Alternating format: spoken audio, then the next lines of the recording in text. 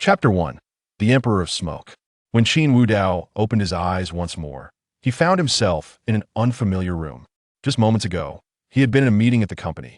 Once a mere cog in the corporate machine, he had sacrificed everything, even succumbing to the rules imposed by wealthy women, to ascend to the ranks of senior management. As an executive, he naturally strived to surpass others. Yet, the relentless demands of his work left him no time to rest. After becoming an executive, he found not even a moment to boast about his achievements. His days were consumed by banquets, meetings, inspections, banquets, and meetings. Again, he scarcely had time to indulge in novels or watch videos, often bombarded by those regretful narratives that elevated his blood pressure. Under such intense pressure and the incessant influence of online literature, he finally collapsed after a meeting, his vision darkening. In his final moments, a montage of memories flashed before his eyes. There was nothing in this absurd life worth longing for if anything lingered in his heart. It was the regretful tales he encountered while scrolling through videos. He yearned to ask the authors of those tales, "My friends, is your family well?" He even fantasized about what might transpire if he were to enter such a world. With this lingering dissatisfaction, he slowly closed his eyes. When he opened them again, he was greeted by an opulent ceiling and a chandelier that appeared to be of great value. Where am I? Is this still in the country? Is there really such a magnificent hospital? Qin Wudao struggled to sit up, bewildered by his surroundings. Though he had been a mere worker in his past life, he was a leading figure among them and had seen his fair share of the world, yet he had never encountered such extravagant decor. Was this not the hallmark of the elite? Qin Wudao clutched his head as a profound pain surged through him, eliciting a soft groan. Ding dong. Congratulations, host, you have bound the workhorse system. Ding dong. Congratulations, host, you have bound the regret system. Qin Wudao furrowed his brows, momentarily disregarding the pain, doubting whether he was experiencing a hallucination. After being single for so long, he had bound a system, and two at once? Have systems become so affluent nowadays? Just as Qin Wudao was engulfed in confusion, a clear panel appeared before him. Host, Qin Wudao. Age, 25. Strength, 260 normal adult male, 10. Intelligence, 20 normal adult male, 10. Charm, 99 readers or 100 no, it should be limitless. Fate, transmigrator, son of destiny, antagonist of fate, parents of royal blood, twisted destiny, romantic luck, king of simps. The workhorse system is dedicated to allowing every transmigrator to experience the thrill of being a workhorse in this world. Primarily, it involves competition. Upon seeing the panel, Qin Wudao was utterly befuddled. A normal adult male has a strength of 10, yet mine is 260. Am I not a complete anomaly? Moreover, a transmigrator? Had he truly crossed over? How could he bear both the son of destiny and the antagonist of destiny within him? Truly, the workhorse system is extraordinary, my friend. At that moment, his headache intensified and the system panel began to blur. Memories surged forth in vivid fragments. In those memories, Qin Wudao was deeply infatuated, having devoted 3 years to a woman, reaching the pinnacle of adoration despite being in a relationship. They had never progressed beyond holding hands. This was because Qin Wudao understood that his beloved had always harbored a white moonlight in her heart. Yet he believed that loving her meant respecting her, so he patiently awaited her return, intending to warm her heart with his sincerity. In the first 2 years, Lu Ruyin was exceedingly indifferent, with no greetings during holidays, no companionship on birthdays, and each returning home for the new year. Separately. However, in the 3rd year, Lu Ruyin began to change, gradually accepting Qin Wudao's affections, and they entered a passionate phase of their relationship. Just as he thought everything was progressing positively, the white moonlight returned. The moment that white moonlight reappeared, everything shifted, even more frigid than before. She claimed to be busy with work, all the while dining with the white moonlight under candlelight. They had planned to watch a movie together, yet she always used work as an excuse to accompany that white moonlight. When Qin Wudao discovered this, Lu Ruyin even told him directly that the white moonlight was frail and had no family in the city, thus requiring her companionship, urging him not to overthink that you. Witnessing the scenes from his memories, Qin Wudao's expression became peculiar. It resonated too well. Was this not the very plot from those regretful narratives he had read in his past life? The Emperor of Smoke had emerged. Moreover, in the memories, the previous incarnation of himself had wept silently in the face of Lu Rian's indifference. Wept. Was this tall man not deserving of a good beating? Boom! Overwhelmed by rage, Qin Wudao struck the bedside table with a punch, and with a tremendous crash, the high-end furniture shattered into pieces. After all, with a strength of 260, his fist would have reduced it to dust had he not instinctively controlled his power. Huh! Qin Wudao took a deep breath, suppressing the impulse to obliterate those two individuals, and continued to observe the memories. For 3 years, to care for the workaholic Lu Ruyan, the kitchen unfamiliar Qin Wudao even obtained a chef certificate.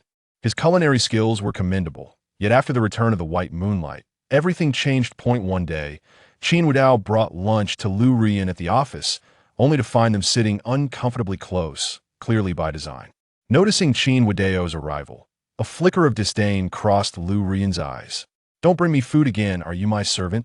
Besides, you and I are merely discussing work proposals. I understand. Please take care of yourself. The previous incarnation turned away, suppressing his sorrow, while Yu bore a smug expression that on another occasion, Qin Wudao discovered Lu Ruyan had gone to Yu's place again, leading to a heated argument. The response he received was a sharp slap from Lu Ruyan. Yu and I are completely innocent in just taking care of him. Do you think everyone is as vile as you? You should reflect on yourself instead of being jealous. The last memory was a few days prior, on the birthday of his previous incarnation, when he was rushed to the hospital, battered and bloodied, due to a car accident.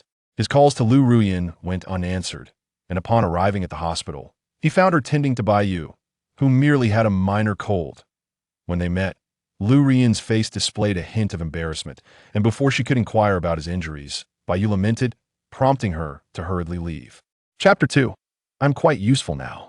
In the hospital, the previous incarnation languished for over a month without care, only being brought back to the villa by a servant once his condition stabilized. This was the final memory of Lu Ruyan. Qin Wudao scrutinized his memories. He sensed there were many fragments yet to unlock, currently inaccessible. Since he could not access them, there was no need to dwell on it.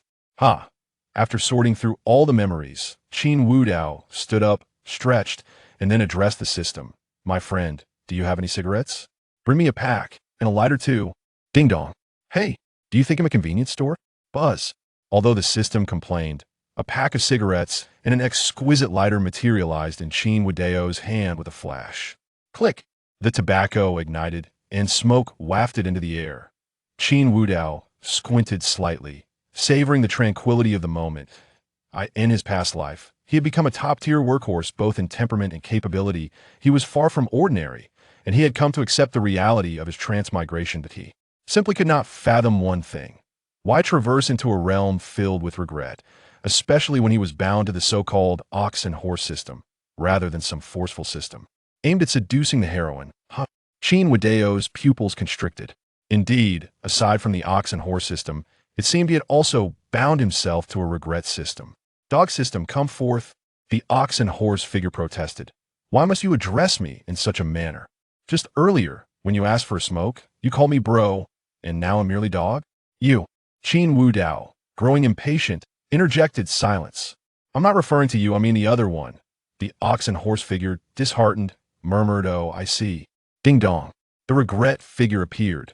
Greetings, host. How may I assist you today? Qin Wudao spoke with utmost seriousness. Before we discuss assistance, tell me what are your functions? The regret figure replied, I possess 2 functions. First, as you pursue the heroine, the greater your affection, the more rewards you receive. Second, I induce regret in the heroines, making them lament. Enough. Stop right there. Before the system could finish, Qin Wudao interrupted. I understand. Now, uninstall yourself. No, self-destruct. The regret figure exclaimed. The ox and horse figure quivered. So fierce. Weren't you just nice to me? It seems you're quite fond of me after all. After a moment of silence, the regret figure cautiously inquired. Is there an issue, host? Of course there is. Qin Wudao's tone suddenly escalated. I am now a transmigrator, the chosen one, a villain, and my attributes strength, intelligence, charisma far exceed those of ordinary folk. As a revered ancestor, must I become a sycophant, To pursue the heroine? I'd rather pursue your sister. Self-destruct immediately. Hurry, bang. Just as Chin Wudeo's agitation reached its peak, a token tumbled from his pocket, clattering to the ground. Bending down, he retrieved it, his eyes widening upon reading the inscription. Dragon King token? Am I truly the Dragon King? Do I still need to pursue the heroine? Self-destruct now. The regret figure, voice trembling, pleaded, "Host, please. I beg you. I have no mandatory tasks. Do as you please. I can secretly provide you rewards, just don't make me self-destruct. I can be quite useful." Listening to their exchange, the ox and horse figure trembled, fearing that if the host were displeased, he too might be compelled to self-destruct. Transmigrators from Blue Star wield a natural punitive authority over systems. Self-destructing was the only recourse. No other means of resistance existed. Upon hearing the regret figure's words, Chin Wudeo's furrowed brow gradually relaxed as he asked, "No mandatory tasks at all?" The regret figure sobbed, "Absolutely, definitely none. Very well, shall keep you for a while. By the way, remember to secretly provide me with rewards, or else self-destruct." I understand," reassured by the system's response. Chin Wudao dismissed it and rose, proceeding to the dressing room. Gazing into the mirror, he realized that this body bore an uncanny resemblance to his former self. Tall and well-proportioned, with clearly defined muscular lines, his physique was nothing short of perfection. His handsome visage was chiseled, with thick eyebrows slightly raised and deep-set eyes sparkling like stars, drawing one in. His black hair, neither too long nor too short, tousled just enough to amplify his carefree demeanor. In his previous life, he had relied on this face and the physique honed through years in the gym to secure numerous contracts. Now, having traversed into this world, would he not embody the revered ancestor? To act as a sycophant would be a frivolous endeavor. Approaching the wardrobe, he found scant few garments, casually selecting a suit in a muted hue that further accentuated his mature and elegant aura. First, I shall leave this place, ascertain my identity, and then embrace my role as the revered ancestor. With that thought, Chin Wudao descended the stairs, a cigarette dangling from his lips. As he strolled down, the servants tidying the room gazed at him with a mix of astonishment and admiration. After all, the former Chin Wudao had been nothing short of a devoted house husband. He had never donned formal attire, and his demeanor had exuded a certain timidity, often brought to tears. How could he not appear weak? Reaching the ground floor, he was about to exit when a pang of hunger struck him. His culinary skills were exceptional. He strode into the kitchen, rolled up his sleeves, and began preparing a meal. In merely half an hour, he crafted a feast of 4 dishes and a soup. Setting the spread upon the coffee table, he ignored the astonished glances of the surrounding servants and indulged heartily. Just then, the door swung open. "Miss, young master by." Hearing the servants' greetings, Chin Wudao looked up to behold a man and a woman. The man bore a somewhat effeminate appearance, standing around 5 feet 7 inches, with a delicate frame and a scholarly air. The woman, with skin fair as snow and eyes resembling clear water, exuded an elegant and lofty presence that captivated all who beheld her, rendering them hesitant to intrude. The pair were none other than Bai Yu and Lu Ruyan. Once a neighborly girl, Lu Ruyan had matured into a strikingly beautiful CEO, radiating an air of sophistication and allure, making her a true enchantress. No wonder the previous incarnation had been so infatuated with her. Feeling a slight flutter in his heart, Chin Wudao furrowed his brow. Chapter 3. Chin Wudao, how are you faring? The faint tinge of guilt in Lu Ruyan's voice suggested her thoughts drifted back to over a month ago when Chin Wudao was admitted to the hospital, his face smeared with blood. Bai Yu quickly stepped forward, smiling as he said, "Brother Chin, please do not blame Sister Ruyan. It is entirely my fault. I have been frail since childhood, and it is thanks to Sister Ruyan's care that I can stand here and converse with you. If this has jeopardized your relationship, I would find it impossible to atone." Listening to this overly sentimental tone, Chin Wudao felt no anger, but rather amusement. In his previous life, he often pondered how weak a man could truly be, and now he had encountered the living embodiment of such fragility. It occurred to him that Lu Ruyan's previous incarnation had also displayed such behavior. Could it be that she harbored some pathological inclination? Did she crave a maternal role? If so, she ought to bear her own child rather than seek a ready-made son of similar age. Skisk. Qin Wudao chose to ignore their conversation and focused on his meal. Noticing his disregard, Lu Ruyan furrowed her brows, and the flicker of guilt in her heart vanished. She approached Qin Wudao directly, her voice icy. Could you not act more mature? Is it so terrible that I did not visit you? I explained that Bai was hospitalized and had no other family to care for him. Look, you are sitting here in good health, so why are you sulking? Have you learned to be aloof now? With a forceful gesture, she hurled a box onto the coffee table, causing it to burst open and reveal an exquisitely ornate pen, complete with the signature of a master craftsman. The craftsmanship and materials exuded opulence. Sister Rian, please do not be upset. After all, Brother Qin is merely jealous because he loves you. It is natural to employ a few tricks. Bai Yu exclaimed as he retrieved the pen, presenting it to Qin Wudao. He deliberately showcased his wristwatch, the same brand as the pen, though the price disparity was astronomical. One watch could purchase an entire truckload of pens. Bai Yu effortlessly displayed Lu Rian's favoritism towards him. Noticing that Qin Wudao did not even spare him a glance, Bai Yu grew anxious. He hoped that Qin Wudao would break down, perhaps even lash out at him in jealousy, thus prompting Lu Ruyan to harbor greater disdain for Qin Wudao. Would that not allow him to reap the rewards? With this thought in mind, Bai Yu leaned closer to Qin Wudao, his tone feigning seriousness. Brother Qin, Sister Rian is speaking to you, and I have been assisting you all along.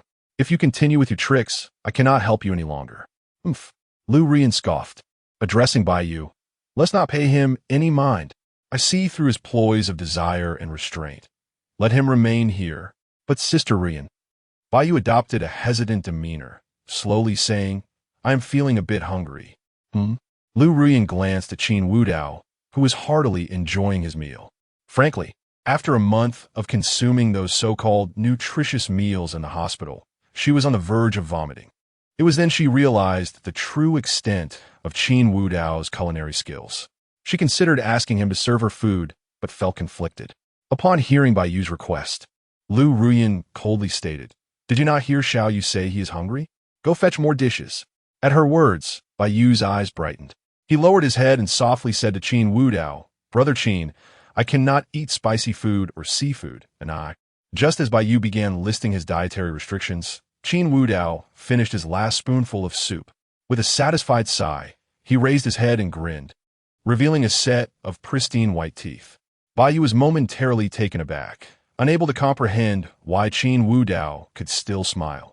Under normal circumstances, he should have been furious, right? Qin Wudao's lips parted, each word pronounced with deliberate clarity. Can you eat excrement? Before Bai Yu could process this, Qin Wudao seized the pen from the box and forcefully grasped Bai Yu's wrist, the pressure so intense that Bai Yu found himself sprawled across the table. In the next moment, a sickening sound echoed, followed by a spray of blood.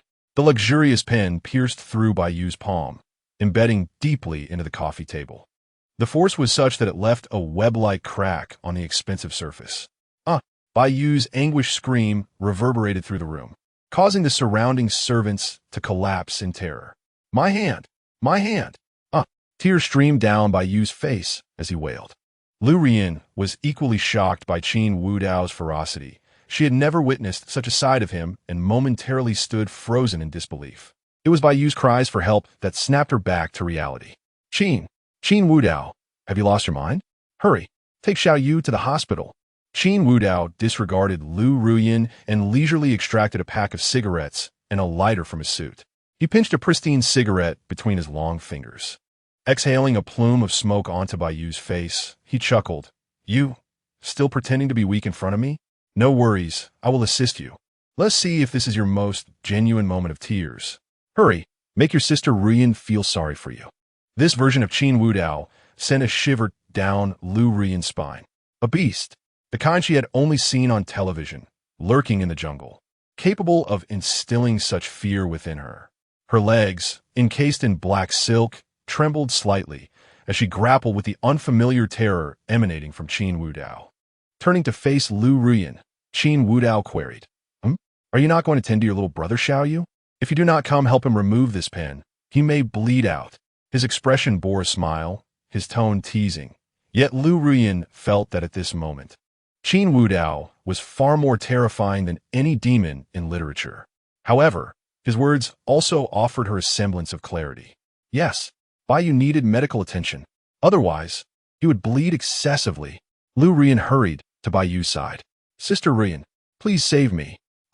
It hurts so much, it hurts so much. That bastard Qin Wudao.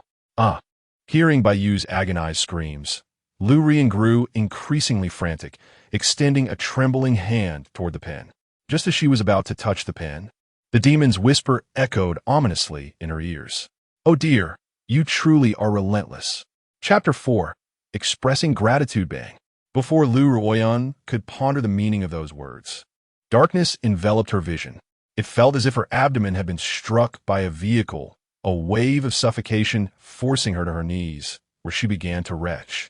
After delivering a punch, Qin Wudao casually wiped his fist against Lu Ruoyan's body, his expression reeking of disdain. He then reclined back against the sofa, propping his long legs up against her back. The once spirited duo who had entered the room, Bai Yu, was now lamenting while Lu Ruoyan knelt on the ground, retching, with two legs draped over her. Qin Wudao, cigarette in mouth, cast a sidelong glance at the servants and spoke slowly. If anyone dares to meddle with that worthless phone of yours, I assure you, I will have your legs severed for soup. Thud, thud, thud. Phones scattered across the floor, and the servants trembled, collapsing to their knees. They had witnessed firsthand how Qin Wudao had treated Bai Yu and Lu Ruoyan. The once timid Qin was no more. He had transformed into a veritable demon, a true embodiment of malevolence. Qin Wudao, Lu Ruoyan coughed, her body trembling slightly, the pain coursing through her as she bore the weight of those legs, just as she felt she might collapse onto the ground. Qin Wudao's voice cut through. If you dare to harm my legs, I will certainly slaughter your brother Bai Yu before your very eyes, along with you. Lu Ruoyan bit her lip, beads of sweat trickling down her fair forehead. She never anticipated that Qin Wudao would become so terrifying today. How dare he lay hands on her? Wasn't he supposed to be her devoted admirer? No one understood better than Lu Ruoyan the depths of Qin Wudao's affection, a devotion that ran deep. He was the type who would wag his tail at her slightest beckoning. Yet today, Qin Wudao had morphed into a ravenous beast, exuding an oppressive and bloodthirsty aura that was utterly chilling. Huff! Qin Wudao exhaled a plume of smoke. Like any man, he appreciated beauty, and he certainly admired it. However, as a top executive in his past life, he had encountered countless enchanting women. No matter how alluring Lu Ruoyan was, he, as a transmigrator with the identity of a dragon king, could easily indulge in the company of numerous charming ladies without needing to act like a sycophant. Furthermore, Qin Wudao sought to avenge the grievances of his former self. Enough with the wailing. Qin Wudao interrupted Bai Yu's lamentations with irritation. Bai Yu quickly covered his mouth with his other hand, fear etched in his eyes. He had hoped to gradually push Qin Wudao away from Lu Ruoyan, but now it seemed Qin had gone mad. Setting aside the fact that he could mercilessly strike Lu Ruoyan, the sheer strength it took to pierce a pen through a hand and into the coffee table left Bai Yu trembling in terror. Qin Wudao removed his legs from Lu Ruoyan's back and grasped her chin. Puff! Smoke billowed onto Lu Ruoyan's face, causing her to cough violently, tears streaming down her cheeks. The former self had been a smoker, but upon learning of Lu Ruoyan's aversion to smoke, he had forcibly quit. In a certain sense, he was also formidable, as anyone capable of quitting smoking could accomplish anything. Watching Lu Ruoyan cough incessantly, a smirk curled at the corner of Qin Wudao's mouth. You're quite amusing. I told you to pull it. You actually did. Are you so pained for your brother Bai Yu? Cough, cough. Wudao, you. Slap. Before Lu Ruoyan could finish her sentence, Qin Wudao struck her hard. His current strength was terrifying, capable of breaking wood and shattering stone. And even without exerting his full power, this blow left her face swollen. Who permitted you to call me Wudao? With that, Qin Wudao seized Lu Ruoyan's hair, drawing her face close to his. Lu Ruoyan, from this day forth, we have no ties. Moreover, should we meet again, and you dare to flaunt before me, I will show you what true cruelty is. Do you understand? Lu Ruoyan gazed at Qin Wudao in terror.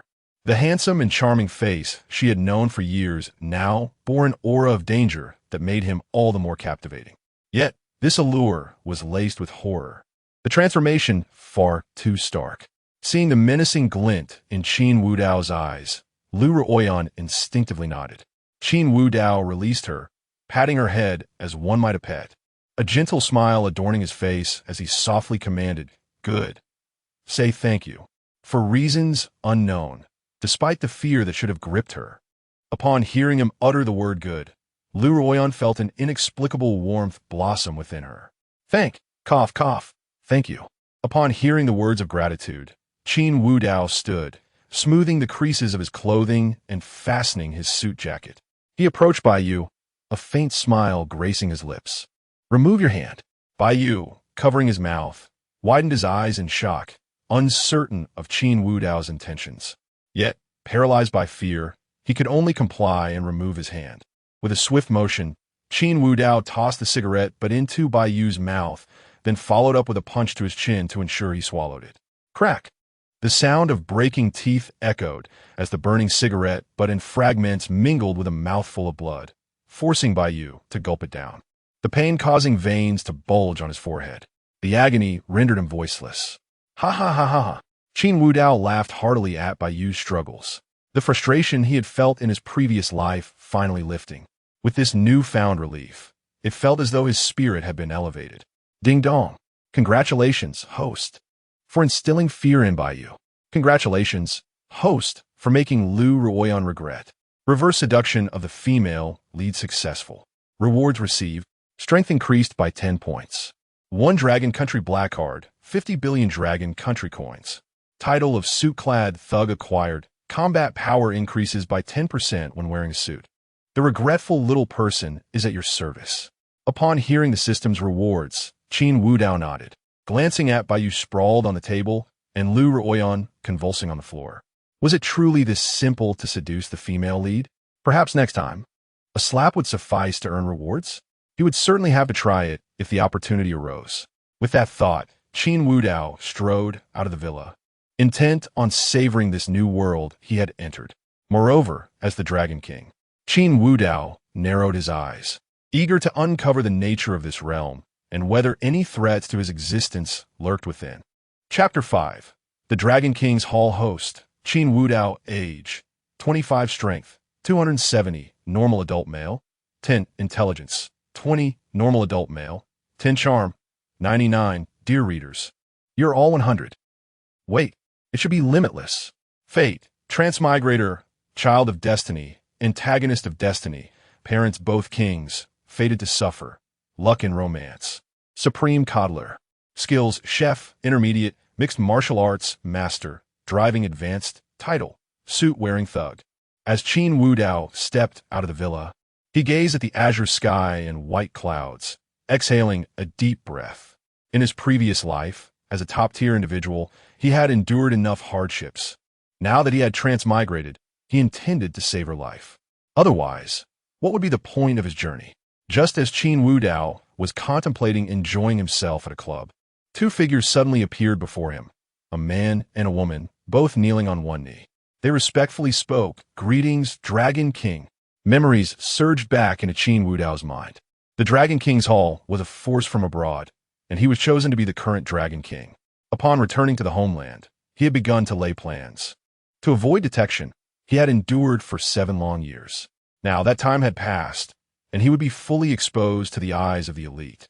The 2 kneeling before him were his guardians. The man, named Longya, possessed unfathomable strength and was adept in direct combat, skilled with various firearms. The woman, named Longlan, excelled in assassination and cold weapons. They had both followed Qin Wudao from abroad, and upon returning, he had begun to indulge. Qin Wudao furrowed his brow, suddenly realizing a discrepancy. His previous self, who had pursued Lu Ruoyan, had not been a coddler for 7 years, but merely 3. What had he done with the remaining time? Dragon King. Just as Qin Wudao pondered this, Longlin spoke, clad in a black leather outfit that accentuated her alluring figure, complemented by black stockings and boots. With a delicate face and captivating aura, her every gesture exuded an irresistible charm. You previously mentioned assisting Miss Ruoyan's company in going public today, bringing her 100 billion in orders. No need. Before Long Lin could finish, Qin Wudao interrupted. Cancel that 100 billion order and retract the resources previously allocated to her company. But Dragon King, didn't you say? Do you not understand my words? Qin Wudao's tone was devoid of emotion, yet Long Lin, who had just risen, knelt again. My apologies, Dragon King. I overstepped. That's fine. Qin Wudao waved his hand, signaling them to rise, then spoke indifferently. Remember, Lu Ruyan is as good as dead to us. No need to concern ourselves with her. If she dares to provoke us, eliminate her without hesitation. Upon hearing Qin Wudao's words, though surprised, the two dared not question further. However, Long Lin seemed to have something else on her mind, a hint of hesitation gracing her exquisite features. Recognizing her unspoken thoughts, Qin Wudao urged, speak freely. Yes. Long Lin nodded, then continued, Dragon King. There have been recent developments with Miss Lin Ziqing. The Li family from Magic City is pressuring her into a marriage. Should we intervene? Lin Ziqing? Qin Wudao was momentarily bewildered. Who was Lin Ziqing? Buzz. At that moment, a flood of memories surged in his mind, revealing Lin Ziqing's name among them. After reviewing those memories, Qin Wudao was astonished. Lin Thiqing, Sumusue, Guan Xiying. Women of extraordinary beauty appeared in his recollections. The more he absorbed those memories, the more stunned he became. No wonder he had spent 3 years pursuing Lu Ruyan after returning home. His predecessor had pursued others before her, engaging with one after another, giving his all each time. Bro, I misunderstood you truly. This is not mere coddling. You are a pure warrior of affection. No wonder your fate includes the title of Supreme Coddler. Who could endure such devotion to so many different beauties, all while being deeply affectionate? As Qin Wudao fell silent, a flicker of sorrow crossed Long Lin's beautiful eyes. Dragon King, I understand now. I will go and stop this matter immediately, I promise. Stop. Before Long Lin could finish, Qin Wudao interrupted again. There is no need to interfere. Whether it concerns Lin Ziqing, Su Muxiue, or Wan Shirin, do not report their affairs to me any longer. Huh? Long Lin and Longya exchanged bewildered glances. If there were any shortcomings in their leader, it was his romantic fixation. Having survived abroad, trained as an assassin, he became the strongest at 18, crowned as the Dragon King. He had never experienced romantic entanglements. Upon returning home, he succumbed to the allure of various beauties, transforming into a devoted coddler. There were times when Longya and Long Lin wished to counsel Qin Wudao, but ultimately, they were met with reprimands. His romantic fixation made him impervious to others' opinions. Thus, upon hearing Qin Wudao's words, they stood frozen, having grown accustomed to managing affairs for their leader-s women over the years. Suddenly being told to cease felt as though they had lost their life as purpose, leaving them in a daze. Witnessing their reactions, Qin Wudao was at a loss for words. After reviewing the memories, he understood how absurdly his predecessor had behaved. Resources from the Dragon King's Hall were squandered on romantic pursuits rather than developing business or seizing territory. Anyone would be infuriated. Enough daydreaming. Prepare me a residence. Upon hearing Qin Wudao's command, the two snapped back to reality. Longya promptly replied, Rest assured, Dragon King. Your residence has long been prepared, and the car outside is also for you. With that, Longya handed Qin Wudao the car keys and property documents. Buzz. As a radiant glow flickered, the property documents and door cards vanished. Long Lin and Longya's pupils constricted at the sight. After some time apart, why did the Dragon King possess such abilities? What was that light, and where did the documents go? Little did they know, all this was thanks to Qin Wudao utilizing the system's storage space. Although not vast, it was more than adequate for holding property documents. Longya and Long Lin, being exceptionally competent subordinates, refrained from questioning further despite their curiosity. Chapter 6. A New Kind of Scam? Indeed, Dragon King. In 3 days, a grand banquet will be held at the business center of the Magic City, where numerous titans of commerce will be in attendance. If you wish to swiftly establish a foothold in the Magic City, this would be an excellent opportunity. Upon hearing this, Qin Wudao nodded. Have you procured the invitation to the banquet? Of course, Longya replied, promptly retrieving a gilded invitation from his bosom, its golden patterns dazzling and radiant. clearly inscribed with the words invitation. Dragon King, this is a golden invitation, a privilege reserved for the most esteemed individuals. When the time comes, simply present this invitation, and someone will come to welcome you. In the entire Magic City, only 5 of these invitations have been issued. Qin Wudao nodded, accepting the invitation. Noticing his acceptance, Longya cautiously added, "There is one more matter. It seems the Dragon God is also preparing to return to the country. Is that so?" "I understand." He continued, "Also, within this villa, I have injured 2 individuals. To avoid complications, please handle that matter." Although Qin Wudao, the Dragon King, had not conducted any proper business during his years abroad, the influence of the Dragon King's palace had certainly returned, making the resolution of this issue relatively straightforward.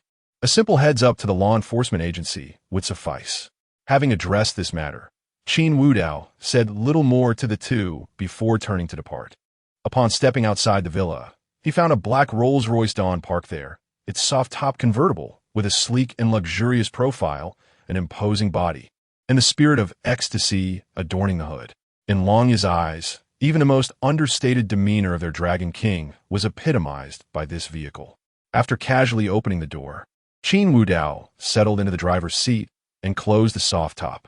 With a single press of the ignition, the beastly roar of the V12 engine stirred every drop of his blood. However, at that moment, Qin Wudao had no interest in admiring the luxury car. His mind was preoccupied with fleeting memories. The Dragon King's palace. Indeed, it is revered, but this so-called Dragon God is merely a defeated contender from the previous generation of Dragon Kings. It is worth noting that this previous generation was not long ago. Thus, the ages of the 2 would not differ greatly. If this individual were to set their sights on the throne of the Dragon King, it could prove troublesome. Recalling the countenance from his memories, Qin Wudao narrowed his eyes.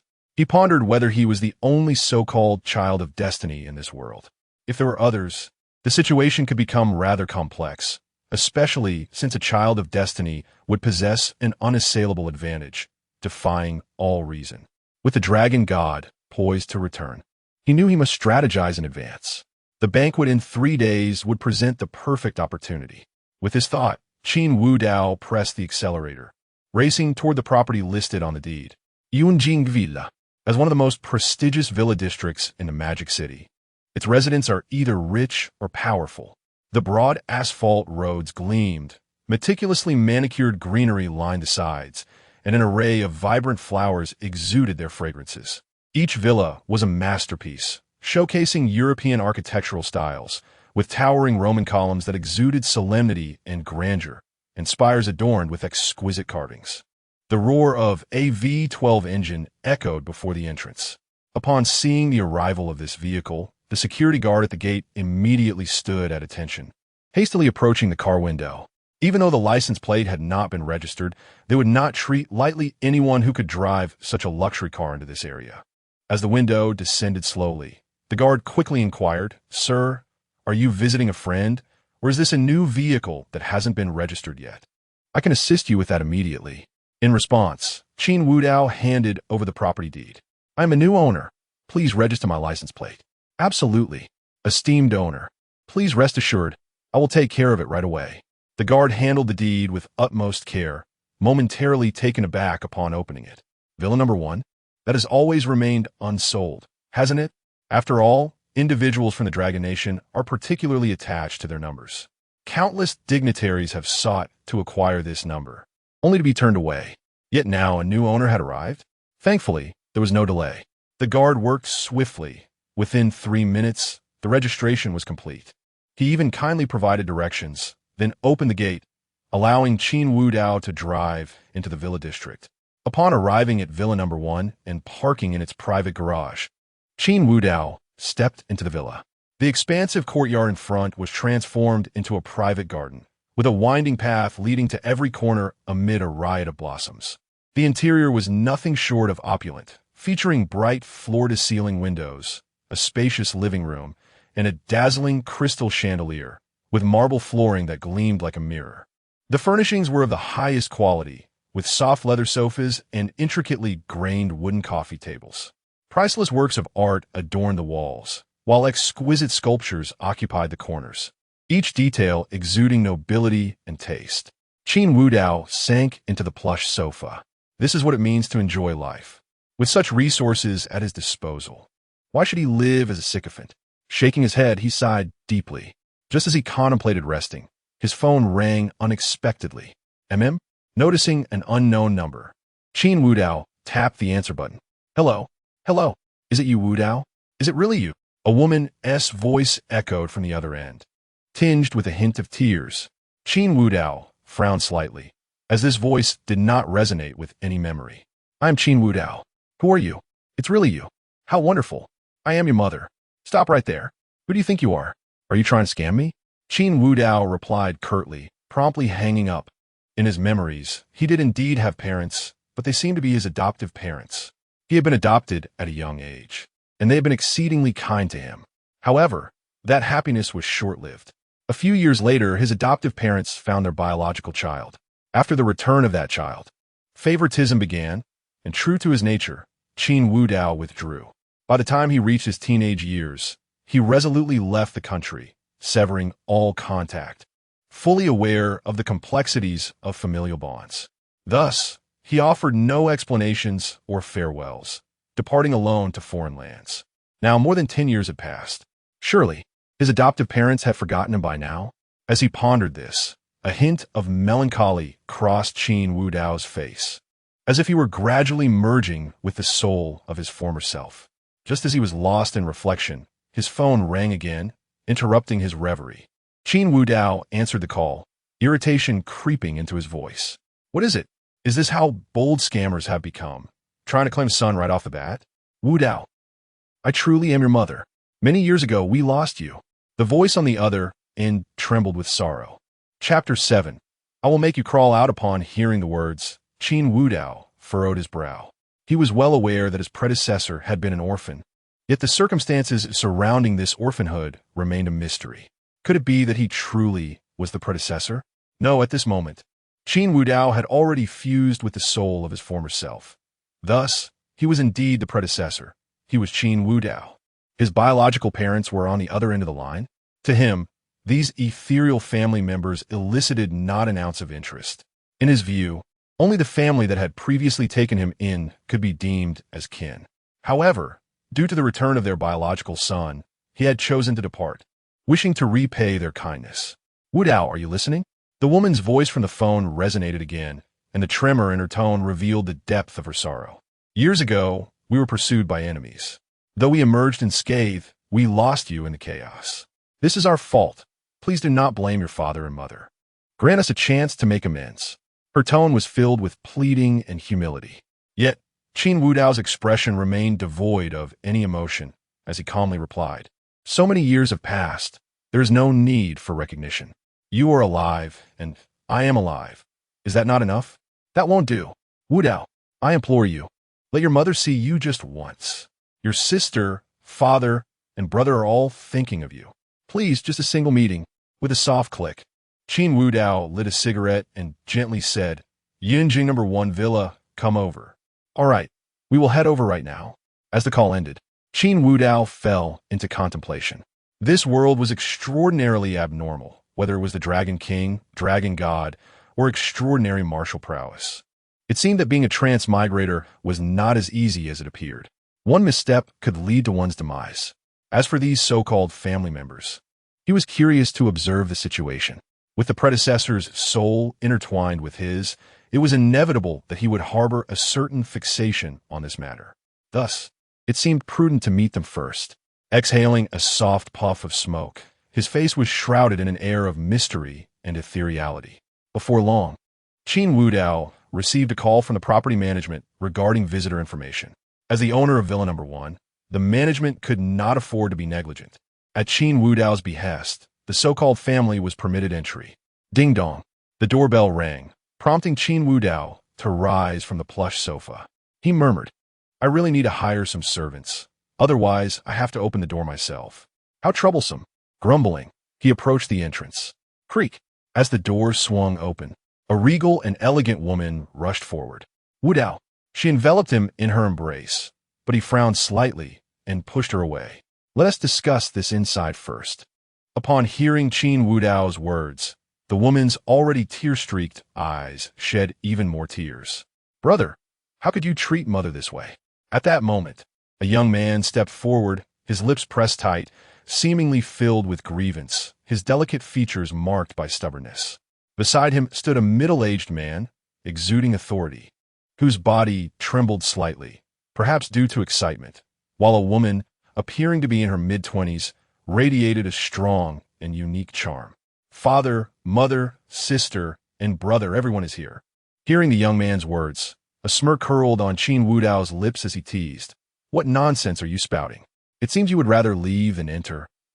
Go on, get out. Bang.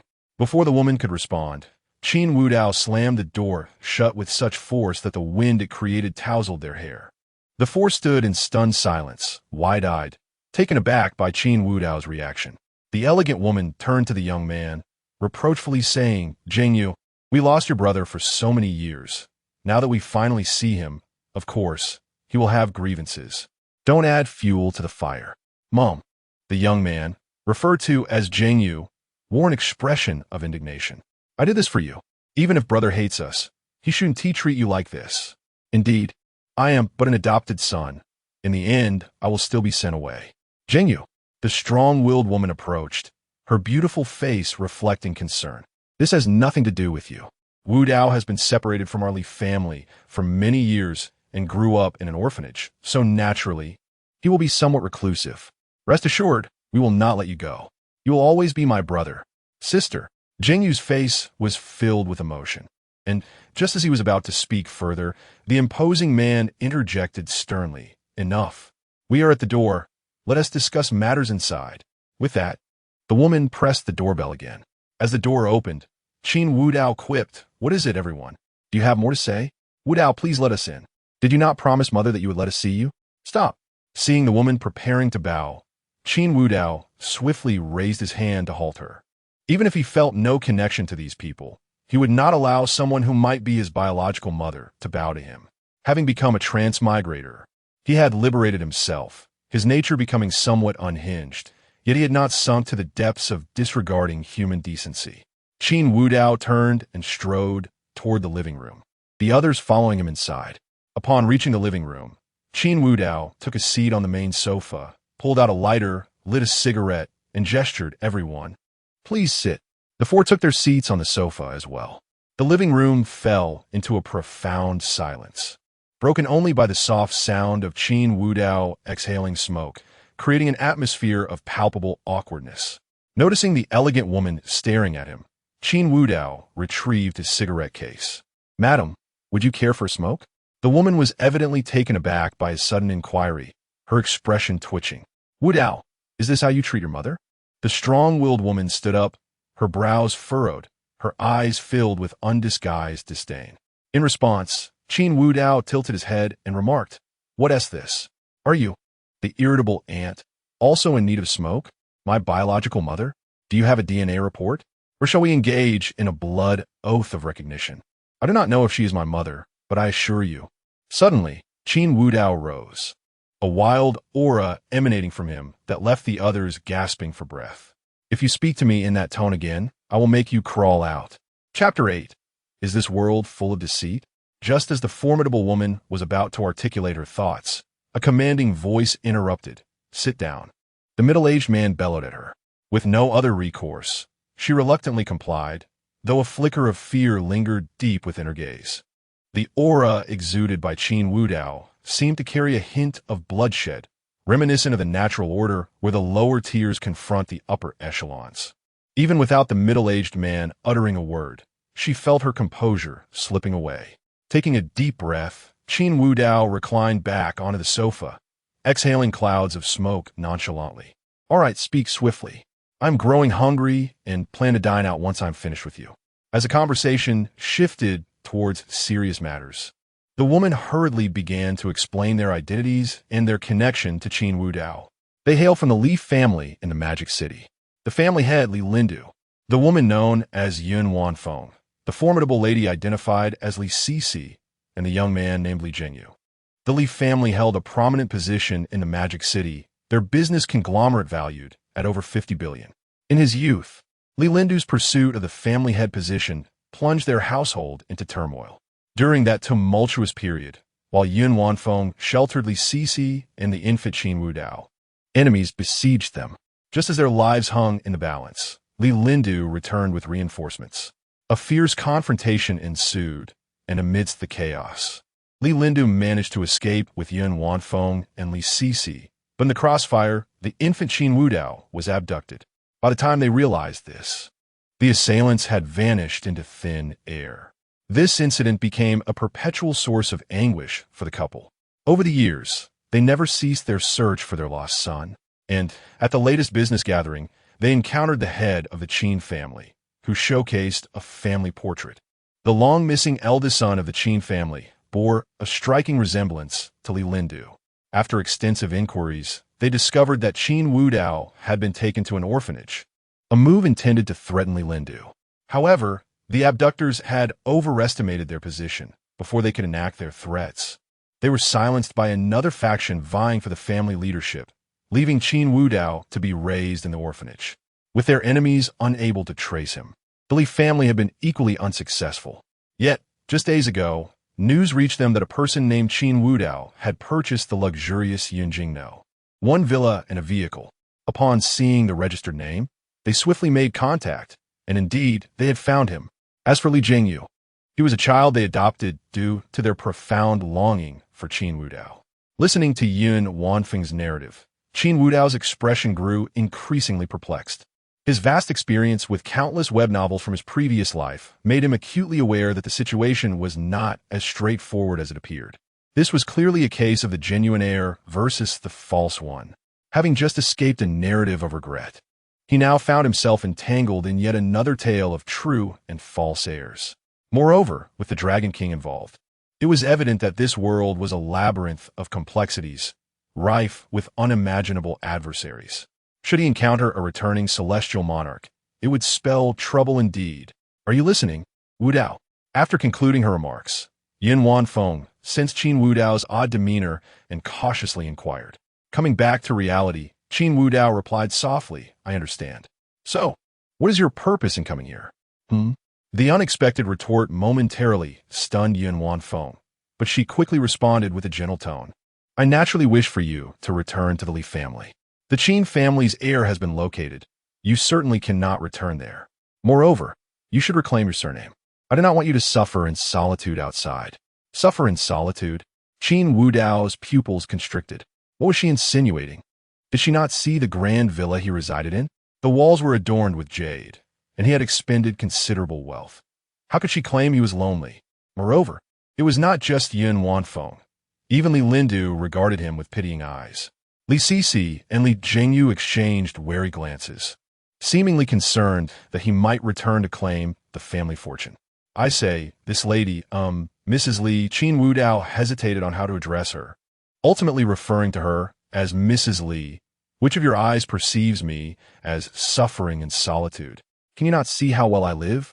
As for changing his surname, that was out of the question. He had been accustomed to being called Qin Wudao for years. Besides, the name Li Wudao sounded rather unappealing. Truly unappealing? The Li family members were taken aback, having never encountered someone who declined their offer with such a refreshingly unique rationale. Unappealing? Li Wudao was a fine name. Brother. At that moment, Li Jingyu stood up, his face flushed with indignation. I understand your resentment towards our parents for losing you, but you cannot speak to them like that. They have never forgotten you or ceased searching for you. It was a misunderstanding. Just as I could never replace your position. If you find me displeasing, I can leave the Li family. As he spoke, tears glimmered in his eyes. Yun Wanfeng quickly rose, her tone filled with compassion. Jingyu, what are you saying? Wudao is your brother. His return will not diminish our love for you. Qin Wudao stared in astonishment at this scene. Goodness, this was pure melodrama. Akin to that fellow by you, was it not? Was the entire world filled with such characters? Did this mean he need not worry for his safety? Indeed, Li Sisi chimed in, standing as well, her voice soft. Jingyu, you need not fear losing your position. You are my brother. Naturally, I will cherish you. Mother, sister. Li Jingyu gazed at the two with a look of heartfelt gratitude. Wow, Qin Wudao appeared utterly captivated by the unfolding drama, nearly burning his hand with his cigarette before hastily extinguishing it in the ashtray. After dousing the cigarette, he reclined further into the sofa, addressing the group. I must ask you to refrain from performing this mother-son melodrama here. You nearly burned my hand. Perhaps you could stage it at home instead? Wudao. Suddenly, Yin Wanfeng realized the purpose of her visit. She approached him swiftly, her expression sorrowful. Can you forgive your mother? After all these years apart, I shall make amends. I truly am willing to give everything to compensate you. Is that so? Qin Wudao turned his gaze to Li Zhengyu, a hint of amusement playing on his features. Then, why don't you give him a couple of slaps first? He seems to be irritating me. Chapter 9. The iron-blooded Li family. Upon hearing those words, everyone present fell into a stunned silence. Particularly Yin Wanfeng, whose well-maintained visage was marred by traces of sorrow, conflict, and torment, wore an expression akin to a statistical chart. Qin Wudao, have you lost your senses? That is your brother. Li Sisi gazed incredulously at Qin Wudao, her eyes devoid of any affection for him as a sibling, instead brimming with disdain. Seated on the sofa, Li Lindu furrowed his brow, perplexed by Qin Wudao's transformation. After locating him, it would have been a mere matter of investigation to uncover his past. Ever since his return from abroad, he had been nothing more than a sycophant, flitting from one lady to another, seamlessly transitioning from one infatuation to the next, and enduring grievances in silence. Upon perusing those documents, Li Lindu was nearly driven to a fit of apoplexy. How could a scion of the Li family bring such disgrace upon himself?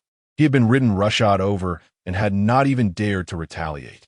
His character was pathetically meek, but upon witnessing him today, it seemed the rumors were misleading.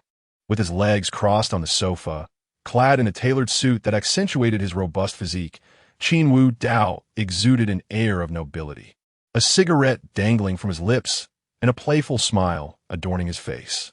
His demeanor radiated an authority akin to that of a sovereign, observing the farce before him with idle amusement. How could such a person be deemed cowardly? Was the intelligence erroneous? Yin Wanfeng, consumed by worry, cast a pleading glance at Qin Wudao. Wudao, he is your brother. How can you? Enough. Qin Wudao dismissed her with a wave of his hand, his face contorted with impatience. I have no desire to forge familial ties with you. As for the so-called status of heir to the Li family, I have no need of it. You may all depart as you wish. Wudao, you cannot act this way. Upon hearing Qin Wudao's merciless words, Yin Wanfeng finally lost her composure. She turned to Li Zhengyu, her tightly clasped hands instinctively twitching. Her biological son was right before her, yet he refused to acknowledge her. After all these years, she had wronged him profoundly. If he wished to witness her strike Li Zhengyu, perhaps Mom. Before Yin Wanfeng could act, Li Zhengyu's voice, laced with tears, rang out, evoking sorrow in the hearts of those who heard it. However, to Qin Wudao, the sound was somewhat repugnant. Was this world of transmigration truly legitimate? Despite possessing the identity of a dragon king, the men he encountered were disappointingly mundane. Had he inadvertently crossed into a genre meant for women? Yet that could not be right. The identity of the Dragon King was, under normal circumstances, not found within such narratives, especially given the plethora of stunningly beautiful women in this world, which would undoubtedly shatter any conventions of such genres. Li Zhengyu's plain call of Mom caused Yin Wanfeng's delicate frame to tremble slightly. Her previously resolute determination began to waver. Observing the expression on Yin Wanfeng's face, a glimmer of triumph flickered in Li Zhengyu's eyes. Indeed, this was as it should be. If he bound them with familial affection first, how could you, Qin Wudao, a long-lost son, compare to me? The position of heir to the Li family must belong to me. You, a mere sycophant, should remain obediently in your place. With this thought, Li Zhengyu's tone dripped with sorrow. Mom, since my brother despises me, then please strike me. If that would make him return home, what does it matter if it costs me my life? Zhengyu. Both Yin Wanfeng and Li Sisi rushed forward to offer comfort. Meanwhile, Qin Wudao and Li Lindu sat on the sofa, their brows knitted in concern. It was undeniable that at this moment, the two bore a striking resemblance to one another, in demeanor, appearance, and even their reactions to this theatrical display. Li Lin-du regarded the kneeling, wailing Li Zhengyu with eyes filled with discontent. The Li family had always operated with an iron-fisted approach. The struggle for succession was widely recognized as a brutal and bloody affair among noble families. The fact that Li Zhengyu wept so easily confirmed that he was indeed not of the Li bloodline.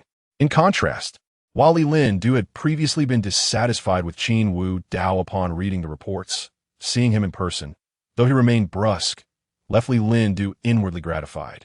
As a member of the Li family, he should possess such fortitude.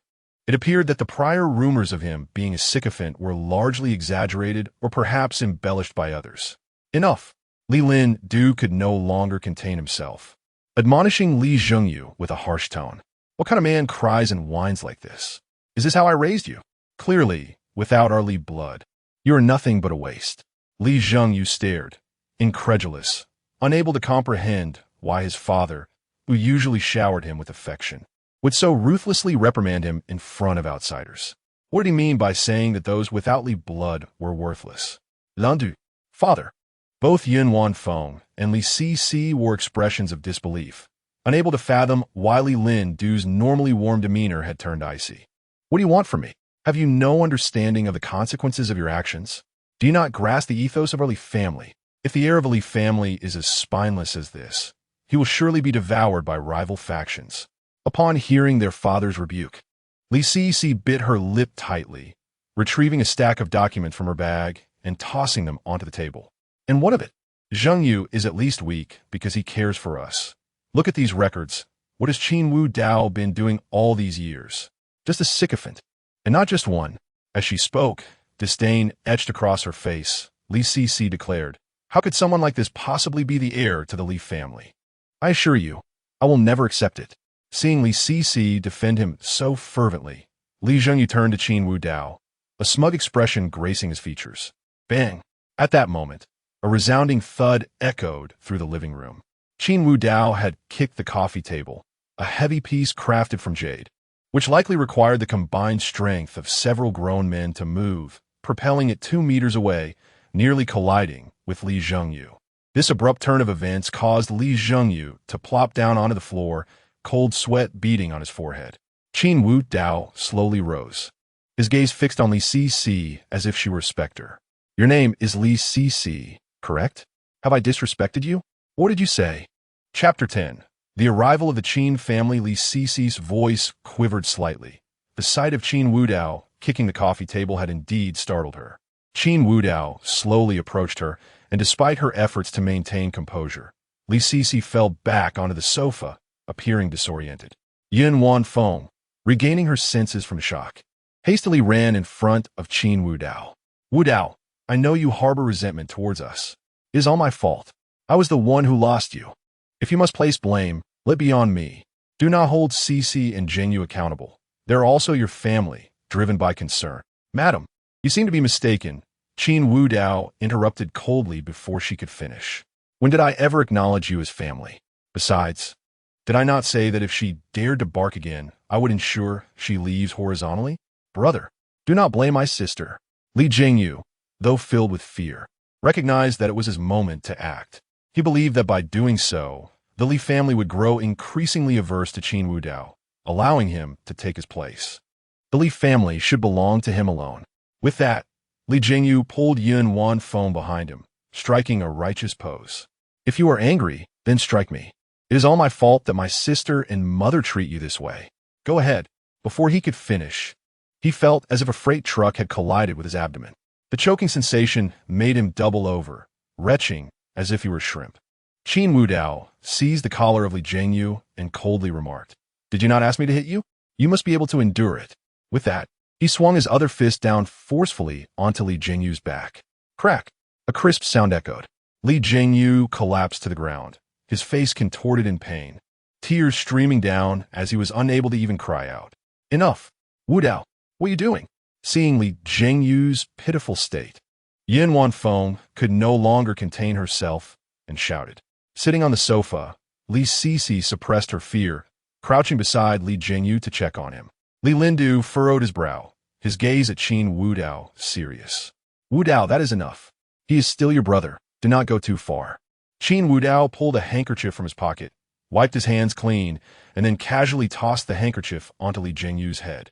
Am I being excessive? Very well then. The rest is up to you. And remember to let Li Sisi crawl out. I always keep my word. Wu Dao. Li Lindu narrowed his eyes, displeased with the tone directed at him, especially coming from his own son. It seems you have become quite wild over the years. Fine, you are young. Let this be a lesson to you. There are always those stronger than oneself. With that, Li Lindu commanded, Li Yi, teach the young master a lesson. But remember to hold back. Swish. As Li Lindu's words fell, a shadow darted forward, revealing a middle-aged man of unremarkable appearance, devoid of any expression. He spoke in a calm manner. Young master, I apologize for the offense. Boom. The servant, Li Yi, unleashed a punch with such force that it produced a resounding explosion, his speed creating an afterimage. Bang! Li Yi's fist was effortlessly caught by a slender hand. Both Li Yi and Li Lindu's pupils constricted. Li Yi, looking at Qin Wu Dao, spoke gravely. It seems the young master is also a practitioner of martial arts. Upon hearing this, Qin Wu Dao tightened his fist, producing cracking sounds. I mentioned earlier that a certain mutt was hiding when I entered. It turns out to be you. You are mistaken. I am not a practitioner of martial arts. I specialize in killing techniques. Swish! The air crackled as Li Yi's body went on high alert, sensing an overwhelming danger, an instinctive reaction of a martial artist. The man before him was not someone to be trifled with. Before he could retreat, a leg sliced through the air, striking him forcefully in the abdomen. With a resounding crash, Li Yi was sent flying, colliding with the wall, leaving a series of cracks in the jade-like surface. He became embedded in the wall. Seeing this, Li Lindu could no longer contain himself and rose. Disbelief etched on his face as he gazed at Qin Wu Dao. Li Yi was the protector of the Li family, capable of defeating dozens single-handedly. To call him the strongest bodyguard would not be an exaggeration. Yet, such a person could not withstand a single blow from Qin Wu Dao. What had his son experienced over the years? The intelligence reports from the Qin family had not indicated that Qin Wu Dao was a martial artist. Had he begun training during his years abroad? But how could he have become so formidable in such a short span? Bang! Just as Li Lindu pondered, the villa's door swung open. The Li family had entered without locking it, allowing easy access. A group of individuals clad in black swiftly entered. Leading them was a woman, her skin fair and delicate, radiating a warm glow akin to jade, devoid of any blemish. Her elegantly sculpted chin slightly elevated, exuding confidence and pride. With every movement, grace and decisiveness intertwined seamlessly. Dressed in a tailored business suit, her figure was impeccably showcased, her long legs striding with steady and resolute steps, the sharp sound of her high heels echoing against the floor. She was Qin Wanyuan, the eldest daughter of the Qin family and once the most beloved woman in Qin Wu Dao's life. Wu Dao, Qin Wanyuan disregarded the Li family members beside her. Her beautiful eyes slightly reddened as she hurried to Qin Wu Dao's side. Her mature and stunning face bore a mixture of joy and excitement. Once beside him, she began to scrutinize him from head to toe. I finally found you. Are you all right? Did you sustain any injuries? Let me take a look. You little rascal, running away from home for so many years without a word. How could you be so heartless? Her voice trembled with emotion as she gazed at Qin Wu Dao. Her eyes filled with deep affection. Though he was merely an adopted child, her love for him was boundless, almost to the point of obsession. The Qin family parents had once joked that if Wu Dao were to seek marriage in the future, he would first need to consult Qin Wanyuan. Chapter 11. Madness? Qin Wanrong clutched Qin Wu Dao's arm tightly, the astonishing depth of her concern causing him some embarrassment. Memories began to resurface in his mind, intertwining with the essence of his former self. Naturally, Qin Wu Dao could recall the kindness bestowed upon him by the Qin family, which was precisely why he chose to bear their surname. Had the biological son of the Qin family not been found, he likely would have remained with them and never ascended to become the Dragon King. Speak quickly, Wu Dao. Did these people harm you? Seeing that Qin Wu Dao remained silent, Qin Wanrong grew anxious, her beautiful eyes scanning him intently. The bodyguard she had brought with her gazed in disbelief at the man embedded in the wall. As the foremost bodyguard of the Li family, and being affiliated with the Qin family, they were well aware of Li Yi's formidable strength. They had distinctly witnessed their young master kick Li Yi, propelling him deep into the Jade Wall. Surely, such a blow would result in catastrophic injuries. He might even be dead. Goodness, after nearly a decade apart, had their young master become so fearsome? The young lady claimed he was harmed? How could that be? Qin Wudao withdrew his arm from Qin Wanrong's embrace, his expression a touch awkward, but he quickly regained his composure. Sister, Miss Qin, I am fine. You need not worry you. Miss Qin. Before Qin Wudao could finish his sentence, Qin Wanrong, standing beside him, seemed to explode with indignation. Her captivating eyes fixed fiercely upon him. Who are you calling Miss Qin? Have the courage to say it again. Startled, Qin Wudao's pupils constricted as he sensed an aura of authority emanating from Qin Wanrong. Was this woman truly so terrifying when enraged? For the sake of his own safety, Qin Wudao mustered the courage to speak, sister. Be good. Qin Wanrong's exquisite visage blossomed like a flower, for she had awaited this day for a decade, finally reuniting with her beloved brother. Come, let's return home. Miss Qin. At that moment, Li Lindu, emerging from his stupor, addressed Qin Wanrong. Wudao has just returned and should accompany me back to the Li family. Regarding your earlier care for him, I am willing to offer compensation from the Southern District. Silence. Qin Wanrong turned sharply, her voice sharp. Only in the presence of Qin Wudao did she reveal her gentler side. Before outsiders, she was an unyielding iceberg. Not even the head of the Li family garnered any respect from her. Li family head, Wudao is my brother and will naturally return home with me. Furthermore, when we took him from the orphanage, all procedures were lawful, and the Qin family is his true home. As for your so-called compensation, you may keep it for your own retirement. Moreover, I will hold you accountable for the harm you inflicted upon Wudao today. Qin Wanrong's attitude left even the usually cold-hearted Li Lindu momentarily breathless. What did she mean by they harmed Wudao? Shouldn't he consider the figure kneeling on the ground, nearly lifeless, Li Jingyu, or the one embedded in the wall, Li Yi? Not to mention the sight of Li Sisi and Yin Wanfeng sitting on the ground. Who was truly harmed here? Just as Li Lindu was about to respond, he seemed to recall something and turned his gaze toward Qin Wudao. The bloodline of the Li family was of utmost importance. This was not mere rhetoric. The cold, decisive nature of each generation's leaders was intrinsically linked to their lineage. Few were aware that the Li family's bloodline harbored an innate madness, a curse that could not be diagnosed nor cured. Emotions could easily spiral out of control, and there was a chance of inheritance. If the likelihood of inheritance was low, then reason could suppress the madness. If not, Li Lindu looked at Qin Wudao, convinced that he might have inherited this madness. If that were the case, it was imperative that Qin Wudao return home with him. With this thought, Li Lindu disregarded any notions of the Qin family. Miss Qin, I have stated before that Wudao is my biological son. The events of the past were my fault for losing him. Are you truly so devoid of familial compassion as to deny us the chance to reunite? Huh. Qin Wanrong scoffed at Li Lindu's words. Reunite? Your notion of reunion involves your subordinates being embedded in walls. Is that how you honor your family? Enduring repeated humiliation from a younger generation was intolerable for Li Lindu. He suppressed his fury and stated coldly, your family has reclaimed its biological son, and it is precisely because of this that Wudao fled abroad for years. Even upon his return, he has shown no desire to reconnect with you. Is that not enough to demonstrate his stance? Upon hearing this, Qin Wanrong fell silent. Indeed, since that fateful day when the other son was found, Qin Wudao had grown increasingly reticent. Although he did not openly express discontent, his demeanor spoke volumes. Qin father and mother, witnessing Qin Wudao's state, were filled with sorrow.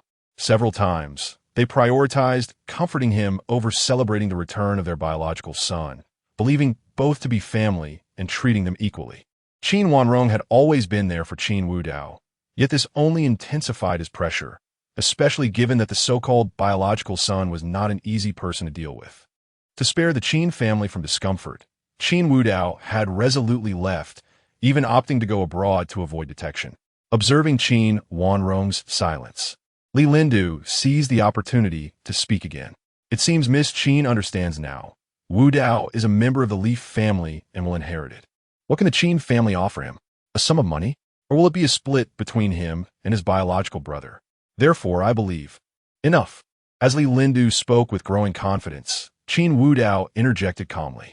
Li family head, regardless of what transpires between me and the Qin family, I assure you that I will have no ties with the Li family in the future. I will consider today's events as if they never occurred, and you may leave. Wu Dao. Yin Wanfeng rose, sorrow etched upon her face. You have fought and scolded us. Can you not find it in your heart to forgive us?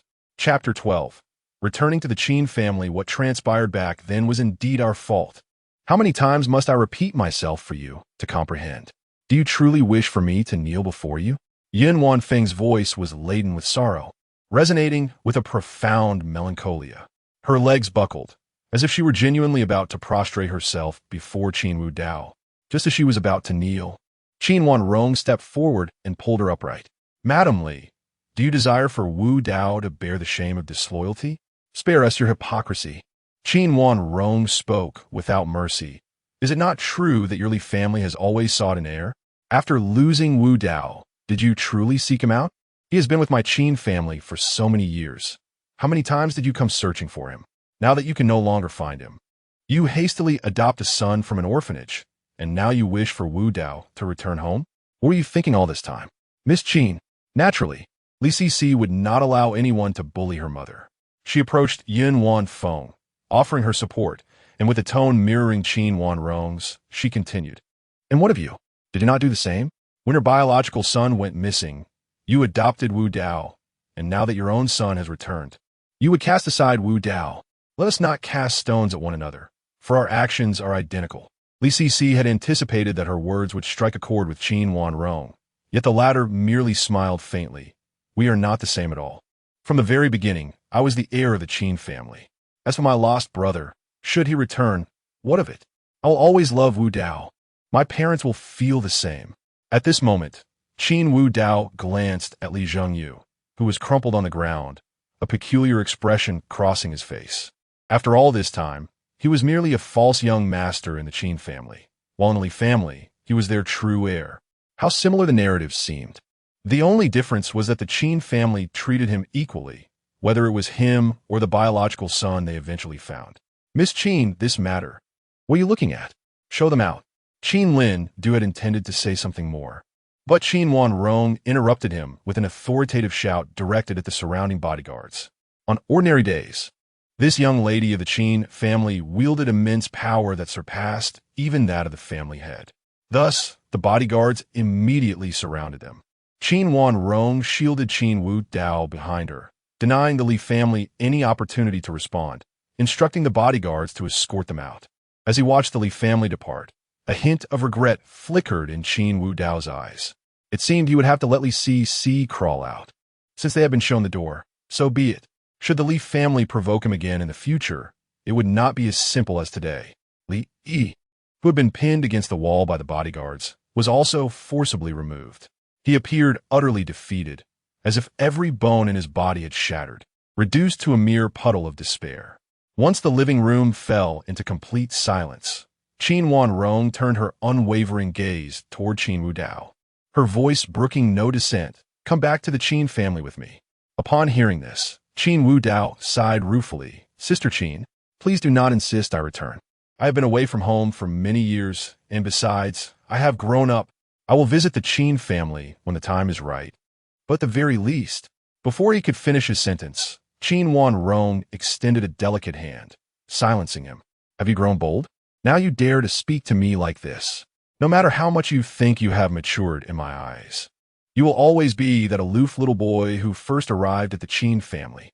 Do not think that just because you feel formidable now, I cannot handle you. Shall I wall you in? Qin Wu Dao gently removed her hand from his mouth, warmth blossoming within him. With memories and a soul of his own, he was acutely aware of the affection the Qin family had for him. However, the Qin family was not like the Li family. Against Li Zhengyu, he could strike without hesitation, but he could never turn against the Qin family's biological son, given the immense kindness they had shown him. Having engaged in conflict on 2 occasions, Qin Wu Dao noticed a shift in his own demeanor. Whether it was due to his transmigration or the pent-up frustration of his previous life, he found himself becoming increasingly tempestuous, often ready to retaliate at the slightest provocation. If he returned to the Qin family and encountered their son, he could not guarantee he would restrain himself. Seeing the expression on Qin Wu Dao's face, Qin Wanrong understood his thoughts. She grasped his hand with tenderness, speaking softly, "Wu Dao, come home with me. I am not like Li Cixi. If Qin Zirue treats you unfairly, I will intervene. Please do not complicate matters." Qin Wu Dao shook his head with a bitter smile. If Qin Wanrong became entangled in this affair, would she not be just like Li Cixi? "I will not be swayed. No more talk. Come with me." Feigning ferocity, Qin Wanrong commanded, yet her pretense was undeniably endearing.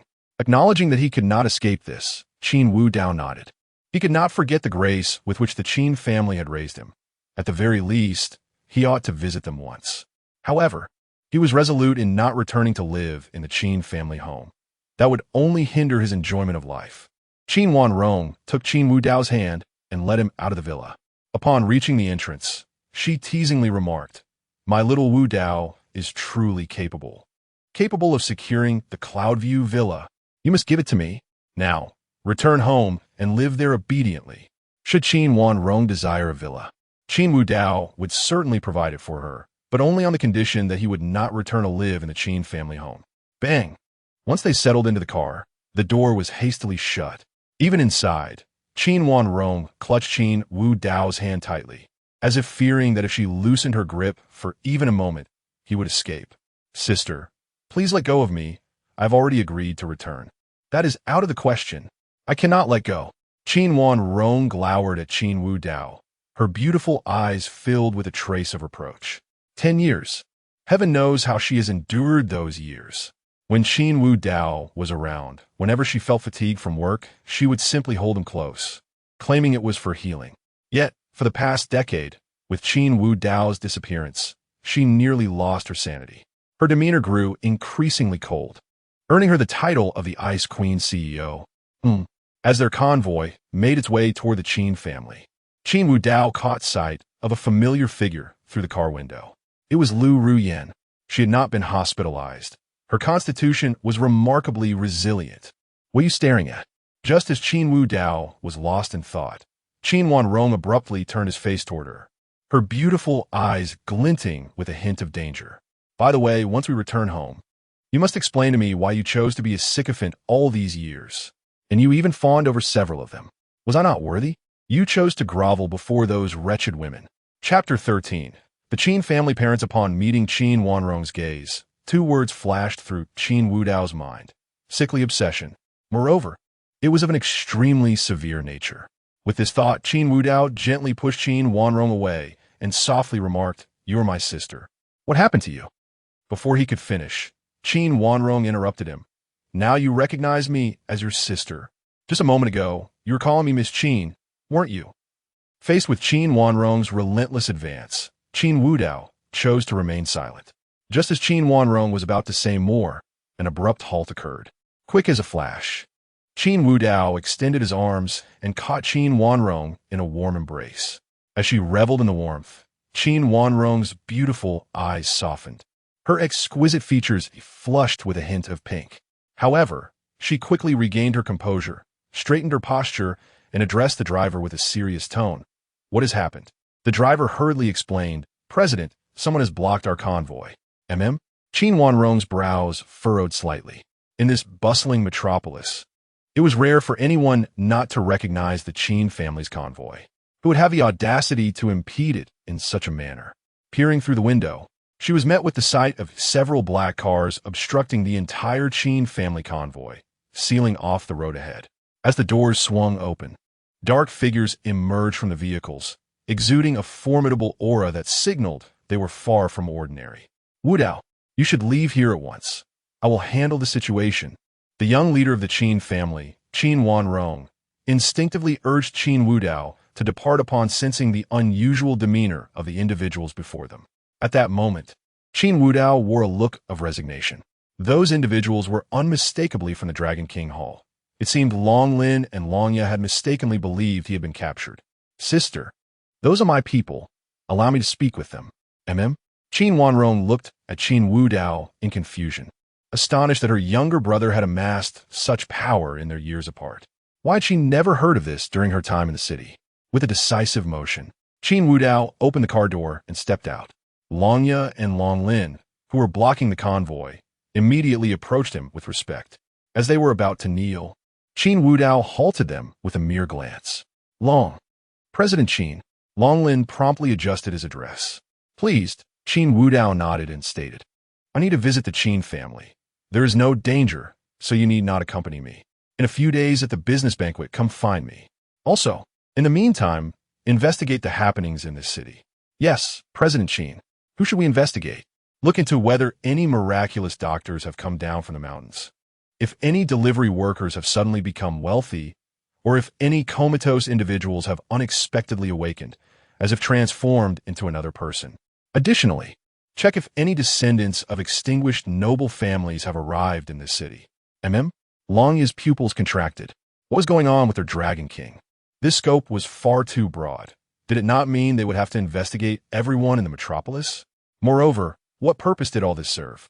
Upon hearing Qin Wudao's words, Long Ya felt a shiver run through him, hastily replying, No problem. We shall investigate at once. Good. And send the guest list for the banquet to my phone. You may go. Understood, President Qin. With that, Long Ya and Long Lin took their leave. Returning to the car, Qin Wudao found himself under the scrutinizing gaze of Qin Wanrong. Anticipating such an inquiry, he remained unfazed by her intense stare. They are individuals I met abroad. Qin Wanrong acknowledged, yet her captivating eyes continued to appraise Qin Wudao, seemingly attempting to discern the changes he had undergone over the years. Not long after the unexpected interruption, the convoy arrived at the Qin family estate. This luxurious villa could only be described as a grand manor, sprawling across an expansive area. In a city where land was of utmost value, the existence of such an estate underscored the Qin family's immense power.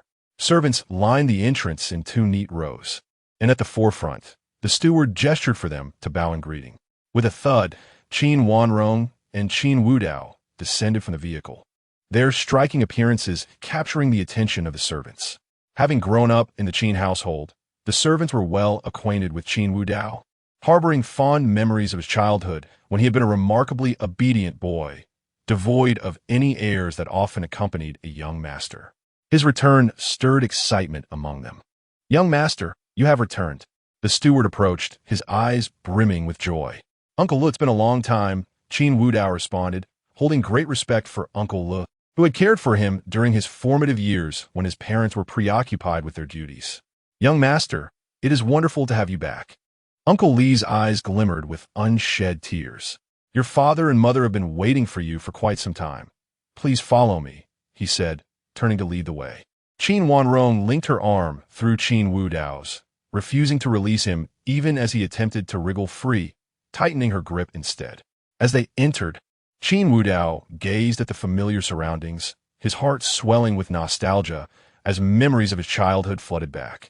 He could feel the profound love his parents had for him, realizing how for many years he had been remiss in returning to visit them. Wudao, just as they entered the living room, a beautiful woman rose from the sofa. Her features bore resemblance to Qin Wanrong's, and time had not diminished her beauty. Even in middle age, her charm remained undiminished. This was Qin Siyu, the matriarch of the Qin family and Qin Wudao's adoptive mother. My dear child, you have finally come home. Do you know how long your father and I have waited for you? Qin Siyu approached, much like Qin Wanrong, inspecting Qin Wudao with keen eyes, her hand tenderly brushing against his cheek. You must not have eaten well these years. Look at you, you've lost weight. Qin, Mom.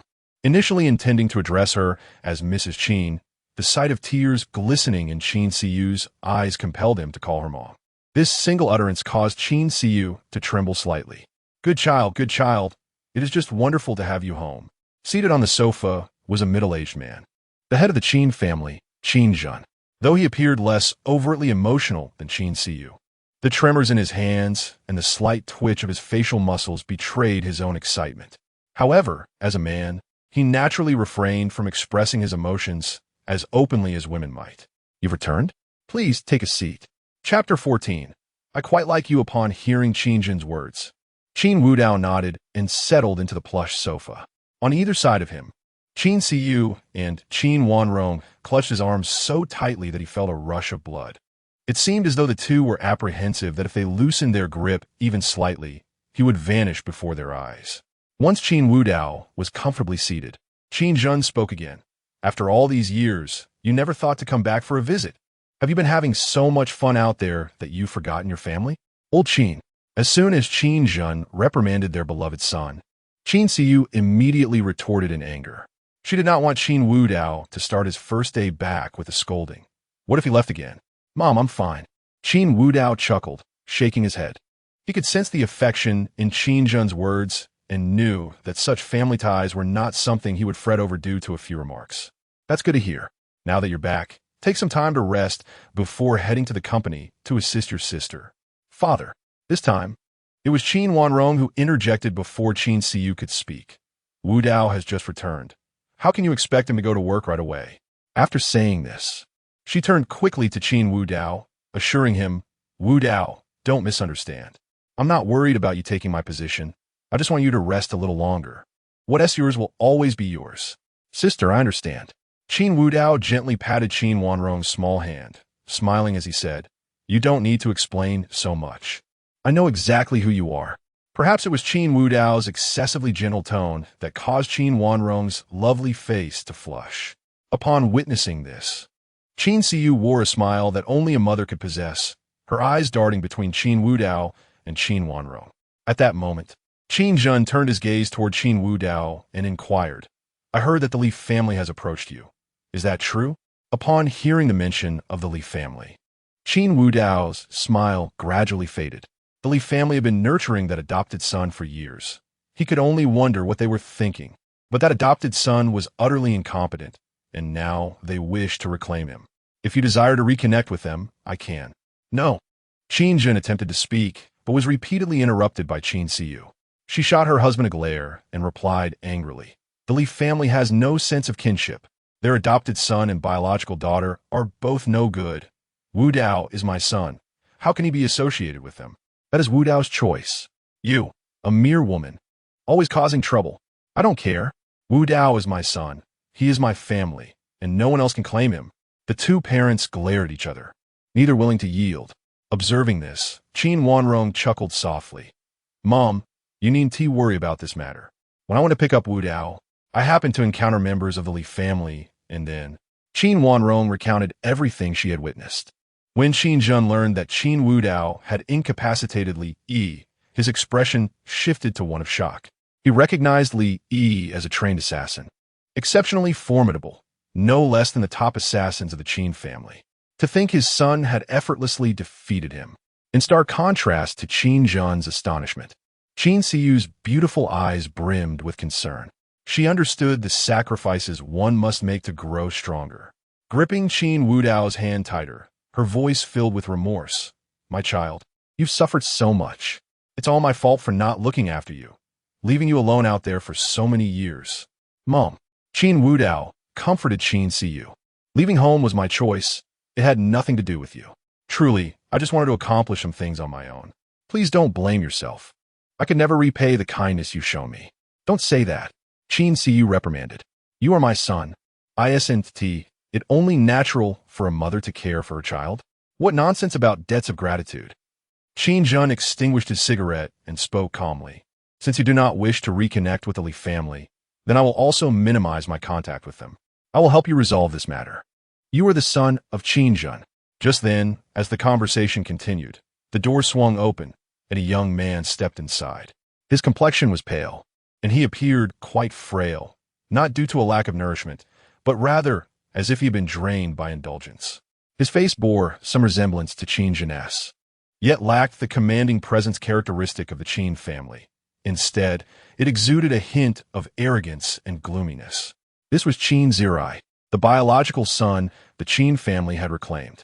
Upon entering, Qin Zirai initially wore a look of delight, but upon seeing Qin Wudao, his expression darkened immediately. Qin Wudao, what are you doing back here? Impudent. Bang. Qin Zhun slammed his palm on the table, shouting, is this how you treat your brother? Get over here. All you do is frolic around with your friends while your company suffers losses. Your sister has been cleaning up your mess. Can't you behave yourself for once? Indifferent to Qin Zhun's reprimand, Qin Zirai staggered toward Qin Wudao, ignoring Qin Wanrong's icy glare, and coldly stated, what is this? The eldest son of the Qin family has finally returned? But your father is still alive, so don't think you can inherit anything.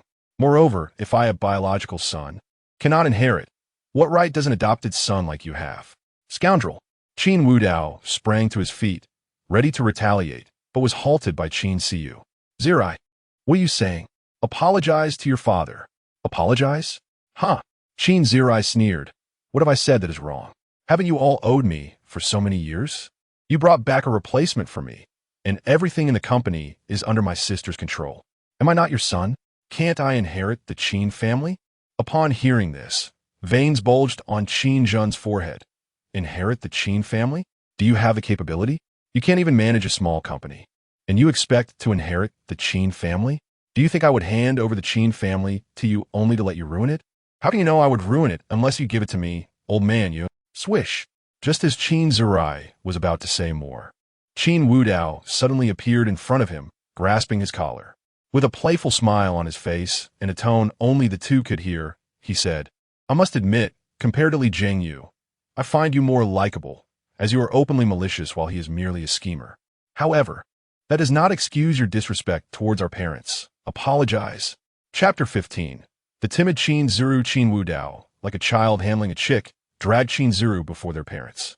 With a loud thud, he unceremoniously tossed him onto the ground. You! Qin Ziru's face was a canvas of disdain and anger. Yet he understood that further defiance would likely lead to a beating. It had been years since they last met, and Qin Wudao had undeniably changed. Once submissive, Qin Ziru recalled the day he returned to the Qin family, witnessing Qin Wudao punch a tree, leaving a deep dent, a testament to his innate strength. However, Qin Wudao had never unleashed such power upon him. In the past, he had always been the one to avoid conflict. But now, a decade later, Qin Wudao's return exuded an air of liberation. The mere expression on his face sent shivers down Qin Ziru's spine, adhering to the principle of not suffering immediate losses. Qin Ziru turned to his parents and murmured, I'm sorry, Mom and Dad. I realize my mistake. This apology softened their expression slightly. As previously stated, their treatment of both sons had always been equitable. If Qin Ziru erred, he must acknowledge it, while Qin Wudao had never been at fault, thus owed no apologies. All right, the child has just returned. Qin mother was the first to soothe Qin father. We are reunited as a family. There are no regrets in this lifetime. Afterward, you must visit the Li family and resolve this matter. They are not to contact our Wudao again, whatever they can offer. Our Qin family can provide as well. Upon hearing this, Qin father nodded. The Qin and Li families were both esteemed clans in Magic City. Yet the Qin family undoubtedly held greater influence, on the verge of reaching the pinnacle of power, while the Li family barely qualified as a first-rate family. What the Li family could offer Qin Wudao, the Qin family could match. Mom and Dad. Qin Ziru rose, discontent evident on his face. Everything in this house should belong to me. He mid-sentence. He cautiously glanced at Qin Wudao and then swiftly hid behind his parents, seemingly fearful of Qin Wudao's wrath. From behind them, Qin Ziru continued, He is merely an adopted son. I am your biological child, and what about my sister? Do you intend to divide the Qin family into 3? Nonsense. Qin father bellowed.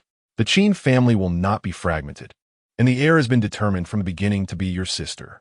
You and Wudao may inherit our wealth and resources. How you navigate your futures is your own concern. As for the position of heir, do not even think about it. Qin Ziru's face fell. Disbelief etched across his features. But my sister will eventually marry. Her children will bear another surname. How could she be the heir? Before Qin father could respond, Qin Wanrong stepped forward, her beautiful eyes glinting with danger. My dear brother, what are you saying? Come, Say it again in front of your sister. Seeing Qin Wanrong approach, Qin Zuru shrank back, unable to utter a word. Qin Wudao nearly burst into laughter. He had just spoken Qin Zuru, realizing that he did not harbor much animosity towards this so-called brother. After all, Zuru was merely a foolish troublemaker, one who lacked the cunning for schemes and was too cowardly to act. Such a character was hardly intimidating. Compared to the scheming Li Jingyu, Qin Zuru was far preferable. In his youth, he had even shown glimpses of kindness. His current demeanor was merely a reflection of his resentment towards his parents. Noticing Qin Zuru's silence, Qin Wanrong huffed and took a seat on the sofa. She first glanced at Qin Wudao, then spoke pointedly. I am the heir of the Qin family. Any children I bear will naturally carry the Qin surname. If necessary, I shall simply find a husband with the same surname. The bloodline will remain that of the Qin family, so there is no need for concern. The Qin family will always remain the Qin family.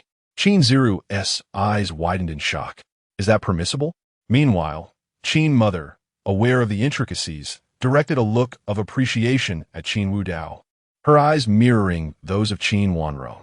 All right, Qin Zuru, now that your brother has returned, you are no longer permitted to misbehave. Starting tomorrow, I shall arrange for you to return to that small company as its president. When you successfully establish the enterprise, you may return to the Qin group. Should you stir up trouble again, I will have your brother and sister drag you out and break your legs. I will ensure you never misbehave again. What? That is unacceptable. Qin Zuru's face was a mask of rage. Though he had longed to inherit the Qin family, he had no desire to manage affairs. Living the life of a pampered heir was his ideal existence. Now, being thrust into responsibility felt akin to a death sentence. Yet, witnessing the growing flush on Qin father's face, he wisely chose to remain silent. All right, Mom and Dad, you continue to educate Zira here. I will take Wudao upstairs. He has just returned and needs to rest properly. With that, Qin Wanrong disregarded the gazes of others, standing up and firmly linking her arm with Qin Wudao's. Leading him upstairs, Qin mother discreetly raised her small fist, as if cheering for her daughter. Upon reaching the top floor, which housed the Qin family's resting quarters, there were 5 rooms in total, with Qin Wanrong's and Qin Wudao's rooms directly opposite each other. Bang! Qin Wanrong flung the door open, ushering Qin Wudao into the room. The decor within was exceedingly simple, reflecting Qin Wudao's childhood personality, seemingly untouched by time. Qin Wanrong grasped Qin Wudao's hand, pushing him onto the bed, and they sat closely together. Wudao, did you see? Your room has never been disturbed. Both our parents and I have longed for your return, yet you made us wait a full decade. Listening to Qin Wanrong, Qin Wudao did not respond. Instead, absorbing the familiar surroundings, a wave of nostalgia washing over him. It was indeed identical to his memories, and warmth enveloped his heart. During his time abroad, he had never experienced such warmth. To become the Dragon King, aside from innate talent, he had endured countless brushes with death, sacrificing everything to attain such a status. Home. Neither his foreign mentors nor his senior brothers and sisters had ever bestowed upon him such a feeling. They seemed solely focused on missions, bloodshed, and more missions. Chapter 16. The provocation of Qin Wanrong. What are you thinking about? Observing Qin Wudao's continued silence, Qin Wanrong reached out with both hands, turning his face towards her. Their eyes met, and, sitting closely together, they could even feel each other's breath. The fragrance of Qin Wanrong enveloped him, a blend of exquisite perfume and natural allure that snapped Qin Wudao back to reality, prompting an instinctive desire to retreat. Sensing his movement, Qin Wanrong tightened her grip, refusing to let him escape. Where do you think you're going? You've been running away for 10 years. Isn't that enough? She said softly, yet firmly.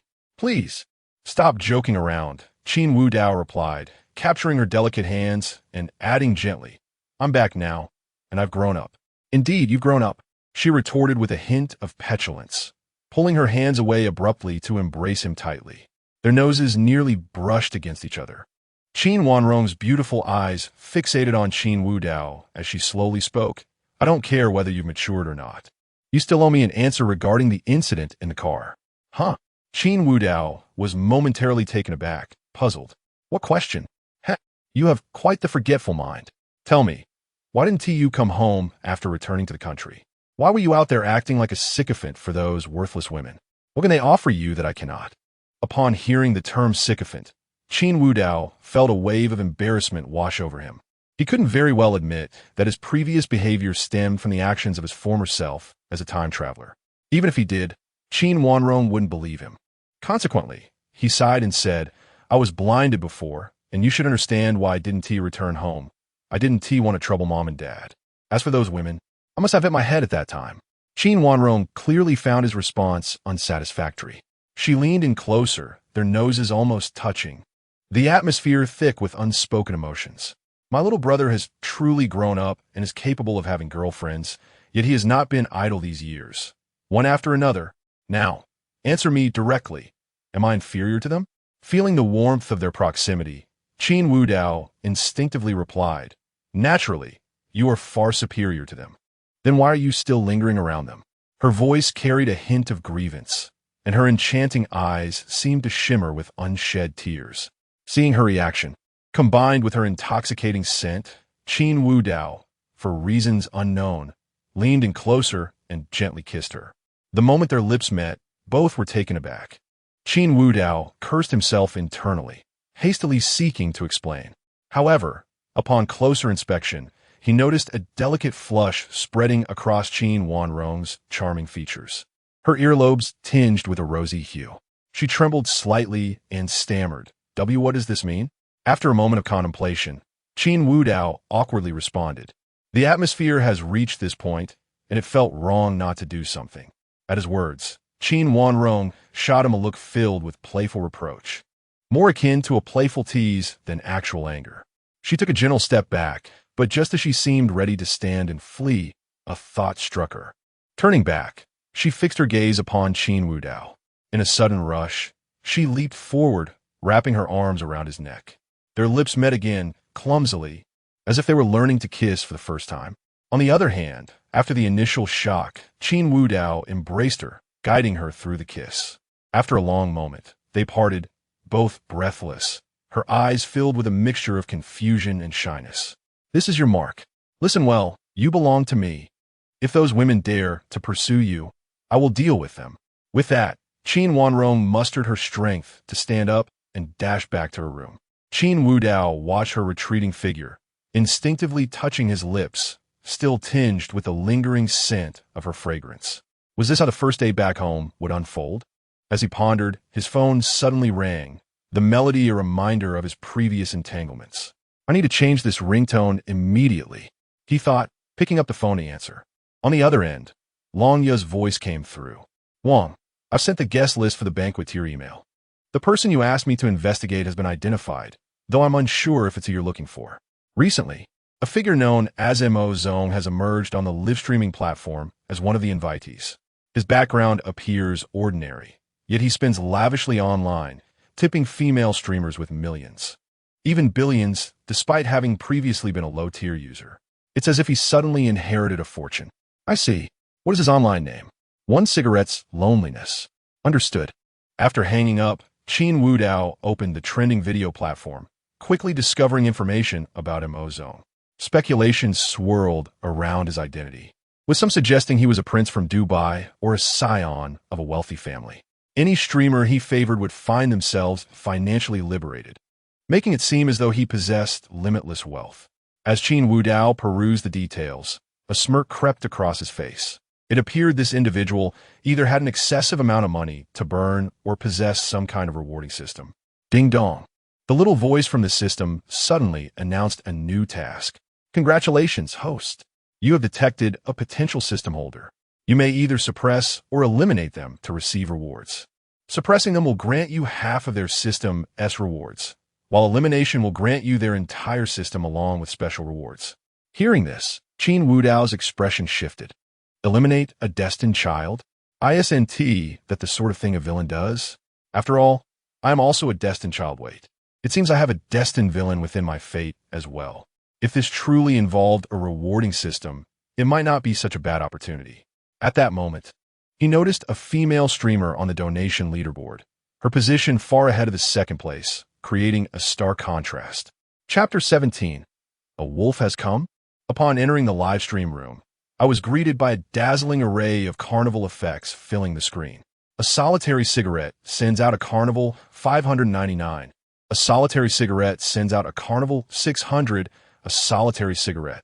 Indeed, encountering this lonely soul amidst a flurry of flattery on the public screen. The carnival continued to soar until it reached 999. The female host, known as Qian 2, captivated the audience with her radiant figure as she performed an exuberant dance. Her fitted t-shirt barely concealed her astonishing dimensions, while her yoga pants and sneakers accentuated her perfect curves without sacrificing a hint of innocence. Her eyes, reminiscent of autumn waters, seemed capable of piercing through the screen and striking the heart. Her charming visage, illuminated by the lights, appeared almost luminescent, her skin fair and translucent. Even without the aid of beauty filters, this host was undeniably a top-tier beauty, rivaling even Lu Ruyan. Thanks to Mo Zong for the support. Qian 2 formed a heart shape with her hands, her exuberance inciting a chorus of admiration from the audience. Alas, Mo Zong had set his sights on the rabbit. My dream girl was losing out again. No matter, I wouldn't mind showering the big brother with gifts. You think you can compete for his attention? If you don't spend money, your presence is all you have, right? I mused. Surely, the rabbit wouldn't so easily become the private streamer of the big brother? Please no. The moment Mo Zong entered the live stream, he unleashed a barrage of 999 carnivals, even if the rabbit wished to pursue something with him. Could a mere specter like you oppose that? Qin Wudao watched the rolling comments, a subtle smile gracing his lips. Exactly. This was precisely the atmosphere he sought. Upon entering, a staggering 3 million Dragon Country coins served as a welcoming gift. It was no wonder this fellow possessed a so-called reward system. In his previous life, he had seen many such novels. It seemed that in the early stages, these reward systems adhered to certain rules, either imposing limits or requiring specific conditions. He was merely curious about the nature of Mo Zong's system. If it were merely a reward system, Qin Wudao would not be particularly interested. However, if it offered substantial cashback or resembled some extravagant wealthy system, he must acquire it. As Qin Wudao pondered, a comment from a solitary cigarette appeared on the screen. The host dances quite well. I genuinely enjoy it. Upon reading this, Qian 2's eyes narrowed playfully, revealing her adorable little fangs as she smiled. Thank you for your support and recognition, Mo Zong. Love you. Qian 2 had always been a moderately popular host. While she earned a decent income, it paled in comparison to the major streamers. Yet, with such exquisite beauty and physique, she naturally awaited a worthy offer. As anticipated, today, she had hooked a big fish. Mo Zong had been making waves across short video platforms. Many speculated he belonged to a prestigious family. Qian 2's lips curled into a smile. She certainly wished to reel in someone like him, but what if he turned out to be an old man? That would be quite the loss. Over the years, she had maintained her integrity, refusing to meet previous top-tier suitors even when offered exorbitant sums, all in hopes of securing something greater one day. Now, the opportunity had arrived. Upon hearing Qian 2's love you, it was as if a switch had been flipped for a solitary cigarette, and the carnival effects flooded the screen once more.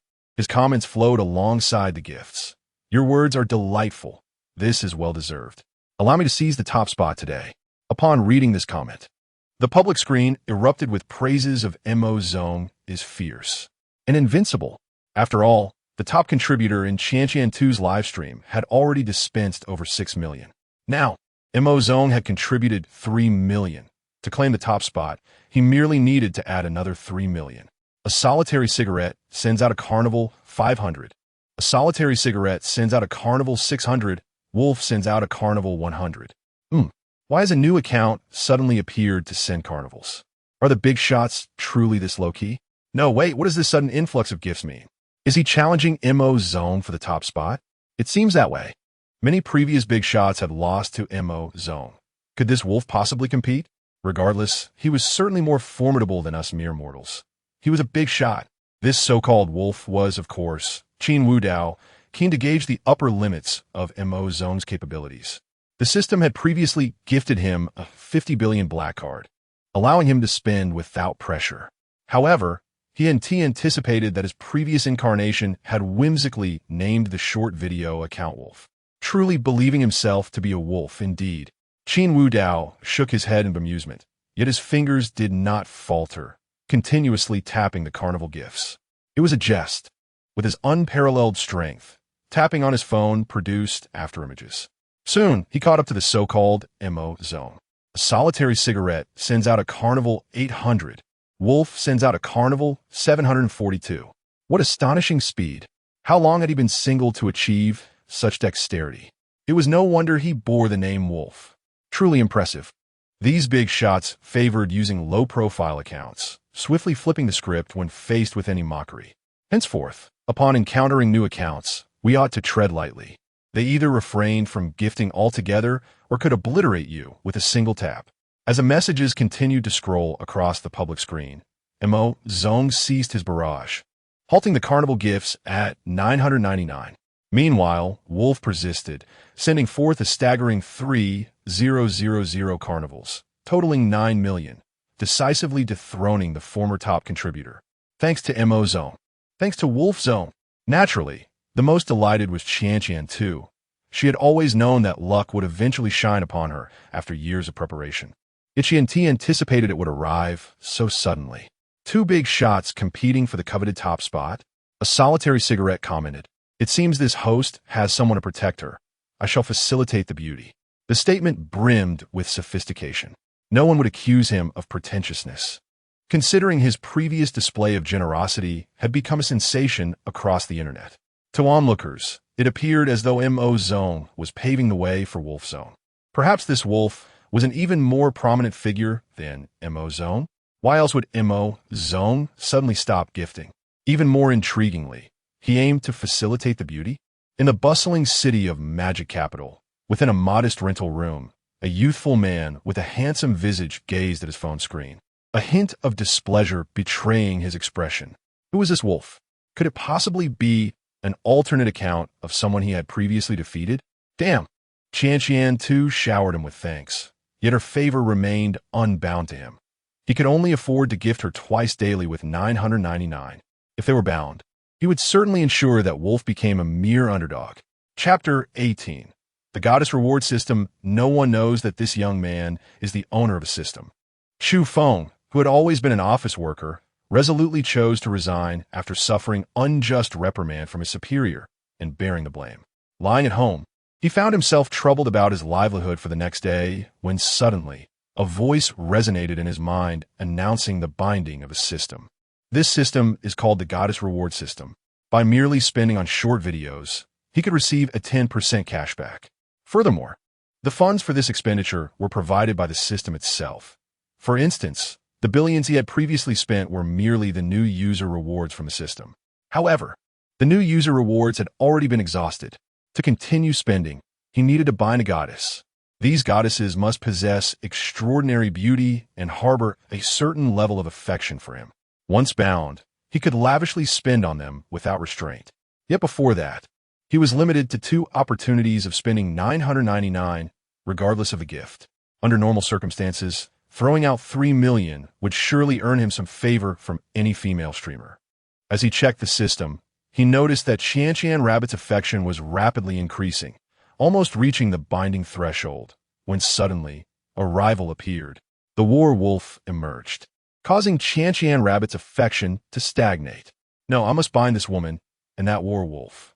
Seeing the audience on the public screen discussing the war wolf, Chu Feng pondered for a moment before typing a message. Brother, if you wish to protect the streamer, I won't compete with you. After all, a gentleman does not take away another's joy. However, if you are merely trying to provoke me, how about this? In 2 days, there's an event on the platform. We could have a match. The audience erupted with excitement upon seeing Mo's message. Was Mo planning to have a serious showdown with Wolf? Had he perhaps investigated Wolf's identity? The intrigue among the powerful was indeed daunting. The event day would surely be lively. Qian Rabbit felt a surge of joy upon reading Mo's message. Did she finally have the chance to choose between 2 titans? After years of waiting for the right moment, was her time finally at hand? However, Mo waited and waited, but received no response from Warwolf. ignored, utterly disregarded. This only fueled Chu Feng's growing irritation, having just acquired the system. A lonely cigarette. Werewolf, what does your silence mean? Why won't you speak? Whether we fight or not, I can manage either way. 2 days should be ample time for preparation. But once again, his words seemed to vanish into the void. Just as he was about to say more, a message appeared on the public screen. Werewolf, the streamer has a nice figure. Chu Feng. So you either cannot see my messages or simply do not wish to respond. In just a few days, Chu Feng reveled in the flattery from those on the platform and even received invitations to business banquets. This sudden leap in status instilled a sense of confidence within him. Yet before he could fully bask in it, today he encountered someone who blatantly disregarded him. As a streamer, Chan Rabbit dared not stir the pot between the two giants. She even smiled and said, "Thank you, Werewolf, for the compliment. I have no special talents. I can only rely on this to make a living. And thank you, Mo, for your support. Love you both." At that moment, Chu Feng paid no heed to Chan Rabbit's words. Instead, he kept typing. A lonely cigarette. Werewolf, brother, what do you mean? Why the silence? A lonely cigarette. Werewolf, how about you choose a time? We can engage in any form of competition. A lonely cigarette. Werewolf, this is getting dull. I've been accommodating, and you're still pretending? A lonely cigarette. Werewolf, how about we add each other on V for a private chat? A lonely cigarette. Werewolf, speak. Just say something. Werewolf, the streamer dances well. Do another. The audience was utterly dumbfounded, witnessing Mo's transformation from calm to flustered. And after breaking down, Werewolf dealt the final blow. Despite all that Mo had said, Werewolf seemed completely unperturbed, continuing to tease the streamer as if trampling on Mo's dignity. Chan Rabbit found herself at a loss for words in this situation. To intervene now would likely lead to disaster. She was merely a streamer, hoping to use her charm as a stepping stone into a wealthy life. Yet she was acutely aware of her own limitations. At this moment, she was not suited to play mind games with these titans. All she could do was let the situation unfold naturally. Ignoring the so-called MO was, of course, a deliberate choice by Qin Wudao. It is well known that while one can spar with Batman, one should not challenge him to a duel. Who would be foolish enough to engage in a royal match with someone seemingly endowed with a reward system? After all, his spending might stem from the system's funds, while his was genuine currency from the Dragon Kingdom. His recent expenditure of 9 million was merely to assess the system's limits. To engage in a petty squabble during an event would surely be an act of madness. The words spoken by Werewolf were evidently premeditated. To fall into a trap now would be sheer folly. In his rented room, Chu Feng's forehead throbbed with veins as he could hardly believe the audacity of this Werewolf. It should be noted that the second-generation elites of the Magic City had a chat group where they discussed the current tensions. Who is this Werewolf? Can anyone find out about him? Nothing at all. Completely blank. Isn't that a bit exaggerated? My brother is in the military, and we can't find anything. Could he be another hidden big shot like Mo? What is happening in our Magic City? Big shots are appearing one after another. As Chu Feng observed the messages in the discussion group, he gradually calmed down. He merely possessed a goddess reward system. The respect shown by these second-generation elites stemmed from their inability to find any information on him. With parents who were both workers, he shared a similar background. Although this simple history could not prevent others from speculating, they began to believe he was some hidden magnate. However, he was well aware of his own situation. If he were indeed a hidden magnate, would he be resorting to gifting rewards to female streamers? Hence, when it came to Werewolf, he truly dared not speak too definitively. Encountering a reckless madman could very well lead to dire consequences. Chapter 19. The Art of Pursuit and Retreat. As Chu Feng grappled with his inner turmoil, on the other side, Qin Wudao perused the back end of his video platform, inundated with a plethora of private messages. Various streamers, along with curious onlookers, had inundated him with inquiries. Among them was Chan too, who sent a message. Brother Wolf, this is my V. Could you please add me? I would love to chat with you more. Thank you for your generous support. Love you 3. Upon reading Chan 2's private message, Qin Wudao chose not to respond, nor did he express any desire to add her. Although Chan 2 conformed to his aesthetic ideals, both in appearance and physique, he recognized her as a quintessential schemer. It was not that being cunning was inherently negative. Rather, he lacked the time to engage in such games. After all, the memories of his past life as a relentless warrior were still vivid. One misstep could awaken the dormant tendencies of a hopeless romantic. Absolutely not. Qin Wudao shook his head and promptly shut off his phone. He had just reviewed the guest list for an upcoming business banquet, where Chu Feng's name stood out prominently. While others might suspect Chu Feng's background to be fabricated. After all, how could someone so seemingly ordinary bestow billions in gifts? Qin Wudao alone understood the veracity of that background. The gifting system was no trivial affair. For him, bestowing tens of billions was akin to child's play. If his deductions were correct, Chu Feng's narrative was one that began with extravagant gifts, gradually infiltrating the entire business realm, ultimately emerging as a titan within the industry. Even if the truth of his background were to surface in the future, what would it matter? He would have become the very foundation of his own narrative by then. Qin Wudao's gaze narrowed. His suspicions were confirmed. This world indeed harbored others who had acquired systems. Other fated individuals. The fated ones may not necessarily possess systems, but those who did were undoubtedly destined for greatness. The tasks initiated by the lesser beings held a considerable allure for Qin Wudao. As for whether he would feel guilt for eliminating someone with no enmity toward him, nonsense. Not only would Qin Wudao himself feel no remorse, but even in his previous life, he bore no guilt for slaying an innocent. The title of Dragon King, while sounding magnificent, was borne by one whose hands were stained with blood, hardly a paragon of virtue. With that in mind, what need was there for guilt? A business banquet. Indeed, Qin Wudao toyed with his phone, a plan forming in his mind, and he dialed a number. Meanwhile, in the streaming room, as Boss Wolf and Boss Missouri logged off in succession, Qianqian 2 also ended her broadcast. In her dedicated streaming space, the voluptuous and stunning Qianqian 2 fixed her beautiful eyes intently on her phone's back end. Just moments ago, she had sent private messages to both Zhanlong and Yi Jiyan, requesting to connect with them individually. Such opportunities were rare. If she intended to leverage her allure to enter the upper echelons, she needed to identify the most suitable candidate. Moreover, she had keenly observed that both Zhanlong and Yi Jiyan's IP addresses indicated they were located in Magic City. They were all in the same city. Whether this could develop further required first-hand confirmation. Yi Jiyan quickly accepted her via request, yet Zhanlong's status showed the message had been read without any response. Something felt amiss. Was it possible that she had sent the wrong number? Why had he not added her? A hint of confusion flickered across Qianqian 2's charming face as she rechecked her message. The number was correct. Zhanlong had read it, yet he showed no intention of adding her. With this realization, a tinge of sorrow crept into her beautiful eyes. Previously, he had praised her figure during the stream, yet now he disregarded her entirely? Qianqian 2 was no fool. If she were, she would not have preserved her exquisite self until now. A moment's reflection enlightened her.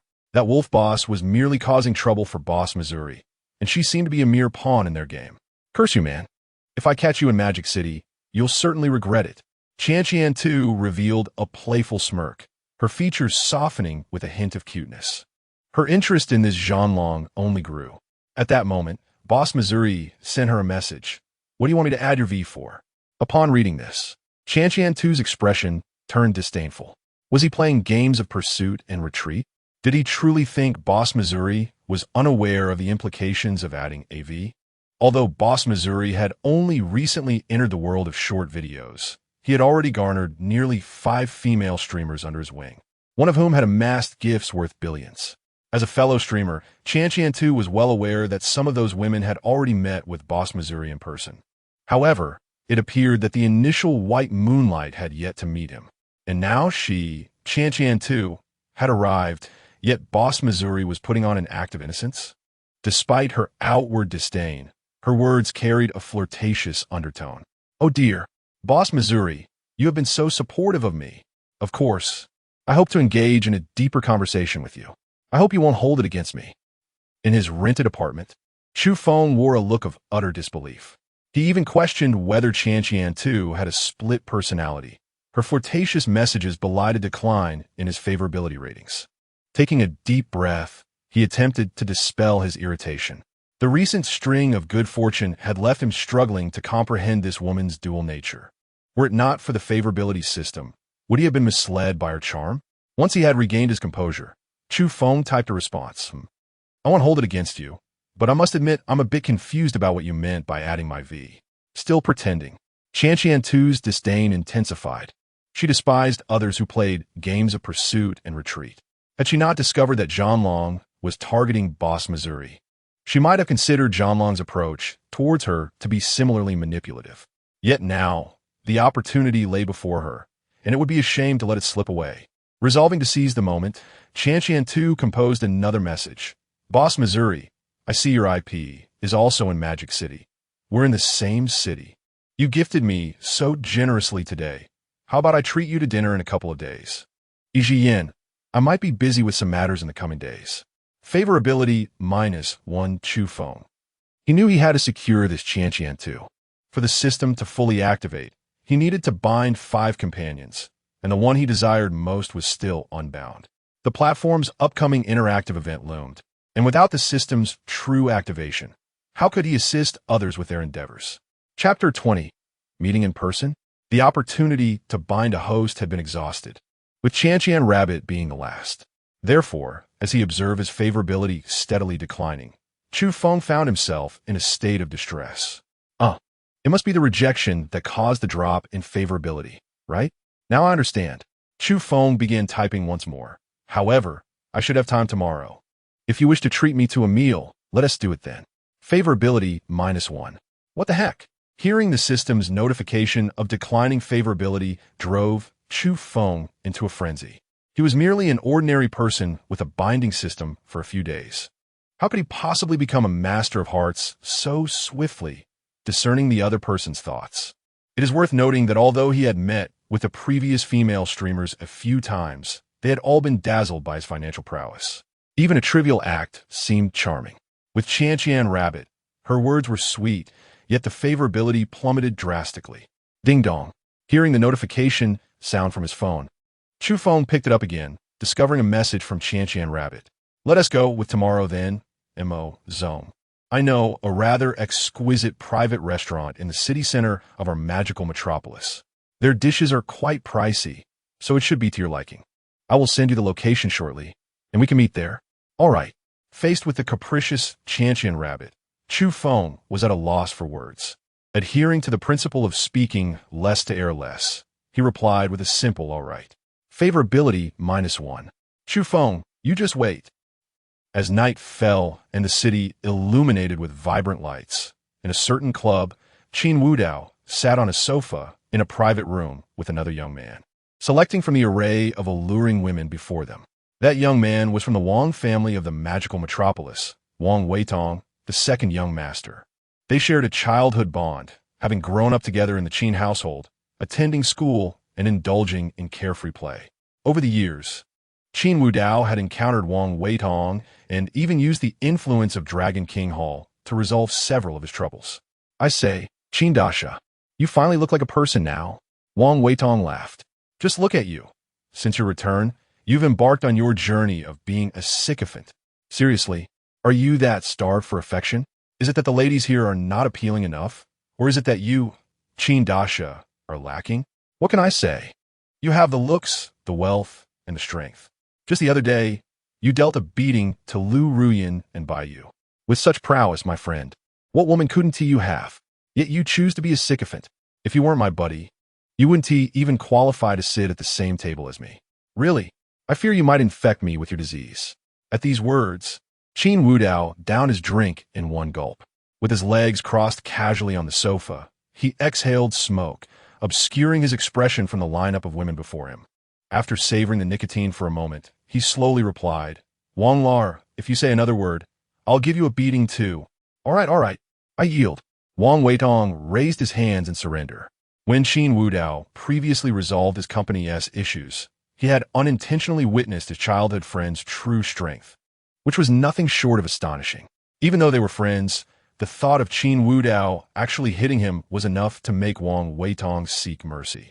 By the way, Wang Weitong seemed to recall something and inquired again, since you've resolved to stop being a sycophant, Ahem. I mean, since you've given up on your previous antics, what is the point of attending that business banquet? Don't forget, the eldest daughter of the Wan family, Wan Shireen, might also be attending this banquet. Are you truly not going for her? Of course not. Qin Wudao replied irritably. What do you take me for? After being a sycophant once, do you think I do want to continue? Come on.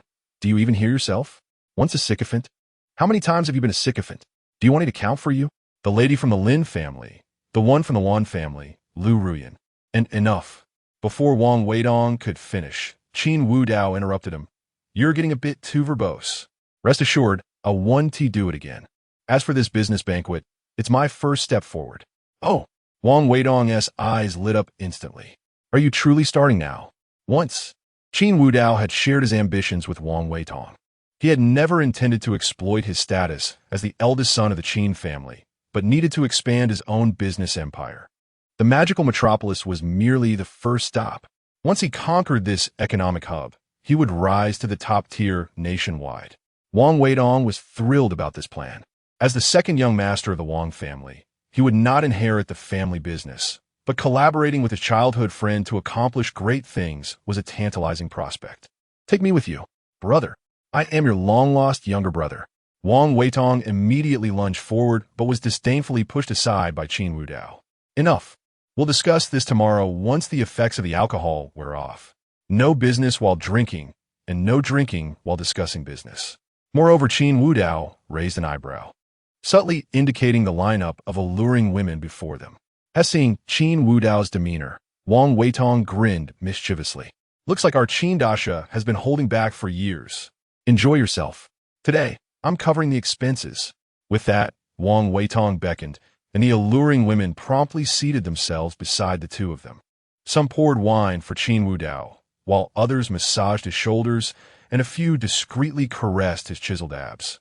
Feeling the smoothness of the women's stockings, Qin Wudao couldn't help but reflect inwardly. This is what life is truly about. A sycophant? Whoever wants to be one can, but he certainly wouldn't. Bang! Just then, the door to the private room was forcefully pushed open. What the heck? Wang Weidong shoved aside one of the alluring women, standing up with a bottle in hand. Dare to barge into my room? You must be tired of living. As he spoke, he suddenly froze midway and turned to look at Qin Wudao. Entering through the door was a mature and stunning woman clad in professional attire, Lu Ruyan. Qin Wudao exhaled a puff of smoke, his tone indifferent. What are you doing? Continue the music and dancing. Those not involved should leave. Qin Wudao. Witnessing Qin Wudao surrounded by women, Lu Ruyan could no longer contain her anger. She charged forward, pushing aside the women. Her beautiful eyes, filled with fury, fixed on Qin Wudao. Why are you doing this? You are my man. What are you doing here? Don't I satisfy you? At her words, Qin Wudao's brows knitted together as he replied in a deep voice, Lu Ruyan, why are you acting out? If you're looking for a man, that's simple. Just tell the manager here to arrange a few for you. But while meals can be eaten haphazardly, words must not be spoken carelessly. Who is your man? Was the last beating not sufficient?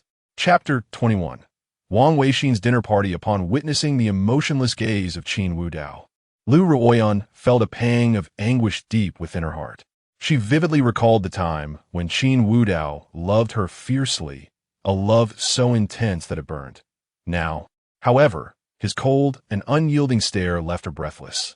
The suffocating sensation caused Lu Ruoyan's delicate form to sway slightly. Yet, she quickly regained her composure, fixing her beautiful eyes on Qin Wudao, and spoke, Wudao, is it because of Baiyu?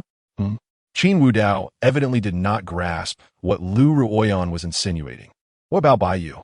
Is it his presence that has transformed you into this? Lu Ruoyan inquired, but Qin Wudao dismissed her thoughts with a casual air. Leaning back on the sofa, he nonchalantly draped an arm around a seductive woman, who eagerly nestled against his chest. One of her delicate hands caressed the chiseled muscles of Qin Wudao, her eyes glimmering with a hint of intoxication. Step away from me. Unable to contain herself any longer, Lu Ruoyan strode forward and seized the woman's wrist, intending to pull her away. Slap! Before Lu Ruoyan could drag her out, she was met with a stinging slap across her face. Qin Wudao wiped his hand on the woman's black stockings and coldly remarked, "Get lost. Who gave you the audacity to come here and pull at my people?" The woman, soft and feeble, leaned further into Qin Wudao, sweetly saying, "Wudao, go." "She hurt me when she pulled. If she bothers you again, just slap her," Qin Wudao replied dismissively. Lu Ruoyan, clutching her reddened cheek, could hardly believe her ears. "You actually struck me for a mere escort?" "Of course," Qin Wudao retorted disdainfully. "Did you not hear her cry out in pain? A gambling father, ailing mother, a younger brother in school, and a sensible sister. Who will care for her if not me? And even if she is merely an escort, she belongs to me at this moment. You come running into my embrace to pull at her, and I'm supposed to stand idly by? Wudao go." The woman gazed at Qin Wudao, her eyes filled with admiration. While internally perplexed as to how this man she had just met seemed to know so much about her family circumstances. Bang! At that moment, the door burst open again. Wang Weitong's expression resembled that of a thundercloud, as it was quite audacious for anyone to intrude upon the reserved room of the second son of the Wang family. However, just as he was about to erupt in anger, he was taken aback upon seeing the newcomer. It was well known that there were two second sons in the Wang family, Wang Weidong and Wang Weixin. Now, the eldest son, Wang Weixin, had entered, accompanied by a handsome young man, Baiyu, Lu Ruoyan's so-called brother. Additionally, there was the second son of the Qin family, Qin Zhirui. What a peculiar assembly. Wang Weitong could hardly believe his eyes. The second son of the Qin family, the eldest son of the Wang family, Lu Ruoyan, and Baiyu. These individuals were not supposed to be acquainted. Yet, one after another, they entered. Sister Ruoyan, upon spotting Lu Ruoyan with her hand pressed against her flushed cheek. Baiyu's eyes flickered with joy, quickly overshadowed by concern. "Are you all right?" Baiyu reached out to check on Lu Ruoyan's injury, but she deftly evaded him. Her beautiful eyes still focused intently on Qin Wudao. "Isn't that the eldest son of the Qin family?" she thought. "I merely came to visit a friend and see his companion. My apologies for the intrusion." Wang Weixin bore a striking resemblance to Wang Weitong, though the second son always wore a jaded smile, while the eldest son, Wang Weixin, despite his polite demeanor, exuded a sense of insincerity, akin to that of a smiling tiger. Qin Wudao disregarded Wang Weixin's outstretched hand, instead turning his attention to the last person to enter, Qin Zhirui. With a hint of intrigue, he remarked, "You come as well?" In response to Qin Wudao's teasing, Qin Zhirui coldly stated, "Just passing by." The convergence of these individuals stemmed from an hour prior. Wang Weixin had heard from his subordinates that his younger brother had brought the returned eldest son of the Qin family to the club. Although it had been established that the heir would be him, the eldest son, he would not allow Wang Weitong even the slightest opportunity to regain footing. It was common knowledge that Qin Wudao was a childhood friend of Wang Weitong. Hence, Wang Weixin opted to bypass the attempt to win over Qin Wudao and instead sought out Qin Zhirui, inviting him to the club for a detailed discussion. He even brought Lu Ruoyan and Baiyu along for the purpose of devising a strategy against Qin Wudao. An hour earlier, within the private room, Wang Weixin, with a beaming smile, introduced Qin Zhirui. "Zhirui, this is Lu Ruoyan. You should be aware that she is the president of Yinyu Corporation, and your Qin family has business dealings with her." Qin Zhirui turned his gaze toward Lu Ruoyan, his eyes reflecting a hint of admiration. "Hello, President Lu. I am Qin Zhirui from the Qin family." "Hello," Lu Ruoyan responded, then turned her attention back to Wang Weixin, inquiring, "What is the purpose of your invitation today, Mr. Wang?" "Nothing much," Wang Weixin replied with a smile. "Isn't there a project in the southern city coming up? I plan to allocate a portion to your Yinyu Corporation."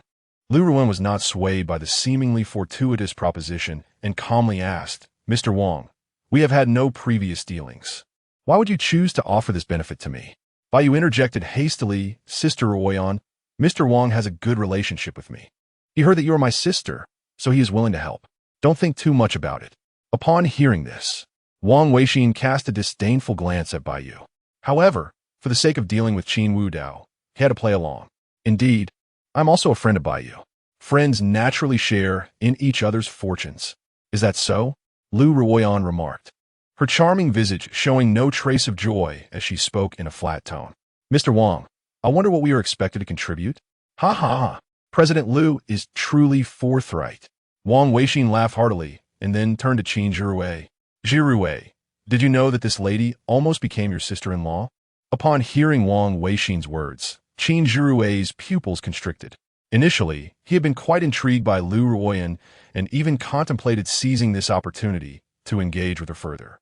Yet, those words snapped him back to reality. Mr. Wang, please refrain from making baseless claims. Liu Ruoyan frowned slightly, her displeasure evident. I have never had any dealings with this Mr. Qin, nor do I know his elder brother.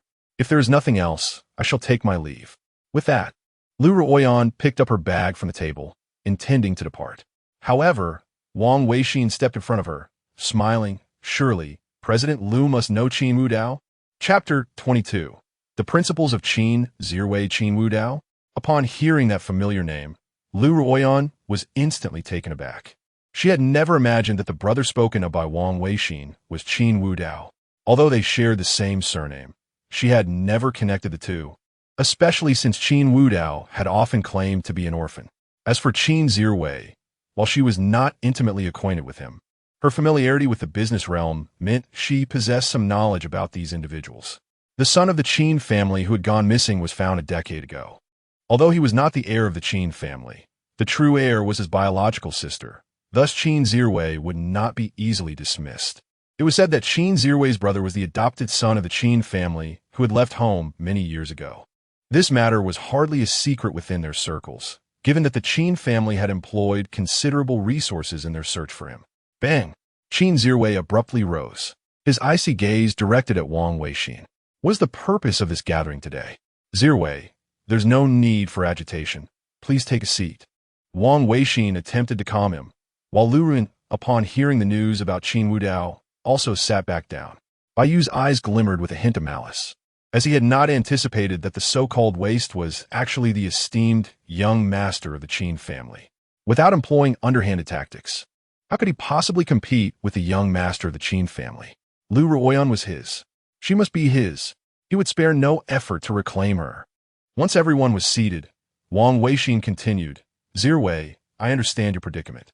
As a biological son of the Qin family, it must be disconcerting to see your parents show such favor to the adopted son, expending countless resources over the years.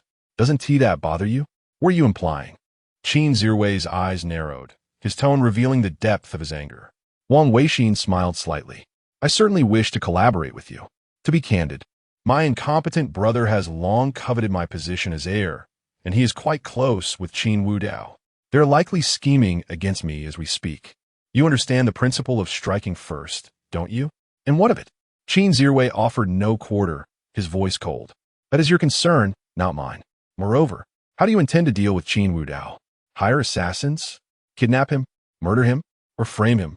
At Qin Zhiwei's mockery, Wang Weixin gestured towards Liu Ruoyan. This Miss Liu has had Qin Wudao at her beck and call for years. If you were to align yourself with her, I suspect Qin Wudao would. Bang! Before he could finish, Qin Zhiwei slammed his palm on the table, shouting, Wang Weixin, who do you think you are? I seek to confront Qin Wudao because he has taken what is rightfully mine. Indeed, Wang Weixin nodded. Now you can reclaim what is yours. Liu Ruoyan's beautiful eyes were now filled with frost. Mr. Wang, have you finished speaking? I have no interest in your plans and will not conspire against Wudao. Bai Yu's face was anxious. Previously, Wang Weixin had summoned him under the pretext of dealing with Qin Wudao, but he had never mentioned that Liu Ruoyan would need to be entangled in these schemes. Had he known, he would never have brought her along. Otherwise, even if they managed to deal with Qin Wudao, Qin Zhiwei would still be a complicating factor. Wang Weixin maintained his facade of a smiling tiger, unfazed by Liu Ruoyan's refusal.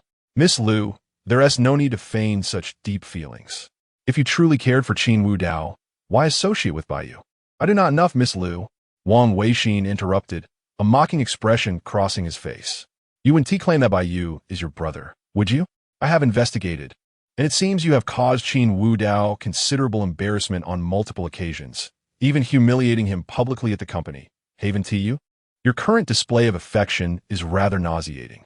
At his words, Liu Ruoyan's stunning face paled, devoid of color, her eyes dimming. At that moment, Wang Weixin continued, "And you have no choice. Without Qin Wudao's protection, I assure you that your Yinyu company will be bankrupt within 3 days at my command." With that, he turned to Qin Zhiwei. "What do you say, Zhiwei? This is an opportune moment for you to reclaim what is yours. If you and Lu Ruoyan were to unite, Qin Wudao would undoubtedly expose his vulnerabilities. Our Miss Lu is quite the beauty. If it weren't for your connection, I would be compelled to take the lead myself." Enough. Qin Zhiwei showed nothing but disdain for Wang Weixin's words. "I intend to retrieve what belongs to me, as it was never his to take. My affairs with Qin Wudao are my own. Do you think I would resort to such sordid tactics against him?" Wang Weixin was taken aback. He knew that in his youth, Qin Zhiwei had often hurled insults at Qin Wudao, even resorting to physical altercations. Many loathed Qin Wudao, but Zhiwei was the foremost among them. Now he claimed to be unwilling to use unscrupulous methods against him. Had he lost his mind? Qin Zhiwei paid no heed to Wang Weixin's thoughts. He turned to Bai Yu, coldly stating, "You dare to vie for a woman against members of the Qin family? You truly possess audacity. Should I say you fear not death or simply long for it?" Bai Yu tensed, having never anticipated that the ire would be directed at him. Previously, he could hide behind Lu Ruoyan when dealing with Qin Wudao, but he dared not provoke the ruthless second young master of the Qin family.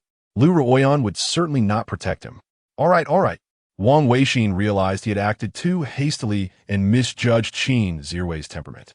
Given the circumstances, he would have to initiate a plan B. As the atmosphere grew increasingly tense, Wang Weixin hurriedly attempted to diffuse the situation. "Zhiwei, if you are unwilling, then so be it, but do not intimidate Bai Yu. His relationship with Miss Lu is one of mutual affection, and it has nothing to do with you. If you refuse to take action, I shall have to rely on him." "Huh?" Qin Zhiwei sneered coldly. "Let him try. Let us see how thick-skinned the heir of the Wang family is when confronted by the Qin family. You." Even a smiling tiger would be provoked to anger after being reprimanded repeatedly. Chapter 23. Which brother looks at his sister like this? Wang Weixin narrowed his eyes, fixing his gaze on Qin Zhiwei, and coldly remarked, "Young Master Qin, since just now, I've been considering your interests. Your blatant insults seem rather inappropriate, don't you think?" Chuckling in response to Wang Weixin's words, Qin Zhiwei scoffed, "You think I am a fool? Are you not simply intent on crushing the second young master of the Wang family? Before that, you wish to deal with Qin Wudao. Let me tell you, if you seek a legitimate collaboration, I am open to it.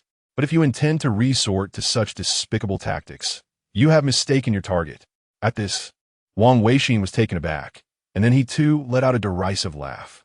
"Qin Zhiwei, oh Qin Zhiwei, if one were unaware, they might truly believe you to be an upright individual. Yet, it seems our second young master does not possess a particularly good reputation in the circles, does he?"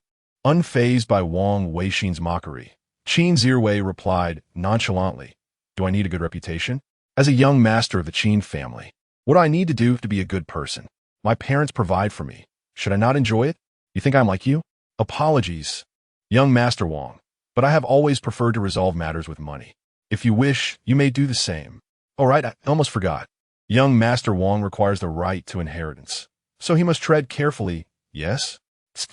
You claim that when the inheritance was not granted to you, you walked on eggshells, and now that it has been bestowed, you still resort to underhanded tactics. Did you truly obtain that inheritance so easily? How pitiful." Veins bulged on Wang Weixin's forehead. While his previous taunts had merely grazed Qin Zhiwei, the latter's jabs struck true. As the heir of the Qin family, Qin Wudao could act without restraint, but Wang Weixin could not afford such liberty. Just then, amidst the ongoing conversation, a figure burst into the room. The individual approached Wang Weixin and softly stated, "Young Master Wang, the second young master is upstairs with Qin Wudao and has summoned all the girls. I cannot arrange anything for you." The arrival of his subordinate brought Wang Weixin back to his senses. He turned to Qin Zhiwei, smiling, "Young Master Qin, it seems we have a stroke of luck. Your brother and my younger brother are in the private room upstairs. I had intended to arrange a warm welcome for you, but alas, they have retained everyone. How about we pay them a visit? Perhaps they might spare a few prime talents for our young Master Qin." He emphasized young master with a hint of mockery. In response, Qin Zirwei frowned and strode out. Upon hearing that Qin Wudao was upstairs, Lu Ruyan immediately rose to follow. This recounts the events that transpired earlier. The group arrived at the private room where Qin Wudao resided. When Qin Wudao heard Qin Zirwei mention he was merely passing by, he chose not to engage, but instead directed his attention to Lu Ruyan. Miss Lu, if there is nothing further, you may take your leave, as your presence here, to be frank, hinders my enjoyment. Qin Wudao opened his arms, embracing two young women. This scene made Lu Ruyan momentarily forget the pain on her cheek, gazing at Qin Wudao with a mix of sorrow and indignation. Is this not my dear brother? Wang Weidong approached Wang Weixin, speaking in a sardonic tone. Impressive indeed. I merely came to enjoy some time with my childhood friend, yet you appear here. Have you been monitoring my every move? Afraid I might usurp your position as heir? Haha. Weidong, what do you mean by that? Wang Weixin replied with a smile. We are brothers. It matters not who is the heir. For the future of the Wang family belongs to both of us. Is that so? Wang Weidong feigned surprise. If that is the case, then surely it would be no issue for the elder brother to pass the position of heir to me, right? Wang Weixin chose silence in response to Wang Weidong's words. He turned to Qin Zirwei, initially believing that bringing him along would incite a conflict with Qin Wudao, leading to their mutual downfall. As long as Qin Wudao was preoccupied, his own younger brother would not pose a threat. However, he did not anticipate that Qin Zirwei showed no interest in engaging. Instead, Qin Zirwei seated himself comfortably on the sofa, casually waving his hand, embracing the two young women and indulging in the pleasures of the moment. Qin Wudao, do not go too far. At that moment, Bai Yu could no longer contain himself. He pointed at the mark on Lu Ruyan's face and confronted Qin Wudao. Do you know that Ruyan has not been eating or sleeping well? You dare bring her to such a place? If you have grievances with me, you can voice them. If it comes to it, I can leave. Bai Yu, be quiet. Before Bai Yu could finish, Lu Ruyan scolded him sharply. After silencing him, Lu Ruyan approached Qin Wudao again, pulling the two women away from him. She then sat at his right side, disregarding the astonished looks of everyone in the room, placing one of Qin Wudao's hands on her soft, fair thigh. Due to her professional attire, a thin layer of silk encased her thigh. The touch was equally smooth. Lu Ruyan, with a serious demeanor, addressed Qin Wudao. If you desire, feel free to touch me. I am no less than them. This declaration left the young women in the private room momentarily stunned. They initially believed her to be there to catch them in the act, only to realize she was there to compete for business. Young Master Qin, the woman to Qin Wudao's left, ignored Lu Ruyan's seemingly murderous glare, pressing closer. Young Master, tell us, who is more considerate, this sister or us? Vile fox. Lu Ruyan looked at the woman with disdain. The woman, undeterred, retorted, Oh, we may be vile foxes, but what if young Master Qin prefers us? Meanwhile, this lady claims to be considerate. Yet may I inquire, who is the man you brought in? That is my brother. Lu Ruyan shot back. Ha ha. The woman mocked. A brother, you say? The way he looks at you does not seem indicative of brotherly affection. Tell me, is your family so disordered that a brother can gaze at his sister in such a manner? Do not speak carelessly. Lu Ruyan's cheeks flushed, not from shyness, but from anger. She felt that Qin Wudao's transformation was due to Bai Yu, and with Qin Wudao present, this woman incessantly sowed discord. What if Qin Wudao truly refused to forgive her? Chapter 24. Throwing the old man downstairs. Yes, yes. Don't speak carelessly. I hold nothing but respect for Sister Ruyan. Bai Yu retorted loudly, though his tone betrayed a hint of insecurity. Enough, enough. Qin Wudao interjected impatiently. Those who are irrelevant should leave. With that, he brusquely pushed Lu Ruyan out of the room, showing little interest in her presence. As for us, let us remain and continue the music and dance. The brother-sister duo who revel in their peculiarities, and that worthless Wang from the Wang family. You may take your leave. Hearing Qin Wudao's words, Wang Weitong chuckled lightly at the group. Did you hear that? Hurry up and leave, everyone, or I shall have someone escort you out. Seated on the sofa, Qin Zirwei, comfortably surrounded by women, noticed that Qin Wudao did not order him to leave.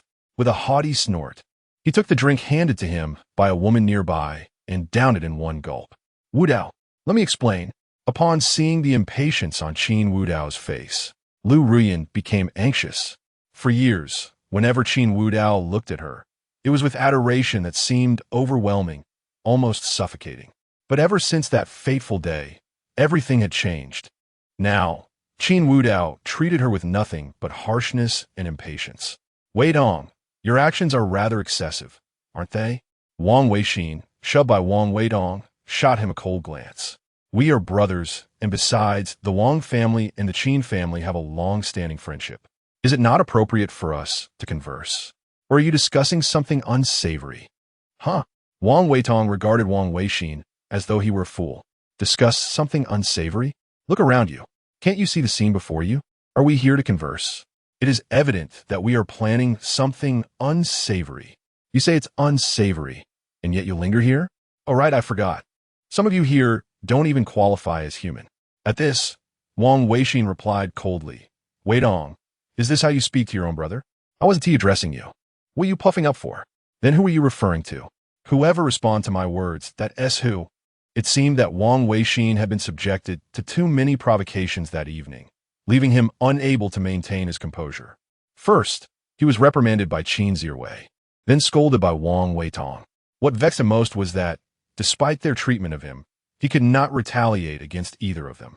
Sister Rian, let us depart. Bai Yu stepped forward to grasp Lu Rian's hand, only to have her elude him.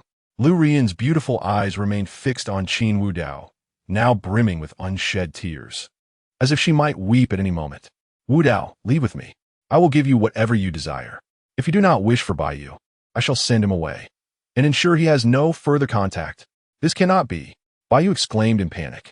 All his efforts were for the sake of winning her affection. If Lu Ruyan were to send him away, how would he continue his plans? Realizing this, he turned to Qin Wu Dao, pleading, Brother Wu Dao, are you worried I will take Sister Ruyan from you? The truth is, my mother is terminally ill and has little time left. She fears for my care, which is why she asked Sister Ruyan to take me as her brother. If you truly wish for me to leave, I promise I will vanish once my mother passes. At these words, both Qin Zhiwei and Wang Weitong displayed expressions of disdain. Their thoughts aligned in mutual contempt. What a pathetic green tea. In contrast, Lu Ruyan wore a sorrowful expression, caught between wanting to affirm Bai Yu's claims and fearing Qin Wu Dao as her wrath. Sighing heavily, Qin Wu Dao pushed the woman clinging to him aside and stood up, directing his gaze toward Bai Yu. You just said your mother is terminally ill. Is that correct? Yes. Truly, I would never deceive you. Bai Yu nodded fervently, as if he had found a lifeline. Lu Ruyan spoke up. Wu Dao, this is indeed true. Bai Yu's mother was my neighbor. She cared for me when we were young. And now, in fulfilling her last wish, I agreed to this brotherhood. Rest assured, one Sandy. Silence. Did I ask for your commentary? Qin Wu Dao interjected coldly before Lu Ruyan could finish. As Lu Ruyan fell silent, Qin Wu Dao turned his attention back to Bai Yu, speaking in a calm tone. So, your mother is terminally ill, and once she passes, you will disappear. That is quite simple. Wei Dong. Here, Brother Qin. Wang Weitong rushed over, a roguish smile upon his face. What orders do you have? Qin Wu Dao smiled. Did you not hear? This young man, Bai Yu, says he must wait for his mother to pass before he can be free. Come, assist him. Send someone to that hospital and throw that old woman off the building. Make sure to record it. Let this dutiful son witness it. Understood. Wang Weitong nodded, signaling to one of his subordinates at the door, who quickly took out his phone to make arrangements. No, this cannot be. Bai Yu panicked, looking at Lu Ruyan for help. Sister Ruyan, please help me. I beg you. Don't let him throw my mother off the building. Lu Ruyan's face turned pale, realizing for the first time how terrifying Qin Wu Dao's methods were. Moreover, Wang's second son would undoubtedly carry out such a task without a second thought, given the Wang family's notorious reputation in the city. Sister Ruyan, I beg you. I cannot let my mother die. Bai Yu was on the verge of tears, never expecting Qin Wu Dao to act so ruthlessly. Upon hearing Bai Yu's pleas, Lu Ruyan turned to Qin Wu Dao. No, if you utter another word, I assure you, I will throw you and your mother off the building as well. Rest assured, it will be swift and fatal. Qin Wu Dao's chilling words silenced Lu Ruyan, as she recognized the murderous intent in his gaze. He was not jesting. He truly intended to kill her. The thought sent a shiver through Lu Ruyan, causing her to sway slightly, struggling to maintain her balance. Chapter 25. Isn't this convenient? After a brief moment, Wang Weidong's phone chimed. He picked it up, glancing at the screen with a smirk gracing his lips. He then approached Qin Wudao and handed over the device. Big brother, it's all taken care of. Ha ha. That old lady is quite formidable. She even managed to grab the window. If we hadn't lent her a helping hand, she might have actually pulled herself up with a single chin-up. Qin Wudao examined the video on the phone and addressed Wang Weitong. What is the point of us watching this alone? Cool, me. Projected on the screen for everyone to enjoy. Absolutely. A mischievous grin spread across Wang Weitong's face as he cast the video onto the large screen at the front of the private room. The scene revealed a hospital room. Suddenly, the door was forcefully kicked open, causing the elderly woman in the bed to spring up in alarm. Her face a mask of terror as she confronted the intruding figures clad in black. Who are you? I'll have you know, my goddaughter is General Liu of Yinyu Company. If you don't want, what are you going to do? Before she could finish her protest, the group seized her. The leader wore a sinister smile. Old Deng, stop struggling. Your beloved son said that once you're dead, he will be free. Our young master is merely giving him a hand. No, it's impossible. Let me go. Who sent you? With a swift motion, the window was flung open, and a chilling breeze rushed into the room. From the 18th floor, the view below was breathtaking, a splendid sight. Yet, the woman, usually frail and near death, was now filled with vitality as she fought against the two strong men holding her down, struggling as if invigorated. Let me go. Let me go. As she gazed down from such a height, dizziness overwhelmed her and terror peaked, nearly causing her to lose control. Everyone, my goddaughter possesses immense wealth. I beg you, release me, and she will pay you whatever you desire. The leader chuckled mockingly, looking disdainfully at her. What are you thinking, old Deng? How much could your goddaughter possibly have? Even if she were wealthy, it wouldn't matter. Our boss has decreed that Master Qin wishes to see fireworks, and we prefer them to be fireworks that fall, so your live performance will suffice. Don't worry, it won't hurt a bit. With that, they disregarded her struggles and thrust her out the window. The old woman clutched desperately at the window sill, striving to pull herself back in. The onlookers were momentarily stunned. Wow, this old lady has some strength. Is she attempting a chin-up? Come on, let us give her a push. All right.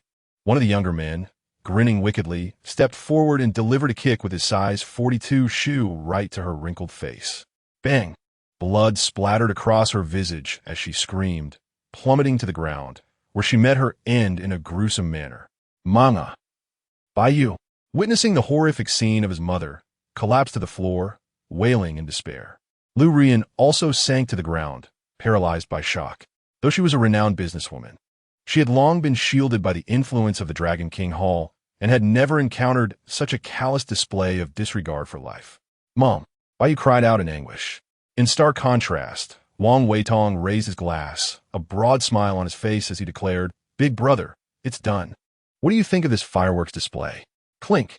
The crystal glasses chimed melodiously as Qin Wudao drained his drink, a smile gracing his features.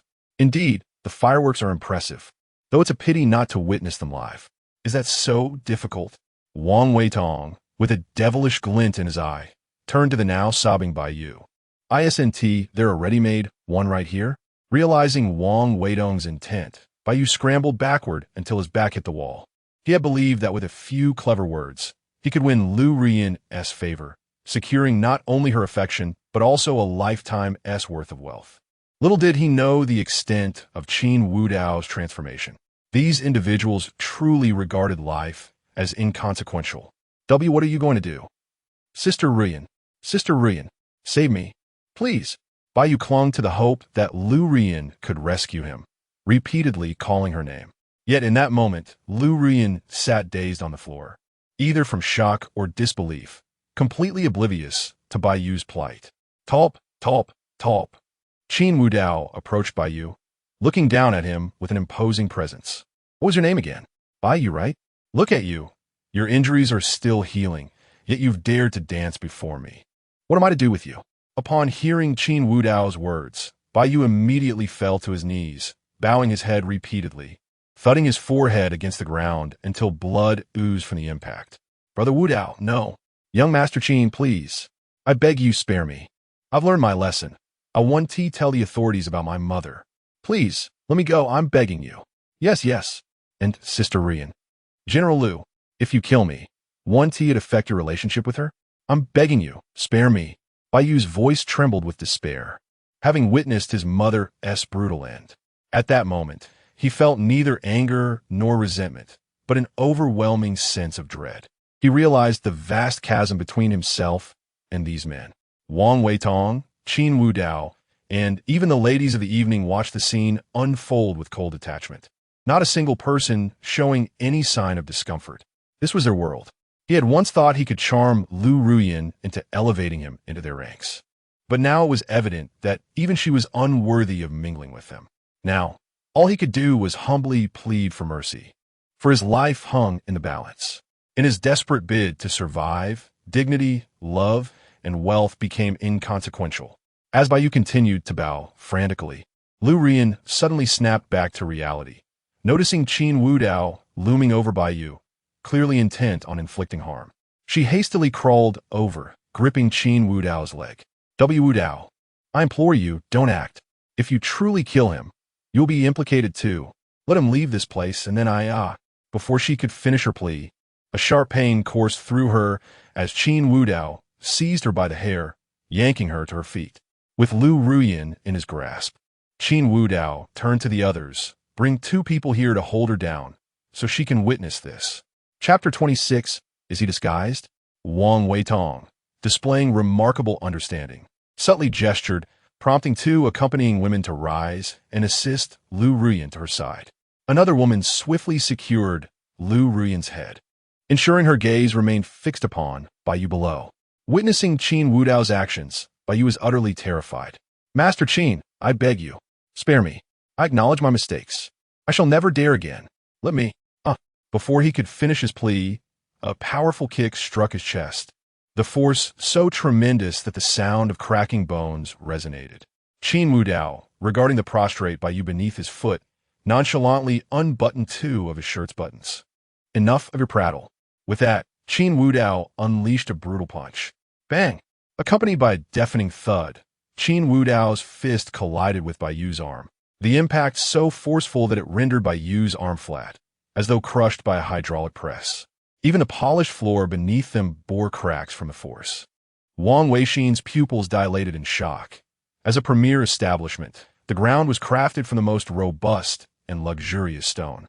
To obliterate another's arm with a single blow, fracturing the very floor itself. What immense power must one possess to achieve such a feat? Qin Ziru instinctively shivered. Only Wang Weitong remained composed, for he alone understood the terrifying strength of his brother.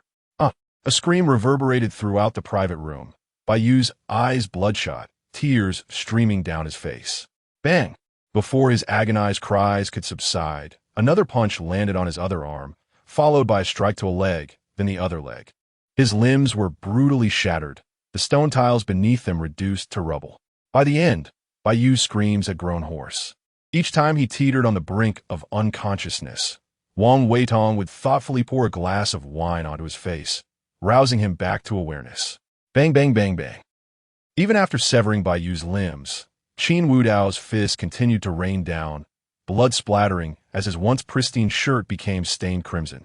Lu Ruyan, compelled to witness the unfolding horror, trembled slightly, clearly terrified, yearning to collapse yet unable to do so due to the firm grip securing her. Moments later, as Qin Wudao took a paper towel to wipe his hands, Bai Yu lay in a state akin to a puddle of mud. Not a single bone in his body remained intact, utterly shattered, yet he clung to a faint breath of life. Still alive? Qin Wudao mused, intrigued by Bai Yu's tenacity. How could one possess such resilience to endure such devastation? Yet, no hospital could remedy these injuries. This was no mere case of comminuted fractures. It was akin to being crushed beneath a steamroller. The onlookers beheld the ghastly scene. Even Wang Weixin's gaze reflected a hint of fear, and he seemed to perceive a flicker of Excitement? On Qin Wudao's face. Who would feel exhilaration at such a moment? This man must be insane. Contemplating the prospect of opposing such an individual, Wang Weixin pondered strategies, realizing that if he were to confront Qin Wudao, he must seize the opportunity for a decisive strike, lest he find himself in dire straits. Brother, you seem to be becoming increasingly unhinged. Wang Weitong approached Qin Wudao, eyeing the shattered ground, and chuckled. You've distanced yourself from humanity. In response, Qin Wudao jested. Want to learn? Forget it. Wang Weitong waved his hands in a gesture of surrender, pleading, just let me quietly be a handsome man.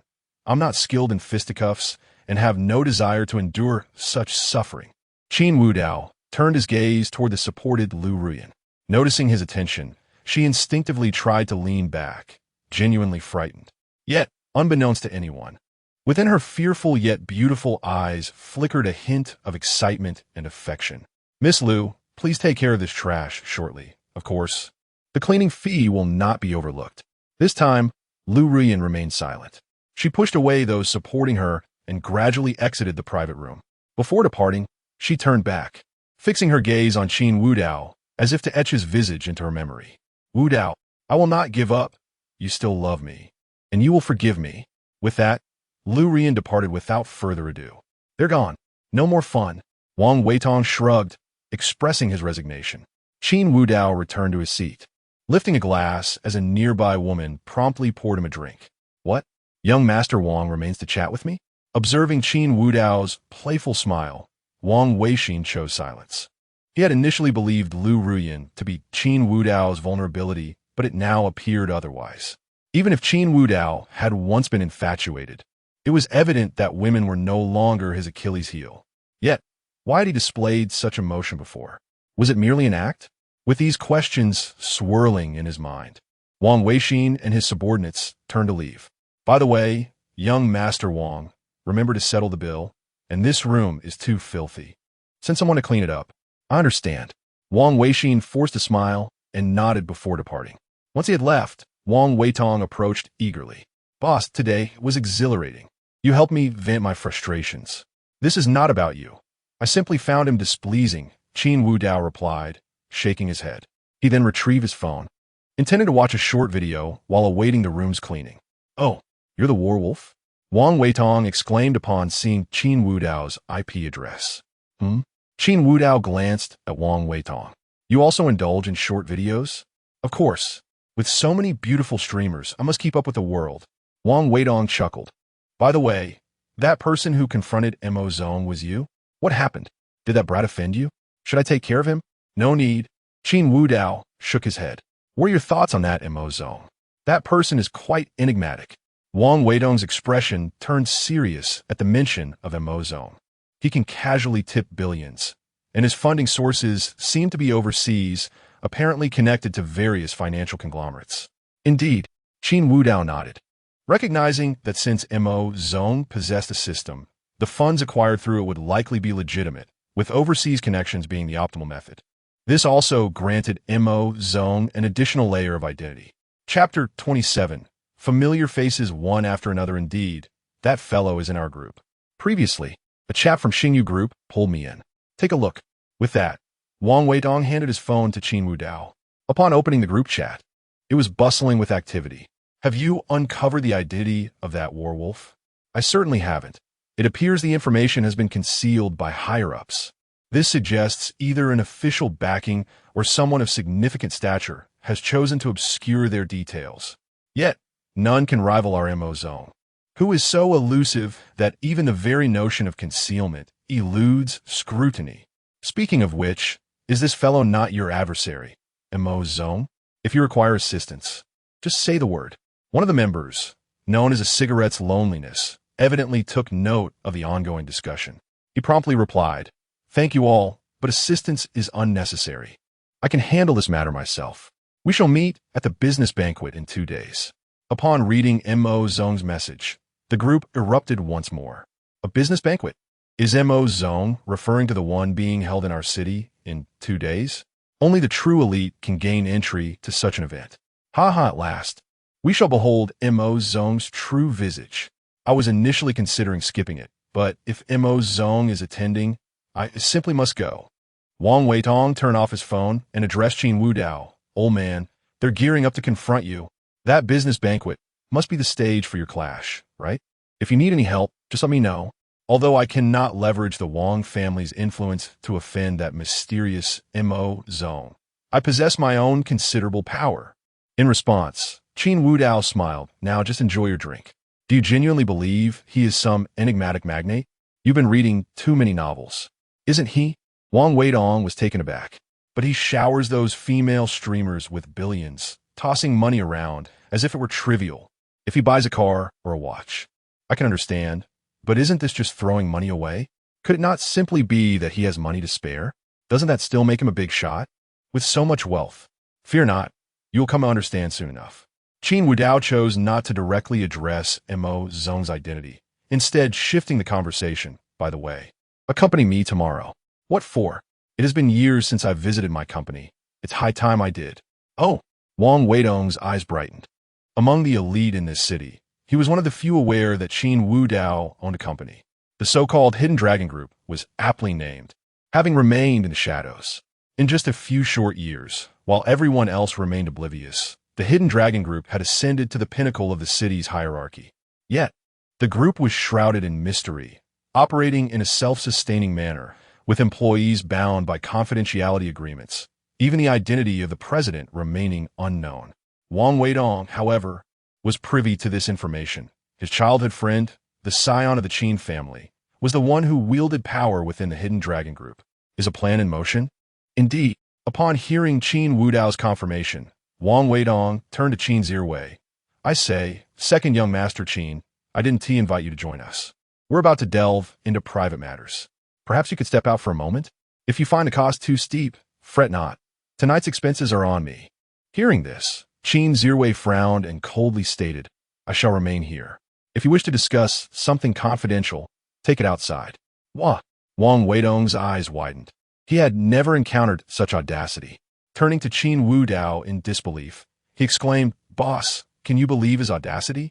Are you certain you two are not blood brothers?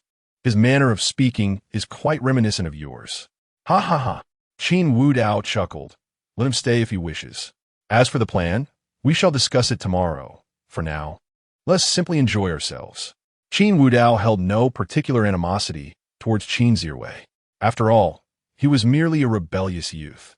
Even if he had a penchant for mischief, it was transparent and not duplicitous, whether due to his character or the Qin family's kindness. Qin Wudao had no intention of taking action against him unless Qin Zirwei sought his own demise. Yet, judging by recent events, it seemed Qin Zirwei was not without principles. With this in mind, Qin Wudao embraced a woman and began to revel in the evening's pleasures. The trio's drinking continued until the early hours, ultimately leading Wang Weitong and Qin Zirwei to embrace one another as brothers. Brother, let me tell you, this is my elder brother. You may address him as Master Qin. From now on, we shall have him looking out for us. You could be assured we will not suffer. Wang Weitong, now somewhat inebriated, clung to Qin Zirwei, his words slurring. Qin Zirwei nodded, downing his drink in one go, then turned to Qin Wudao. Master Qin, henceforth, I shall call you elder brother, just as Wang Laoge does. You shall look out for us both. Qin Wudao observed the two intoxicated revelers with bemusement. He gently pushed aside the two ladies beside him, their stockings now torn. Standing up, he realized that despite his robust constitution, he too felt the effects of the alcohol. He glanced at the entwined forms of Qin Zirwei and Wang Weitong, surmising that they were beyond further indulgence. With the rest of the party equally incapacitated, he decided it was time to retire. After adjusting his suit, he exited the private room, leaving the others to their own devices. Ding dong. As he stepped into the elevator, Qin Wudao exhaled a sigh of relief. With the dawn, he would head to the Hidden Dragon Group. As a former top-tier entrepreneur, his commercial acumen was unquestionable. To truly live vibrantly in this world, one must leverage every available resource to ascend to the highest heights and savor the views from above. As Qin Wudao pondered these thoughts, the elevator halted on the 4th floor, the dining area of the club. As the doors opened, a familiar fragrance wafted in, stirring a sense of recognition within him. Upon closer inspection, he gasped. More familiar faces? Had he stirred a hornet's nest today? Entering the elevator were both men and women, seemingly from two families, comprising 4 elders and 2 young adults. Chapter 28. Miss One. A few individuals were adorned in exquisite attire, clearly indicative of their affluent backgrounds. The young man possessed a handsome visage, his eyes sparkling with mirth, never diverting his gaze from the woman before him. The woman's chin was slightly elevated, exuding an aura that kept others at bay. Her eyebrows arched like distant mountains, hinting at an air of aloofness and coolness. Clad in a white cheapao, her figure was accentuated in a manner that balanced allure with grace. Her hair was elegantly secured with a jade hairpin, revealing a neck resembling that of a swan. This woman was a familiar figure from Qin Wudao's memories, Miss One Shireen of the Wan family.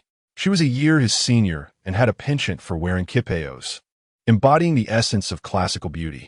Having studied traditional Chinese medicine since childhood, she carried with her a fragrance reminiscent of herbs and plants, which explained why her scent lingered in the air before she even arrived. Upon catching sight of Qin Wudao, a flicker of surprise passed through Wan Shireen's beautiful eyes, but it was quickly replaced by a serene composure. Qin Wudao harbored memories of her. He had gone to great lengths to be near her, even sustaining grave injuries to solicit her aid in healing. It remained uncertain whether Wan Shireen's icy demeanor was innate, but regardless of his fervent admiration, he had never once garnered a smile from her. He had silently trailed her side, steadfastly protecting her from various dangers, both in business and in private, embodying the role of a devoted admirer. Yet, their separation was precipitated by her words. "Thank you for your assistance over the past 2 years.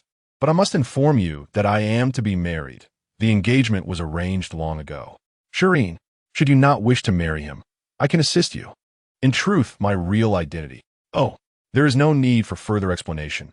I am aware of your efforts over these 2 years, but family matters take precedence. I appreciate your kindness. Shireen, do you truly not wish to give me a chance? I can persuade your family." "No need. Our relationship is merely that of patient and doctor. I have never been concerned about you. I apologize for my bluntness, but that is the truth." 2 years of devotion had culminated in nothing more than a mere expression of gratitude, and the beauty he wished to protect was to become another's. Unable to bear the heartbreak, he left the hospital she managed. On a rainy day, as he walked alone along the street, it was the appearance of Lu Ruyan that brought him a semblance of warmth, prompting him to shift his focus toward her. Ah, the folly of youth.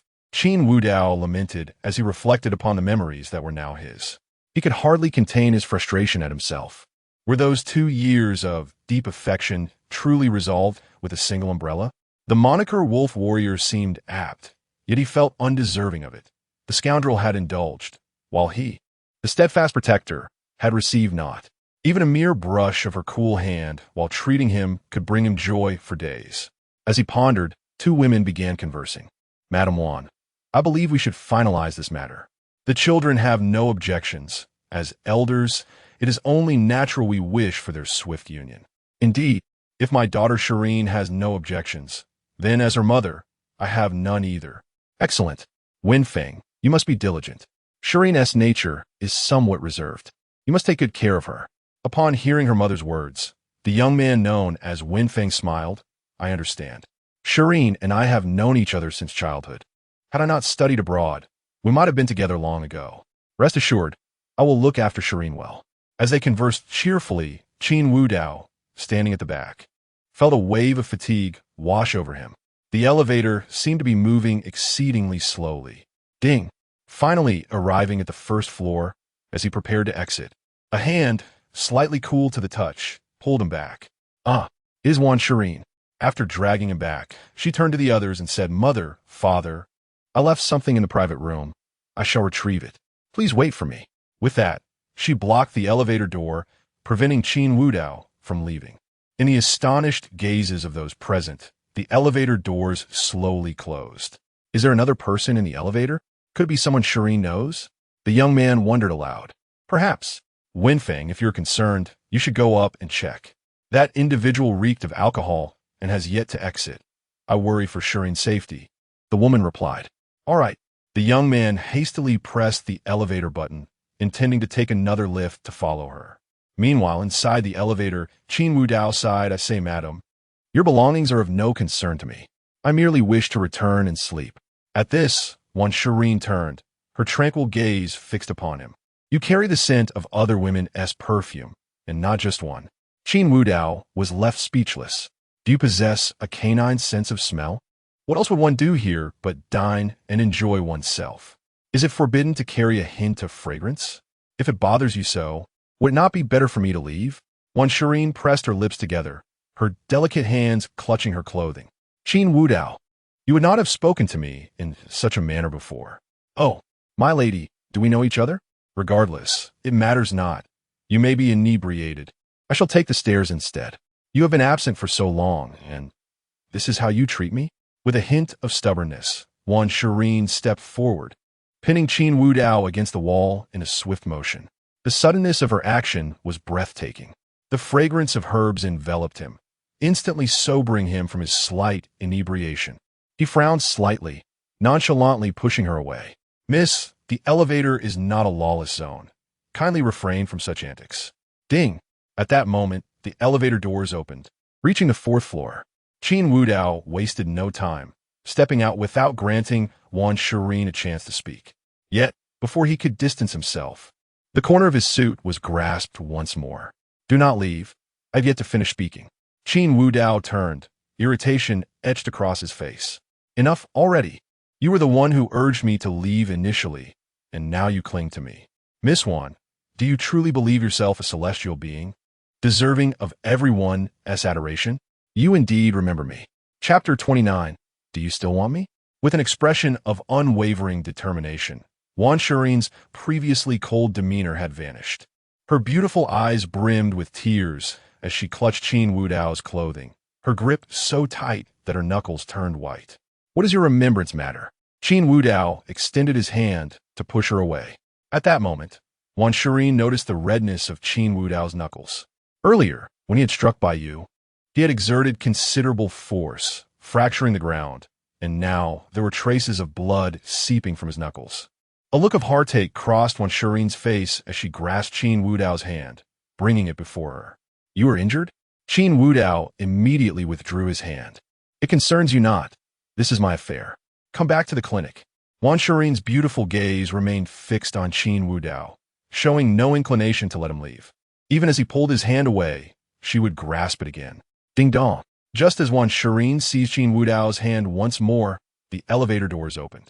A young man named Liao Wenfeng stepped out, and upon seeing Shireen gripping Qin Wudao's hand, he exclaimed, "What are you doing?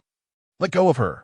He approached, glaring at Qin Wudao, and physically separated the two, positioning himself in front of Shireen. Who are you? This is my fiancée. Why do you hold her hand? In response, Qin Wudao shrugged helplessly. If your eyes aren't functioning, perhaps you should consider donating them. Can't you see that she is the one holding on to me? Liao Wenfeng. Shireen pushed Liao Wenfeng aside, her voice icy. Our matters do not concern you. You should leave. Liao Wenfeng stared at Shireen in disbelief. He never expected that the previously aloof Shireen would demand he depart at this moment. Shireen, has this guy been bullying you? Tell me, and I will. No. Shireen interrupted him, her tone indifferent. I have matters to discuss with him. You should return. You are my fiancée. Is it appropriate for you to be here conversing with another man? I never consented to this union. This statement was the final straw for Liao Wenfeng. His fists clenched tightly, veins bulging on his forehead, clearly enraged. Ding dong. Just as he was about to say something to Qin Wudao, the elevator doors opened again. Two men, Wang Weidong and Qin Zirai, emerged, their arms draped over each other's shoulders, appearing quite close. Brother, we're here for a late-night snack. Let me treat you to some fun. All right, let us enjoy ourselves tonight. I'll cover all expenses. Is this a slap in the face? Is this a slap in the face? The two continued their banter as they stepped out. Upon seeing Qin Wudao, Wang Weitong exclaimed, Hey, boss, what brings you here? Are you here for a late-night snack too? Come, let's go together. Before Qin Wudao could respond, Qin Zirai interjected, What boss? This is my elder brother. Understand? He is my brother, and you must call him brother as well. My brother is your brother. Nonsense, he is my boss. He is my brother. The two began to bicker around Qin Wudao. Liao Wenfeng and Wan Shirin overheard their exchange. Who is he? How could he command such respect from the second sons of the Wang and Qin families? Liao Wenfeng pondered, considering the business implications. If he offended such a powerful figure, would there be repercussions? Although the Liao family was a prominent clan, they might not withstand an assault from two top-tier families. In contrast, Wan Shirin's eyes narrowed, recalling Qin Wudao's earlier statement, "I will make your family agree." She had dismissed it as mere youthful bravado. But now it appeared that Qin Wudao had truly accomplished it, even earning the recognition of the second sons of the Wang and Qin families as their elder brother. How much hardship must he have endured over the years to become such an extraordinary individual? Was it all for the sake of deserving her? Wan Shirin's delicate body trembled slightly. She realized she understood nothing. Unbeknownst to her, the promise made by that young man had come to fruition, yet here she was, contemplating a marriage to another. The thought made her heart race, and the sense of suffocation nearly caused her to falter. Liao Wenfeng approached and inquired, "May I ask who this gentleman is?" "Do not inquire about me. We have no connection. Keep your fiancé away from me, and do not involve yourself." Liao Wenfeng was taken aback by Qin Wudao's words. He recognized that Qin Wudao had no interest in him. Therefore, why should he present himself for humiliation? He turned to Wan Shirin and gently suggested, "Shirin, let us leave. If you wish to leave, go on your own." Wan Shirin offered no grace to Liao Wenfeng. She turned her gaze to Qin Wudao, her previously dignified demeanor replaced with a vulnerability that evoked pity. "Wudao, do you still want me?" Upon hearing this, Wang Weitong and Qin Zirai were momentarily stunned, feeling as though the sky had fallen. The typically aloof young lady of the Wan family had transformed into this pitiful figure. They were both taken aback, let alone Liao Wenfeng, who felt like a clown. To think that his fiancée, he would ask another man if he wanted her. Qin Wudao regarded the trembling Wan Shirin and replied coolly, "No, you cannot not want me." Hearing Qin Wudao's words, Wan Shirin shook her head vigorously, tears cascading down her cheeks as she flung herself into Qin Wudao's embrace. Her delicate hands clutched his arm tightly. "I beg you want me." Qin Wudao felt the tremor of the person in his arms, memories of heart-wrenching pain flooding back. Yet he showed no hesitation and pushed Wan Shirin away. "I have no interest in you, nor have I ever contemplated anything with you. You may go wherever you wish and engage in whatever engagement you desire. It has no bearing on me." "Wudao." Wan Shirin gazed at him with tear-filled eyes, stammering, "I realize my mistakes. I implore you, grant me a chance. In the future, I will care for you. I know the sacrifices you have made for me." "Stop." Before Wan Shirin could finish, Qin Wudao cut her off. "I have not sacrificed anything for you, nor do I need your self-pity here. Stay far away from me." Chapter 30. The annulment of engagement. "I refuse." Wan Shirin shook her head, tears streaming down her face, yet her gaze remained resolute. At that moment, Liao Wenfeng's face turned ashen. After pursuing Wan Shirin for so many years, he had never witnessed any expression other than her usual serene demeanor. However, upon encountering Qin Wudao, Wan Shirin's emotions had crumbled entirely. The sensation was suffocating, and he dared not speak further, especially with young Master Wang and young Master Qin present. The two young men, intoxicated yet fierce, fixed their glaring eyes upon him. The Qin and Wang families were not mere noble houses. They were among the most prestigious clans in the bustling metropolis. Offending either of these families would lead to repercussions far beyond mere financial loss for the Liao family. "That man is insane." Qin Zirwei swayed unsteadily, his speech slightly slurred. "Gulme, big brother, come with me. I will arrange it for you. The daughter of the Wan family is just one person. I can provide you with 10. "Huh? You think you can arrange anything?" Wang Weitong interjected, displeased. No, big brother, come with me. I can arrange 20. "Absolutely not." Before Qin Wudao could respond, Wan Shirin firmly rejected their offers. The moment they mentioned arranging women for Qin Wudao, her heart felt as though it were being shredded by a knife, the pain rendering her almost unable to stand. She could not fathom the anguish she would endure upon witnessing Qin Wudao with another woman.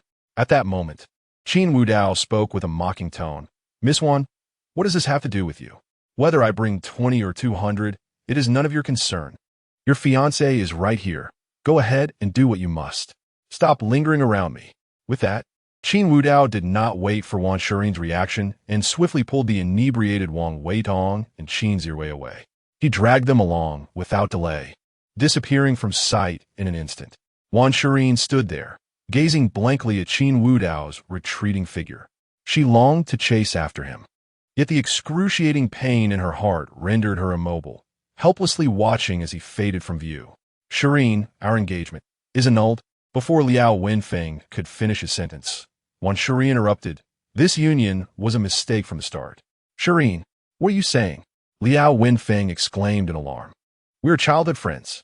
If it weren't for my studying abroad, we would have been together long ago. In response, Wan Shirin gently shook her head. Whether you went abroad or not, I have never harbored any feelings for you. Not even a little. I have always regarded you as a brother. Had he not appeared, I might have followed my family's wishes. But now that he has returned, my heart belongs solely to him. Liao Wenfeng's eyes burned with rage. He had coveted Wan Shirin for so long, and he could not allow her to be taken from him at the last moment. Just as he was about to retort, Wan Shirin showed no intention of listening further. She pressed the elevator button and departed. Liao Wenfeng intended to join her in the same elevator, but upon witnessing the frigid determination in her eyes, he hesitated and halted. Meanwhile, Qin Wudao had dragged Qin Zirwei and Wang Weitong into the dining area, carelessly tossing them into a seat. After arranging for them to be attended by the staff, he turned to leave. Whether out of concern for Qin Wanrong or his parents, Qin Wudao returned to the Qin family villa. The butler, detecting the scent of alcohol on Qin Wudao, hurriedly asked, Young master, would you like some hangover soup? No need. Thank you, Uncle Lu. I am fine, Qin Wudao replied as he made his way to his room. It was already past midnight, and Qin Wanrong had long since fallen asleep, lying in bed. Qin Wudao could catch a whiff of a delicate fragrance. Evidently, Qin Wanrong had been there recently. Perhaps she left due to being discovered or simply because she was too tired. Inhaling the scent, Qin Wudao soon drifted into slumber. The next morning, he awoke to an itch on his nose. Upon opening his eyes, he beheld a perfect visage. Qin Wanrong lay atop him, her hair fragrant with jasmine, brushing against his face. You're awake? Qin Wanrong exclaimed, her beautiful eyes sparkling with delight as they narrowed into crescent moons. Sister, what brings you here? He asked, with a hint of lingering melancholy gracing her enchanting features. Qin Wanrong replied, I waited for you here all night. Now tell me, where did you go yesterday? Why do you smell of another woman's perfume? Qin Wudao momentarily froze, realizing once more that a woman's sense of smell was more acute than that of a hound. Previously, Wan Shirin had detected the scent of another perfume on him, which was somewhat justifiable due to her years of studying traditional medicine. Yet, Qin Wanrong had no such background, nor was she a perfume connoisseur, yet she could easily discern the scent on him. Oh, so now you call me sister?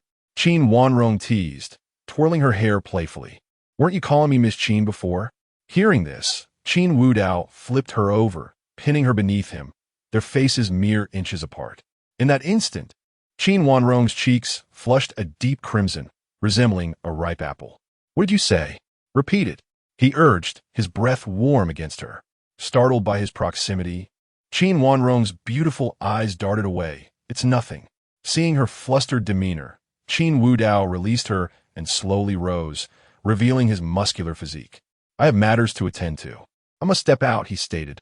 Qin Wanrong obediently acknowledged, subsequently rising as well. Her professional attire was slightly wrinkled, yet she showed no inclination to change.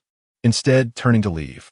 Watching her retreating figure, a smile crept upon Qin Wudao's lips as he too departed the room. He had arranged to meet Wang Weitong at a restaurant. After dressing, Qin Wudao drove away from the Qin family estate in the car prepared for him. The restaurant where he was to meet Wang Weitong was not far from the Qin residence, and he arrived within 10 minutes. As one of the finest dining establishments in the metropolis, the staff quickly recognized the Qin family's license plate and promptly arranged a parking spot for him. Exiting the vehicle, Qin Wudao entered the exclusive restaurant. There were no private rooms, only seating in the main hall, yet due to the steep prices, Patrons were few and far between. Chapter 31. The meeting with Qian Rabbit before Qin Wudao's arrival. 2 guests had already graced the dining establishment. Among them, the woman was extraordinarily beautiful, with a round face that possessed an exquisite delicacy, her skin as fair as snow, radiating a pearlescent glow, as if a mere touch would leave a mark. Beneath her elegantly arched brows lay a pair of large, shimmering eyes, and her cherry-like lips, naturally tinted, were perpetually curved into a faint, elusive smile that evoked delight in those who beheld her. Her long, flowing hair cascaded casually over her ample bosom, accentuating her enchanting curves. With every gesture, she exuded an alluring confidence that irresistibly drew the gaze of onlookers.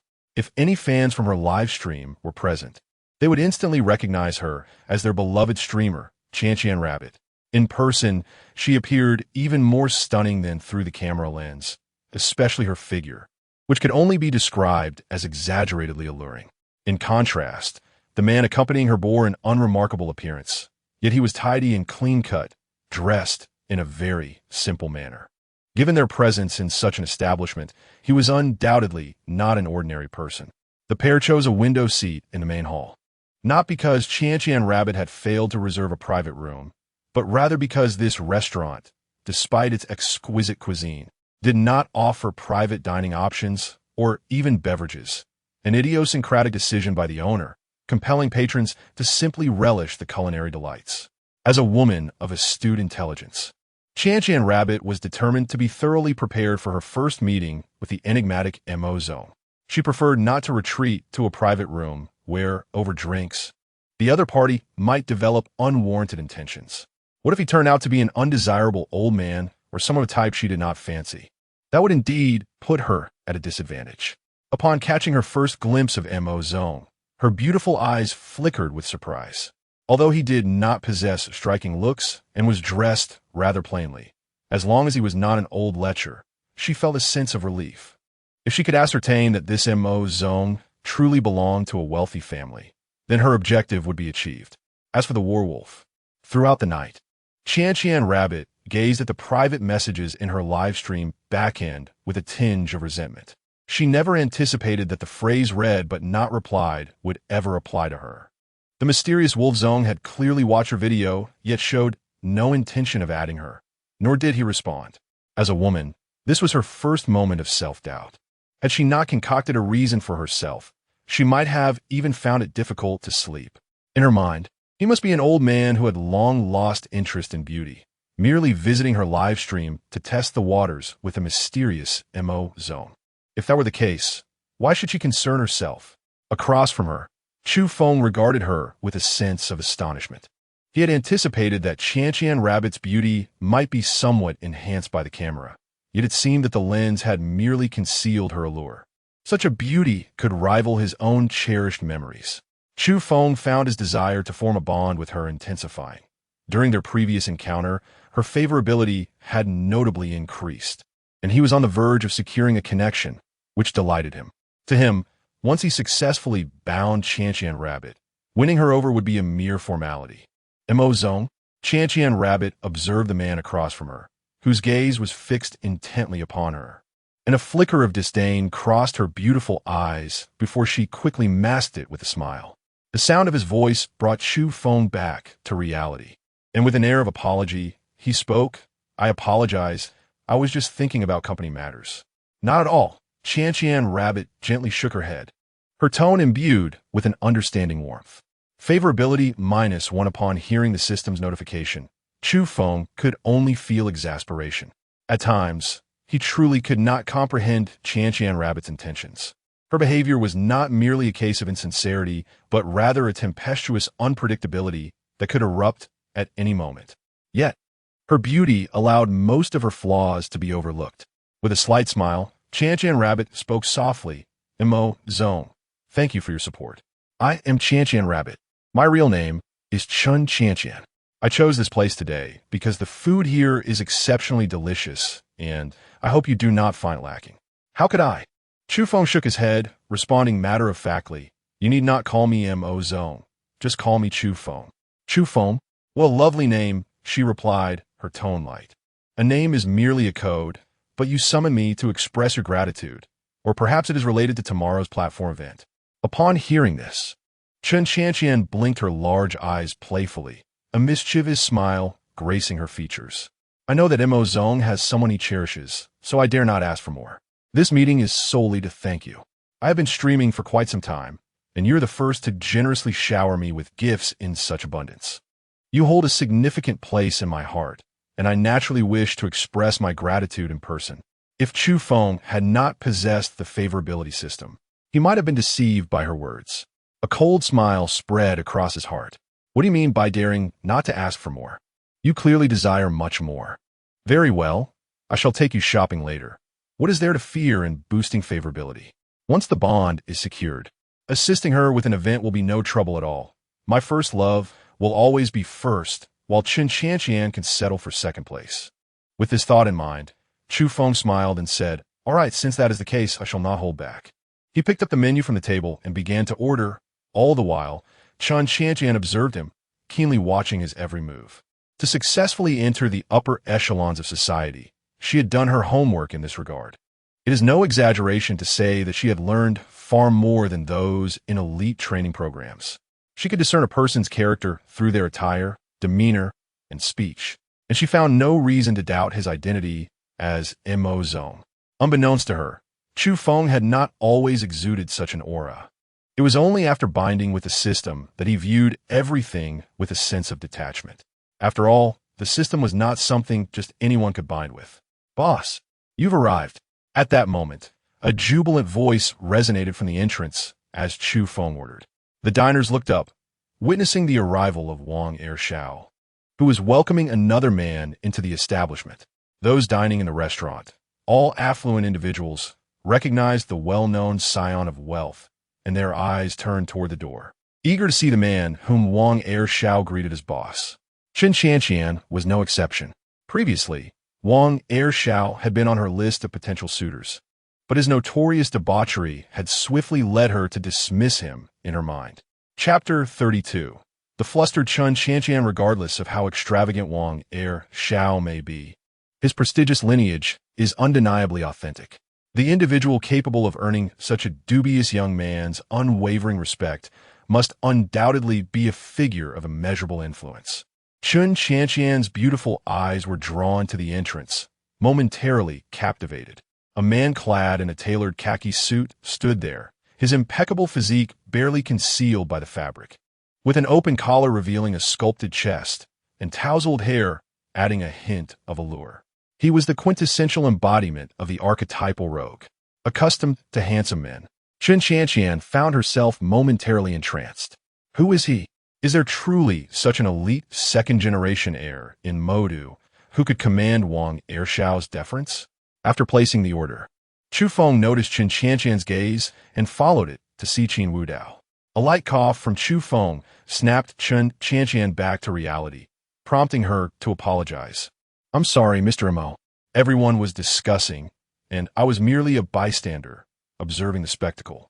Chen Qianqian was no fool. To deny or make excuses would signify defeat.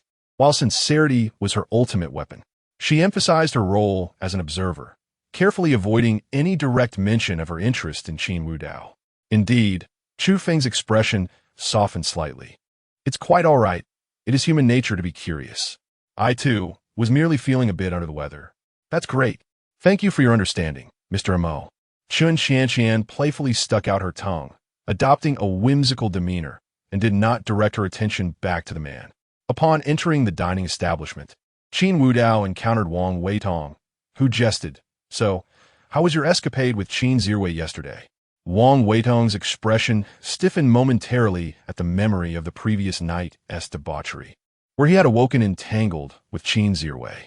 The chaos that ensued was unimaginable. I must say, boss, you were rather ungracious. I was inebriated, and you left me to fend for myself. You had Qin Zirwei with you. I saw no reason to intervene. Don't mention that scoundrel. The mere thought of Qin Zirwei induced a wave of nausea in Wang Weitong, as the morning's shocking visual was difficult to stomach. The two men casually found table. Boss, let's have a meal first. Then I will accompany you to the Yinlong group. Oh, surprised to hear that from you. Are we no longer laying low? Wang Weidong's smile bore a hint of sarcasm. If I play coy and refrain from contention, do you think they will let me be? Look at my elder brother. The moment he sensed my meeting with you, he rushed to create trouble. Indeed, if one desires to live joyfully, one must not be restrained. Rather than hiding, I should boldly declare my intent to compete. As he spoke, determination radiated from Wang Weidong's countenance. He was no ordinary wastrel. The Wang family's clandestine power rested firmly in his grasp. Over the years, he had laid extensive groundwork. Wang Weidong was not the ignorant second-generation heir. Having received the finest education and environment, he had meticulously crafted a network of influence, preparing for the day when betrayal might come from those closest to him. This very restaurant was also his establishment, designed to glean information. Inviting Qin Wudao here sent a clear message. He too sought the position of heir to the Wang family fortune, and he intended to do so openly. Seeing Wang Weidong's resolve, Qin Wudao felt a sense of reassurance. He welcomed his friend's ambition, fearing only that Wang Weidong might genuinely become complacent. If the time came for Qin Wudao to assist him, managing the aftermath would prove challenging. Well then, let's attend the upcoming business banquet together.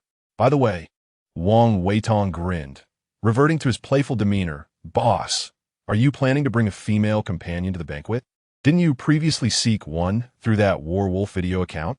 You finally grasped it. Suddenly, a noise from a nearby chair drew their attention.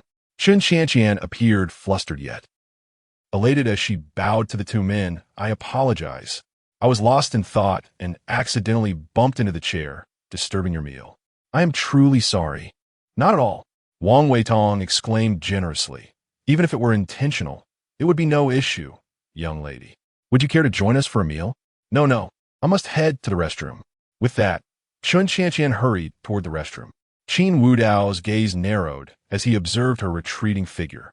His remarkable memory allowed him to recognize her as the streamer Qianqian Tuesday. He turned toward a seemingly ordinary young man sitting by the window. Is that him? As Qin Wudao focused on Chu Feng, the latter met his gaze without flinching. Wang Weidong noted the exchange and promptly dialed the assistant waiting at the entrance. Find out who that young man by the window is. Understood. After a moment, Qin Wudao redirected his attention from Chu Feng, concluding that he was indeed the elusive Mr. Montauk.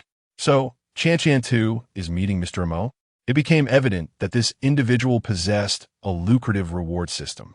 It was well known that such systems lacked other abilities but were abundant in monetary resources.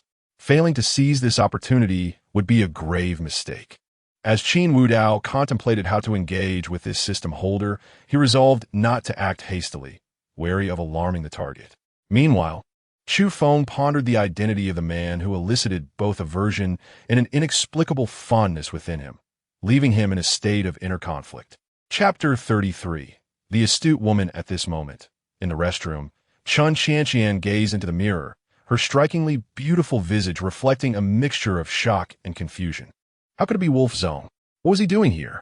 Did he somehow learn about her meeting with Mo Zong, prompting him to come and investigate? Or was it all part of the so-called trials of the wealthy elite, a test to see if she was merely a woman who coveted more than she possessed? Was it mere coincidence? What was his true identity that could command the loyalty of the likes of young Master Wang heir?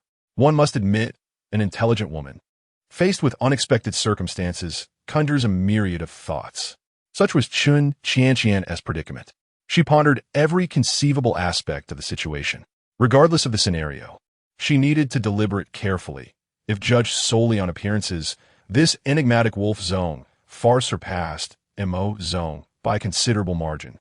As for status, Chun Qianqian found herself at a crossroads.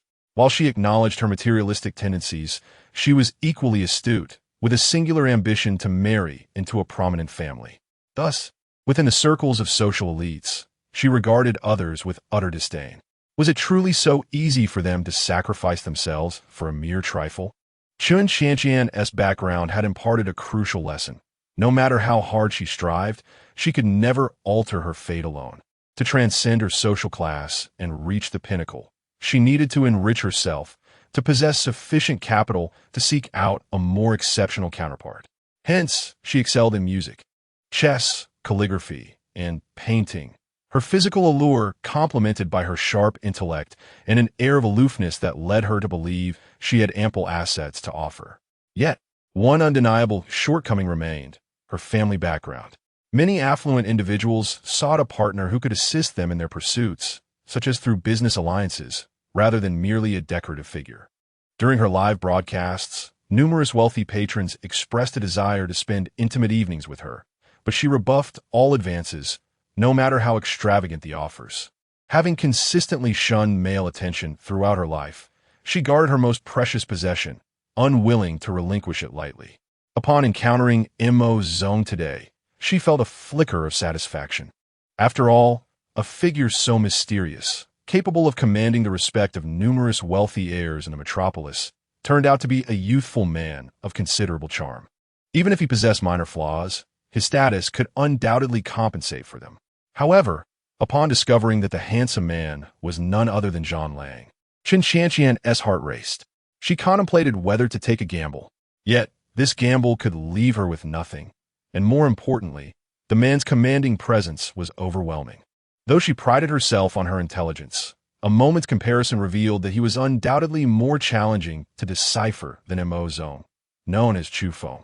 With a splash, Chen Qianqian splashed her delicate face with cold water, the brisk chill snapping her back to reality. Chen Qianqian, you must regain your composure. After waiting so long, isn't this the opportunity you've been longing for? The priority now is to uncover the truth behind that man's identity. And what of M.O. Zong? With this thought in mind, Chen Qianqian stepped out of the restroom. Upon her reappearance, her countenance radiated the usual charming smile and confident demeanor. She sauntered past Qin Wudao, her delicate hand inadvertently brushing against his arm. My apologies, sir. I seem to have bumped into you again. Qin Wudao responded with a smile. No problem. Just head back. Chen Qianqian hesitated before continuing. I just came from the restroom, and after washing my hands, I may not have dried them properly. Would you mind removing your outer garment for me? I can clean it and return it to you. Her words were logical and sincere, devoid of any ulterior motives. Wang Weitong observed the exchange with a hint of amusement, teasing, Boss, the lady has suggested you let her wash it for you. Qin Wudao shook his head in response. It's nothing but a bit of water. There's no need to wash it. Don't worry about it. With that, he turned away, resuming his tea, clearly signaling the conversation was at an end. Seeing this, Chen Qianqian did not press further. She offered a slight bow and departed, revealing no discernible intentions towards Qin Wudao. She had never intended to acquire his contact information through such means. It was merely an effort to leave a lasting impression. Had Qin Wudao readily accepted her invitation, she would have felt a twinge of discomfort. Such casualness was too unrefined. Instead, his demeanor only heightened her sense of delight and even ignited a spark of conquest within her. Once Chen Qianqian had left, Wang Weidong promptly inquired, Boss, do you truly have no interest in her? She is quite the gem. Just look at that figure. Never mind, if you're interested. You could always ask for her contact information now. Qin Wudao replied nonchalantly. Forget it. Wang Weitong sighed. It's obvious she is here for you. As for me, I wouldn't dare covet the future sister-in-law. Not even a shred of possibility. Ding dong. At that moment, Wang Weidong's phone chimed with a notification. After glancing at the screen, his pupils narrowed slightly, and he turned his gaze to Qin Wudao. Boss, the young lady's companion is none other than the elusive M.O. Zong we've been seeking. As Wolf Zong, aren't you curious to meet him? I am aware that he is M.O. Zong. Qin Wudao replied with a hint of inscrutable amusement. But now is not the time for introductions. He will be at the commercial gathering, will he not? That woman must be the streamer Qianqian Rabbit, right? It appears she is not particularly interested in M.O. Zong, but rather has a special interest in you. It seems last time, you didn't just overshadow M.O. Zong in the broadcast. You did so in matters of the heart as well. Wang Weitong lamented. Why didn't I inherit your handsome face? If I had, I wouldn't need to spend a dime. I'd have others showering me with money instead. Enough chit-chat, let us eat. Afterward, accompany me to Yinlong Group. Your connections need a transformation, Qin Wudao instructed. Understood, boss. Wang Weitong's demeanor shifted from playful to serious as he began to eat quietly. Upon returning to her seat, Chun Qianqian noticed the indifferent expression on Chu Feng's face. Being astute, she instinctively understood the reason behind his demeanor. Chapter 34. A talented individual Mo Zone. Please do not take offense. I truly did not mean it. The patrons here are all influential figures, and I feared that I might inadvertently offend someone and cause you trouble. Chun Qianqian's expression was exceedingly sincere, leaving no room for criticism. Although Chu Feng felt a twinge of jealousy, he refrained from voicing it, and Chun Qianqian's candidness elevated his regard for her. No need to be so cautious next time. Rest assured, no one can trouble you in my presence. Thank you, Brother Chu Feng. Chun Qianqian's radiant smile was indeed captivating, almost causing Chu Feng to lose his train of thought. However, he quickly regained his composure, glancing at his approval rating and exhaling a sigh of relief. It was indeed quite challenging to elevate Chun Qianqian's favorability. Should I resort to a grand gesture? After all, the platform event was approaching, and failing to assist by Yue Guang with votes at that time would surely make him a laughingstock. With this in mind, Chu Feng lowered his head and opened his phone. Among his chat list was a group named New World of Magic City, a gathering of many second-generation individuals, several of whom had become Chu Feng's admirers. After all, this mysterious tycoon was someone their parents had advised them to befriend carefully. A moment of solitude. Everyone, I'm dining at Mingware restaurant with a girl. The food here is quite good. After dinner, I plan to take her shopping, but my car hasn't arrived from abroad yet. If anyone is available to give us a ride or lend me a car, I assure you, I will repay you generously in the future. Ding dong. Ding dong. His words stirred a ripple in the group chat, and numerous young second-generation individuals eagerly surfaced, ready to offer their assistance. They were unconcerned about Chu Feng's intentions, as the promise of future rewards was enough to entice them. The exchange of such a simple favor for a generous repayment was well understood. Mingware restaurant. Is it? Mo Zone. Don't worry, I'll be there shortly. I'll arrange a convoy to personally fetch your sister-in-law. A convoy? I know the vehicles you possess. They're all business cars. What is so impressive about that? Don't worry, Mo Zone. The key to charming a girl is the spectacle. I'll bring some friends to orchestrate a splendid welcoming ceremony. Count me in. I'll be there in 5 minutes. Chu Feng couldn't help but smile at the messages flooding the chat. He indeed required an extravagant scene, as only such a display could swiftly enhance Chun Qianqian's favorability. Once successfully bound, he could unlock numerous system functionalities, alleviating his current passivity. Meanwhile, Qin Wudao and Wang Weidong quickly finished their meal. As two men not indulging in alcohol, they naturally dined swiftly. In contrast, Chu Feng seemed to be displaying his prowess in front of Qin Wudao as he stood and proposed to Chun Qianqian. Qianqian, let us head out. I'll take you to the mall for some shopping. Sound great. Although Chun Qianqian had not partaken in the meal, she understood the importance of the moment. Moreover, with Qin Wudao also rising to leave, it was a perfect opportunity to observe him closely. Chu Feng and Chun Qianqian exited their seats first, making their way outside the restaurant. Unsurprisingly, Chun Qianqian had settled the bill in advance. As they stepped through the door, they were greeted by a long procession of vehicles. A dazzling array of sports cars and premium business vehicles lined up before them. As soon as Chu Feng and Chun Qianqian appeared, a throng of young individuals emerged from the sports cars, advancing directly toward Chu Feng. Mo Zone. Sister-in-law. Their voices boomed, attracting the attention of passers-by, who wondered about the significance of such a grand display. After all, the gathering of luxury vehicles to welcome one person was a spectacle in itself. The recognition of Chu Feng stemmed from previous encounters with a few of these individuals, where he had brought them considerable benefits. The rewards he had received were not solely for use on the platform. The new user package had allowed him to cultivate numerous connections. He resided in a rental simply because his new home had yet to be cleaned. Chun Qianqian was taken aback by the spectacle. Favorability won indeed.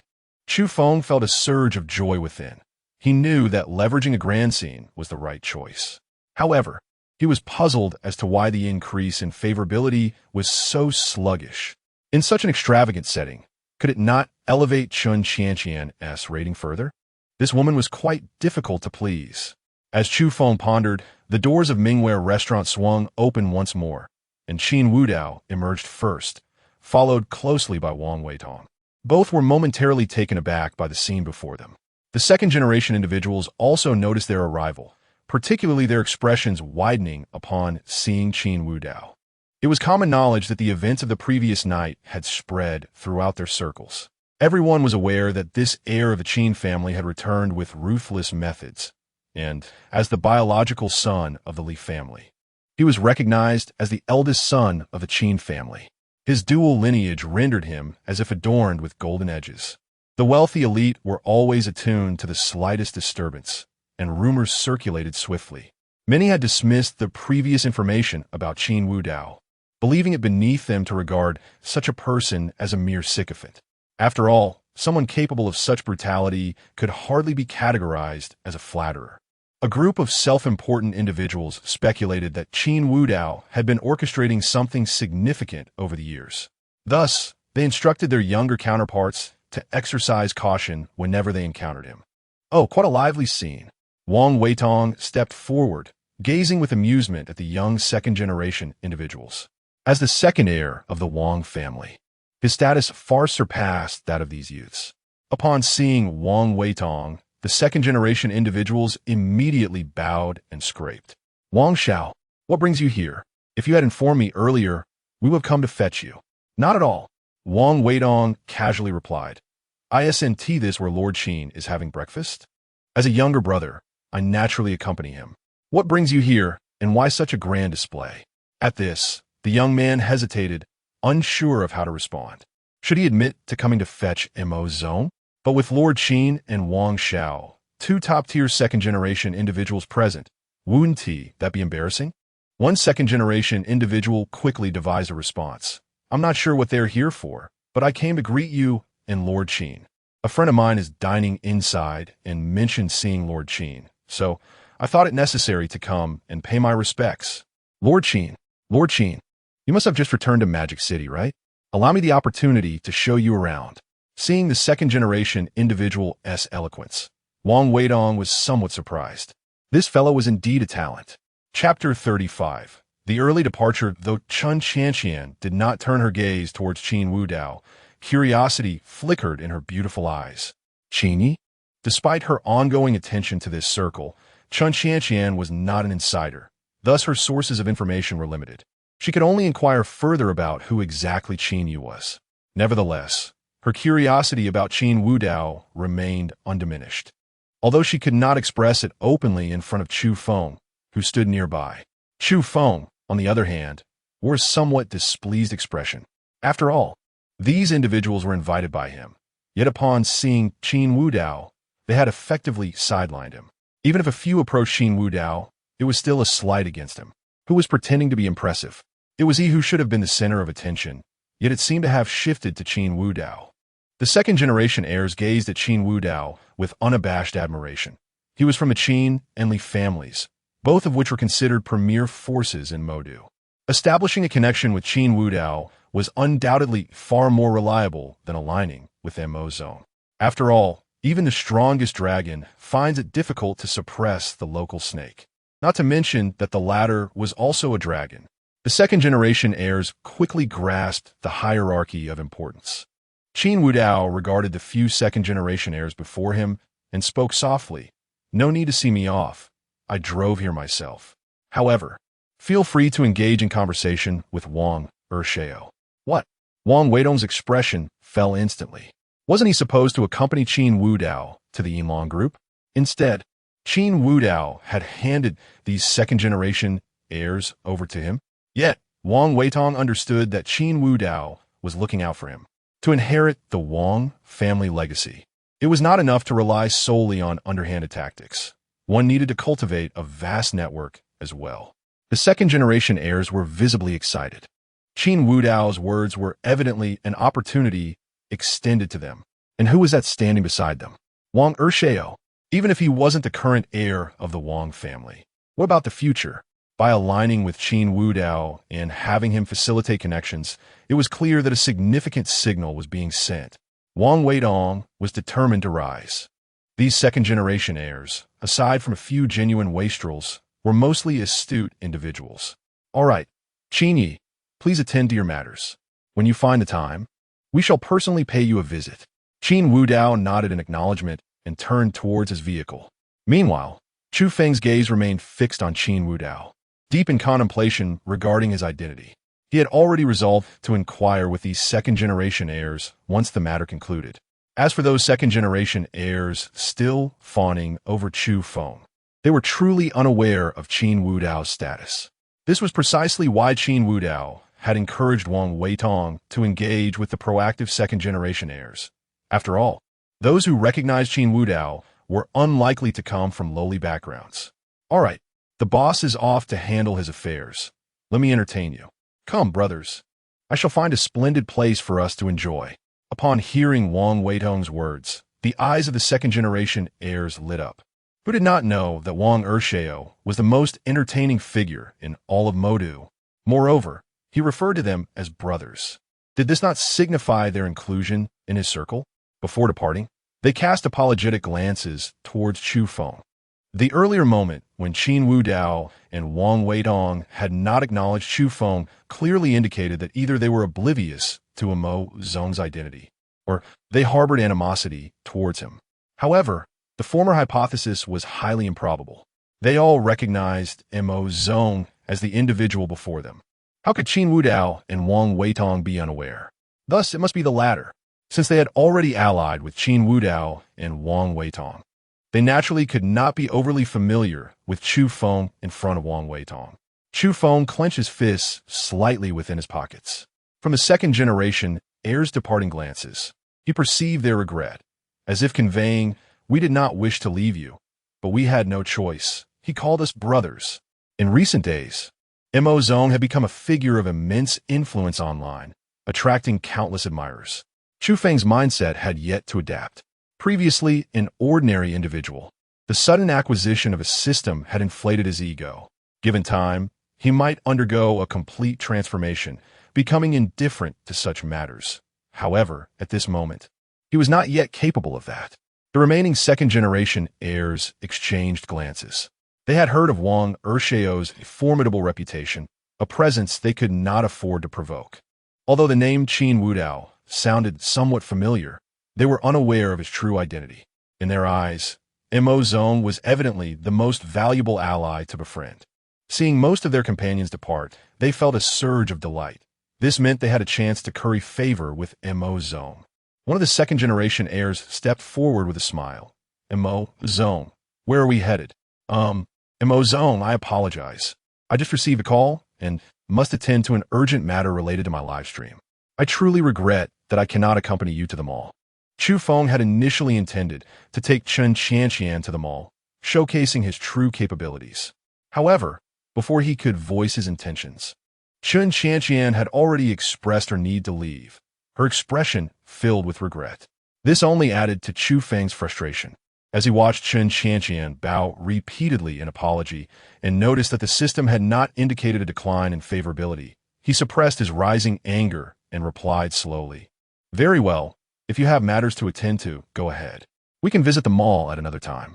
Would you like me to arrange transportation for you? No need to trouble yourself further.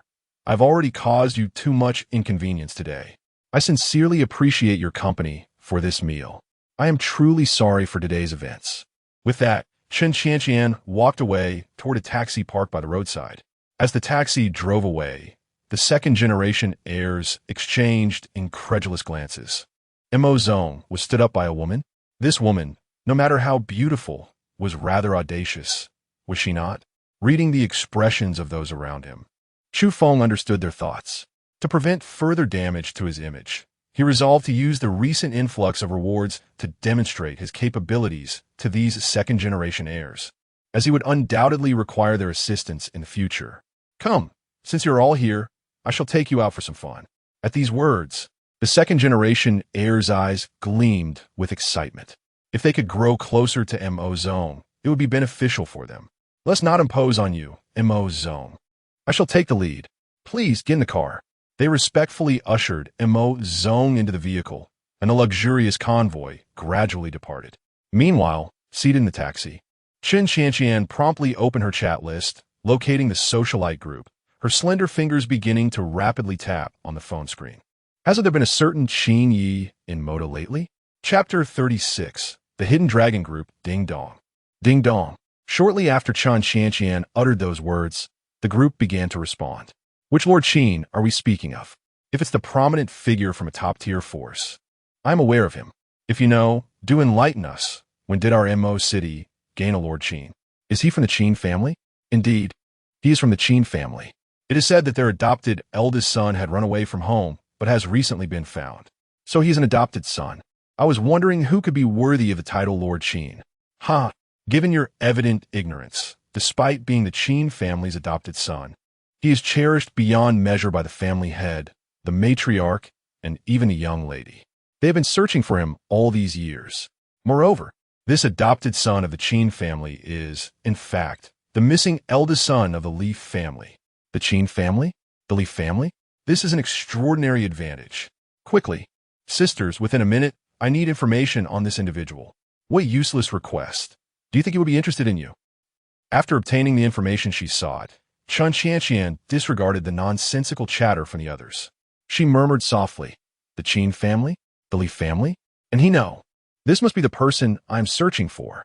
But how can I establish contact with him? In that moment, Chen Qianqian was filled with anxiety. She knew that the so-called sisters in the group were utterly unreliable. If they could indeed reach Lord Qin, how could they possibly assist her? It seemed she would need to utilize her backup resources. With this thought, Chen Qianqian reopened the chat interface, seeking the tools she required. Meanwhile, having left the restaurant, Qin Wudao drove directly to the most bustling street in Mo City's business center. At its heart stood a luxurious skyscraper, the name Hidden Dragon Group clearly visible. In front of the building, 2 rows of people awaited, led by Long Lin and Long Ya. Prior to arriving, Qin Wudao had already informed them of his arrival. After parking the car, Qin Wudao stepped out slowly. Dragon King, you, stop. Everyone, stand up. Initially, Long Lin and Long Ya, along with their subordinates, intended to kneel and recite the classic phrase of welcoming the Dragon King. But Qin Wudao did not wish to face social embarrassment. The most prosperous commercial area, combined with the controversial nature of the Hidden Dragon Group, attracted too much attention. If a group were to kneel and proclaim that the time had come to welcome the Dragon King back, it would be akin to social suicide in public. Hearing Qin Wudao's command, everyone immediately stood up. Long Ya looked puzzled. Their Dragon King had seemed fond of such displays while abroad. Why had he changed upon returning? Long Ya completely forgot that at that time, Qin Wudao was merely 18 years old. Now he was in his 20s, having long outgrown that youthful phase. Moreover, as a time traveler, he naturally would not permit such actions. Enough with the formalities. Please take me directly to the company. Yes. Long Ya and Long Lin nodded respectfully, gesturing for him to proceed. Qin Wudao strode towards the building, while Long Lin, dressed in a professional suit, followed him like a secretary, and Long Ya, clad in a black suit and exuding a sturdy physique, clearly served as a bodyguard. Under the respectful gazes of the crowd, Qin Wudao entered the building. Upon entering, he was greeted by opulent decor.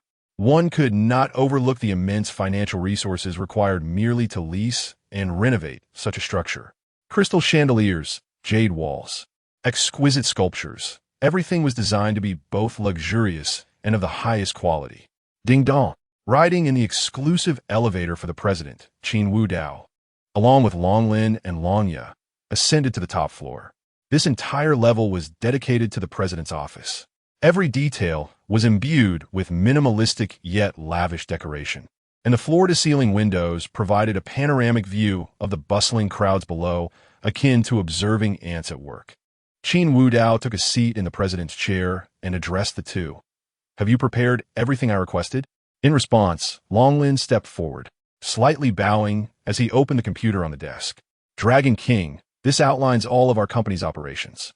No need to call me Dragon King anymore. From now on, refer to me as President Qin.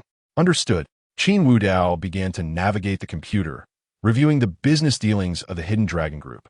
With his extensive experience in the upper echelons of society, he was well versed in commercial strategies. Coupled with his astute intellect, he could assimilate information at an astonishing rate. Soon, he grasped the entirety of the Hidden Dragon Group's operations. No wonder the Hidden Dragon Group managed to develop so rapidly without encountering any successful opposition. Their primary business revolved around import and export trade, encompassing land, sea, and air transport, as well as domestic and international product sales and manufacturing. A comprehensive service. Some subsidiaries were even exploring additional business avenues, albeit not yet formally initiated. This success was largely due to the influence of the Dragon King abroad. It is well known that a powerful dragon does not oppress local snakes, even with the substantial financial backing of the Hidden Dragon Group. How could the top forces in MO City allow a mysterious entity to suddenly stake a claim in their territory? Thus, the group faced numerous obstacles initially. It wasn't until they launched their import-export trade that they finally broke through, seizing a foothold and rapidly expanding their reach. Even though those forces attempted to impede their progress, they could do little to stop a self-sufficient operation. Of course, those forces often colluded with authorities to create difficulties, but money has a way of smoothing over obstacles. Additionally, with the formidable military power of the Dragon King and top talents across various industries, they swiftly carved out their own path. Now, having reached such a level of development, it was indeed somewhat intimidating. As Qin Wudao continuously maneuvered the mouse, observing all that appeared on the screen, he couldn't help but reflect.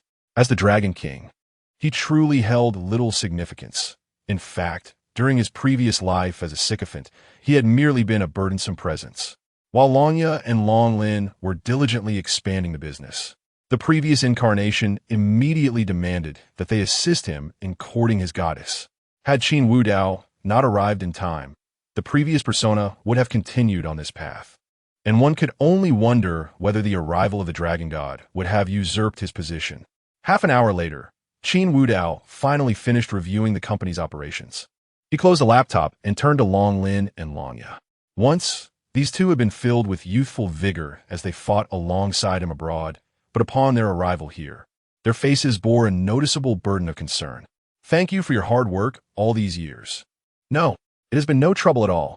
Upon hearing Qin Wudao's words, the two immediately knelt on one knee, bowing their heads to conceal their reddening eyes from him. Chapter 37. When I smile with a crooked mouth, it is impossible to claim that it is not difficult for so many years. Qin Wudao had disregarded the Dragon King's hall, wholly devoted to being a sycophant. Longya and Longlin had practically run themselves ragged. Despite their efforts, they could not elicit even a modicum of compassion from Qin Wudao. Instead, he persistently troubled them, utilizing the resources of the Dragon King's hall to assist those women. Qin Wudao approached slowly, helping the two to their feet, his voice laden with regret. "I will not become that way again. I hope you can trust me once more. Subordinate, I swear to follow you to the death." Longya's voice trembled with emotion. Beside him, Longlin, as a woman, was reduced to tears. She had long harbored feelings for Qin Wudao, yet he had never shown her a shred of tenderness. Now, the once spirited Dragon King had finally returned. Their long wait had not been in vain. Once their emotions settled, Qin Wudao spoke softly. "This upcoming business banquet marks the official commencement of our Hidden Dragon Group's path to supremacy. Have the dragon gods arrived in the country and discovered our whereabouts? They are unaware for now, but it is merely a matter of time before they find out." Longya hesitated, grappling with his words. Over the years, Qin Wudao's reckless behavior had rendered the elders of the Dragon King's hall somewhat dissatisfied. Nevertheless, the Dragon King held supreme authority. The elders could only endure their dissatisfaction, for the previous Dragon King had been Qin Wudao's master, who had directly passed the position to him. The return of the dragon gods was merely a stratagem devised by these elders to contend against Qin Wudao. If the position of Dragon King was supreme, then it sufficed to replace him with another. This competitor undoubtedly harbored ill intentions. Noticing Longya's expression, Qin Wudao surmised the underlying sentiments and inquired, "Will the dragon god smile with a crooked mouth?" "Huh?" The sudden question left Longya momentarily bewildered, unable to comprehend the meaning behind the crooked smile. Seeing the confusion on their faces, Qin Wudao felt compelled to demonstrate, forcing a smile that appeared somewhat stiff. "This is it. Longya and Long Lin exchanged glances, contemplating whether their leader had recently lost his mind. The smile was indeed handsome, yet its rigidity made it resemble a grimace. Never mind. Qin Wudao waved his hand dismissively. This is the smile that signifies the Dragon King. It matters not if you do not understand. But remember this. Should you ever confront the Dragon God and he displays this smile, either shatter his mouth immediately or flee, for this smile heralds his pretentiousness. Qin Wudao did not expect the two to grasp the implications of his words immediately, so he set aside the matter of the Dragon God. He had recently reviewed all the assets of the Hidden Dragon Group. With the support of the Dragon King's Hall, the group was indeed thriving. And in terms of financial statements, it was certainly not inferior to any top-tier force in Magic City. However, this was far from sufficient.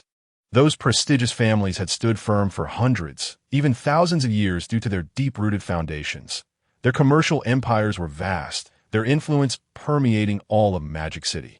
In contrast, the Hidden Dragon Group had little to show beyond import and export trade and transportation. Even if there were other ventures, they were mere trifles. Moreover, with those top-tier forces acting as local tyrants, they frequently undermined the Hidden Dragon Group, a situation that could not persist. Recently, Wang Weitong will allow the Wang family's underhanded tactics to join us. Your first task is to unite all the underground forces in Magic City. Remember, all of them. If you encounter any insurmountable issues, seek me out. Then we must establish connections with the authorities and leverage the influence from both sides to expand our territory further. The real estate industry is nearing saturation, but the hotel business remains viable. Do not fret about expenditures. Profits will come in due time. Acquire hotels in Magic City at high prices, buy as many as possible. And then for the transportation companies, I want not only goods, but also people. We shall secure an airline and a travel agency as well. These plans will be executed gradually. As for the rest, we shall discuss it after the business banquet. Understood. Longya and Longlin bowed their heads in agreement. The Dragon King's Hall boasted top talents across various industries. Even in the absence of such talent, they could easily recruit. Thus, they could swiftly gain mastery over any endeavor. With Qin Wudao issuing such numerous commands, the two regained their confidence. In their eyes, as long as Qin Wudao refrained from playing the sycophant, he was invincible, both in martial prowess and business acumen. After all, he was nurtured by a master renowned as a six-sided warrior. How could Qin Wudao, as his disciple, be anything but formidable after years of cultivation? Longya seemed to recall something and hastily asked, "By the way, Dragon, President Qin, should we take action directly at the business banquet?" "Naturally, but initially, do not reveal my identity as the president of the Hidden Dragon Group. I wish to assess the situation first to avoid any unforeseen complications. As for the timing of exposure." Qin Wudao pondered for a moment before his eyes lit up. "All right, as long as I smile with a crooked mouth, you shall make a grand entrance. Longlin." Longya. The two fell into confusion once more, utterly baffled by their leader's obsession with this crooked smile, which had previously been described as exclusive to the Dragon King. Could it be a formidable skill, or perhaps a secret code? Although perplexed, they nodded in understanding, having received their orders. "Very well, after the business banquet, I shall familiarize myself with the employees in the company. For now, you're dismissed. Take these next few days to rest well. Let others handle the tasks." Rest? The two were somewhat bewildered. After so many years, they had no idea how to relax. Did it mean going home to sleep? Well, enjoy yourselves. Longya, as a grown man, do you still need me to teach you how to have fun in Magic City? And Longlin, as a beautiful lady, it is time for you to pamper yourself. Go shopping and let the company foot the bill. Remember, do not skimp, buy whatever you wish. Even if you decide to purchase a building, the money is on me. Feeling the concern in Qin Wudao's tone, both were deeply moved, especially Longlin, who had always believed her leader did not regard her as a woman at all. Yet here he was, calling her a beautiful lady. Chapter 38. A little push. Longlin's fair face was tinged with a blush, her delicate hands nervously fidgeting with the hem of her garment, exuding an air of shyness. Beside her, Longya's eyes widened in astonishment. When had the female assassin, shrouded in shadows, exhibited such a girlish demeanor? Yet, as a longtime friend, He was acutely aware of Long Lin's secret infatuation with the Dragon King, silently hoping that this time she would not be left disappointed. All right, you both should rest now. I must take my leave, Qin Wudao commanded the two before turning to depart. As he exited the hidden dragon group, the afternoon sun bathed the surroundings in a warm glow. His phone buzzed with dozens of missed calls. Upon checking, he discovered they were all from Qin Wanrong, accompanied by a flurry of messages. Wudao, where are you? What are you doing? Let us have lunch together. You rascal. I'm your sister, and you ignore me? You haven't replied to either of my messages. I hope you're not in trouble. You better not think about leaving the country. I've already instructed my subordinates to seal off the airport. If you dare run, I'll break your legs. What on earth are you doing? Answer me. Seeing the frenzied messages from Qin Wanrong, a slight twitch appeared at the corner of Qin Wudao's mouth as he dialed her number. Hello. Almost instantaneously, she picked up, her voice tinged with seriousness. Sis, I was conducting business and had my phone on silent. I didn't see your messages, my apologies. I understand. Return home immediately. I want to say it twice. Before Qin Wudao could respond, she abruptly hung up. He pocketed his phone, feeling a sense of helplessness. It seemed that his sister was developing a rather obsessive demeanor, which was quite different from her childhood self. It is well known that while one may be fond of a yandere, being the object of their affection, especially when they are a strong-willed woman, is a precarious situation. However, there was something peculiar in her tone when she mentioned going home. Qin Wudao opened the car door and slid inside, gradually driving away from the hidden dragon group. Unbeknownst to him, a group of individuals atop a nearby skyscraper was observing his every move through binoculars. Qin Wudao, hidden dragon group. Longlin and Longya are indeed exceptional individuals. It seems our plan needs to be expedited. The Dragon King's palace awaits. As the leader chuckled coldly, his phone rang suddenly, and his fierce, icy expression transformed into a smile upon seeing the caller ID. Wifey, what is the matter? All right, I'll return home right away to prepare dinner for you.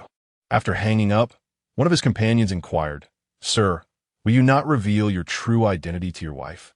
Not yet. The 3-year period has not yet elapsed, and I prefer to keep my identity concealed. What if I frighten her? Contact the dragon god and inform him that Qin Wudao is in the magic city. The hidden dragon group is under the influence of their Dragon King's palace. If they wish to confront the Dragon King, they must demonstrate their sincerity. As for now, I must go grocery shopping. You all keep watch. Understood, sir. In the Qin family villa, Qin's father and mother sat on the sofa, their faces alight with smiles as they engaged in conversation. In stark contrast, Qin Wanrong exuded an icy demeanor. Wanrong, look at you. Wudao hasn't fiancé. Why do you always wear such a cold expression? Upon hearing this, frost deepened in Qin Wanrong's beautiful eyes. Fiancé? I do not acknowledge that. My younger brother has just returned, and you wish for him to marry someone? Qin mother exclaimed in astonishment. You supported this engagement back when it was arranged. Now that Wudao has safely returned, and he has grown, it is only natural to bring their marriage back to the table. I never agreed to it. That was merely to enhance Wudao's standing in our family. Qin father chuckled, we have always treated Wudao as our own son. Why would we require a marriage to secure our status? If you oppose this union, you should speak with Wudao directly, but the engagement has already been arranged. Even if you wish to refuse, it must be after they meet. Seething with frustration, Qin Wanrong sat on the sofa, her temper simmering. Moments later, the front door swung open, and Qin Wudao walked in. Noticing the atmosphere among his parents and sister, he paused, bewildered. Mom, Dad, sis, what is going on? Wudao. Qin mother immediately stood and ushered him to sit on the sofa, producing a marriage certificate. When you were young, we arranged a marriage for you. Of course, we don't wish for you to sacrifice your happiness for the sake of the Qin family status, but since it was set, when you meet her, if you don't like her, your father and I will go to annul the engagement. All right? A marriage? Qin Wudao was momentarily taken aback, but quickly regained his composure. This engagement left him uncertain. After all, he bore the destiny of the chosen one and the antagonist. If he were indeed the chosen one, he might face an annulment. But if he were the antagonist, it could lead to him snatching someone else's fiancée. Either scenario posed its own complications. However, seeing the eager expressions of his parents, he chose not to refuse, reasoning that it was merely a meeting and he could always concoct an excuse to dismiss the matter later. All right, I will meet her. Good boy. Look at our Wu Dao, always so filial. And then their SU, Qin Wanrong, and your brother Qin Ziru, always infuriating us. Umph. Qin Wanrong scoffed, standing up and glaring at Qin Wu Dao before heading upstairs. Mom, Dad, I'll go find out why Sis is upset. Very well, go. And remind her that sulking won't help. The last remark from Qin, mother, left Qin Wu Dao puzzled, but he ascended the staircase nonetheless. Once he reached the upper level, his parents exchanged knowing glances, a glimmer of mischief in their eyes. Ha ha ha. Wanrong is clearly interested but refuses to admit it. She needs a little push. It would be ideal for these two to be together, but as for the Zhang family, we can always offer a bit more compensation. After all, Wu Dao has been gone for so many years, and I've heard that the Zhang girl has been getting close to another man lately, so this isn't our fault. Chapter 39. The wrong Qin Wanrong knock, knock, knock. Upon reaching the door of Qin Wanrong's room, he rapped on it assertively. Sister, you. Bang. Before Qin Wu Dao could finish his sentence, the door flew open and a delicate white hand emerged, gripping Qin Wu Dao's collar and pulling him inside with a swift motion. If Qin Wu Dao had chosen to resist, it would have been impossible for Qin Wanrong to draw him in, but to avoid causing her any distress, he willingly followed the force and stepped into the room. Inside, Qin Wanrong swiftly closed the door and locked it, then advanced towards Qin Wu Dao, pressing him against the door. Standing at a height of 175 centimeters, complemented by high heels, she was nearly his equal in stature. You. Just as Qin Wu Dao was about to speak, Qin Wanrong silenced him with a kiss. A refreshing, fragrant essence enveloped him, intoxicating his senses. Observing her movements, Qin Wu Dao noted their awkwardness. It was less a kiss and more an act of silencing, punctuated by the sound of their lips meeting. After a moment, Qin Wu Dao extended his arms to grasp Qin Wanrong, who continued to struggle, her head leaning forward as if determined to achieve her goal. Looking at her slightly swollen lips, Qin Wu Dao found himself wanting to laugh. Had he just been kissed forcefully? And in such a direct manner? What do you mean?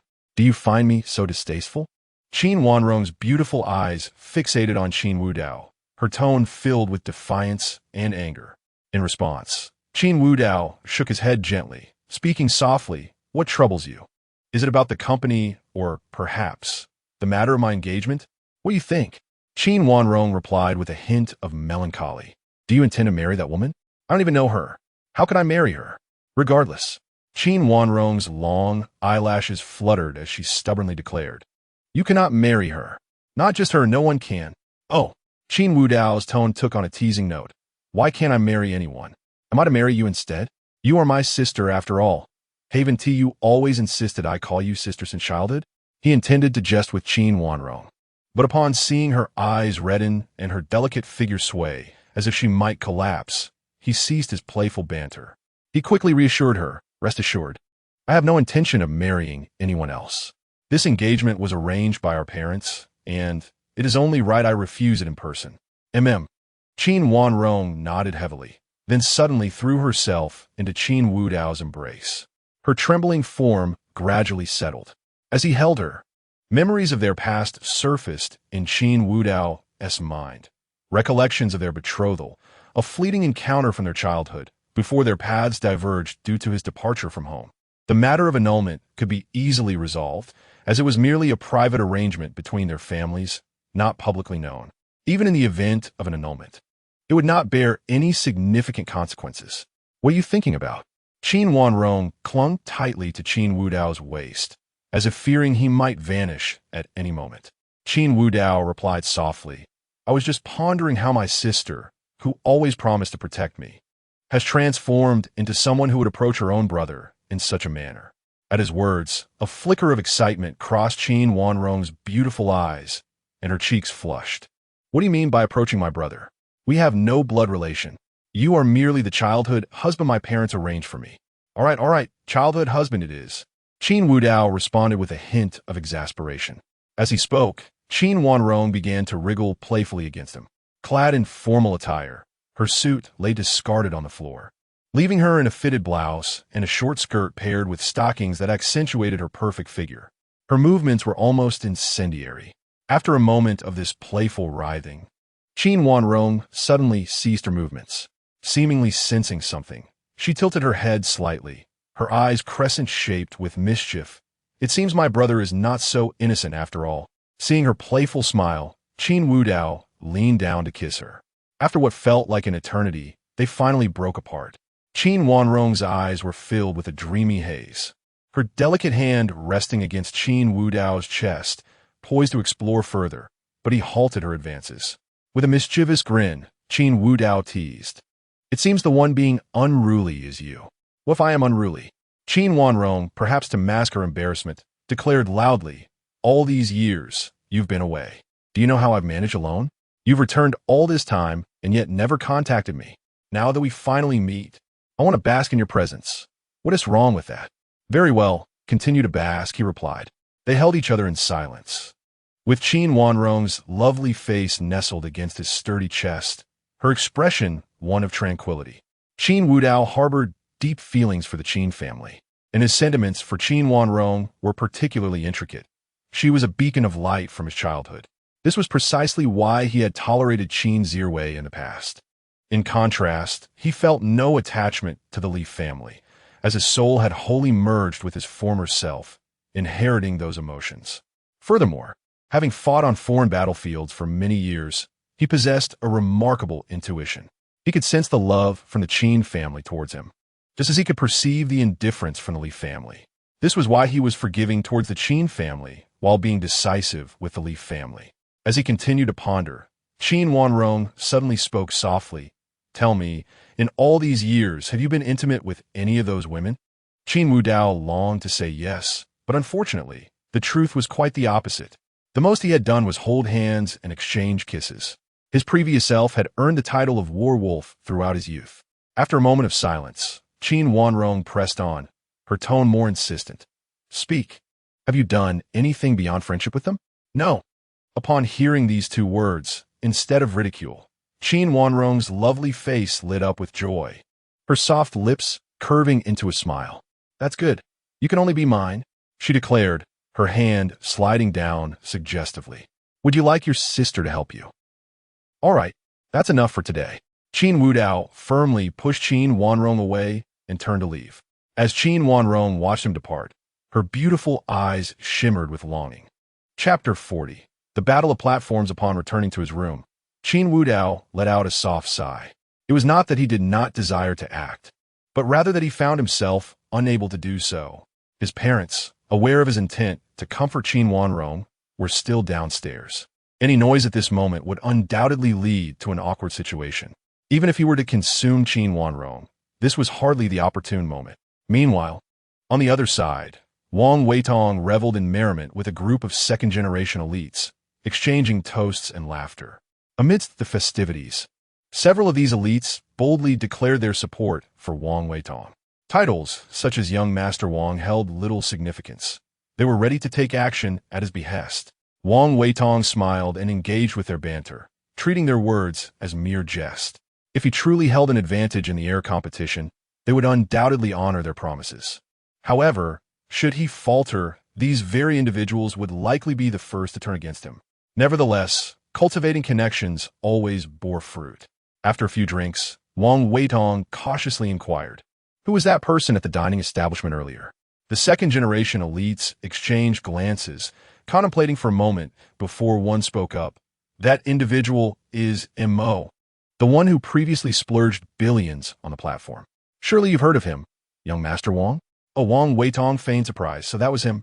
No wonder you all were so eager to assist." "Young Master Wang, weren't you part of that group? Did you not notice?" "Not at all. I was preoccupied with dining alongside Qin Yi," he replied, recalling the moment when the mention of Qin Yi sparked a glimmer of excitement in the eyes of the second-generation elites. "Indeed, Young Master Wang, your dining with Qin Yi will likely spread throughout the circle soon. When that happens, Wang Weixing." The statement was left incomplete, yet all present understood its implications. Wang Weitong, too, comprehended the unspoken words, smirking slightly as he remarked, "And what of it? My brother has always been concerned about my quest for power. This time, I shall show him just what I can achieve. As for Qin Yi, he is my dear brother, a companion since childhood. Thus, the second-generation elites nodded vigorously in understanding, their heads bobbing like chicks pecking at grain. With the backing of the Wang family, alongside the Qin and Li families, Wang Weidong's position as heir appeared secure. Once he fully grasped control over the Wang family, he would command the influence of 3 prominent clans. What a formidable force that would be!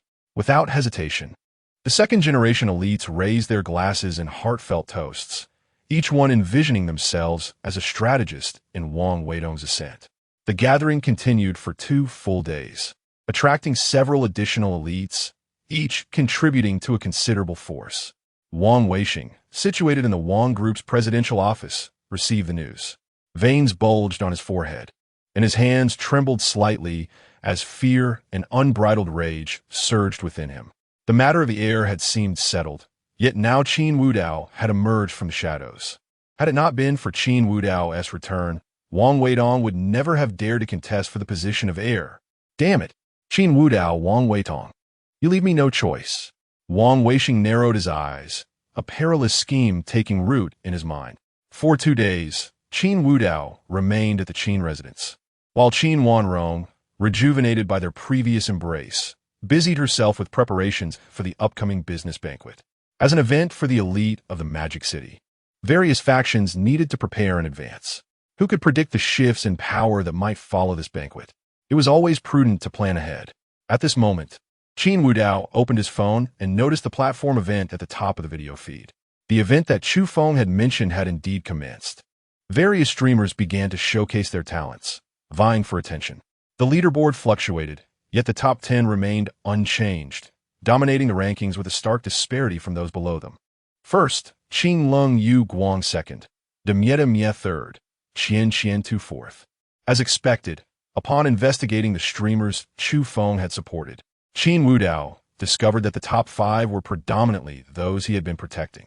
The 5th had received a staggering 80 million, while the first had been showered with 200 million.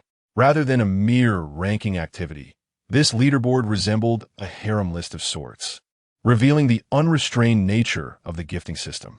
Seeing that Chu Feng could lavish such sums of money, Qin Wudao felt a twinge of temptation. As the Lord of the Dragon King Hall, he had never been short of funds. Setting aside the accumulated wealth of the Dragon King Hall, the hidden dragon group in Magic City was also a colossal entity worth hundreds of billions. Yet even so, he would never frivolously toss millions into the platform as Chu Feng did. Qin Wudao clicked into the stream of Qing Lung Yuguang, the mysterious figure who had recently overshadowed Mo in Qian Qian Tu's stream. The arrival of Wolf King naturally incited a frenzy in the chat. Is Wolf King here? Ha! Is he attempting to steal Mo's thunder again? Surely he wouldn't dare. Though Wolf King did suppress Mo for a moment in Qian Qian Tu's stream, it was merely due to Mo's concession. This world is not devoid of wealthy individuals. After all, everyone knows that Mo desires to protect our Miss Yuguang above all else, especially after dropping 200 million. Does Wolf King possess that kind of clout? As Qin Wudao observed the chat, his gaze shifted to the woman on the screen. It must be said, Chu Feng's taste was impeccable.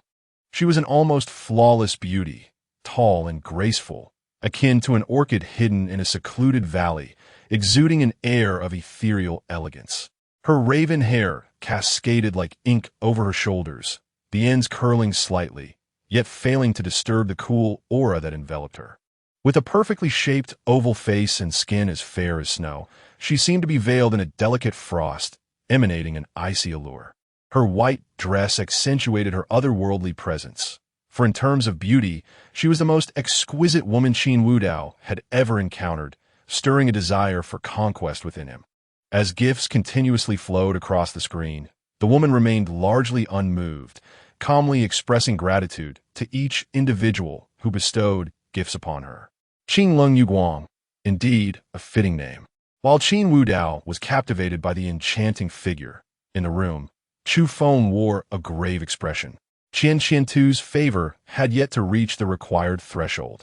Much of his expenditure was from his own rewards. Chapter 41. The clash unfolds initially with a staggering 200 million in donations. The cool and ethereal Moonlight was assuredly at the pinnacle of the rankings.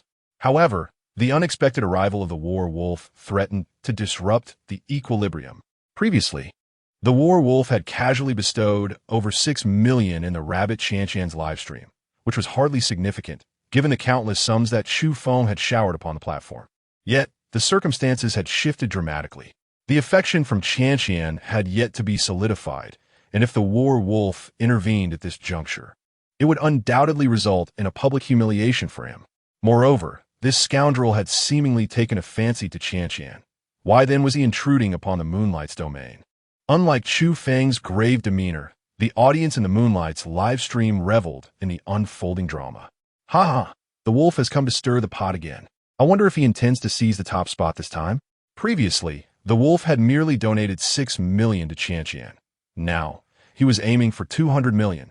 Snatching the top position was no trivial feat if the wolf were to make a move for the top rank. It was certain that the enigmatic MO would respond in kind. After all, our beloved Moonlight had always been under Mo's vigilant protection. It seemed that this time, Moonlight was destined to soar, gaining financial freedom from a single platform event. At this moment, the enchanting Moonlight's ethereal gaze betrayed a flicker of curiosity. The competition between the wolf and MO for Chanchan's attention had become common knowledge across the platform. MO had previously declared an intent to confront the wolf during this event. And just as one would expect the wolf to abstain from participating, he suddenly made an appearance after Mo's lavish donation of several billion. Just as the audience prepared to alert the wolf, they were taken aback to find he had exited the stream. Ha ha ha, it appears the wolf has retreated. Indeed, Mo is the true titan of wealth. Seeing 200 million must have left him flabbergasted. Mo is invincible. Mo had safeguarded his Moonlight, and it was evident. A platform event was not an annual affair. With a direct 200 million, compounded by scattered donations, the total was already 300 million. How could it possibly rise further? Mo, from now on, I shall follow you. Mo is unbeatable. Observing the adulation pouring in the livestream, Chu Feng's anxieties began to dissipate. In his eyes, the wolf's withdrawal signified a tacit concession. Indeed, no matter how affluent the wolf was in reality, it was implausible for him to part with 2 billion in a single donation. However, with the donation system at his disposal, he could easily treat money as mere numbers. Though he had temporarily drawn from his reserves, as long as Chanchan secured her affection, one day he would reclaim his losses. In Chanchan's livestream, she continued to express her gratitude for the scattered donations from her supporters. Currently, the leading Moonlight boasted a staggering 300 million in Dragon Country currency, while her own stream, aside from Mo's generous 100 million, accumulated a total of 130 million. Although the gap to first place was substantial, with effort, surpassing the second place was not out of reach. As Chanchan expressed her thanks, her other phone chimed with a notification. Upon opening it, she found a message from a friend. The War Wolf you told me to follow has logged in and just visited the Moonlight's livestream. What?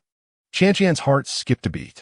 She had shifted her focus entirely to Qin Wudao, the very War Wolf in question. But what if Qin Wudao developed an interest in Moonlight? As a woman, she had to concede that Moonlight's otherworldly allure was indeed irresistible. While she believed herself unmatched in physique when it came to elegance and beauty, Moonlight effortlessly outshone her. Was the wolf planning to contend with Mo in Moonlight's livestream? This was the first time Chanchan exhibited a hint of dissatisfaction during the stream, biting her lip with her beautiful eyes reflecting a mixture of jealousy and resentment. She even forgot she was live. As the audience bombarded the chat with queries about the host's predicament, her friend messaged again. The Warwolf said nothing and left the Moonlight's livestream. Thank goodness. Chanchan's heart finally settled. She had anticipated a showdown between the wolf and Mo in Moonlight's stream, but it seemed the concern was unfounded. Even if the wolf had refrained from contributing due to the hefty amount, it was still preferable to donating elsewhere. The Qin and Li families were among the elite forces in a magic city. Qin Wudao, associated with both, was the epitome of wealth. Coupled with his extraordinary looks and wild charm, Chanchan's mind was consumed by thoughts of him these past few days. Her desire for conquest reached unprecedented heights. While reminiscing, she inadvertently glanced at the chat, noticing messages welcoming the war wolf. "Yes, my live stream." Qianqian's eyes widened as she frantically scrolled her phone screen, and indeed, a clear notification appeared. "The war wolf has entered your live stream." He really came. The war wolf sent Luxury Emperors 10, Luxury Emperors 50, Luxury Emperors 100. This platform event specifically featured such gifts, each valued at 10,000 Dragon Country currency, primarily to aid hosts in their rankings. Witnessing the cascade of gifts, Qianqian transitioned from astonishment to joy and finally to exhilaration. She had previously speculated that if Qin Wudao aimed to target Chu Feng, he would do so in Moonlight Stream. Now it appeared he intended to patronize her. Whether it was 200 million or 300 million, while Qianqian appreciated it, she remained unperturbed. She had set her sights on a singular goal. She was indeed materialistic, yet only for the riches of the affluent. An ordinary person, even with billions, could not transcend social strata. However, entering a wealthy family was an entirely different matter. Thus, regarding those gifts, Qianqian was more concerned with Qin Wudao's sentiments. As she reveled in her delight, the luxury emperors kept multiplying on the screen. 500, 1,000, 2,000. The numbers continued to climb. Already surpassing 20 million, Qianqian ascended from third to second place. The audience erupted in fervent discussion. The wolf, who had previously overshadowed Mo in Qianqian's livestream, was also a mysterious tycoon. Given his decision to splash cash at this moment could be aimed at Mo, truly, the wolf was formidable. His initial move was nothing short of ruthless. It seemed this time he was indeed targeting Mo. Ha ha ha! The clash had commenced. The question remained, could the wolf successfully overshadow Mo? Chapter 42. Hand over the phone, is it really impossible? This time it's not 6 million, but 200 million. What of 200 million? For us, it's an astronomical figure. But for these wealthy patrons, isn't it merely a matter of a flick of a finger? Look, it's already over 60 million and still climbing. Observing the incessantly rising rewards for Qianqian Rabbit, one could easily surmise that this time, Wolf is once again gunning for Mo. Damn it. Sitting in his chair, Chu Feng naturally noticed the constant notifications flashing across his phone, as well as the surging reward value of Qianqian Rabbit on the leaderboard. Qin Wudao's actions clearly had their purpose. He had previously tested Chu Feng's limits, and this time, he intended to discern just how far Chu Feng had unlocked that system. From the total rewards of the first to the fifth places, it appeared that Chu Feng had already amassed 400 million this time. If he could continue to spend so recklessly, it would signify that his system had developed to a formidable level. However, if he could not persist, it would indicate there were restrictions in place. At that point, he could dispose of all the funds at his disposal, facilitating the execution of his next plan. Zhanlong sent out luxurious Emperor gifts 18,000, instantly consuming 180 million. Qianqian Rabbit surged to the top of the activity leaderboard. In the cold, silvery light of the livestream, many influential figures awaited Mo's instructions. Among them, only a few were mere spectators. The rest were prominent members of the second-generation elite. They had come to this stream not only because of the host's beauty, but primarily to show respect to Mo. Now that the top spot had been snatched away, they were eager to see how Mo would respond. A lonesome cigarette sent luxurious Emperor gifts 100, and the call to action began. Brothers, keep voting. Let us crush them. Ha ha ha. Mo is invincible. If he wants the top spot, he shall have it.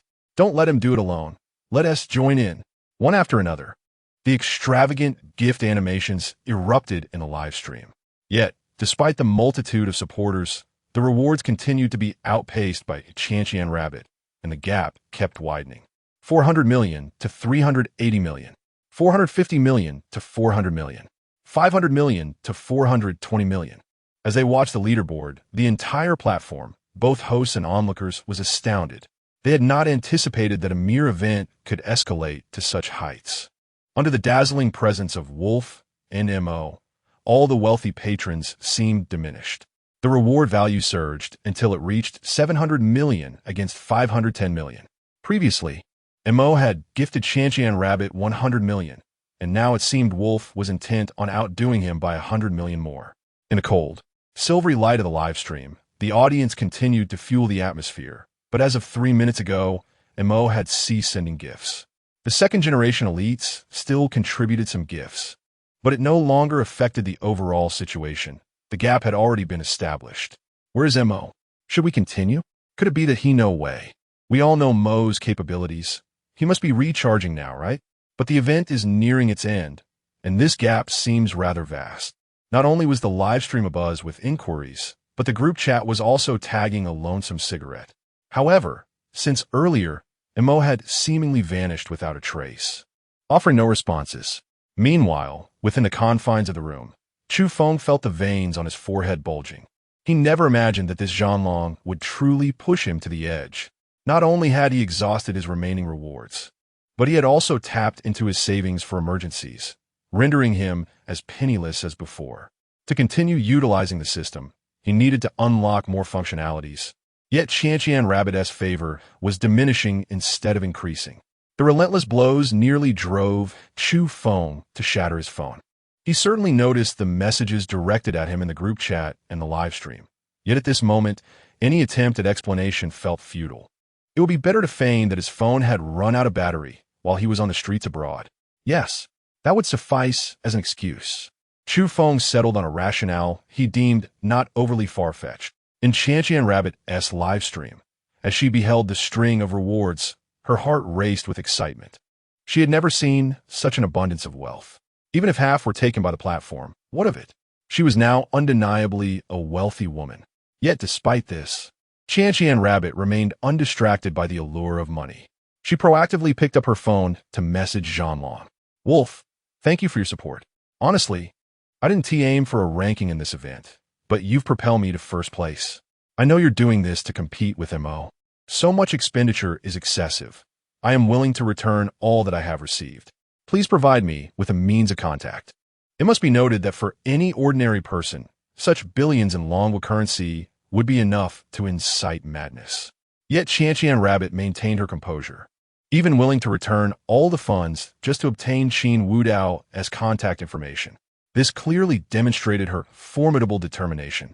In the Qin residence, within Qin Wudao's room, he observed the private message from Qianqian Rabbit, a slight smile gracing his lips. A clever woman, attempting to retreat to advance? Or did she harbor other motives? Bang! Just as Qin Wudao contemplated her intentions, the door swung open, and Qin Zhiwei entered with an indifferent expression.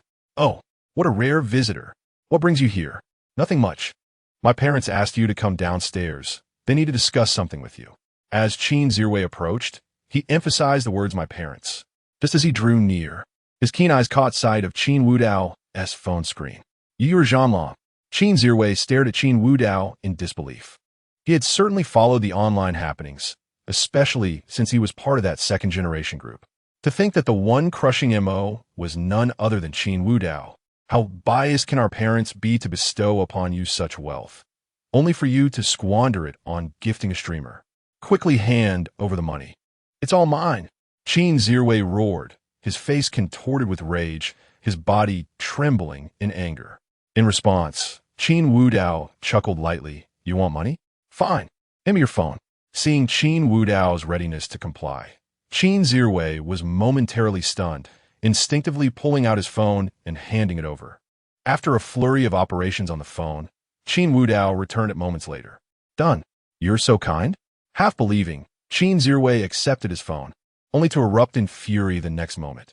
Did you seriously apply for a loan? On the phone screen, the clear digits of a 200,000 credit limit stared back at him. Chapter 43. The Li family lacks such fortune upon witnessing the fury radiating from Qin Zhiwei. Qin Wudao rose to his feet and gently patted the young man's shoulder, speaking with earnest gravity. You need not repay this money. It was lent based on your capabilities. Rest assured, should you require assistance in the future, do not hesitate to approach me, preferably with some collateral. With that, Qin Wudao turned and departed. In the room, Qin Zhiwei trembled with barely restrained rage. After a brief moment, he gritted his teeth and declared, Qin Wudao, you shall pay for this. In the living room of the Qin residence, A collection of documents lay spread across the table. As a prominent family in the bustling metropolis, they naturally intended to attend the upcoming business banquet, with the Qin group now entirely entrusted to Qin Wanrong. The elder couple felt it prudent to review some materials in advance. Upon seeing Qin Wudao descend the stairs, Qin's mother immediately approached him. "Welcome, Wudao. You must accompany us to the banquet tomorrow." Indeed, Qin Wudao nodded. Even if the Qin family chose to abstain, he would attend, as his primary objective was to observe the various business entities in the metropolis, preparing for the grand unveiling of the Hidden Dragon Group. Additionally, he sought to ascertain whether there were any other destined children or antagonists present, so he could make necessary preparations. With his dual fate as both a destined child and a destined antagonist, he could consider everyone either an ally or a foe, depending on his actions. This city, teeming with potential, was essential for him, and he needed to comprehend the power dynamics before plotting his next move. Seated on the sofa, he noticed the affectionate glances exchanged by the elder couple. "Wudao," Qin's mother began, "at this banquet, I intend to announce that you remain a child of the Qin family. As for the Li family—" "Mother, I have no ties to the Li family," Qin Wudao interjected, cutting off her words. The remnants of familial memories in his mind were exclusively tied to the Qin family. His recollections of the Li family were but faint impressions from his childhood, a time when he was too young to speak. Those nebulous memories had never conveyed any sense of familial affection. Given that he had felt no warmth from the Li family as a child, returning to them now would likely result in chaos. The heads of the Li family appeared to treat their biological son and adopted son with impartiality, yet Qin Wudao understood the true nature of the Li family. While Li Sisi currently lavished affection on Li Zhengyu, should her bloodline ailment flare, it would be a miracle if that so-called adopted son were not subjected to torment. This was precisely why Qin Wudao felt such a profound connection to the Qin family. The warmth of their bond was something he had never experienced before. The Li family lacked the fortune to enjoy such a relationship. Qin's mother's face glowed with pride, clearly pleased with Qin Wudao. Tap, tap, tap. Before long, Qin Zuru descended from the upper floor, glaring daggers at Qin Wudao before making his way to his mother. "Mother, you have bestowed so much pocket money upon Qin Wudao. Do you even know how he spends it? He uses it to tip streamers. He is utterly irresponsible. Don't give him any more. Give it to me instead." "Pocket money?" Qin's mother looked taken aback, then smacked her forehead. "Of course, he is grown now. He should have some." With that, she produced 2 cards from her pocket, handing one to Qin Wudao and the other to Qin Zuru. Each of these cards contains 10 million. Spend as you please, and if it's insufficient, come to me for more. "Mother," after quietly stowing the card in his pocket, Qin Zuru exclaimed, "Did you even hear what I just said? If you give him money, he will still use it to tip streamers. And didn't you previously give him several hundred million? Why do I only get 10 million? Is there no fairness in this?" "Excuse me?" Qin's mother responded with a look of confusion. "When did I give Wudao pocket money? Unlike you, who squanders away money on frivolities. He hardly speaks when he comes home. Stop slandering your brother. You didn't tea?" Qin Zuru was bewildered. In his view, it was clear that his mother favored Qin Wudao, secretly granting him pocket money. After all, the amount spent on tipping streamers was staggering. Sister Qin Wanrong was strictly business-minded, with all finances meticulously accounted for. There was no way she would directly dispense hundreds of millions to Qin Wudao. The family's financial reins rested firmly in their mother's hands.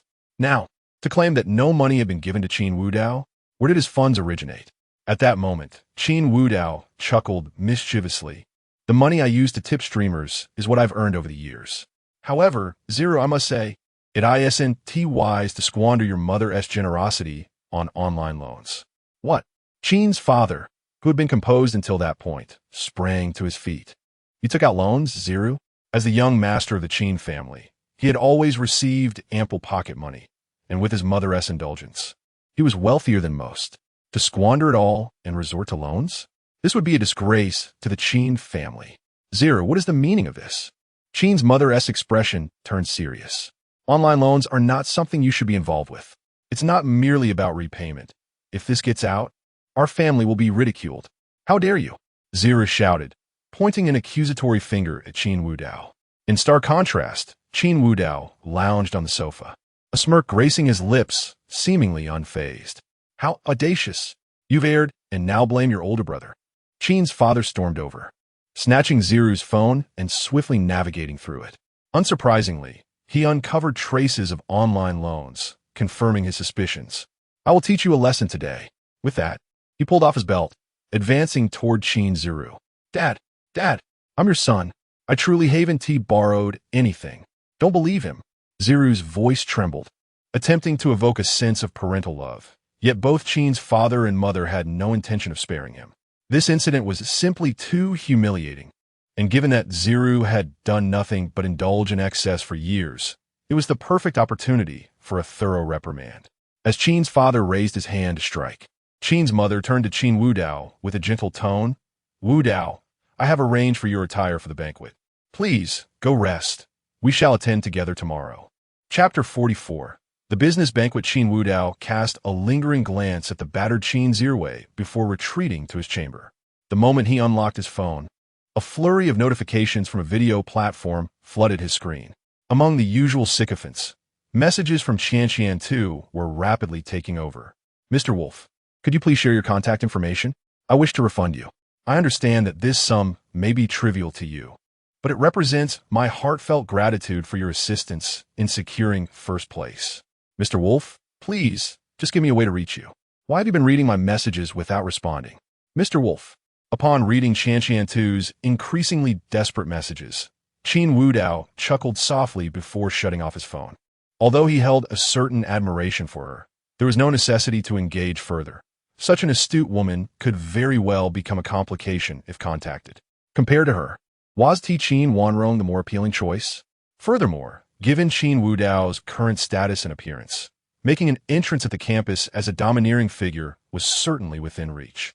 As the voting for the video concluded, Qianqian 2 abruptly ended her broadcast.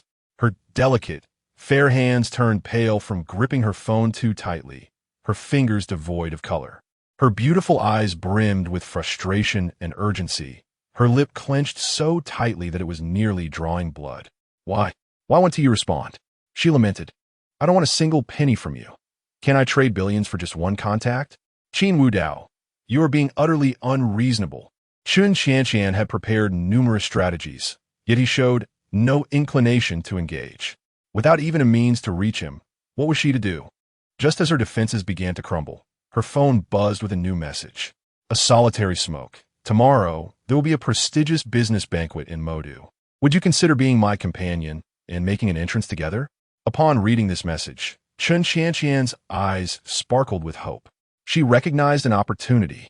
Qin Wudao, being affiliated with both the Qin and Li families, would undoubtedly attend this event, allowing her a chance to connect with him. With this thought in mind, she swiftly began typing with her slender fingers. Sure, but I'm just an ordinary person. Would my presence at such a business affair embarrass you? Not at all. No one would dare to say anything about my guests. Then I shall prepare my gown. Shall I accompany you to the mall to choose a dress? No need. Thank you, Mr. M.O. In her rented apartment, Chu Feng wore a peculiar expression as he observed Chun Qianqian agreeing to attend the banquet. It appeared to be a chance to enhance their rapport, yet she still maintained an air of aloofness. Little did he know, she was merely using him as a stepping stone. The following morning, various commercial forces in Modu busied themselves. Some individuals were willing to pay exorbitant sums for invitations to the evening's banquet, but who among them was lacking in wealth?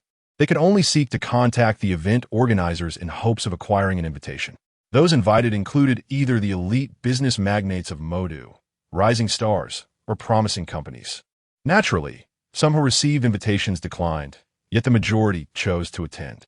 The venue was a magnificent estate located in the outskirts of Modu. This enchanting estate resembled a towering castle, its main structure imposing and elegant, characterized by sleek lines and expansive glass facades glimmering in the sunlight, complementing the solid stone walls, exuding both modern sophistication and the weightiness of a fortress. The grand entrance was both majestic and ornate, constructed from sturdy metal and embellished with intricate carvings, flanked by uniquely designed sculptures that stood vigil like loyal sentinels guarding the territory. At that moment, the gates swung open. A red carpet unfurled in anticipation of the evening's festivities. Servants bustled about, diligently preparing for the reception of Modu's elite. No detail could be overlooked when hosting such distinguished guests. As night fell and the lights illuminated the estate, it shimmered as if in daylight. At that juncture, luxurious vehicles began to arrive. Servants lined the sides of the red carpet, bowing slightly to express their respect for the arriving guests. As the first luxury car came to a halt, a servant promptly opened the door, allowing a man and woman to descend. Dressed in resplendent attire and wearing smiles, they walked gracefully along the red carpet into the estate. One after another, opulent cars rolled in, each revealing notable figures from Modu. The Qin family's convoy approached at that moment. Qin Wudao sat within one vehicle, gazing out the window at the unfolding scene. System, lowly servant here, regretful servant here, bootlicker. Ignoring the bickering of the two systems, Qin Wudao inquired, "Could you not provide me with something that can discern the fate of others? Otherwise, how shall I know at the banquet who is the destined child and who is the antagonist? Rest assured, host, I understand your desire and have already begun preparations. I guarantee you will be satisfied. If not, you may take your frustrations out on me. I shall do it too. I shall do it too." Hearing the system's reassurances, Qin Wudao nodded. He would soon encounter Chu Feng and needed to observe him closely. The prospect of rewards from the system posed no threat. Rather, he feared that such a system might offer him more than mere wealth, potentially bestowing unreasonable divine skills or formidable strength. Though Qin Wudao was aware of his own prowess, he never underestimated anyone. Ahead was the Li family's convoy. Members of the Li family stepped onto the red carpet, with the couple adorned in luxurious garments, their faces radiating amicable smiles as they waved to the crowd. Following them were Li Sisi and their adopted son, Li Zhengyu, walking hand in hand upon the carpet. Upon seeing Li Zhengyu, whispers began to circulate among the onlookers. The Li family's biological son had been reclaimed. How could their adopted son represent the family at this banquet? Wasn't Qin Wudao also an adopted son of the Qin family? But that was a different matter altogether. He was inherently an heir of a top-tier aristocratic family, now backed by both the Li and Qin families, a true victor in life. What was Li Zhengyu in comparison? As the murmurs enveloped him, Li Zhengyu's smile grew increasingly strained. He clenched his fists, his eyes betraying a glimmer of resentment. Had Qin Wudao not returned, everything would have rightfully belonged to him. Chapter 45. Here he comes. The son-in-law has arrived. Seated in the car, Qin Wudao naturally spotted the members of the Li family. The expression of Li Zhengyu was vividly etched in his mind. Li Zhengyu, do not hasten towards your own demise. Otherwise, it will be rather dull. Each guest arriving at the estate was required to present an invitation, verified by a representative of the host. Given the gathering of numerous affluent families, any mishap would undoubtedly reflect poorly on the organizers. As the Li family entered the estate, two individuals disembarked from a luxury vehicle. The man, possessing a strikingly handsome visage and a calm demeanor, emerged clad in an ordinary suit, while his female companion, adorned in a form-fitting red gown, showcased a stunning figure that left onlookers astounded. The pair were none other than Chu Feng and Chen Xianqian. The two attendants at the entrance regarded them with reverence, undeterred by Chu Feng's seemingly inexpensive attire. Who could tell if these elite tycoons were merely feigning modesty? Moreover, the luxury vehicle and the presence of such a breathtaking beauty were sufficient to affirm Chu Feng's status. At that moment, the chauffeur exited the vehicle, presenting a gilded invitation to the attendants. This spectacle caused nearby observers and those within the car to widen their eyes in astonishment. A gilded invitation? The host had issued only 3 of these coveted cards. Even the foremost families in Modu were not granted such privilege. Who then was this young man? Those who had entered the estate earlier were gathered by the fountain, their gazes filled with curiosity as they observed Chu Feng's calm entrance. Upon stepping out of the car, Chu Feng instinctively extended his hand, seemingly awaiting Chen Xianqian to take his arm. However, to his surprise, she walked on, leaving him with only a splendid view of her back. Dumbfounded, Chu Feng felt an urge to speak, yet the multitude of scrutinizing eyes prompted him to suppress his emotions. Chen Xianqian was likely inexperienced in such social settings, entirely oblivious to the nuances. Yes, that must be it. After settling on this comforting rationale, he composed himself and strode toward the estate. At this gathering, attendees were primarily there to forge or solidify connections. Thus they lingered near the hot springs, engaging in cheerful conversations rather than rushing into the main hall. The organizers had thoughtfully provided an array of delicacies and beverages, clearly anticipating this behavior. Several second-generation attendees, having previously interacted with Chu Feng, promptly approached him. "Mr. Mo, you have arrived. What a sight! Even the invitation you possess is gilded." In response, Chu Feng casually remarked, "In this setting, you may simply call me Chu Feng." "That will not do. How about we address you as Brother Feng?" "Very well. Splendid. Brother Feng." A throng of second-generation heirs encircled Chu Feng, chanting the honorific. Meanwhile, those around them took notice of the title Mr. Mo, casting inquisitive glances in his direction. The moniker was unprecedented, rivaled only by the recently emerged Wolf Master. The enigmatic Mr. Mo seemed to have connections to various foreign financial conglomerates, a potential boon for those seeking to penetrate international markets. With this thought, several affluent individuals promptly directed their offspring to befriend Chu Feng. Just as he basked in this attention, another luxury vehicle arrived at the red carpet, from which 3 individuals emerged. 2 women bore striking resemblances to one another, yet exuded entirely different energies. The more mature woman radiated a gentle warmth, reminiscent of a sunlit spring day. Time had been kind to her, leaving only faint traces of age at the corners of her eyes, enhancing her mature charm. Her fair, smooth skin glistened with health, resembling a polished jade, and her lips, a rosy hue, curved slightly upward in a subtle smile that conveyed grace and affection, evoking a sense of familiarity. Her hair was elegantly styled in an updo, with a few strands framing her face, enhancing her gentle allure. The younger woman, linked to her by the arm, shared her features but possessed a vibrant energy, clearly a formidable businesswoman in her own right. To the untrained eye, they could easily be mistaken for sisters. Behind them stood a man who appeared rather ordinary, his gaze imbued with a gentle warmth. Although he seemed to lack status, he bore himself with an air of quiet confidence, hinting at a subtle authority. Qin Wudao, seated in the car, became intrigued. He was well acquainted with the 2 women. The one named Zhang Wanyu was the betrothed arranged by the Qin family, while the other was Dong Mengqing. They hailed from a Zhang family of Modu, a mother and daughter duo who had shouldered the family business following the early demise of the family patriarch. Zhang Wanyu's decisive leadership had staved off the decline that plagued the Zhang family, which would have otherwise succumbed to the ravages of time. Now, the so-called fiancé was accompanied by a man. There could be no doubt anyone walking the red carpet together was no mere assistant.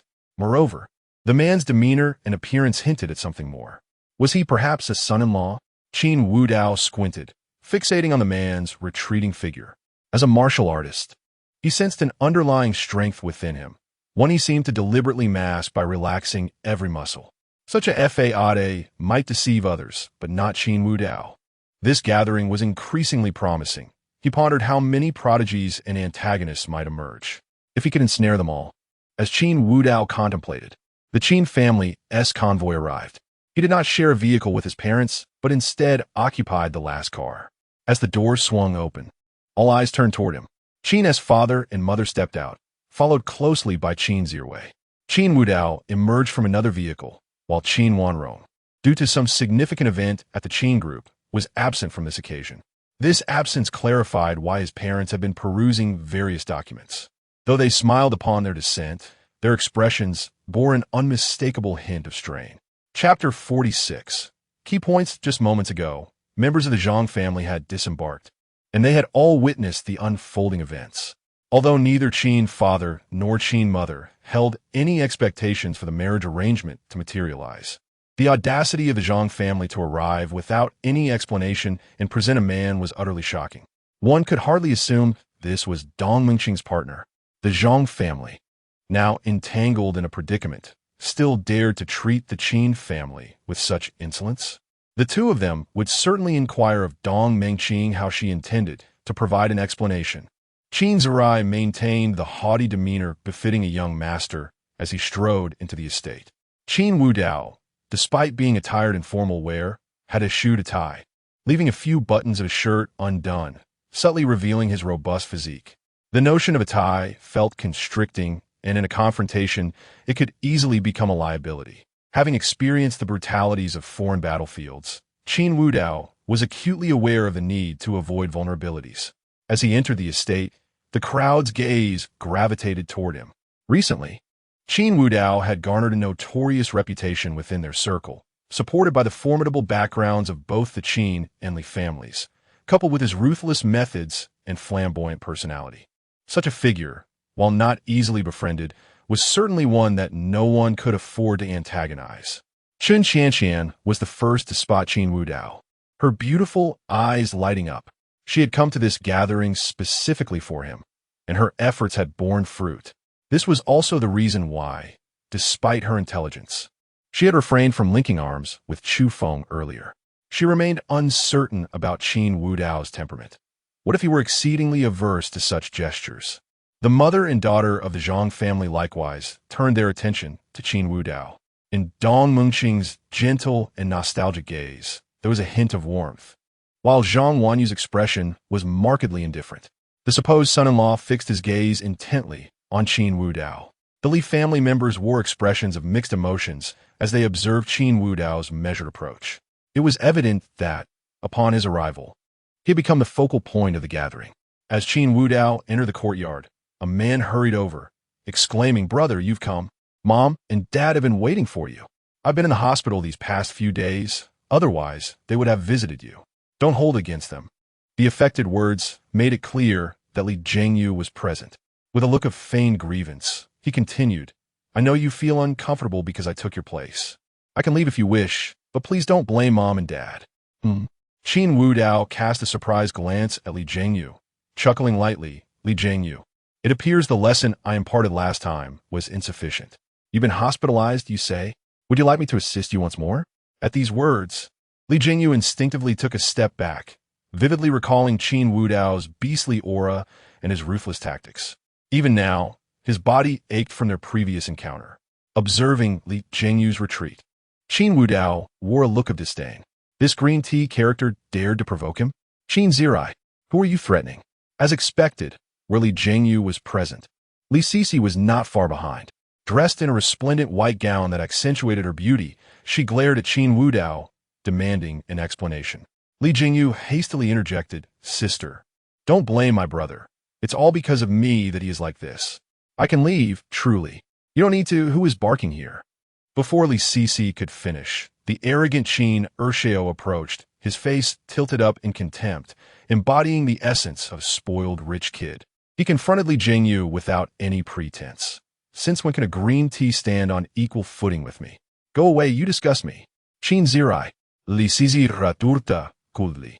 "Didn't Ti Qin Wanrong teach you any manners? Oh, may I ask, Miss Li, did your parents not teach you the importance of propriety as a woman?" Qin Zirai replied, his face a mask of feigned confusion. "You dare insult me?" Li Sisi stared incredulously at Qin Zirai, unable to fathom being berated in such a setting. Qin Zirai's expression was rife with scorn. "Insult you? It's a privilege I don't often extend. I want to strike you, but don't mistake my restraint for weakness. Come here, let me see just how thick-skinned you truly are." Qin Wudao watched in mild surprise at his cousin's indiscriminate hostility toward everyone. "You Qin Wudao?" Li Sisi realized there was no reasoning with someone like Qin Zirai, and turned her gaze to Qin Wudao. "Shouldn't you intervene?" "Goodness." Qin Wudao was genuinely taken aback. "I'm trying to engage in civil discourse here, and you think I'm easy to provoke? You dare to fire shots at me? What do you mean?" Li Sisi frowned, perplexed by Qin Wudao's words. Qin Wudao stepped forward, positioning himself directly in front of Li Sisi. Before she could utter a word, he delivered a resounding slap. Smack! The force was so great that it sent her sprawling to the ground, her delicate features swelling instantly, blood oozing from the corner of her mouth. Both Qin Zirai and Li Zhengyu instinctively recoiled, their pupils constricting in shock. Qin Wudao advanced, seizing Li Sisi by her hair, lifting her despite her desperate struggles, his grip unyielding as iron. Leaning in closer, Qin Wudao chuckled softly. "Did you think I wouldn't strike you? Rest assured, In my world, gender equality prevails. You can't reason with Qin Zirai, and you wish to stir trouble with me? Apologies, but I eschew reasoning. However, I am quite versed in the art of combat. Should you desire a demonstration? Let go of me, Li Sisi cried, tears streaming down her face, utterly humiliated before the assembled crowd. Li father and Li mother rushed over. Panic etched on their faces. Wu Dao, please release your sister. Stop this. I beg you. With a dismissive flick, Qin Wu Dao unceremoniously tossed Li Sisi at her father's feet. Li Patriarch, manage your household. Ah, and this might here. I have little tolerance for being slighted. If it dares bite me, I'll 1T just rend it to pieces. I'll ensure its master shares the same fate. If you can't keep in line, next time, it might just be left with nothing but its head. Chapter 47. The big shots Li's father wore a frosty expression.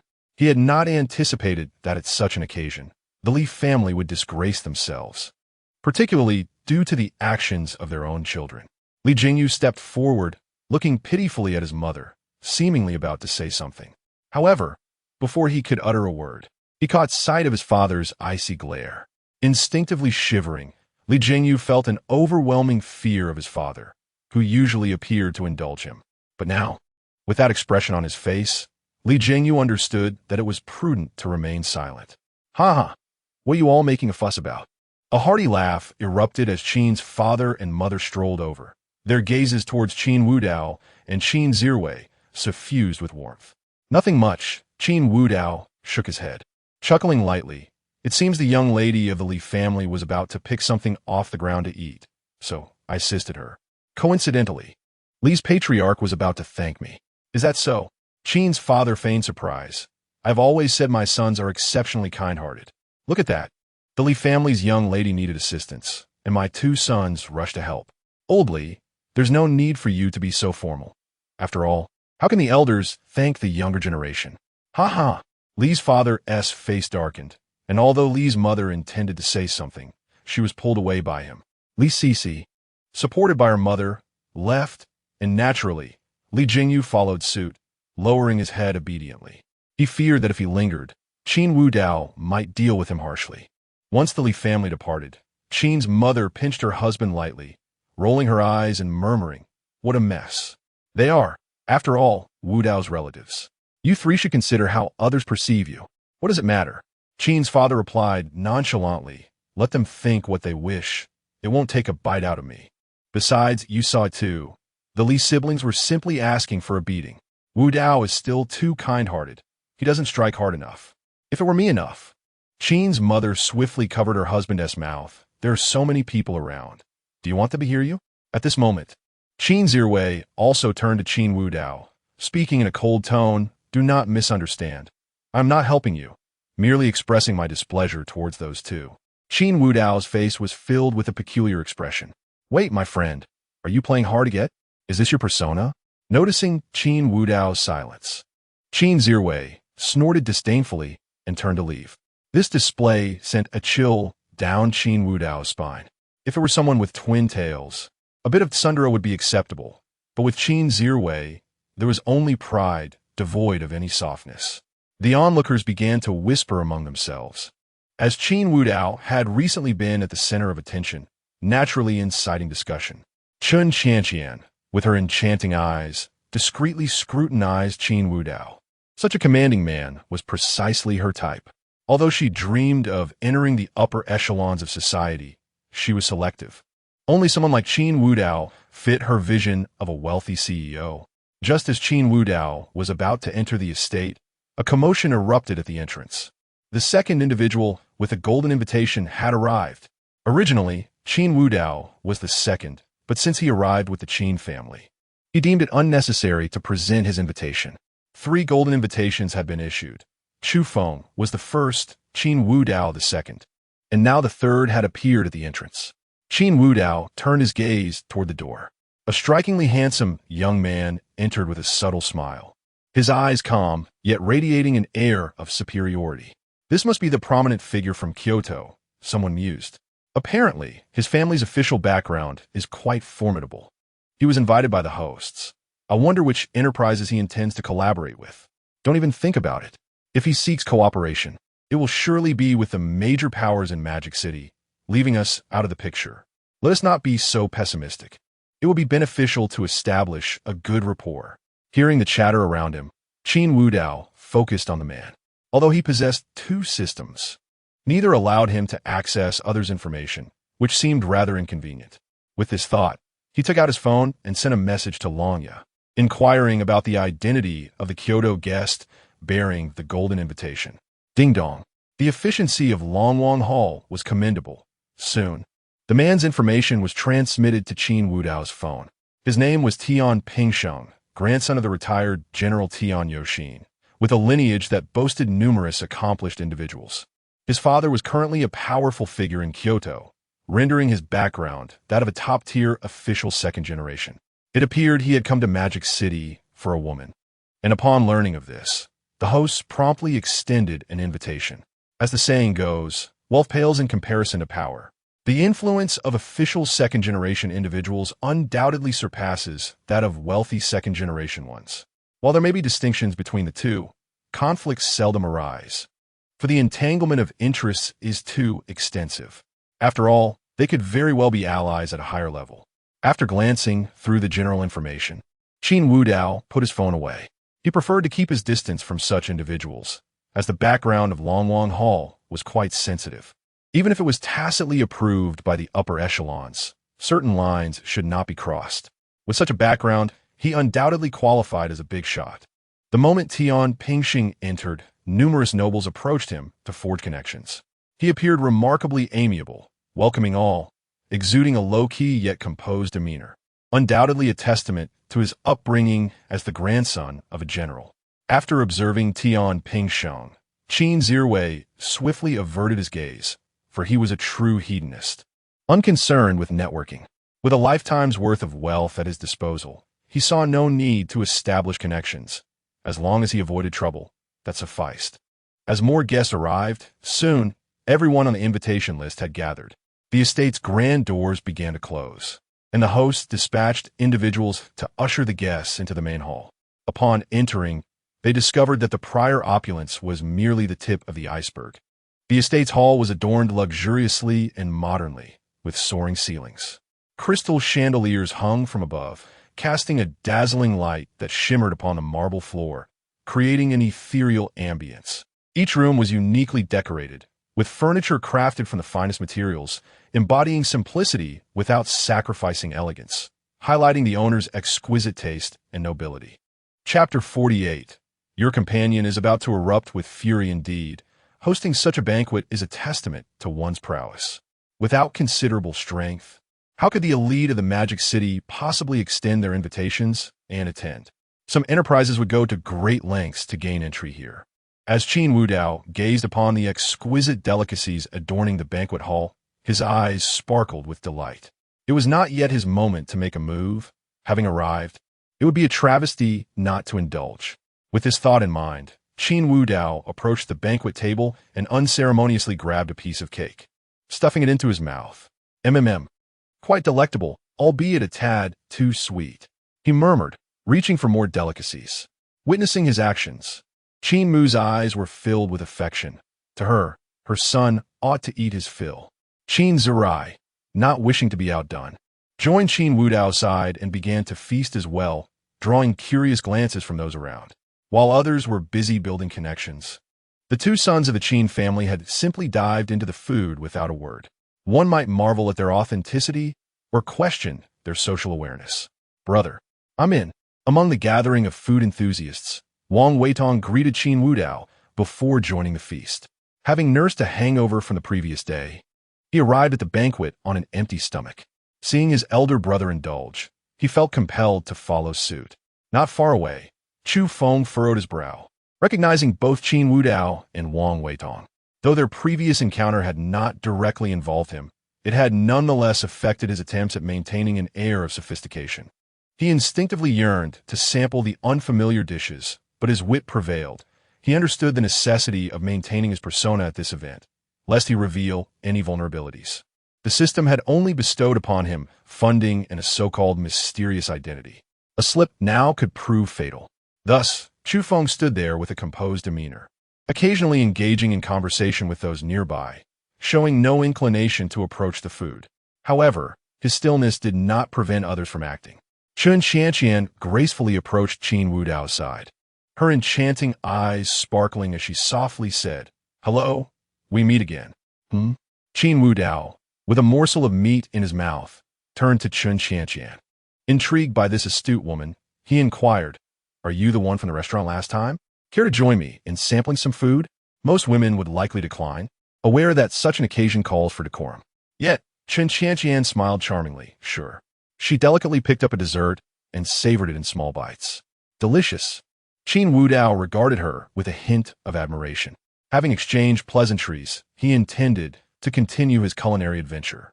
But just as he reached for more, Chun Qianqian stepped closer, producing a handkerchief to gently wipe the cream from the corner of his mouth. "You have some cream on your lips." Qin Wudao remained still, allowing her to clean him. "Oh my, truly you are my brother," Wang Weitong remarked, teasingly. "Even while eating, someone is here to wipe your mouth. Unlike us, who can only manage with our napkins." Nearby, Chu Feng felt his teeth clench in frustration. He had not anticipated Chun Qianqian would approach Qin Wudao directly. If she had not taken his arm, he might have attributed it to nervousness or ignorance of social customs. But now, wiping another man's mouth, what could that possibly mean? Chu Feng, not one to be easily fooled, had discerned the implications of Chun Qianqian's actions during their encounters with Qin Wudao. "Ah, so I'm merely a stepping stone?" he thought, a surge of anger coursing through him. Setting aside her breathtaking beauty, the mere thought of another man's claim over her was unbearable. If Chun Qianqian did not successfully bind to him, he would have to sever ties with that singular opportunity. No, it was imperative to break free. "One day, I too shall ascend to such heights, or even surpass them, for I possess a system." Xu Feng's delicate features were etched with determination. After gently wiping the corner of Qin Wudao's mouth, Chun Qianqian stepped back, maintaining a friendly distance. She blinked and softly said, "I am Chun Qianqian. And you? We've met twice, yet I still do not know your name." "Oh, you truly do not know my name?" Qin Wudao replied, intrigued. At his words, Chun Qianqian's heart raced, but she maintained her composure. "I asked you before, but you never responded. Fair maiden, or should I call you sister-in-law?" Just then, Wang Weidong approached, having already investigated Chun Qianqian's background, knowing her significance to his elder brother.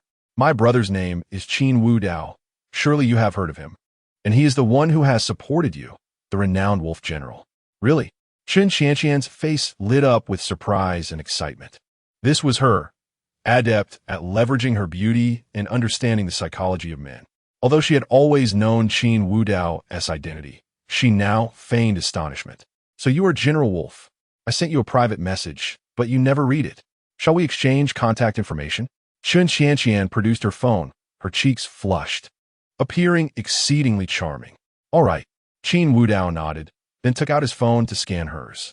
After they exchanged contact details, he raised an eyebrow and inquired, "But Chun Qianqian, are you truly unconcerned about your male companion? His glare seems to burn with fury, and he must be that MO, right?" Upon hearing Qin Wudao's insinuation, Chun Qianqian's expression stiffened. Her cleverness allowed her to discern the underlying message in his words. Did he suspect her ulterior motives? To avoid undoing her efforts, she quickly replied, "I came here specifically for you, but my status prevents me from fully participating in this banquet. I apologize." Chun Qianqian bit her lip, her previously rosy complexion now pale, evoking a sense of pity. "Not to worry." Qin Wudao shook his head with a gentle smile. "I appreciate your honesty. As for your companion, it matters not who you came with." "Indeed." Chun Qianqian nodded emphatically, then nestled closer to Qin Wudao, resembling a devoted little wife. Chapter 49. The son-in-law of the Zhang family. At this moment, the two elders of the Qin family were engaged in conversation with Dong Mengqing of the Zhang family. The expressions of the Qin elders were somewhat grave, and Qin's mother promptly delved into the matter at hand. "Mengqing, it has been quite a while since we last met, hasn't it?" A hint of remorse graced the gentle and exquisite face of Dong Mengqing. "See you. Indeed, it has been a long time. I understand that you both have something to address, and this matter pertains to the Zhang family." "Indeed." Qin's mother nodded and continued. The marriage agreement was initiated by your family, the Zhang family, and I am not one to cling to antiquated traditions. The Qin family does not rely on marriage alliances to bolster our status. Ultimately, such matters should be decided by the children. However, your actions have been tantamount to trampling upon the dignity of the Qin family. Typically, Qin's mother exuded a nurturing and gentle demeanor towards her children. But in the presence of outsiders, her aura was no less formidable than that of Qin Wanrong, perhaps even more so. A shadow of sorrow crossed Dong Mengqing's face. The previous head of the Zhang family, who was also the father of Zhang Wanyu and her husband, had sought out the Qin family upon realizing his time was limited. He hoped to leverage his past friendship with Qin's father to establish a marriage alliance. This was not merely a matter of consolidating interests, but rather a means for Zhang Wanyu to uphold the integrity of the Zhang family. As a prominent family, the Zhang family had many branches, and at that time, Zhang Wanyu was still young. Dong Mengqing, as a gentle woman, could hardly safeguard the family on her own. Thus, the head of the Zhang family sought to secure the family's future through union with the Qin family, hoping to deter the side branches from making any rash moves. Qin's father, out of loyalty to his old friend, agreed to the marriage proposal. The current turmoil stemmed entirely from Zhang Wanyu. The marriage alliance had enabled Dong Mengqing and her daughter to maintain their hold over the Zhang family. However, as the family faced adversity, Zhang Wanyu began to harbor other thoughts. She feared that should they truly unite with the Qin family, the vast Zhang family might be consumed by them. Presently, the Zhang family was no match for the Qin family, and a union would only provide the Qin family with further justification to annex the Zhang family. Consequently, Zhang Wanyu hastily found a man, obtaining a marriage certificate with him. Although they did not share a genuine marital relationship, Zhang Wanyu merely sought a shield. Yet, the man was earnest, caring for her diligently for years. Naturally, these were decisions made solely by Zhang Wanyu. As previously mentioned, Dong Mengqing, with her gentle disposition, could not thwart her daughter's choices. Nevertheless, as a mother, she had to face the scrutiny from the Qin family. With a furrowed brow and a hint of remorse, Dong Mengqing spoke, "See you," before she could elaborate. Qin's mother interrupted her directly. "No need to call me sister. Your daughter's engagement severed our relationship." "Very well." Dong Mengqing managed a bitter smile. "Madam Qin, this matter is indeed my fault, a failing of the Zhang family. Whatever compensation your family seeks, I shall do my utmost to fulfill." "Ha ha. Compensation is unnecessary." Qin's mother chuckled lightly. "The Qin family has not fallen to the depths of extorting the Zhang family. This matter ends here. Naturally, the betrothal gifts previously given by the Qin family are null and void. The Zhang family may no longer benefit from our connections. That is only right." Dong Mengqing nodded slightly, a classical and gentle woman at heart, who had never aimed to gain anything for herself. The affairs of the Zhang family had been managed by her husband before and now rested on her daughter's shoulders. However, the Qin family had indeed provided considerable assistance to the Zhang family, and she would ensure an explanation was given. With this in mind, Dong Mengqing turned to her daughter. "Wanyu, come and greet your uncle and aunt." "Yes." Zhang Wanyu approached slowly.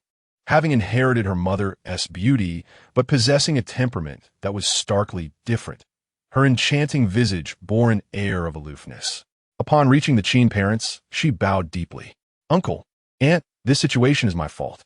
It was my narrow-mindedness that led to this predicament. I am willing to surrender all the recent patents acquired by the Zhang family and publicly apologize to you both." Though Zhang Wanyu's demeanor was cool, her tone was imbued with sincerity. Witnessing this, Qin's mother stepped forward, assisting Zhang Wanyu to rise, her voice gentle.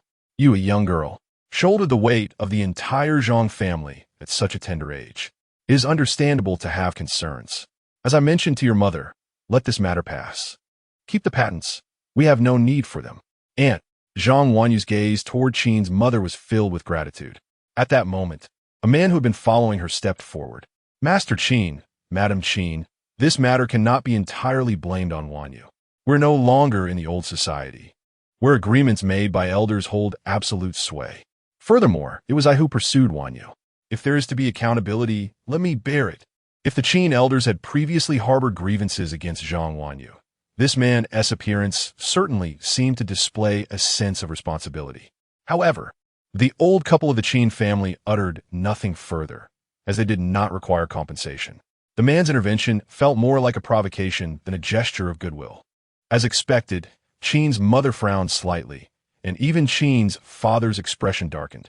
Observing this, before Dong Mengqin could respond, Zhang Wanyu quickly interjected, "Yiling, what are you saying? This does not concern you. Step aside." "Wanyu." Yiling's expression was serious. "This matter is indeed not your fault. How could I stand by and watch you be publicly chastised?" "Ha!" Qin's mother let out a cold laugh. "The Zhang family really knows how to navigate these waters. I haven't even scolded you yet, and you're already placing blame on me?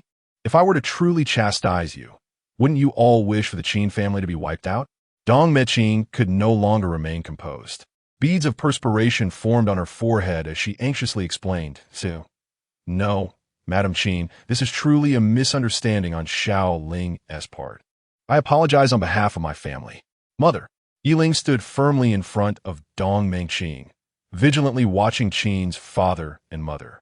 "I said, if blame is to be assigned, let it fall solely on me. This has nothing to do with either of you. Master Qin, Madam Qin, please instruct us on how to proceed. I can compensate on behalf of Wanyu. Whether it be money or anything else, just say the word." "You." Qin's mother was enraged, taken aback by the audacity of his words. Qin's father, too, was furious, sneering in disbelief. "Ha! Compensation? Money? How amusing. Truly a young person to be reckoned with." Chapter 50. The plea for help. "I was merely resting at home for a while, not deceased. Is the Zhang family not supposed to offer compensation? Very well. Tomorrow, I shall enlighten you on the true meaning of compensation." Upon hearing this, Yiling's gaze turned somewhat frigid. "To the head of the Qin family, I can provide compensation. Whatever the amount, I shall deliver. However, should you dare to target the Zhang family, I—" Smack! Before Yiling could finish his sentence, Zhang Wanyu stepped forward, her delicate hand striking his face. "Yiling, have you lost your mind? Get back. This is not a place for you to speak. The Zhang family is currently in a precarious situation. Should the Qin family set their sights on them, they would undoubtedly find themselves in grave peril, possibly even being torn apart by distant relatives." Originally, Zhang Wanyu had no intention of bringing Yiling to this gathering. Had he not promised to protect her and her mother, she would have never agreed. Now, it seemed the earlier conversation, which could have diffused the tension, was ignited by Yiling's reckless words. "You are," Yiling exclaimed anxiously. "You need not fear them. I will assist you. I do not require your assistance. Uncle Qin and Aunt Qin have not placed any blame on me. What on earth are you doing? No blame?" Yiling was momentarily taken aback. He had assumed that such prominent families shared similar temperaments. Surely, the Qin family would have scolded Zhang Wanyu for marrying him. Zhang Wanyu's assertion that the Qin family bore no grudge against them was incomprehensible. If that were the case, did his earlier remarks not seem provocative? Realizing his misjudgment, Yiling quickly turned to Mr. and Mrs. Qin, apologizing. "I beg your pardon, esteemed head of the Qin family and Mrs. Qin. My intentions stem from a desire to protect my wife. I hope you can understand. I am willing to offer 50 billion as compensation. Consider it a penance for my indiscretion." Yiling was not a fool, nor was he obstinate. Acknowledging his error, he believed 50 billion would suffice to atone for his careless words. The gentle nature of Mr. and Mrs. Qin stood in stark contrast to their son, however. Qin Zirwei approached with a scowl, his voice low and menacing. 50 billion? The Zhang family truly possesses audacity. But do you believe we of the Qin family can be bought? Spare me your compensation. Qin Zirwei was notorious as a spoiled scion, unconcerned with propriety. He directed his ire at the three from the Zhang family. Do you think we the Qin family are fools, easily placated by sweet words? This foolish boy, along with his mother, is an imbecile raised without proper guidance. Tell the Zhang family to scram, or they shall face annihilation. Qin Zirwei understood that there were those he could not provoke. Yet, the Zhang family was certainly not on that list. He retrieved his phone and dialed his bodyguard. And moments later, several men in black suits approached. "Go!" Qin Zirwei pointed at Yiling, commanding. "Throw this brat out and give him a good thrashing. Especially for that mouth of his. He relished his words. so let us see how he enjoys them now. Dong Mengqing immediately pleaded with Mrs. Qin. Madam, this is indeed a mistake on Xiaoling's part, but as he mentioned, he acted for Wan Yu's sake. I implore you, do not harm him. Upon hearing this, Mrs. Qin remained silent. Qin Zirwei was her child. No matter her benevolence, she could not publicly undermine her son, especially since he was acting out of indignation on their behalf. Mother, you need not plead for them. Yiling was incensed by Qin Zirwei's brazen demeanor. With an air of indifference, he declared, Come at me. I stand here, eager to witness how you intend to silence me. His words left the bodyguards exchanging incredulous glances. They had never encountered such audacity. They swiftly advanced to encircle Yiling. For as the second son of the Qin family, his bodyguards were no mere lackeys. The first bodyguard attempted to subdue Yiling, but he merely smiled coldly, muscles tensing as he raised his right fist, striking the nearest bodyguard with a force that seemed to create an afterimage. Bang! The bodyguard flew back as if severed from a string, crashing heavily onto the polished floor, sliding several feet before coming to a halt. The remaining bodyguards, recognizing Yiling's prowess, did not waste words and charged again. One launched a hook from the left, attempting a sneak attack, but Yiling swiftly dodged, countering with a punch that struck the bodyguard's jaw. The bodyguard's body lurched backward, teeth clattering as he collapsed. Unrelenting, Yiling seized another bodyguard by the collar and hurled him through the air, sending him flying out the door. In mere moments, the bodyguards lay scattered across the floor, groaning in pain. Yiling stood resolute, a visage of calm amidst the chaos, his eyes reflecting a fierce determination, resembling a figure untouched by the world. Dong Mengqing and Zhang Wanyu, witnessing Yiling's formidable skill for the first time, were momentarily stunned. It was Dong Mengqing who first regained her composure. Rushing to Yiling, Xiaoling, do not make matters worse. Heed your mother's words. Return now. Quickly. Mother, fret not. They are merely a few bodyguards. What harm can they inflict upon me? Qin Zirwei, observing the scene, was momentarily taken aback. He had not anticipated Yiling's prowess. He realized he was now in a precarious position. In a moment of desperation, he turned toward the approaching Qin Wudao, seeking aid. Memories of Qin Wudao's earlier display of strength against Baiyu filled his thoughts. Surely, if he intervened, it would resolve the situation. The commotion had drawn the attention of many, and the scene of the Qin family's bodyguards failing to subdue the Zhang family's son-in-law was one that demanded observation.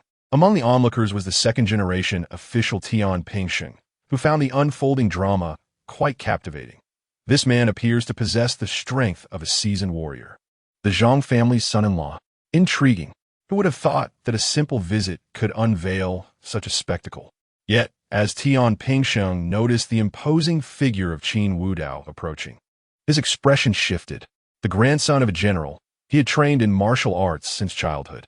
Yiling emanated danger, but Qin Wudao radiated an intensity that transcended mere peril.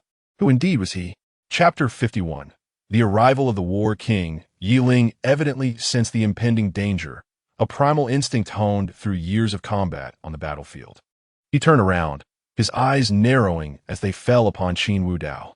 Naturally, he was well aware of Qin Wudao's identity. He was the Dragon King of the Dragon King's Hall, an almost insurmountable figure in the mercenary world. Yet, Yiling was different. Unlike those who stumbled into power, he was a true war king, having faced off against organizations like the Dragon King's Hall countless times on the battlefield. In his eyes, individuals like Qin Wudao deserved to perish on the battlefield. Mere scum devoid of faith, acting solely for profit? It was utterly laughable. Upon discovering that his wife, Zhang Wanyu, was betrothed to Qin Wudao, his fury reached a boiling point. He even informed a rival of the Dragon King, the Dragon God. The reason he refrained from resolving this matter himself was that he wished to spare his former comrades the trouble, as they had all ascended to prominent positions. Engaging an organization like the Dragon King's Hall out of personal vendetta would undoubtedly invite scorn from other competitors. Moreover, Yiling himself had no desire to return to such bloody days. Thus, he contemplated utilizing the Dragon God to deal with the Dragon King. Little did he expect that before the Dragon God could arrive, he would face off against this Dragon King instead. As Qin Ziru saw Qin Wudao approaching, His previously shaky demeanor instantly stiffened, and he began hurling insults at Yiling. What are you so arrogant about, huh? Come on, he's one of my Qin family. Show me what you've got. Just a little son-in-law. I could extinguish you with a snap of my fingers. You think because I gave your Zhang family a bit of face, you can treat yourself as someone of importance? You injured my bodyguards, and you think saying sorry will suffice? People like you are not worthy of an engagement with my Qin family. It's utterly disgusting. Yiling's expression gradually darkened. He was accustomed to being insulted. A few curses meant little to him. However, when someone spoke ill of his wife, it struck a nerve. Qin Ziru, you seek death. In a flash, Qin Ziru felt a sharp wind whip past him, and in an instant, Yiling had appeared right before him. Memories from his childhood flickered through Qin Ziru's mind, but they were abruptly interrupted as a massive fist hurtled toward his face. Boom! Qin Ziru's eyes widened as he stared at the fist inches from him, nearly paralyzed with fear. Just then, Yiling's fist was firmly grasped by a hand. Turning his head, he saw Qin Wudao regarding him with a mocking expression. Hastily, he retreated behind Qin Wudao, swallowing hard before bellowing at Yiling. Damn it, you still want to lay a hand on me? If I don't teach you what the black hand means today, you won't know why the flowers are so red. After delivering his threat, Qin Ziru completely hid behind Qin Wudao, discreetly signaling him with his eyes, as if to say, brother, it's your turn now. I'm done. Qin Wudao. The moment a master strikes, one could discern their prowess. Although Yiling's punch wasn't his full strength, it was not something just anyone could withstand. Yet, Qin Wudao effortlessly intercepted it, his hand resembling a vice, gripping Yiling's with such strength that even withdrawing was impossible. A hint of murderous intent flickered across Yiling's face as he spoke in a voice audible to both. A rat from the Dragon King's hall. Do you think the Dragon Kingdom is a place where you can act with impunity? Oh, upon hearing Yiling's words, Qin Wudao's interest was piqued. You know me? Heh. Yiling sneered. What do you mean no? 10 years ago, do you not recall the battle in South Africa? If it weren't for your swift escape. Oh, before Yiling could finish, Qin Wudao suddenly exclaimed in realization. So you were the one who shot at me from 800 meters away and then fled? What do you mean? Yiling growled, for he had not fled. It was merely a strategic withdrawal. Had it not been for Qin Wudao hiding behind cover, his shot would undoubtedly have resolved the matter. What do you mean? Qin Wudao chuckled lightly. You are amusing. After firing, you turned and ran. I couldn't even catch up. A coward fleeing from the battlefield dares to claim he fought me? If I shoot, will you stand there and take it? What? Qin Wudao looked at Yiling incredulously, as if he were looking at a fool. You think I should stand and take your bullet? How about this? I'll shoot at you, and if you take it head-on, I'll concede. Not possible. With that brain of yours, just shooting won't suffice. How about we find a place abroad where you stand still, and I'll bombard you? Qin Wudao. Realizing that he was being toyed with, Yiling roared in fury. Like a black arrow, he shot forward, his right fist cutting through the air toward Qin Wudao's face. The wind from his punch was fierce, as if it would tear the surrounding air asunder. Yet, Qin Wudao merely leaned back slightly, effortlessly evading the lethal blow. In the blink of an eye, he swiftly raised his left leg, executing a high kick that swept toward Yiling's neck like a battle axe. Yiling had no time to retract his fist and could only swiftly turn his head, bracing his left arm to absorb the blow. With a thunderous crash, akin to an explosive shell, Yiling was violently sent flying to the side, his left arm clearly bent and deformed, the bone shattered. The excruciating pain left Yiling gasping for breath, sweat trickling down his forehead, dripping onto the polished floor. He stared incredulously at Qin Wudao. Logically, after years of battlefield experience and the aid of certain special herbs, he had achieved a near-peak human physique. Yet the force of that kick was palpably inhuman. If it had been an ordinary person, Yiling had no doubt Qin Wudao could have shattered them with a single kick. Impossible. Even the Dragon King could not possess such exaggerated martial prowess. Had he perhaps used some special serum? While Yiling was still pondering, a figure appeared before him, accompanied by a teasing voice ringing in his ears. You seem to lack respect for me. Are you daydreaming while fighting me? This was bad. Yiling's hair stood on end, and without a moment's thought, he hastily retreated. But the next instant, an immense force struck him squarely in the chest. The sound of splintering bones echoed sharply in his ears. Puffed. Blood sprayed from Yi Ling's 7 orifices as he was propelled backward like a cannonball, crashing through the marble table behind him, his chest visibly concaved. Chapter 52. The Death of the Warrior King. Cough, cough, cough. Yi Ling was seized by violent fits of coughing, each spasm inflicting a piercing pain upon him. Despite years of fierce combat on the battlefield, this was the most grievous injury he had ever sustained. How could this be possible? The Dragon King cannot be this formidable. Yi Ling clutched at his chest. His attire was specially crafted to mitigate a significant portion of external force. Yet Qin Wudao had brutally shattered his sternum. Internal injuries accompanied the external trauma. Observing Qin Wudao's relaxed demeanor, it was evident that he had not exerted his full strength. This realization left Yi Ling, the Warrior King, feeling utterly powerless for the first time. The surrounding nobles stood in stunned silence, unable to comprehend that such a scene would unfold at today's banquet. Setting aside the audacity of the Zhang family's son-in-law daring to strike at a member of the Qin family, the sheer inhuman strength exhibited by Qin Wudao sent shivers down their spines.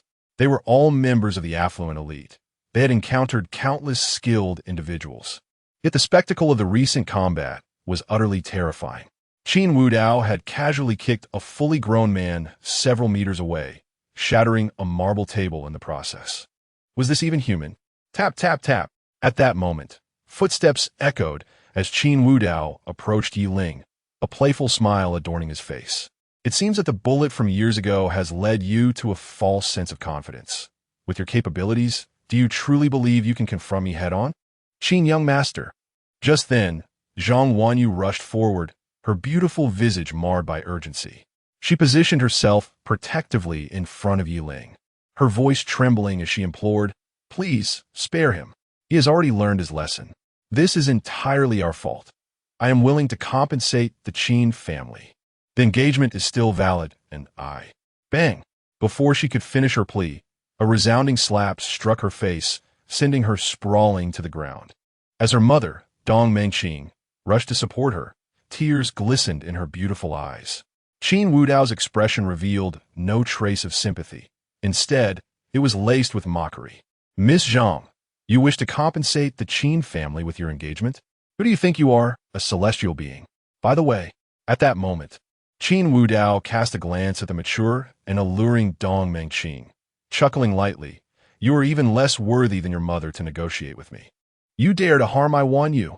Lying on the ground, Yi Ling's eyes burned with rage as he watched Zhang Wanyu suffer.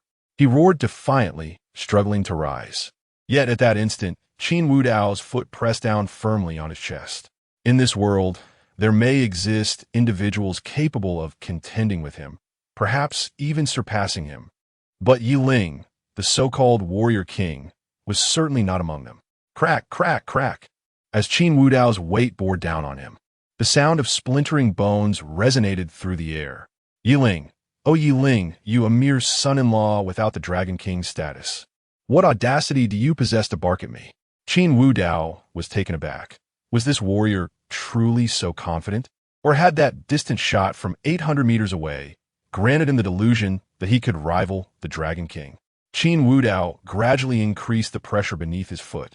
Yi Ling clutched desperately at Qin Wudao's leg, attempting to pry it away, but even before his injury, he would have found it impossible, let alone now, lying on the ground, gravely wounded. Snap! At last, after enduring immense agony, a clear sound of fracture echoed, and Yi Ling coughed up a copious amount of blood, his hands falling limply to the ground.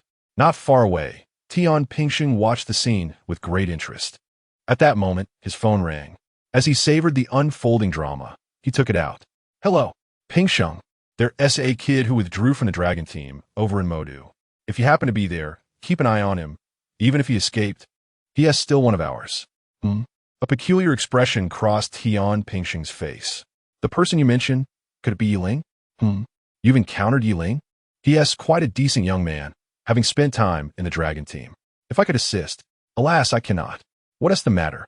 Has he offended you? Not all. Tian Pingsheng shook his head, speaking softly, It seems he is already beyond saving. If you insist on my assistance, perhaps I could burn some paper for him? The voice on the other end fell silent for a moment before sighing. It appears we are too late.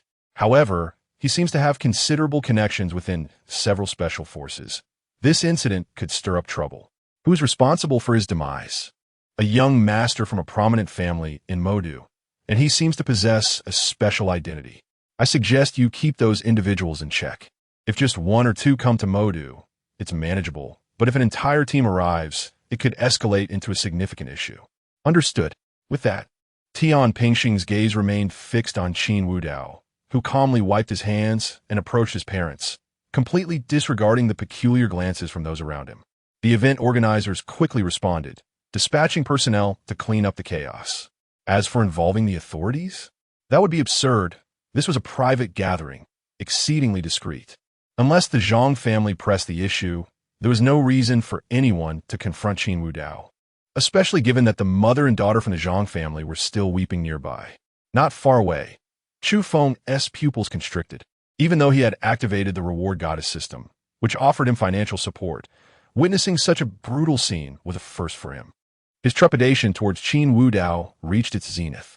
Chun Qianqian, however, appeared unfazed, her cheeks flushed with a hint of excitement. Li Jingyu's eyes widened in shock. Qin Wudao, how dare he kill?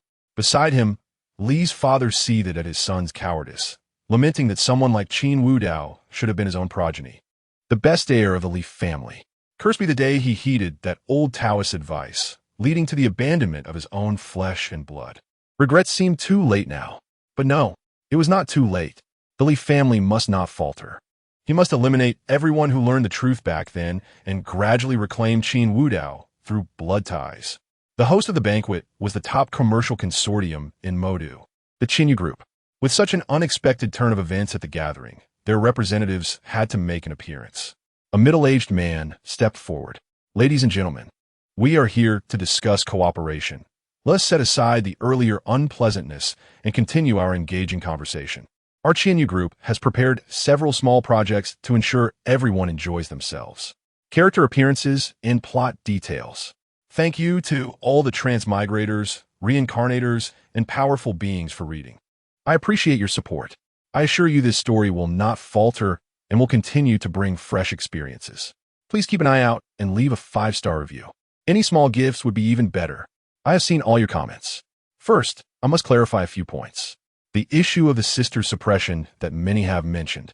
I want to state clearly that while I write for enjoyment, it is not in the realm of darkness or depravity. The entire world may conspire against you with malice, yet your family continues to love you dearly. Is it right to repay their affection with disdain? As for the matter concerning the protagonist and their predecessor, it is not merely a fusion of memories. I have consistently stated that the soul of the former has been consumed. Essentially, they are one and the same, albeit from different parallel worlds.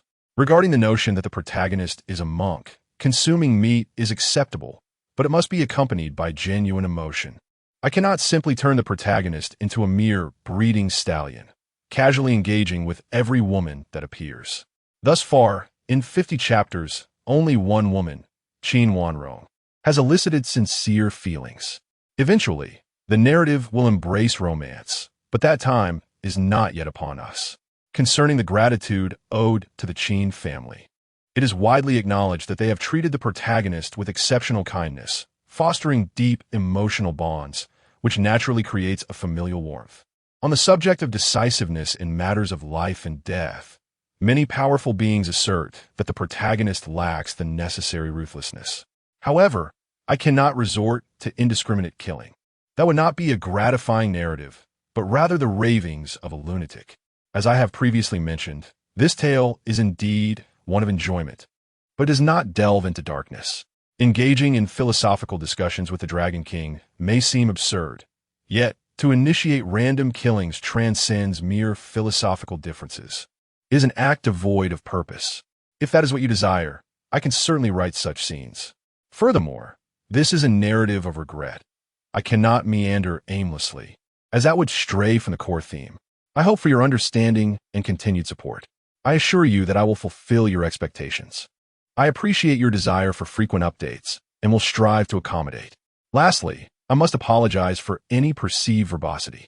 I acknowledge my shortcomings and will endeavor to be more succinct. Should you have any feedback, feel free to share, but please refrain from leaving low ratings.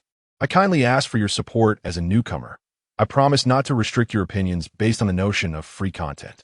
Your encouragement is invaluable. Thank you for your support.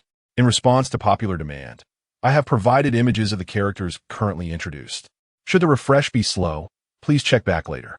Qin Wu Dao, 1 Qin Wan Rong, 1 Lu Ruyan, 1 Wan Shirin, 1 Shun Shanqian, 1 Dong Mengqing, 1 Zhong Wan Yu, 1 Qing Ling Yue, 1 Dragon Scale, 1 Chapter 53.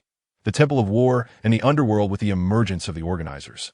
The repercussions of this farce began to wane gradually. However, the glances directed at Qin Wu Dao were tinged with a hint of evasion. It had already circulated that he had brutally killed a man at the club, and now, appearing at the banquet with such reckless abandon, painted him as nothing short of a madman. Ding dong. Notification from the regret sprite.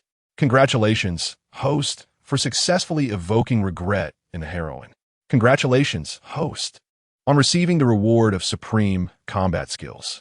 Congratulations, host, for obtaining the reward of the heroine's affection gauge. Congratulations, host, for receiving a powerful kidney. Ding dong. Notification from the bull and horse sprite. Congratulations, host, on acquiring divine combat skills. Congratulations, host, for obtaining the ability to assess the opponent's destiny. Congratulations, host, for receiving a golden kidney. Regret sprite. You are targeting me. Bull and horse sprite. What do you mean by that? We are both underlings. It is only natural to rely on our own capabilities. Just because you can offer rewards, does that mean I cannot? Regret sprite. But the host hasn't completed your tasks. On what basis do you distribute rewards? Bull and horse sprite. Huh. Tasks are merely a formality. Do I need to check the tasks to reward the host? Do you think I'm like you, a female genre sprite? Off you go. Hey, gritty sprite. Ooh. Upon hearing the system's notifications, a mysterious depth graced Qin Wu Dao's countenance. The reason he decisively eliminated Yiling was that he understood Yiling merely held the title of a Soldier King. As Yiling had previously asserted, he was the Dragon King of the Dragon King Palace, a figure with a sensitive identity within the Dragon Nation. Should Yiling, this Soldier King, find an opportunity, it would be all too easy for him to utilize his official connections to create trouble. Thus, preemptive action was necessary to avoid future complications, especially since Yiling was merely a returning Soldier King. Devoid of system assistance and lacking the terrifying combat prowess akin to that of the Dragon King or the God of War. No words were needed. He executed his intentions without hesitation. At this moment, Qin's mother approached Qin Wu Dao, raising her small fist. You were magnificent just now. Truly my son. As the matriarch of the Qin family, she had witnessed numerous spectacles and was not easily shaken by the sight of a life taken before her. Rather, she felt a thrill. Yiling had previously exhibited a degree of arrogance and had even taken down all of the Qin family bodyguards. Was there any issue with Qin Wu Dao dispatching him? Not even the Zhang family could fault him, as it was evident to all that Yiling had instigated the confrontation. Mr. Qin. While Qin's mother expressed her excitement to Qin Wu Dao, a middle-aged man from the organizing committee approached, politely inquiring, May I have a moment of your time? Qin Wu Dao scrutinized the middle-aged man before nodding after a brief moment. He exchanged a few words with his mother and then followed the man away. Elsewhere, Chu Feng was scanning the surroundings, seemingly in search of something. In a lounge within the estate, Qin Wu Dao reclined on the sofa before an elderly gentleman.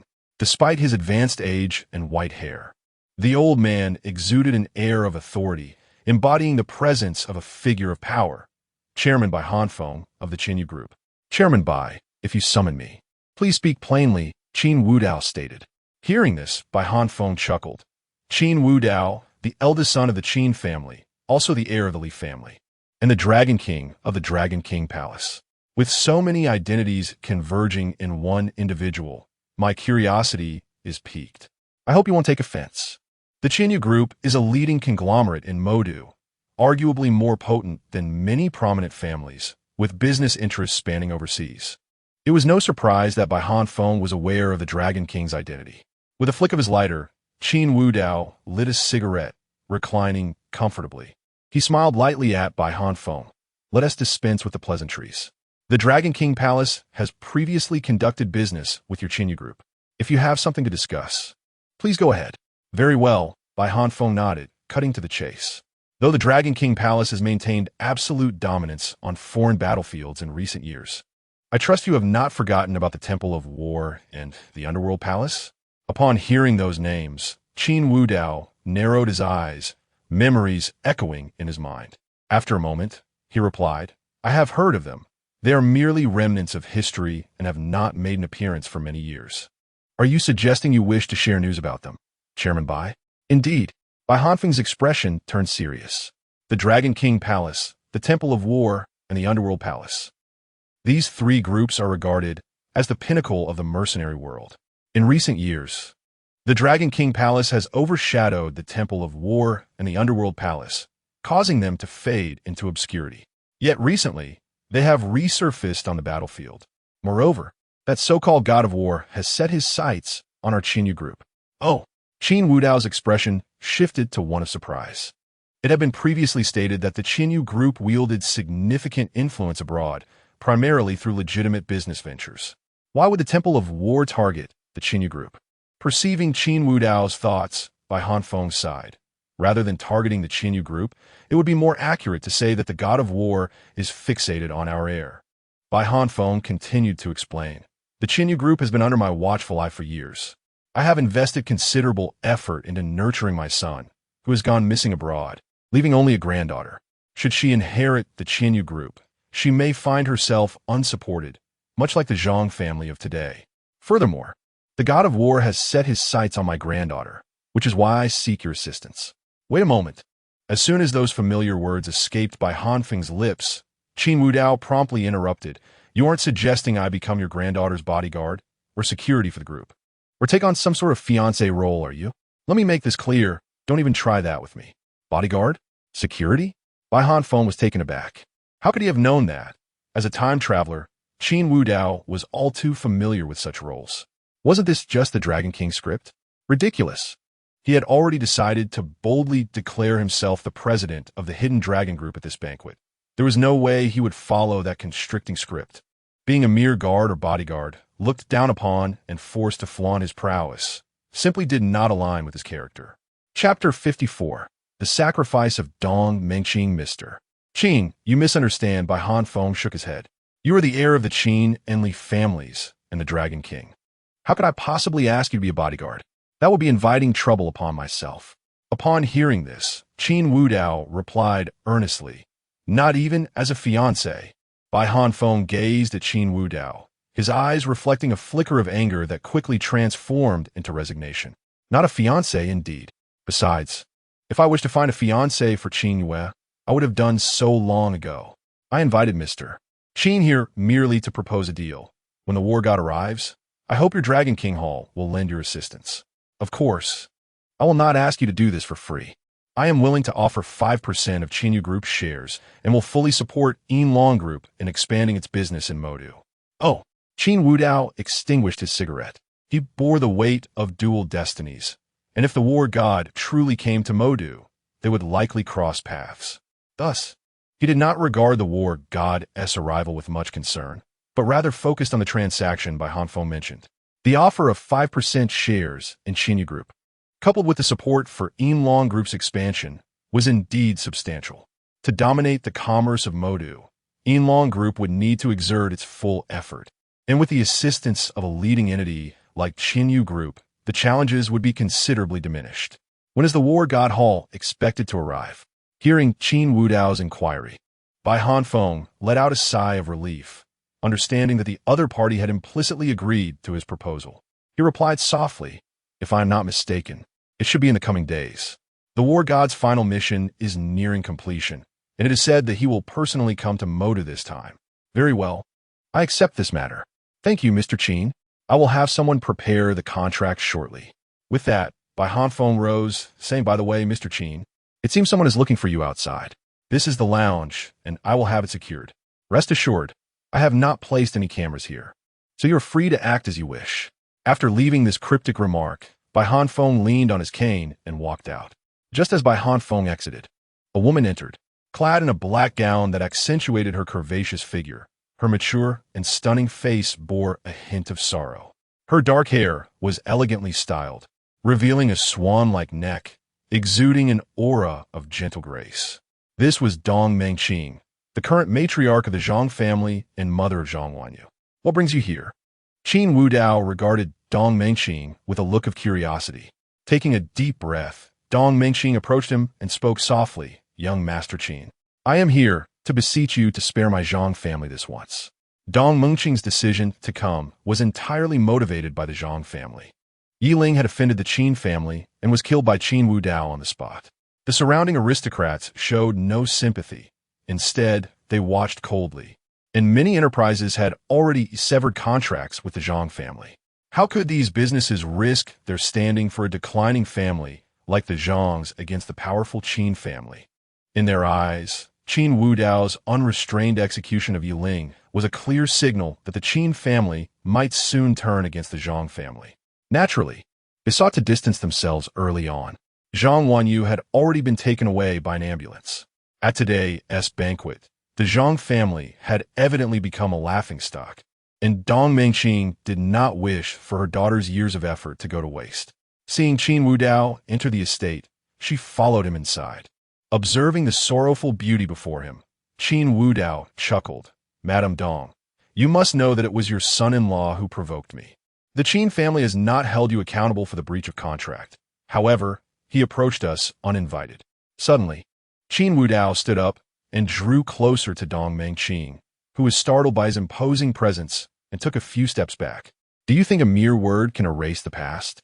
Hearing this, Dong Mengqing's beautiful eyes turned slightly red, but she restrained her emotions and fixed her gaze on Qin Wudao. In the next moment, to Qin Wudao's astonishment, she loosened her shoulder straps. Previously, in the estate hall, Qin Wudao had remarked to Zhang Wanyu that she was not as appealing as her mother. This remark led Dong Mengqing to believe that Qin Wudao held an interest in her. Rather than allow the Zhang family to fall in a crisis, she decided to offer herself. Should her daughter recover, she could always take her own life to prove her innocence. As the sound of rustling fabric filled the air, Dong Mengqing's delicate figure trembled slightly as she gradually unfastened her gown. Seeing that Qin Wudao remained unmoved, she bit her lip, feeling a wave of humiliation wash over her. In a tumult of anger, confusion, and shame, she steeled herself and approached him. With the beauty in his embrace, Qin Wudao could not simply stand idly by. He effortlessly tossed Dong Mengqing onto the sofa and gently loosened his shirt, speaking in a deep voice. "I accept this gesture of goodwill, but it is merely a trifling addition." Upon hearing this, Dong Mengqing quickly protested, "You cannot," but her soft lips were silenced. Meanwhile, in the courtyard of the estate, Li Jingyu, feeling somewhat weak-kneed after witnessing Qin Wudao's terrifying demeanor, stepped outside to cool off. Just as he intended to return, he turned around and found Qin Zirai standing before him, a sinister smile on his face, evidently up to no good. "What do you want?" "What do I want? Huh? Am I to be bested by that Yiling? Let me tell you, that bastard made me extremely angry." Li Jingyu was taken aback. "I don't even know Yiling. Why are you targeting me? I just can't stand your pretentiousness." With that, Qin Zirai stepped forward and delivered a punch to Li Jingyu's face. With a dull thud, a bruise appeared on Li Jingyu's face. Before he could shield himself, Qin Zirai's fists rained down upon him like a relentless storm. "Stop! Stop! It hurts! You're killing me! How refreshing!" Qin Zirai exclaimed with satisfaction, seemingly reclaiming his lost frustration. Despite his frail physique, he was far from someone Li Jingyu could withstand. The sounds of blows echoed throughout the courtyard. On another front, in the office of the president of the Qin group, Qin Wanrong sat in her chair, her gaze fixed intently on the woman before her, a glint of murderous intent in her eyes. "Lu Rian, how dare you come here? It seems you're courting death." Chapter 55. After slaying the warrior king, another overbearing CEO arrives. As a formidable force in the business world, Qin Wanrong exudes an aura that is nothing short of terrifying, coupled with her frigid gaze. It is no surprise that most people can hardly maintain eye contact with her for more than 2 seconds. Lu Ruyan was no exception. Yet now, she appears remarkably composed, her delicate features tinged with a pallor. "You are the sister of Wu Dao, hence my visit," she states. A cold chuckle escapes Qin Wanrong's lips as her long legs, encased in black stockings, sway slightly, her beautiful eyes radiating a fierce pressure. "Since you are aware of my relation to Wu Dao, you should be prepared to meet your demise here today." "I never contemplated death," Lu Ruyan replies softly, shaking her head. "It was always my fault." At this juncture, a flash of painful memory crosses Lu Ruyan's face, and she instinctively covers her heart with her hand. A visceral agony grips her, the weight of remorse suffocating her. "I have wronged Wu Dao in the past. I now understand that I love him. I cannot be without him." Suddenly, the sound of hurried footsteps interrupts her confession. In mere strides, Qin Wanrong stands before Lu Ruyan, gripping her hair with one hand while delivering a sharp slap with the other. The resounding crack of the slap reverberates through the office.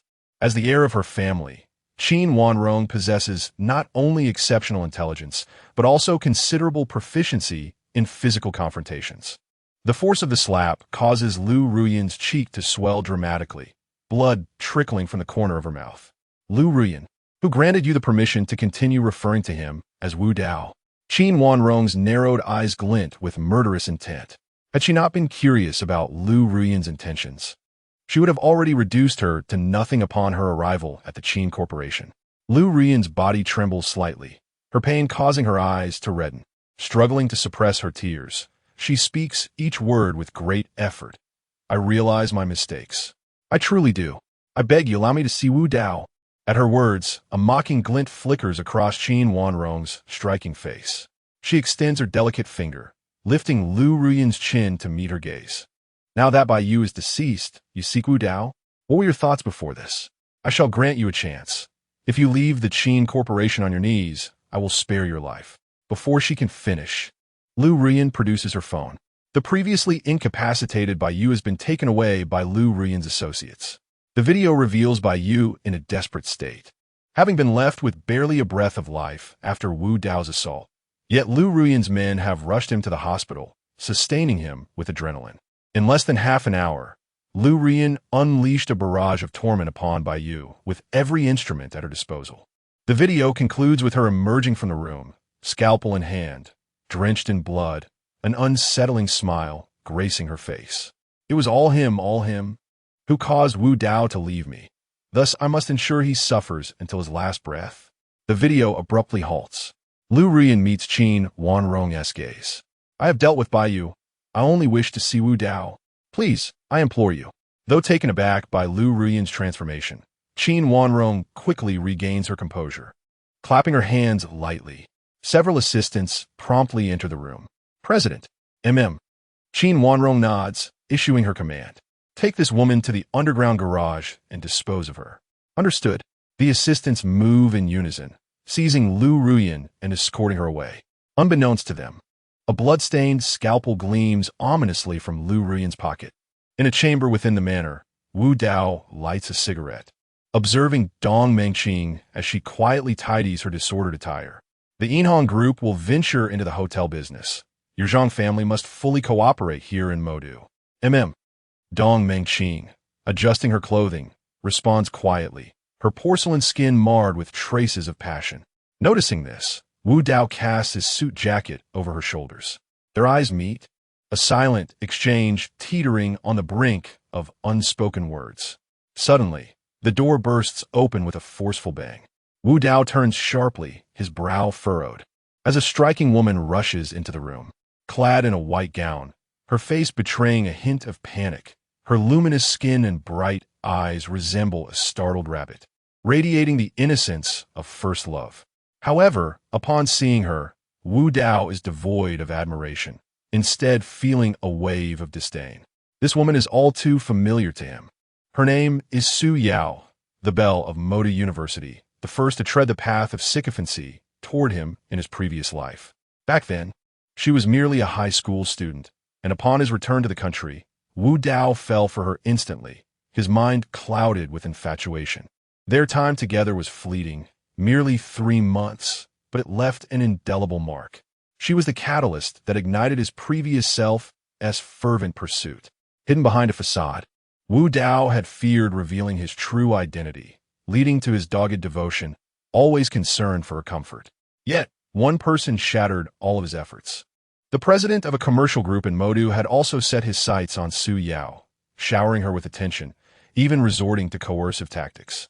He devised numerous traps and slanderous schemes, only to be misinterpreted by Su Yao, who ultimately struck Wu Dao across the face in a moment of betrayal.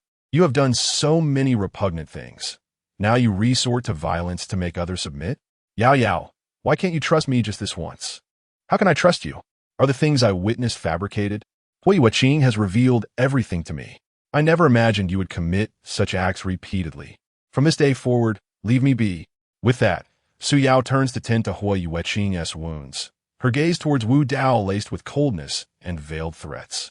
Chapter 56. The drama of the overbearing CEO unfolds subsequently. The protagonist discovered through investigation that during that period, Hui Waqing had been slandering him extensively. To gain Su Yao's trust, he had gone to great lengths to ingratiate himself. Su Yao had expressed her disdain for capitalists, claiming they were all cold-hearted. The protagonist took her words to heart, leading him to conceal his identity and even take up a job to earn money, making no attempt to utilize any of Long Wang's resources. In stark contrast, Hui Waqing whisked Su Yao away on lavish excursions, renting entire restaurants and orchestrating grand fireworks displays throughout the city. Although the protagonist revealed Hui Waqing's identity out of concern for Su Yao's safety, she remained unyielding, asserting that Hui Waqing was different from other capitalists, that he possessed a benevolent heart. From that moment on, the protagonist seemed to undergo a transformation, his inner turmoil gradually manifesting as an obsession. If Qin Wu Dao alleviated his madness through violence, the protagonist succumbed entirely to his fixation. This was also why he remained unaffected during his time abroad. On the battlefield, he was constantly engaged in combat and had no opportunity to succumb to such obsessions. The memories flooding Qin Wu Dao's mind became a source of discomfort. After merging with the protagonist's soul and memories, he experienced empathy for the protagonist's feelings. The sensation was utterly repugnant. Meanwhile, Dong Mengqing appeared to sense Qin Wu Dao's change, her beautiful eyes locking onto his. She was momentarily taken aback, for she beheld a gaze filled with brutality and murderous intent, an expression she had never encountered before. Her delicate form involuntarily trembled, yet inexplicably, she reached out to gently caress Qin Wu Dao's back. The touch of another jolted Qin Wu Dao back to reality. He exhaled a cloud of smoke and narrowed his eyes at Su Yao. How did she manage to come in here? At that moment, Su Yao seemed to notice the presence of others in the room, repeatedly bowing and apologizing. I'm sorry. Please let me hide. Someone is trying to take me away. Whether from panic or simply not having looked closely, she did not recognize the person before her as the once smitten admirer. Ah, so you are here. A middle-aged man entered with a lecherous grin, his gaze filled with greed as he looked at Su Yao. He was followed by several intimidating bodyguards. As the middle-aged man advanced, Su Yao helplessly retreated until she was cornered against the sofa, on the verge of colliding with him. Qin Wu Dao's expression turned icy. With a swift kick, he sent Su Yao sprawling, causing her to cry out and kneel before the middle-aged man. Simultaneously, the man noticed Qin Wu Dao and Dong Mengqing, and a flicker of surprise crossed his face as he beheld Dong Mengqing's beauty. Oh, what a stunning beauty! Wait here. I must first cherish this little beauty before coming to you. Upon hearing this, Dong Mengqing instinctively moved closer to Qin Wu Dao. If anything were to happen to Su Yao, she would ensure that everyone here paid the price. Just as the middle-aged man intended to make his move, a furious shout erupted from outside, followed by hurried footsteps. The half-open door was forcefully kicked open, and a stern-faced man stormed in, flanked by bodyguards. This man was none other than Hui Waqing. Upon seeing Su Yao kneeling on the floor and the middle-aged man's outstretched hand, he immediately understood the intention behind the man's actions. Xiao Jun, You seek death. How dare you lay a hand on my person? In a matter of moments, Hui Yueqing's bodyguards swiftly subdued Qiao Jun and his associates, forcing them to kneel. Hui Yueqing approached Su Yao, his expression tinged with concern. Yao Yao, are you all right? Qin Wudao, embracing Dong Mengqing, observed the scene with a detached gaze. How amusing. The overbearing CEO had arrived with a dramatic flair. It seemed the hapless character in this script was none other than Qin Wudao himself. Hua Xiao. Qiao Jun's intoxication faded as he recognized the man before him, exclaiming, I didn't know she was your woman. I truly had no idea. If I had known. Before he could finish, a swift kick sent him crashing to the ground. Hui Yueqing's voice was cold as ice. You dare to touch my woman. You seek death. From this day forth, the Qiao family shall be erased from the city. Please no. No. Su Yao, helped her feet, felt in intense pain, as though her waist had been broken. She vividly recalled being kicked from behind and instinctively turned her head, only to find Qin Wudao smirking at her. Wudao. Upon hearing Su Yao's call, Hui Yueqing's gaze shifted and his heart sank as he recognized Qin Wudao. Could it be that the recently rumored heir of the Qin family was indeed Qin Wudao? The name was identical, and here he was. Previously, Hui Yueqing had believed he could overshadow Qin Wudao with his family background, but upon realizing Qin Wudao's true identity, a sense of crisis flooded his mind. He instinctively reached for Su Yao, attempting to pull her away, but she remained unmoved, staring at Qin Wudao, particularly at the sight of him embracing a mature and alluring woman. What? Is there something on my face? Why do you all look at me like that? Wudao, how did you end up here? Su Yao murmured, overwhelmed by the reappearance of someone she had longed for, only to find him with another. A torrent of emotions surged within her, momentarily halting her breath. Hui Yueqing quickly stepped forward, his expression wary. Qin Wudao you. Before he could finish, a cup flew through the air, striking him on the head. Blood splattered as Hui Yueqing stumbled backward, a wave of dizziness threatening to topple him. Fortunately, his bodyguards were quick to steady him. Qin Wudao shook his hand, adopting a teasing tone. I must ask, Hui Yueqing, who gave you the audacity to call me by my name? Seeing Hui Yueqing injured, Su Yao gasped in alarm, then turned to Qin Wudao with a look of sorrow. Wudao, after all these years, do you still favor resolving matters through violence? I truly gave you face. Qin Wudao released Dong Mengqing, standing tall as he regarded Su Yao with a look of incredulity. Was she always this audacious? Chapter 57. Opening the panel, Qin Wudao stood up and approached Su Yao with a light chuckle. Do you think I still prefer to resolve issues through violence? Before Su Yao could respond, he seized her by the neck. The intense sensation of suffocation compelled Su Yao to struggle, yet Qin Wudao remained unmoved, lifting her effortlessly. You have quite the insight, he remarked with a smile. As his grip tightened, Su Yao's complexion turned pale and her struggles weakened. At that moment, Hui Yueqing rushed in, intending to confront Qin Wudao, but was sent flying like a projectile, crashing through a large door. At that instant, members of the Qinyu group burst in. Their delayed arrival was due to the old chairman's directive to refrain from eavesdropping. Upon hearing the commotion, they rushed in, only to witness the unfolding scene. The estate's steward, a middle-aged man from earlier, approached, his previous elegance lost, drenched in sweat. Mr. Qin, this is our oversight. I apologize.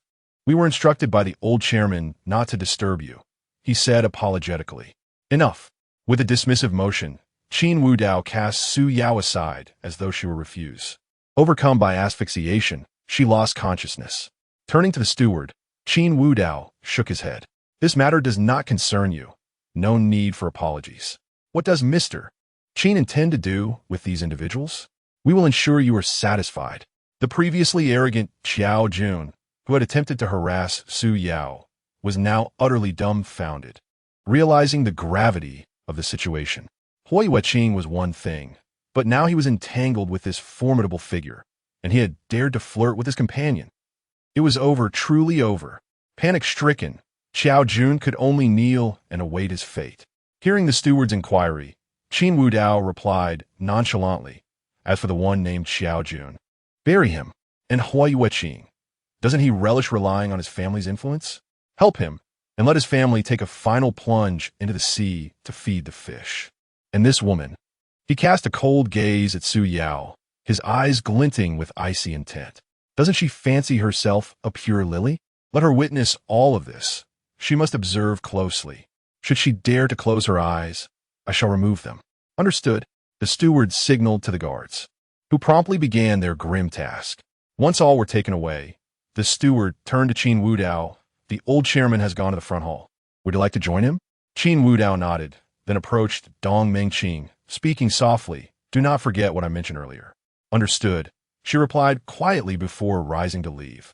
Now that the daughter of the Zhang Group's president had gone to the hospital and completed her intentions, it was time for her to depart. Whatever transpired at the banquet was no longer their concern. After Dong Mengqing exited, Qin Wudao made his way to the front hall. Having dealt with Su Yao and Hui Yueqing, he felt an elevation in spirit, as if enlightenment had dawned upon him. At that moment, with the arrival of Bai Hanfeng, the banquet officially commenced. Bai Hanfeng sat at the forefront, addressing the assembly with a smile. Ladies and gentlemen, I host this banquet not only to strengthen our mutual bonds, but also to announce a significant matter. I am aging and preparing for retirement. The Qinyu Group will henceforth be inherited by my granddaughter, and I hope you will extend your support. This declaration incited a flurry of whispers among the attendees. The elderly Bai was retiring? Wouldn't the stock prices of Qinyu Group plummet? Perhaps his granddaughter could stabilize the situation. What ist? Had anyone heard of Bai's granddaughter before? Moreover, did he not have a second son? Surely, he must be an illegitimate child. Father, I object. Predictably, amidst the murmurs, a middle-aged man stepped forward, addressing Bai Hanfeng in a low voice. Qin Yue is still young. How can she stabilize the Qinyu Group? I am her uncle, your son. Bai Hanfeng slammed his cane against the ground, retorting, silence. This is my company. Do I need your consent on whom I choose? It was evident that Bai Hanfeng harbored a profound disdain for his second son. Yet the man persisted, Father, as a member of the board. I do not consent to this direct appointment. You are not dead yet. It is not your place to object. Bai's second son, filled with malice, had not anticipated that his father would indeed bestow the vast enterprise upon that young girl. It appeared that his earlier inaction had been a grave miscalculation. At this juncture, Qin Wudao emerged from the shadows. He was intrigued by the lively scene, especially since he suspected that significant events were on the horizon. With a brief pause from Bai's second son, Bai Hanfeng continued, Ladies and gentlemen, my granddaughter will soon make her entrance. Future business matters will be handled with her. From the staircase, a woman descended gracefully, clad in a white gown that accentuated her flawless figure, her ebony hair styled elegantly, revealing a swan-like neck. Her skin was luminous, radiating an ethereal glow. Her presence was enchanting, reminiscent of a celestial being. Qin Wudao immediately recognized Bai's granddaughter, Bai Qingyue, the top-ranked figure in the previous gifting leaderboard. It seemed the young lady indulged in the peculiar pastime of being a streamer.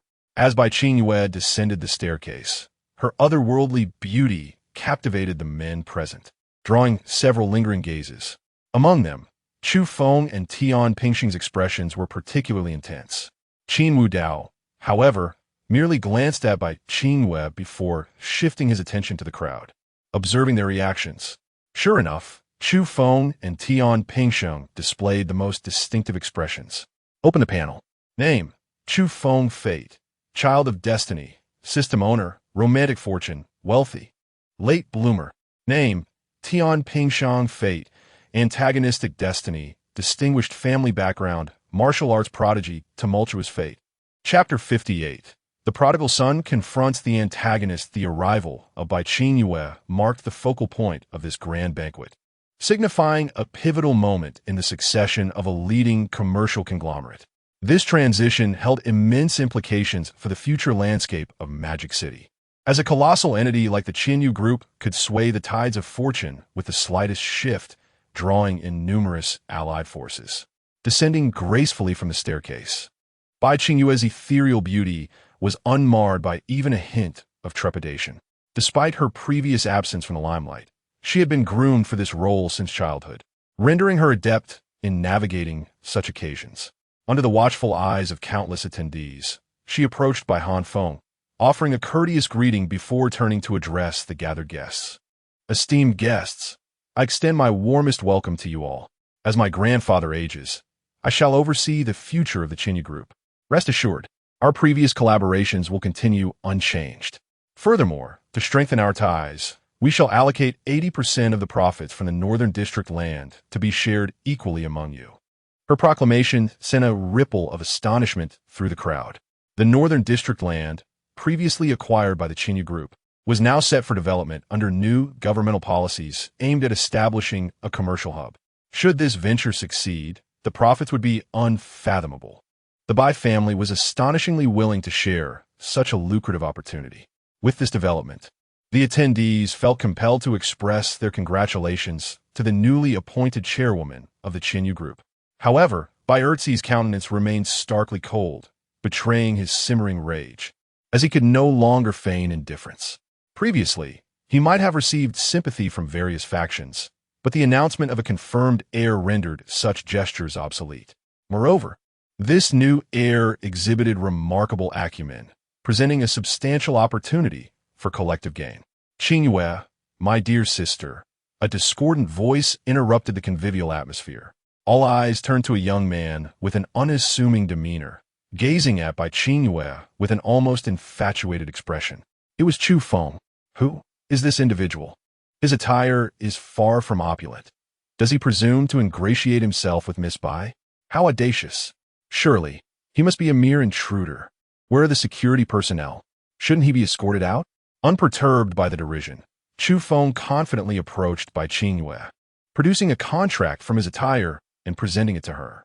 Qingyue, this is a gift I have prepared for you. I hope you will accept it. His words only intensified the scorn directed at him from the crowd. A mere contract as a greeting? Did he believe himself a noble scion from the capital? In a city like Magic City, what force could rival the Chinyu Group? Only a select few, aware of Chu Feng's true identity, displayed signs of shock. Is the esteemed M.O. about to make his move? Before the assembly, Bai Qingyue unfurled the contract, her exquisite visage reflecting surprise moments later. This represents 5% of the Chinyu Group's shares? What? The room fell silent, all present taken aback. Who was this individual to nonchalantly present such a significant stake in the Chinyu Group? As a trillion-yuan enterprise, the implications of this 5% were immense, especially as it conferred greater decision-making power upon Bai Qingyue. With a slight smile, Chu Feng replied, "It's nothing of great consequence. I had a friend assist in reclaiming this share from others. Thank you, M.O. This share is invaluable to me, and I am willing to purchase it at its worth. There's no need for that. I have stated that this is a gift for you." Chu Feng waved dismissively. The mention of M.O. elicited reactions from the crowd. He was indeed the M.O. who maintained connections with foreign financial magnates? How remarkable that he could remain so humble. In the midst of this, two individuals continued to regard Chu Feng with a hint of mockery, Qin Wudao and Tian Pingsheng. Tian Pingsheng Muzit Kvitli, Montag, the one with ties to various foreign tycoons? And now he has set his sights on the woman I have chosen? After a moment's contemplation, Tian Pingsheng approached Bai Qingyue with a gentle smile. "Qingyue, do you remember me, Brother Pingsheng? It has been quite some time." Bai Qingyue's eyes sparkled with surprise, as they were childhood acquaintances who had crossed paths frequently. Observing the exchange, Chu Feng's expression darkened. As a man, he could sense the subtle provocation and veiled threat emanating from Tian Pingsheng. Previously, he would have opted to sidestep such tension, but circumstances had changed. Now, empowered by the system, he aspired to greater heights. And Bai Qingyue had always been a beacon of unattainable desire. Yet now, he felt worthy of her. Tian Pingsheng, sensing the shift, turned to face Chu Feng. Their gazes locked, an electric tension filling the air, neither willing to yield. Qin Wudao watched with keen interest. The destined child and the destined villain now confront one another? It seems my role here is merely to observe. Yet, even in the midst of this unfolding drama, complications arose.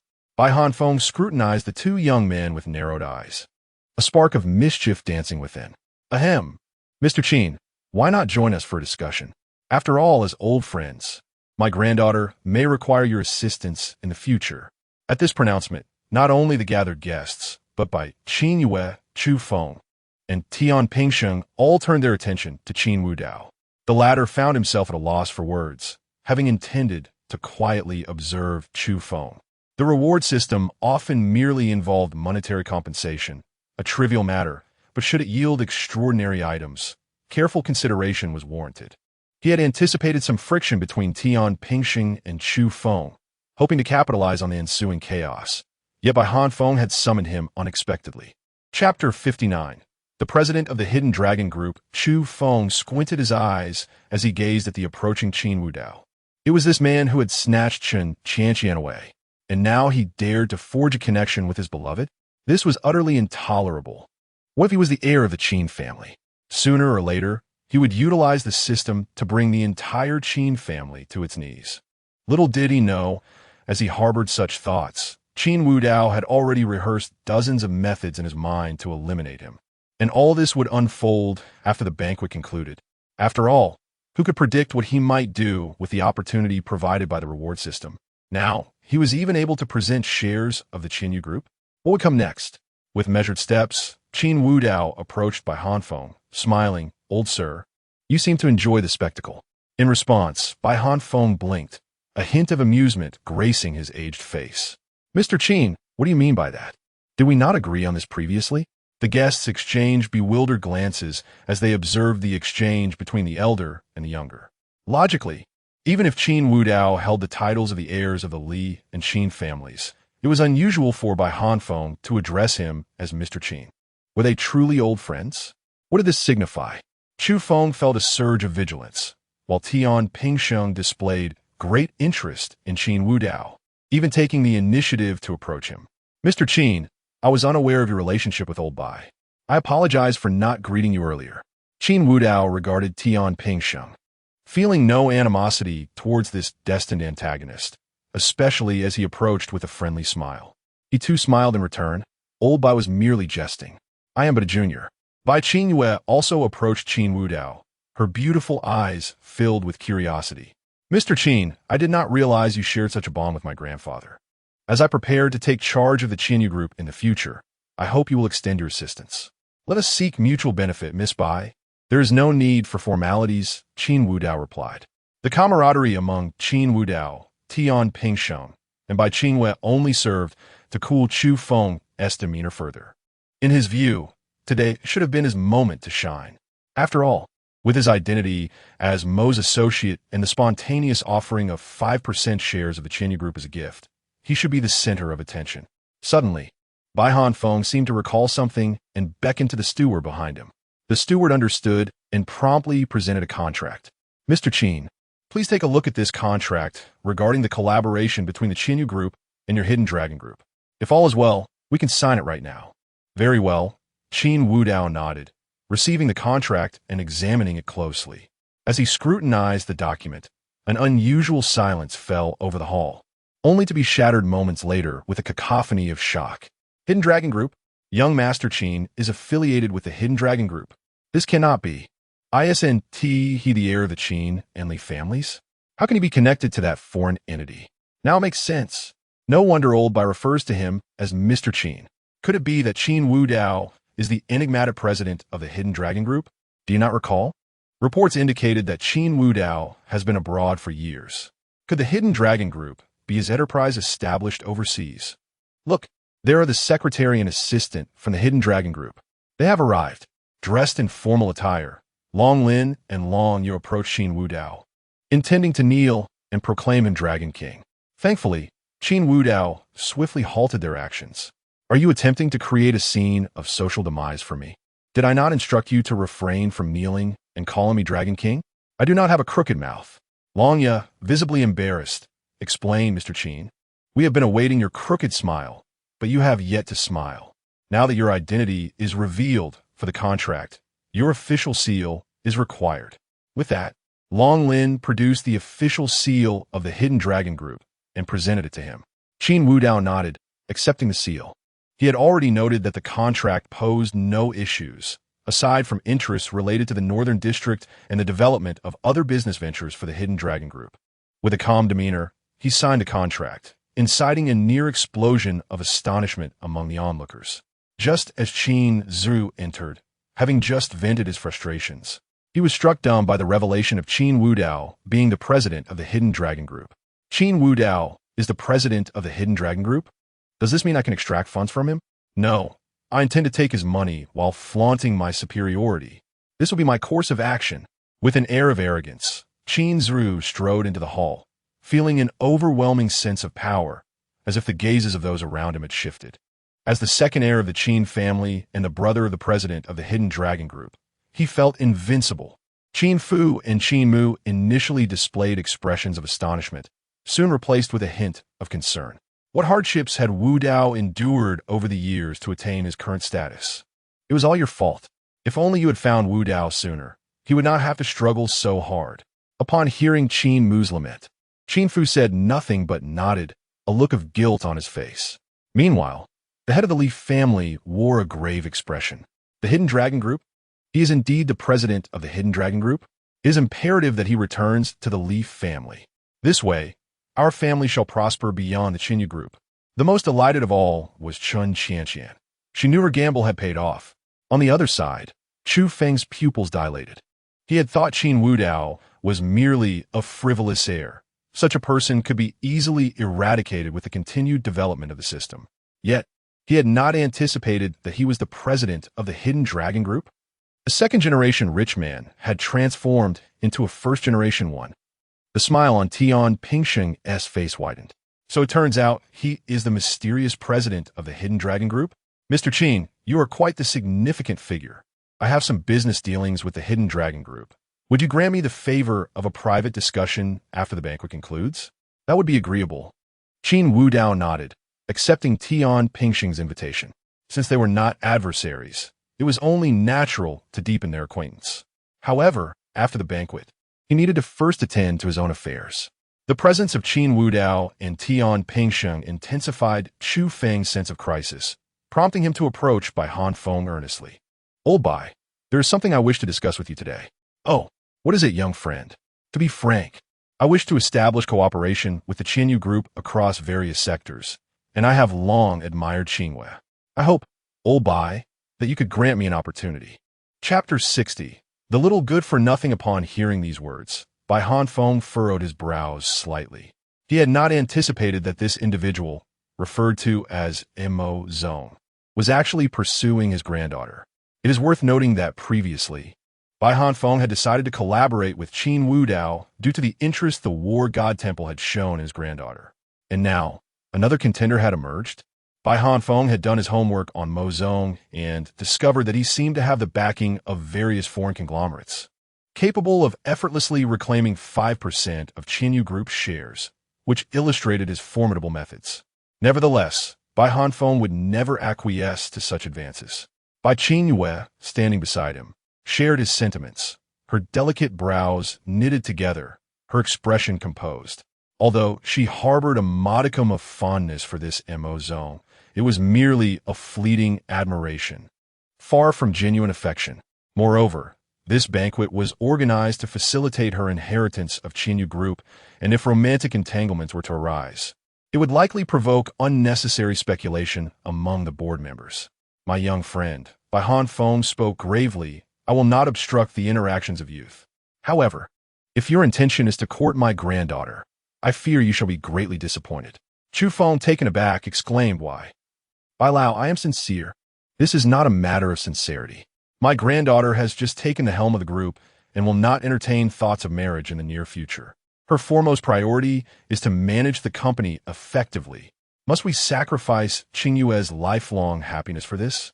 Bai Hanfeng, accustomed to the dynamics of society, was momentarily speechless. Had he become the villain in his granddaughter's story? Was this Mo Zong not in his right mind? Qin Wudao, too, found Chu Feng's words bewildering. It seemed that Bai Qinghua had not yet developed feelings for him.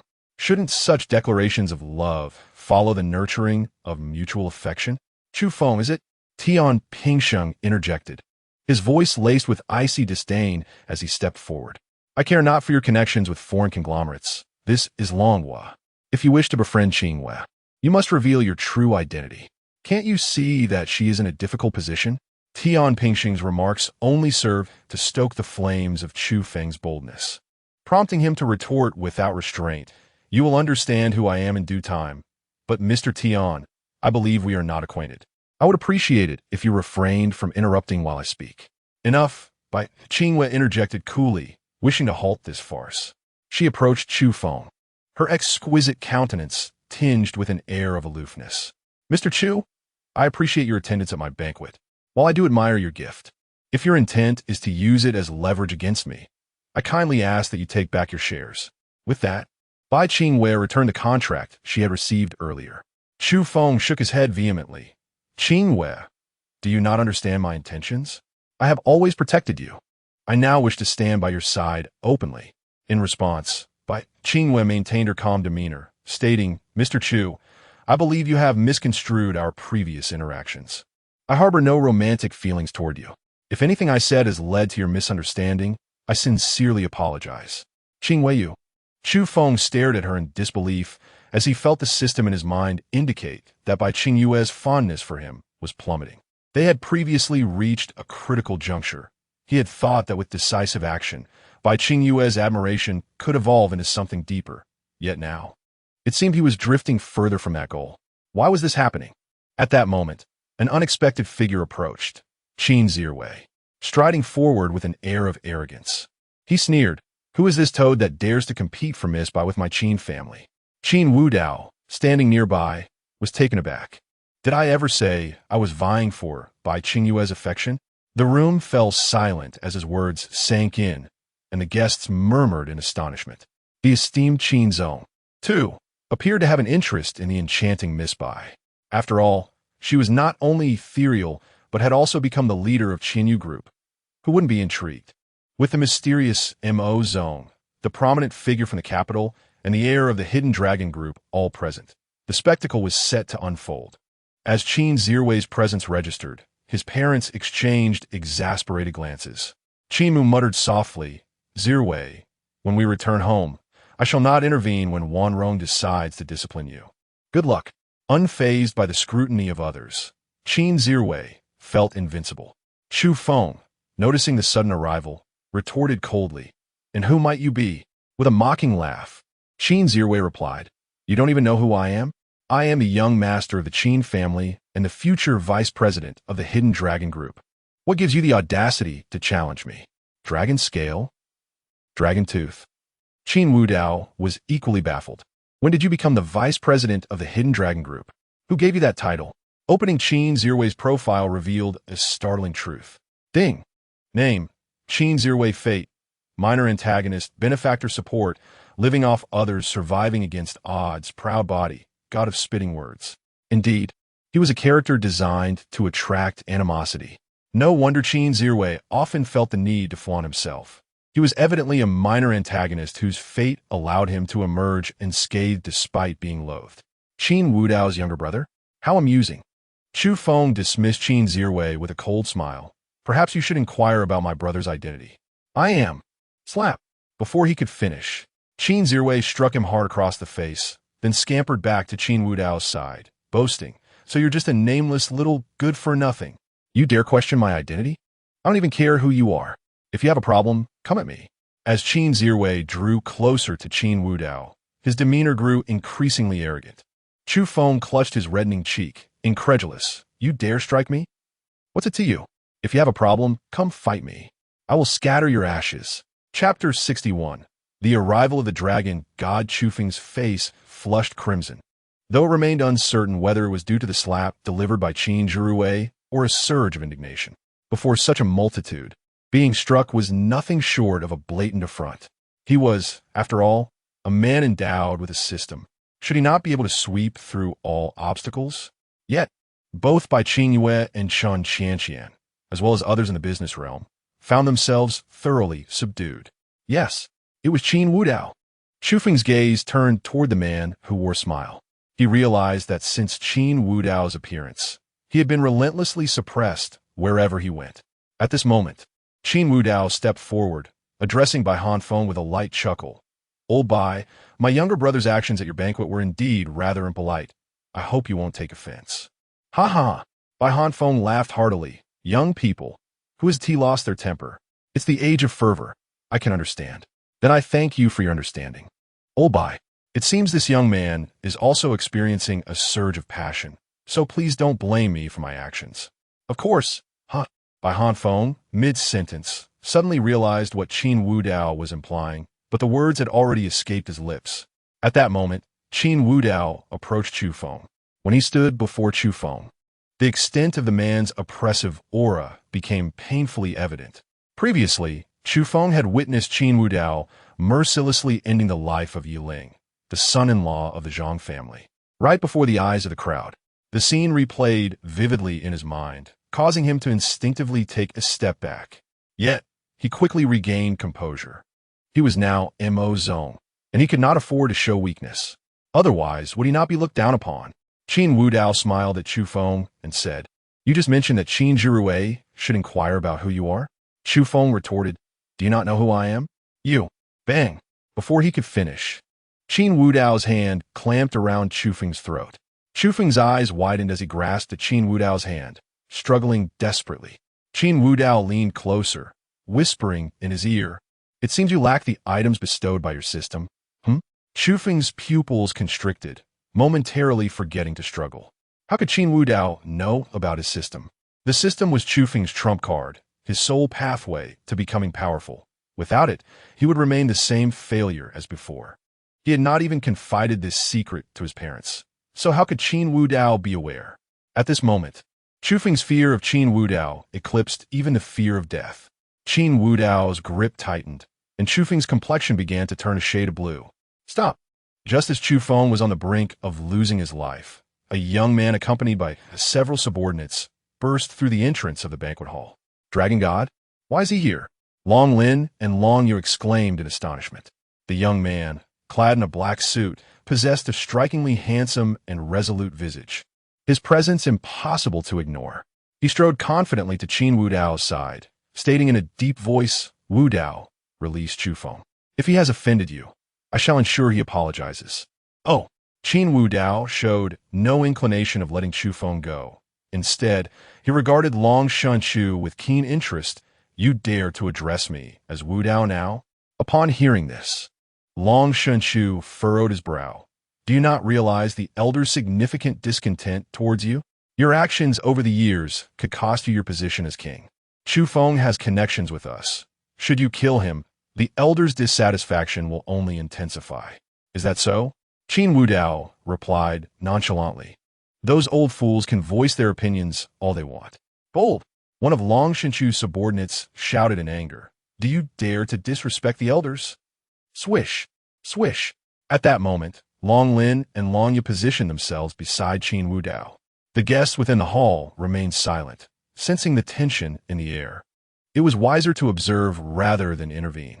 Long Lin narrowed her beautiful eyes, her tone laced with menace. "Who permitted you to act so rudely?" It was Qin Wudao who first disrespected the elders. Upon hearing this, Qin Wudao turned to Long Lin, commanding, "Eliminate them all." Yes, as the Dragon King's guards. Long Lin and Long Yu were not to be trifled with. They moved like shadows, advancing upon Long Shunshu's subordinates with ruthless intent. Swish! The glimmer of blades flashed, and sounds of muffled thuds echoed through the hall. In a matter of moments, those subordinates lay either dead or grievously injured. Long Shunshu observed the scene with a cold gaze, and, just as he prepared to intervene, Qin Wudao interjected, "Long Shunshu, should you dare to act, I assure you, you too will perish before this banquet concludes. This is the Dragon Kingdom." Long Shunshu replied sternly, "Qin Wudao, have you truly lost your mind? Your reckless behavior will not go unnoticed by the Law Enforcement Bureau."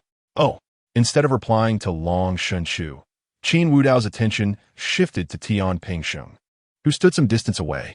"Mr. Tian, do you believe my disposal of some refuse here would attract the attention of the Law Enforcement Bureau?"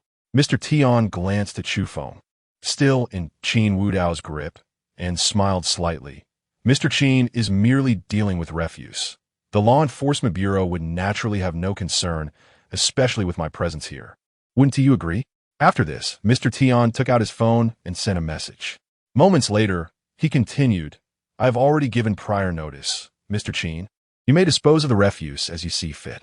You, Long Shunchu, fully aware of Tian Pingxing's identity, felt the veins on his forehead pulse.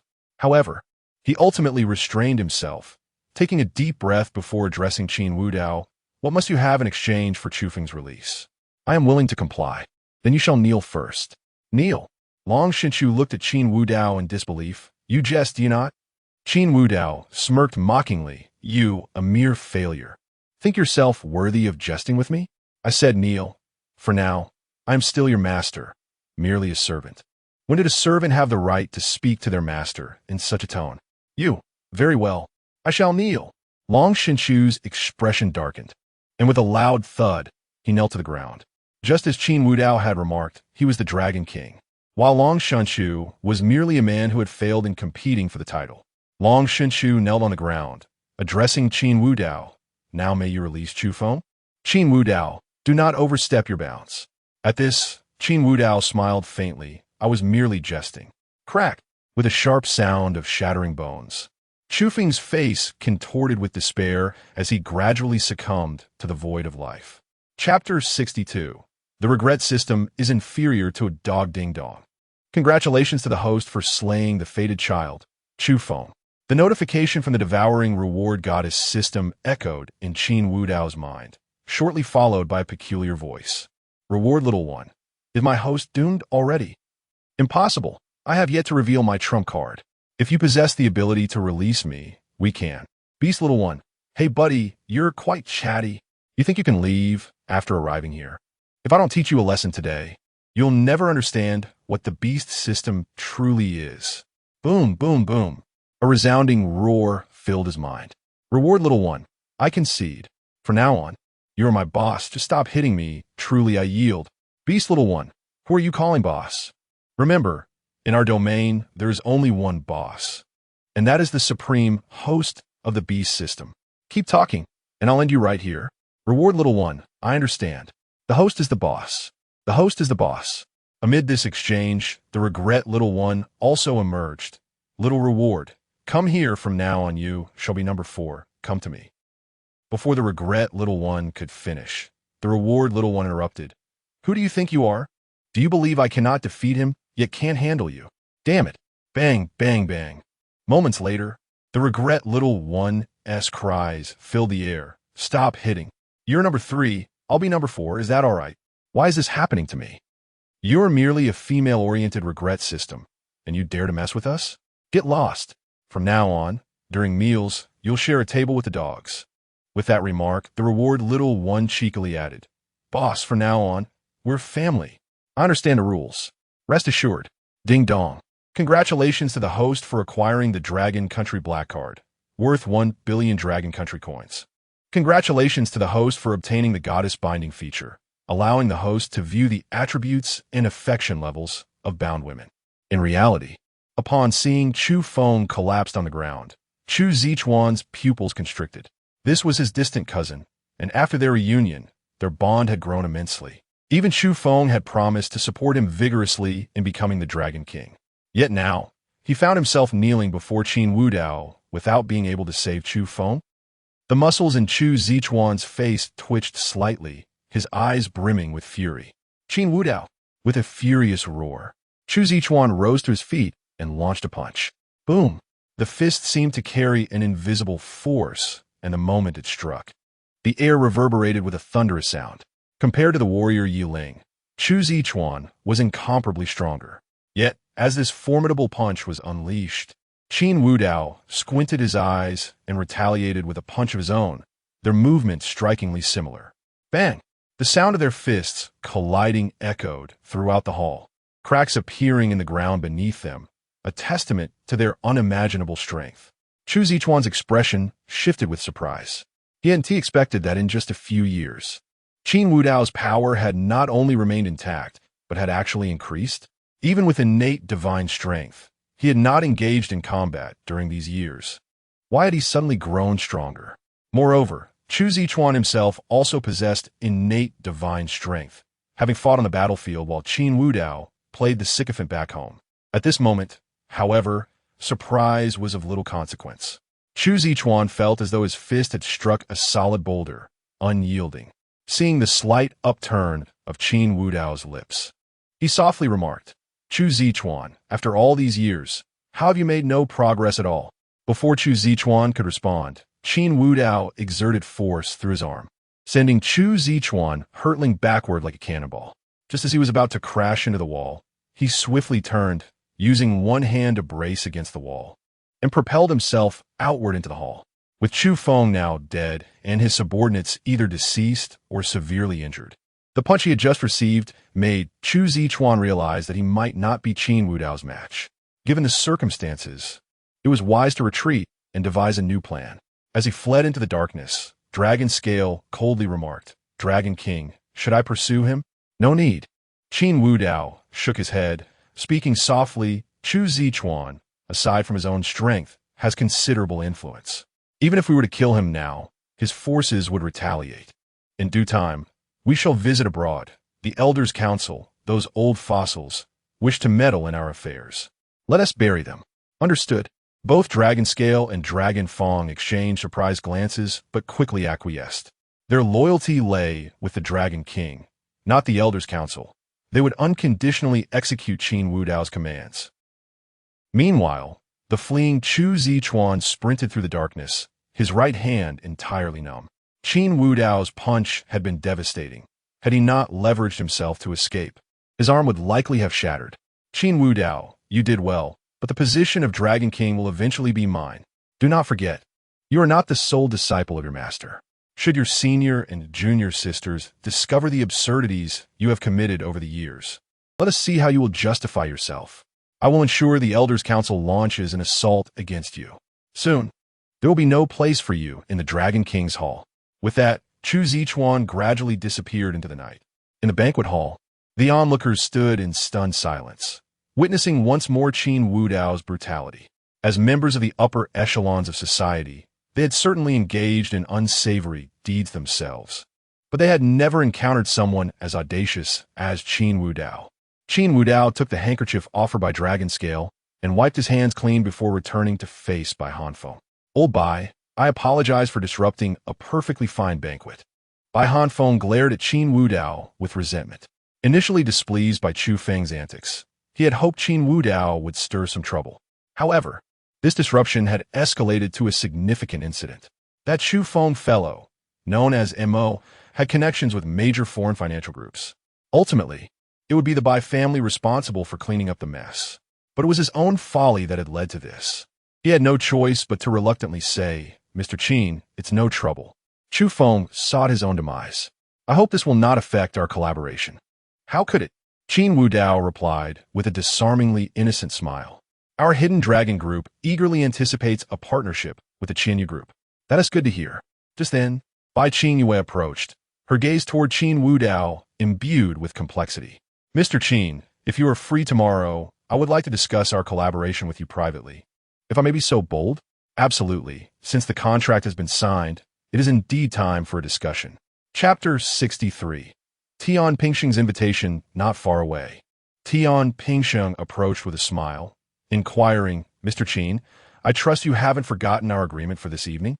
Upon hearing this, Qin Wudao nodded and suggested, "After the banquet concludes, shall we find a quiet place to converse?" "That would be splendid." Tian Pingsheng was quite unlike Qin Ziyu. Despite his illustrious lineage, being from a military family, he was far from being a dandy. However, the fate of a destined antagonist indicated that he was no ordinary individual. In the absence of conflicting interests, Qin Wudao had no qualms about forging an acquaintance with him. Moreover, since destiny was involved, it was inevitable that this antagonist corresponded with a destined protagonist, and it was clear that Chu Feng was not the one, as their relationship had not deteriorated to irreparable terms.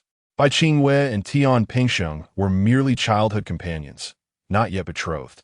The reward system obtained from eliminating Chu Feng had allowed Qin Wudao to taste the sweetness of success, and he was curious about how many systems he could potentially harness and the strength of the bull and horse system. Thus, if he could, through Tian Pingsheng, identify the destined protagonist meant to oppose him, it would be advantageous. After the brief interlude involving Chu Feng, the banquet unfolded without further incident. As cups were raised and toasts exchanged, the future trajectory of the commercial circle in Modu was determined. When the banquet concluded, Qin Wudao and Tian Pingsheng directly drove to a private dining establishment in Modu. Meanwhile, the children of the Li family, both gravely injured, were admitted to the hospital. Yet their father, Li Lindu, did not accompany them. Instead, he journeyed to a secluded dojo in the outskirts. In stark contrast to the dazzling lights of Modu, this dojo was exceedingly tranquil, devoid even of a flickering candlelight. Li Lindu was quite familiar with this place. He did not knock on the heavy door, but entered through a side entrance. Upon entering the courtyard of the dojo, he beheld an elderly man with white hair standing within. "Master Li, this humble monk anticipated your visit today. May I inquire about your purpose?" Hearing the old monk's words, Li Lindu scoffed, "Wu Wei, if you possess such foresight, why did you not foresee my reason for coming? That is a misjudgment, Master Li. Since you have sought me out, regardless of my predictions, you would still disclose your intent. Therefore, there is no need for me to exert myself unnecessarily. You deceitful monk." Li Lindu stepped forward, his voice icy. "You once claimed that Wu Dao was a calamity, detrimental to my consolidation of the Li family, prompting me to orchestrate a separation. Yet now he has become the president of the Yinlong group. The calamity you spoke of has transformed into a true dragon. Because of you, he has become estranged from all kin. Tell me, how can I retain this true dragon?" In contrast to Li Lindu's ire, the old monk remained remarkably composed. "Master Li, I merely offer a suggestion. Ultimately, have you succeeded in consolidating the Li family? If your aim is to unify the family, why concern yourself with a discarded pawn? I care not. Since it was you who instigated this, you must take responsibility now. Are you not capable of predictions? Tell me how I can bring him back to the Li family." The old monk fell silent, and after a moment, a slight smile graced his lips as he spoke softly. "Once he has become a true dragon, how can he return home? To have the true dragon return, one must revert him to his original form." Li Lindu's voice was frosty. "How is that to be accomplished? Rest assured, Master Li, given that you have come to me, I shall assist you. To be frank, I have a disciple who has mastered the art of dragon slaying since childhood. Should he sever this true dragon's abilities, he will naturally return home. Leave everything else to me." After contemplating for a moment, Li Lindu solemnly declared, "In that case, I shall trust you once more. If you succeed, I shall ensure the incense of your dojo flourishes for a century. Should you fail, prepare to meet your end. Do not think ist." With that, Li Lindu turned to depart. The old monk watched his retreating figure, murmuring softly, "My disciple, if you can sever this true dragon, his fortunes shall naturally belong to you, and I shall bear all the burdens of sin for your sake. This is what I owe to the Yi family." In a private dining room of the establishment, Qin Wudao and Tian Pingsheng sat facing one another. "Brother Qin, I am immensely grateful for your acceptance of my invitation. There is no need for formality, especially since you assisted me in resolving my troubles earlier. It is only right that I reciprocate." "Huh?" Tian Pingsheng chuckled lightly. "That is not the case. Even had I not intervened, I believe you would have managed to resolve it on your own. Would you not? You overestimate me, Brother Tian. I am merely a businessman. How could I influence the decisions of the Enforcement Bureau?" "No, you absolutely can," Tian Pingsheng replied earnestly. "After all, it is a simple matter for the Dragon King Hall to eliminate a few nuisances." Qin Wudao maintained a composed demeanor, finding no surprise in Tian Pingsheng's revelation about the Dragon King. His background was undeniably impressive, making it improbable that his identity could be obscured. The title Dragon King Hall may hold significance abroad, but within the Dragon Kingdom, it seems your status surpasses that of the Dragon King, Brother Tian. "You flatter me." Tian Pingsheng shook his head, continuing, "The influence of the Dragon King Hall internationally is unparalleled. I suspect that should you decide to eliminate me, you would escape unscathed. It is precisely because of your strength that I have a small, unrefined request. Please do not hesitate. My grandfather's birthday is on the 12th of next month, and I hope you might honor me by attending the celebration in Kyoto. Of course, I will send someone to welcome you." Kyoto. Qin Wudao lowered his gaze in contemplation. For him, as the Dragon King, Kyoto was indeed a sensitive location, as he represented the immense power of the Dragon King Hall. Every word and action could potentially draw the attention of significant figures. Rest assured, Brother Qin. Sensing Qin Wudao's hesitation, Tian Pingsheng quickly reassured him. My request for your presence is solely to assist me in dealing with one individual. As for the other matters, I shall manage them entirely. Should I fail, you are free to do as you wish with me. How candid of you. Qin Wudao chuckled lightly. Who would you have me deal with? In response, Tian Pingsheng's expression turned cold. A descendant of a divine healer, recently emerged from seclusion. He may be capable of curing my grandfather's closest friend, and I cannot allow that outcome. Chapter 64. Qin Ziru's violent beating upon hearing Tian Pingsheng's words. Qin Wudao's gaze narrowed slightly. This script felt all too familiar. The divine doctor descending from the mountain? Under normal circumstances, that divine doctor should be the destined child in opposition to the villain Tian Pingsheng, right? However, it seemed that Tian Pingsheng possessed a modicum of intelligence. Unlike those brainless antagonists who resorted to mockery only to be soundly rebuffed, he sought external assistance instead. Very well, I shall acquiesce to your request. Qin Wudao directly agreed to Tian Pingsheng's proposition. His motivation was not to hunt down the divine doctor, but rather the formidable influence behind Tian Pingsheng was quite enticing. In the Dragon Kingdom, Tian Pingsheng's official connections were unparalleled. Should this endeavor forge a bond of gratitude, it would facilitate future endeavors for the Dragon King's Hall. Moreover, it was widely known that the destined child would likely face myriad betrayals and tribulations. In contrast, the villain was far more united. Qin Wudao was more inclined to ally himself with Tian Pingsheng than with the unseen divine doctor. The two exchanged knowing smiles before raising their glasses and downing their drinks in one go. Following their libations, Tian Pingsheng appeared to recall something, chuckling lightly. By the way, Brother Qin, if you harbor any interest in Miss Bai, there is no need to concern yourself with me. My interest lies solely in the Bai family's influence. But compared to them, I'm currently more eager to collaborate with you. Are you referring to Bai Qinghua? My relationship with her is actually... Brother Qin, we are all men here. No need for explanations. The drinking session continued until the early hours of the morning. From polite formalities at the outset to the camaraderie they shared by the end, the two had grown quite close. Brother Qin, I tell you from now on, you shall be my good brother, and together we shall achieve great things. Indeed, Brother Tian, there will be ample opportunities for collaboration in the future. The two lingered affectionately until they boarded their respective vehicles. Once inside, Qin Wudao, who had appeared slightly inebriated, suddenly regained full clarity. To the Qin residence. Yes, young master. The driver promptly engaged the vehicle, speeding towards the Qin home. At that moment, within the Qin residence, the formidable second young master Qin was kneeling in the living room, his face awash with indignation. Sister, have you lost your mind? I am your brother, yet you dare to strike me. Smack. Before he could finish his protest, Qin Ziru received another whip of the belt across his back, his cries echoing throughout the living room. From the marks on his back, it was evident he had endured a prolonged beating. Meanwhile, Qin father and Qin mother sat comfortably on the sofa, munching on sunflower seeds, showing no intention of intervening. Qin Wanrong's delicate face was marred by frost. Qin Ziru, you've certainly gained some audacity, even introducing women to your brother. He is not my brother, Qin Ziru retorted defiantly. Besides, what of it? I help him with introductions, and instead of gratitude, you strike me? Is there no law? Smack. Before he could complete his outburst, another lash of the belt silenced him. From the sofa, Qin mother cast a glance filled with sympathy at Qin father and remarked, Old Qin, is the belt you purchased of such excellent quality? It's lasted this long without breaking. I specifically chose a sturdy one. Otherwise, what is the point if it breaks after a few strikes? Besides, this lad can handle it.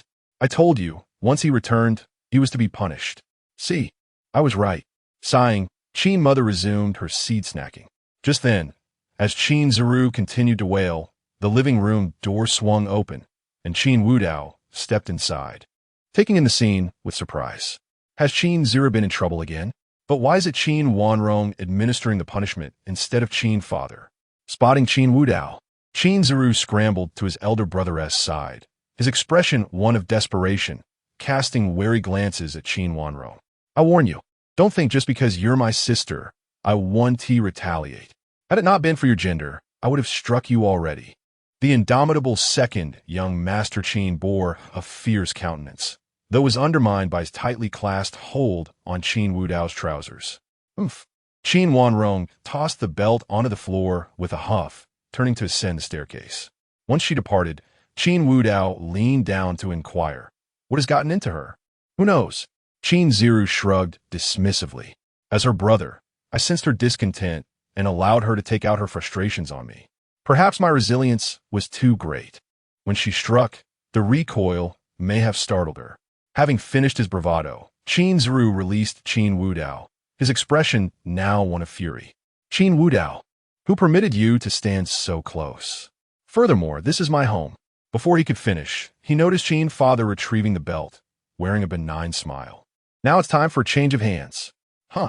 Qin Ziru's pupils constricted as he prepared to hide behind Qin Wudao, only to find that Qin Wudao had also opted to ascend the stairs. Qin father ambled over to Qin Ziru, chuckling softly. "Endure it a bit, son. It won't hurt for long." Returning to his room, Qin Wudao discarded his alcohol-scented attire and had just stepped into the bathroom when a delicate arm, as smooth as a lotus, suddenly grasped him. The room was dimly lit by moonlight, and he discerned a figure before him. It was Qin Wanrong. She stood in the bathroom without the light on, her clothes strewn about. As their eyes met, Qin Wudao queried in confusion, "You do not speak." Before he could utter another word, Qin Wanrong extended her slender finger, pressing it against his neck. "Whose mark is this? You went off with someone else while I was busy, and now you bear their mark. You are simply—" Bang! Before she could finish, Qin Wudao seized her wrist and, with a swift motion, pinned her against the bathroom wall. The once confrontational Qin Wanrong now resembled a timid kitten. Her cheeks flushed with embarrassment. What do you intend to do? There are people in the living room." "Not to worry. Just keep your voice down." Hearing his words, Qin Wanrong's body involuntarily trembled. Despite her earlier resolve, the unfolding situation left her somewhat flustered, yet her underlying affection compelled her to comply. Before she could articulate a response, Qin Wudao closed the distance between them. Qin Wudao slowly shut the bathroom door, their figures gradually merging into one. Chapter 65. I wish to collaborate with you. The night passed in silence. As dawn broke, Qin Wanrong slowly opened her beautiful eyes. In that moment of clarity, she recalled the absurd events of the previous night. Had she not exerted great effort to control her voice, the incident would have surely been exposed. Moreover, a faint blush adorned Qin Wanrong's delicate face. She never anticipated that her younger brother harbored such peculiar thoughts. Previously, her understanding of such matters was superficial, gleaned from books and the internet, but last night had been a direct experience of it all. That rascal. Qin Wanrong felt a weariness coursing through her body, coupled with a sense of shyness that made her wish she could simply vanish like an ostrich. Instinctively, she glanced to the side, where Qin Wudao's profound gaze was fixed upon her, a mischievous smile playing on his handsome features. You mustn't look," Qin Wanrong exclaimed, pressing her hand against Qin Wudao's face, wishing to hide away, but before she could succeed, Qin Wudao gently kissed her small hand. "Now you feel shy? You were not like this yesterday. You even said you wanted to." "Do not say that." Qin Wanrong's tone was filled with a blend of embarrassment and anger. She intended to retrieve her clothes, but they were in the bathroom, and any movement caused her body to ache. "All right." Qin Wudao cradled Qin Wanrong in his arms, softly saying, "Just rest well today. I'll take care of matters at the company." Feeling Qin Wudao's tenderness, Qin Wanrong murmured in agreement, finding a comfortable position and slipping back into slumber. When she awoke again, it was already midday. Qin Wanrong furrowed her delicate brows, still feeling some discomfort. After dressing, she descended the stairs slowly, only to see her mother in the living room. An overwhelming sense of guilt washed over her, and just as she contemplated slipping away quietly, her mother called her back. The mother and daughter settled on the sofa for a heart-to-heart conversation. Meanwhile, Qin Wudao had arrived at Qinyu Group. Upon encountering Bai Qingwei again, he continued to admire her ethereal and otherworldly aura, though it remained merely admiration. "President Qin, Please take a seat. Bai Qingyue and Qin Wudao sat across from each other. At that moment, Bai Qingyue, besides her transcendent demeanor, was further accentuated by her crisp white suit, embodying a sense of capability. After all, the vast Qinyu group now rested solely on her shoulders. President Qin, I intend to formally commence our collaboration starting tomorrow. Rest assured, my grandfather has agreed, and I will unconditionally fulfill my end. Qinyu Group will do its utmost to assist you with the business endeavors of Yinlong Group. Indeed, Qin Wudao nodded, continuing, Are you truly planning to part with the land in the northern city? Upon hearing this, Bai Qingyue's beautiful features displayed a hint of helplessness. I have only just inherited the group. If I do not offer some benefits to those individuals, they will likely create obstacles for me. Should I wish to develop that land, I will face numerous challenges. Qin Wudao concurred with Bai Qingyue's decision. It was akin to the struggles faced by Yinlong Group when it first entered Modu, which was met with resistance from various factions. If it weren't for Yinlong Group's self-sufficiency and the adept utilization of international resources, even the most robust financial backing would not suffice to overcome such hurdles. We at Yinlong Group also intend to acquire a portion of that northern land, as it represents a new commercial zone. Therefore, you may propose any terms you wish. Bai Qingyue perceived a distinct ambition in Qin Wudao's expression. Such confidence did not surprise her. His decision to reveal his identity as the president of Yinlong Group at the banquet was clearly meant to exhibit his prowess. President Qin, I can allocate 30% of the development rights for the northern land to Yinlong Group.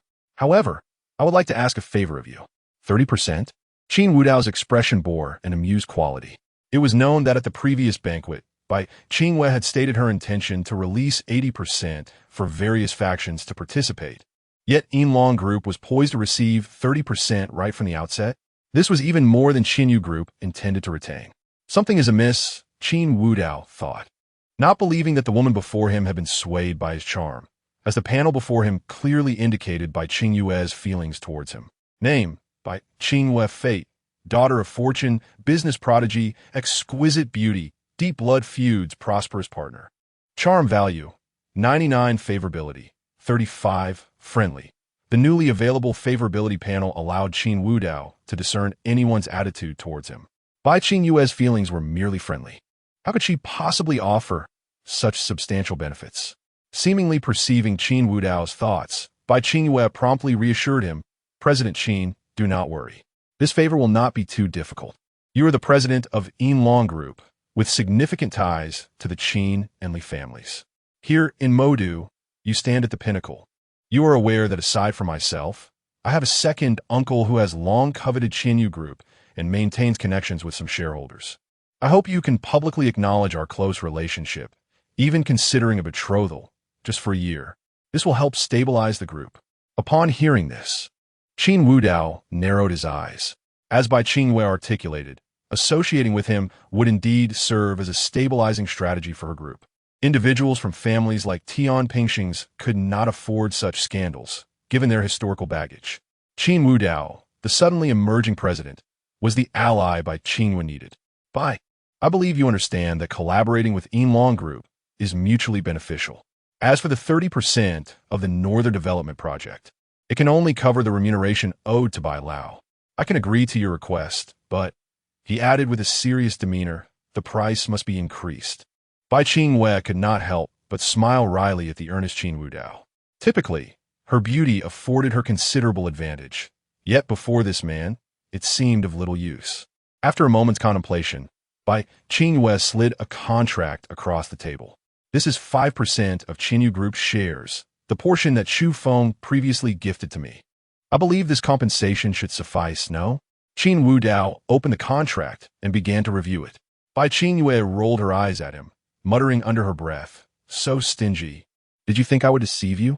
Bai Qingyue never anticipated that her almost inaudible whisper would reach Qin Wudao's ears, and he even acknowledged it. Chapter 66. Always asking for trouble, Bai Qingyue felt a surge of frustration, yet was at a loss as to what precisely incited it. After a brief moment, Qin Wudao had perused the entire contract and turned to Bai Qingyue with a smile, proclaiming a pleasant collaboration. Bai Qingyue was at a loss for words. Although reaching an agreement should have been a joyous occasion, for reasons unknown, she found herself devoid of happiness, even harboring a hint of anger. Nevertheless, as Qin Wudao extended his hand, Bai Qingwei could only manage a forced smile, responding, "Pleasant collaboration, President Qin." Suddenly, the office door swung open with a bang. In strode a middle-aged man accompanied by a group of elegantly dressed individuals, all seemingly of considerable age, presumably shareholders of Qinyu Group. "Qingwei, are you truly willing to cede 80% of the development rights for the Northern District? This is utterly absurd."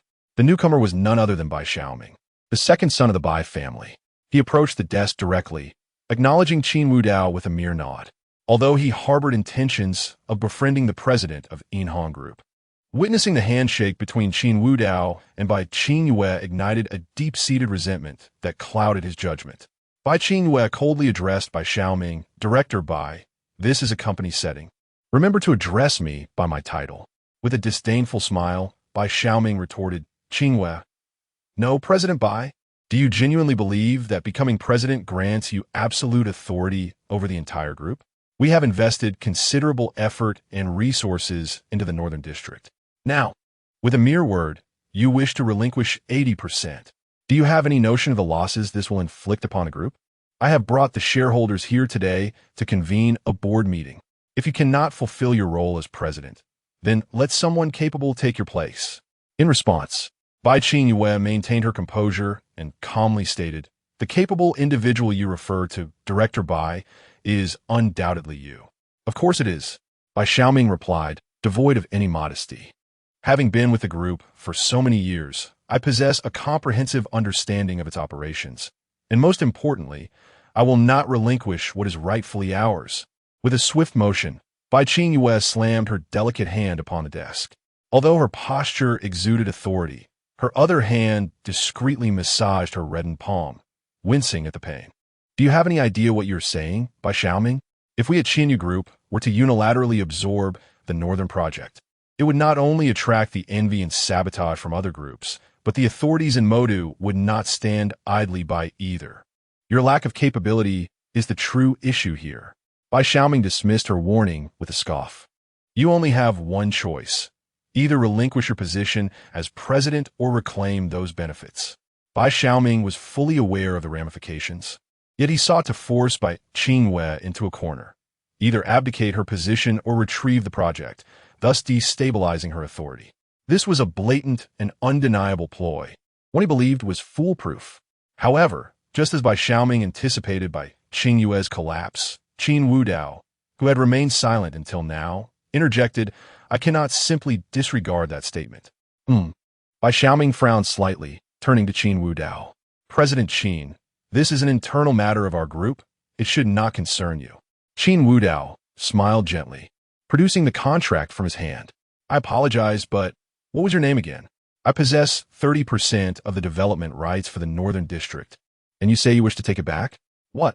Both Bai Xiaoming and the shareholders behind him were taken aback, unable to fathom that Bai Qingyue had so decisively allocated 30% to Qin Wudao, more than even their Qinyu Group.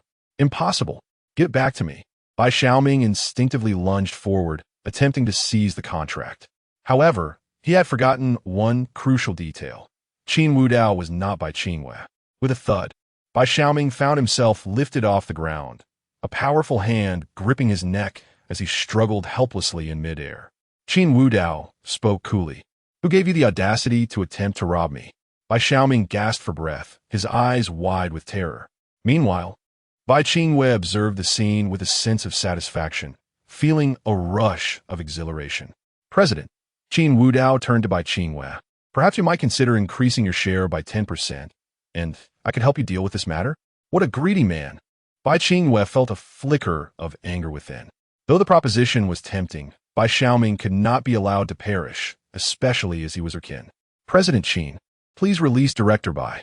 I will take responsibility for his transgressions against you."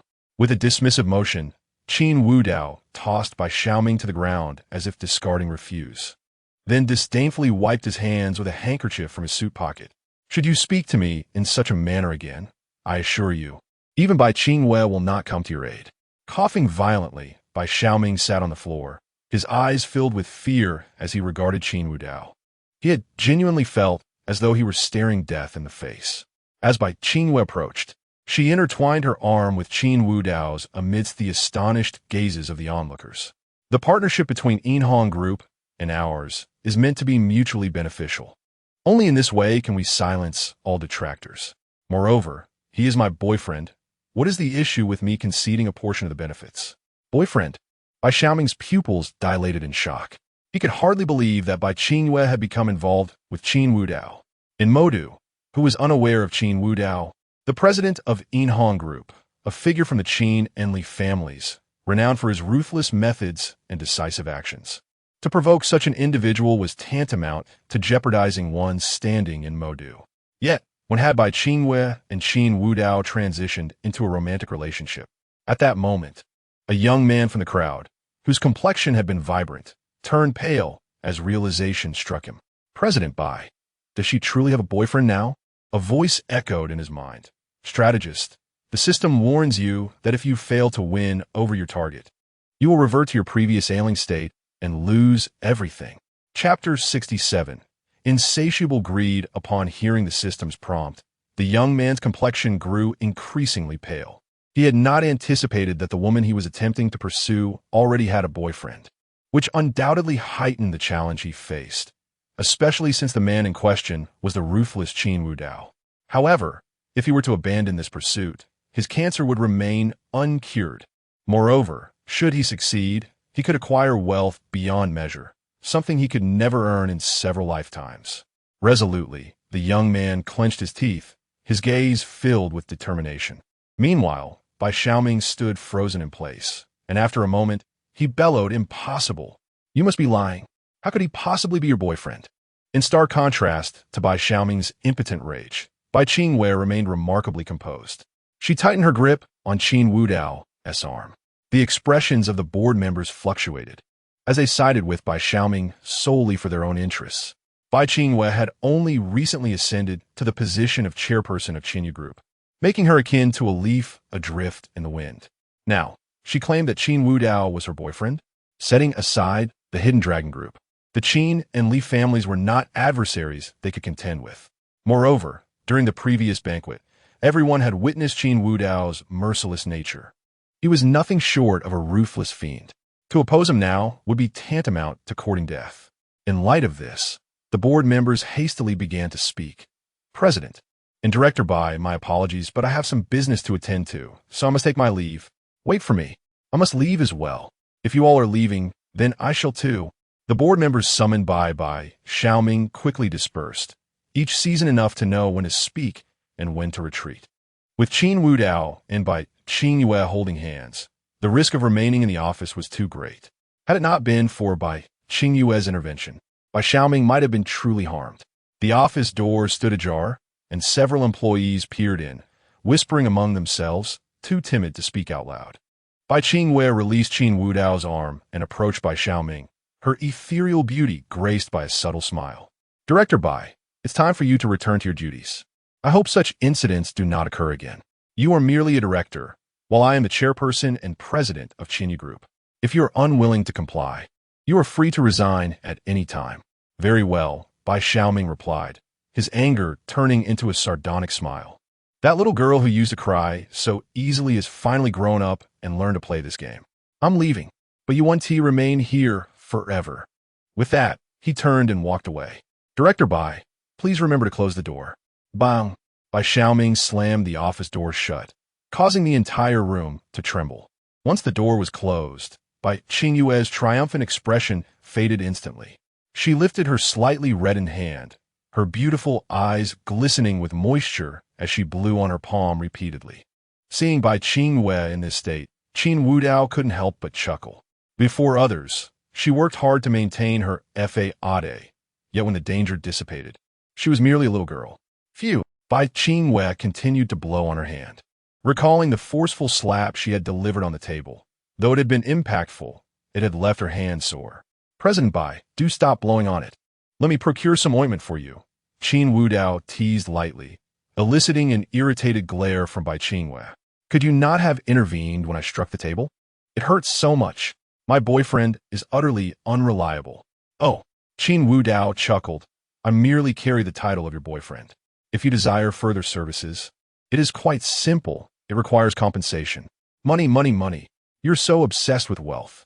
Otherwise, what can you offer me, President Bai, apart from money?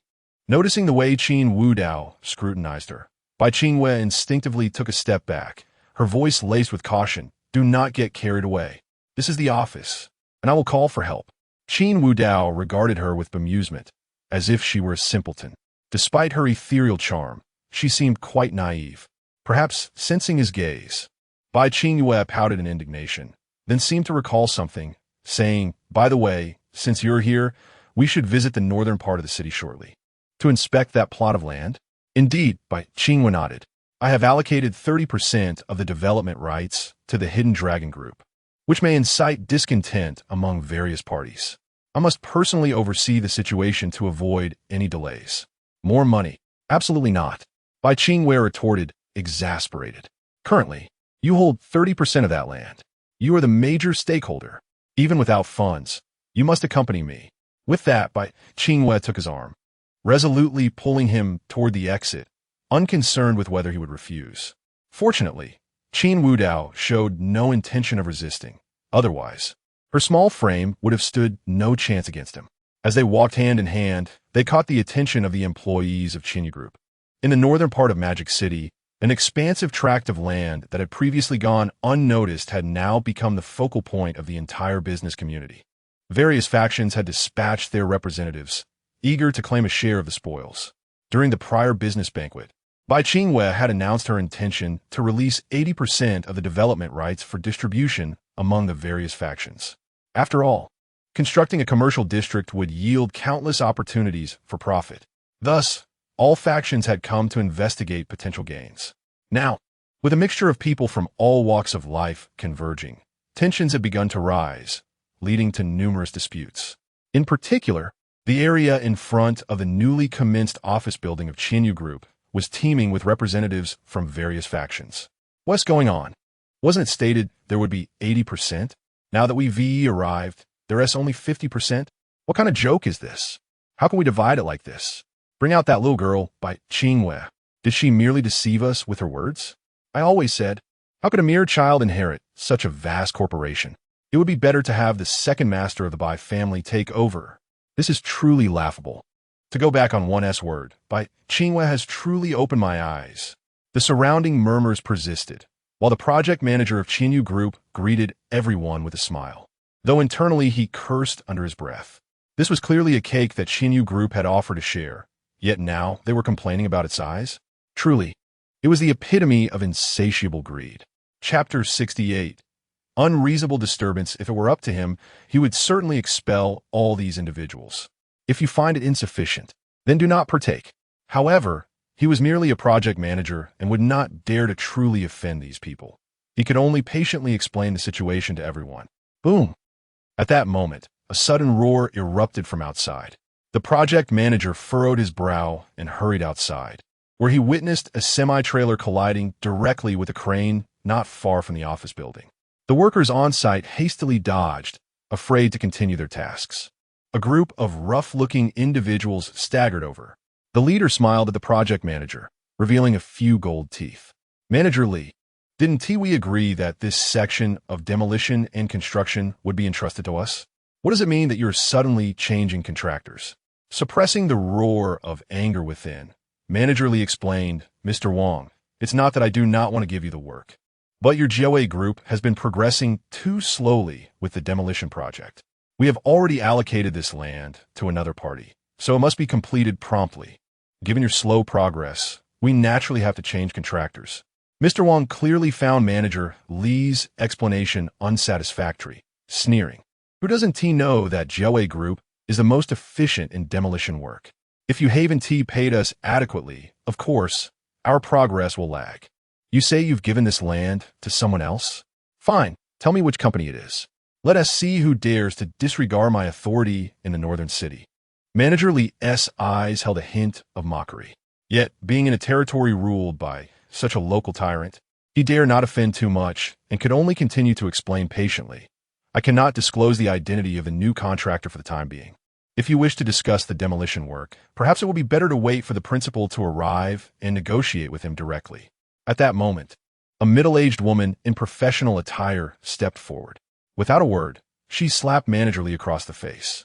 The sound was sharp and clear. With malice, the woman declared, "Li Yuqing, do you know who I am? Bai Qingwei is merely my niece. If she had followed through on her promise to distribute 80% to us, I would support her. If she fails to do so, I will show no leniency." "And what do you mean by giving it to someone else?" "Clearly, that little vixen wants to handle it herself. We are a large group. 50%? How audacious." The onlookers, drawn by the prospect of profit, reveled in the commotion. Indeed, summoned by Qingwei, she must fulfill her promises. Otherwise, no one will have it easy. As the crowd rallied, the middle-aged woman, by Qingwei's distant maternal relative, wore a smug expression. She could not afford to offend Qinyu Group, even if they were family. However, if a crowd was present, the dynamics changed. Moreover, with Bai Qingwen newly appointed and her position not yet solidified, she believed Qinyu Group would eventually relent. Wang Laohu kicked Manager Li to the ground, brazenly shouting, "Let me tell you, whoever comes to this land for construction must go through Jiawei Group. If not, I'll bury you all." Struggling against the pain, Manager Li Yuqing stood up, his expression growing increasingly solemn. "Everyone, we live in a society governed by law. We are all legitimate businessmen. I hope you do not continue down this misguided path. Otherwise, it will not bode well for anyone. You're courting death." Wang Laohu's face twisted with rage as he grabbed a steel pipe from one of his underlings, glaring at Manager Li. Though fear gripped him, Li did not retreat. "Ah, my territory is quite lively. Bai, are you planning to hold a ribbon-cutting ceremony for me?" Just as Wang Laohu was about to act, a voice laced with mockery interrupted. He turned, furious. "Who dares to interrupt me? Do you not see we are conducting business here?" Everyone turned to see Qin Wudao and Bai Qingwei approaching, flanked by a dozen bodyguards. As the president of Qinyu Group, Bai Qingwei would not appear alone. Among the crowd, some recognized Qin Wudao and instinctively took a step back, shocked that such a formidable figure had arrived. The rest only knew Bai Qingwei, as they had learned of her true appearance through various channels in preparation for a collaboration with Qinyu Group. "Oh, the new president of Qinyu Group has arrived. Are you here to give us an explanation?" Wang Laohu sneered. "You look good, but it seems you are just a girl who does not keep her word. If Qinyu Group does not provide an explanation today, none of you will have it easy." Bai Qingwei ignored the surrounding ruckus and walked directly to Manager Li. She immediately noticed his injuries. His face was swollen, and he was clutching his abdomen. She spoke softly, "Manager Li, take a few days off to rest. This month, your wages and bonuses, along with those of your project team, will be doubled. Those injured will receive paid leave and compensation for work-related injuries." Upon hearing this, Manager Li felt his injuries were not in vain. Despite the chaos, his president showed no inclination to blame him and even expressed concern for her subordinates. "President, I'm fine, I can manage. Please go rest. I'll handle this." Bai Qingwei's gaze swept over the greedy faces surrounding her, and she coldly stated, "What do you wish to say? I am here now. Speak." The middle-aged woman stepped forward to confront Bai Qingwei. "Qingwei, it's not that I'm criticizing you, but when your grandfather managed the group, the most important principle was integrity. Yet, you, having just assumed your position, are already breaking promises? When have I broken my promises?" Bai Qingwei retorted. "You, how can you still argue when the situation has reached this point? I'm only looking out for your best interests." "Enough." Before the middle-aged woman could finish, Wang Laohu impatiently interrupted. He scrutinized Bai Qingwei, a glint of greed flashing in his eyes. "You must be President Bai. It was previously agreed that the demolition project for this land would be handled by Jiawei Group. What does it mean that you are suddenly changing contractors? Do you think I am easy to bully?" Chapter 69, Tattoos. Additional update. Upon hearing this, Bai Qingwei slightly furrowed her brows. "If your progress cannot keep up, it is only natural to replace you. Moreover, I have already assigned this piece of land to someone else. If you wish to continue with the project, you may wait to negotiate with that company." "Negotiate my foot." With a furious roar, Wang Laohu, flanked by hundreds of armed men, encircled by Qin Yue and her companions, After executing this maneuver, Wang Laohu grinned maliciously. Let me tell you, you big CEOs may wield power in your companies, but here, you all must obey me. You can either provide me with an explanation today and treat me to a drink to settle this matter, or, don't even think about proceeding with the project in the northern part of the city without my approval. Bai Qingyue was acutely aware of the tenacity of the local tyrant before her. These individuals were like a centipede, seemingly dead yet not entirely so. Eliminate one batch, and another would inevitably emerge. Just as she contemplated whether to employ some tactics, an idea struck her. She turned to glance at the smiling Qin Wudao. Wait a moment. Given Qin Wudao's character, shouldn't he be stepping in right now? Moreover, this land rightfully belongs to our hidden dragon group. Why isn't he taking action? Qin Wudao, having noticed Bai Qingyue's gaze, extended his hand and mimicked counting money. Bai Qingyue nearly lost her composure. She had never encountered someone so infuriating. Fine, I'll pay. Upon hearing this, Qin Wudao's smile broadened, and he promptly pulled Bai Qingyue behind him. Wang Laohu, observing Qin Wudao's actions, felt a surge of irritation. He had never encountered such a stunning beauty as Bai Qingyue and had anticipated something more, only to have her whisked away by this young man. Are you attempting to play the hero? Those who recognized Qin Wudao immediately felt their hearts race, beads of sweat forming on their foreheads. Damn it, had I known, I wouldn't have come to this mess. What are we going to do now? How to escape safely after provoking this terror? How dare you incite his wrath? Who gave you such courage? Bai Qingyue watched Qin Wudao's broad back, her heart racing. Yet she was no ordinary person and soon regained her composure.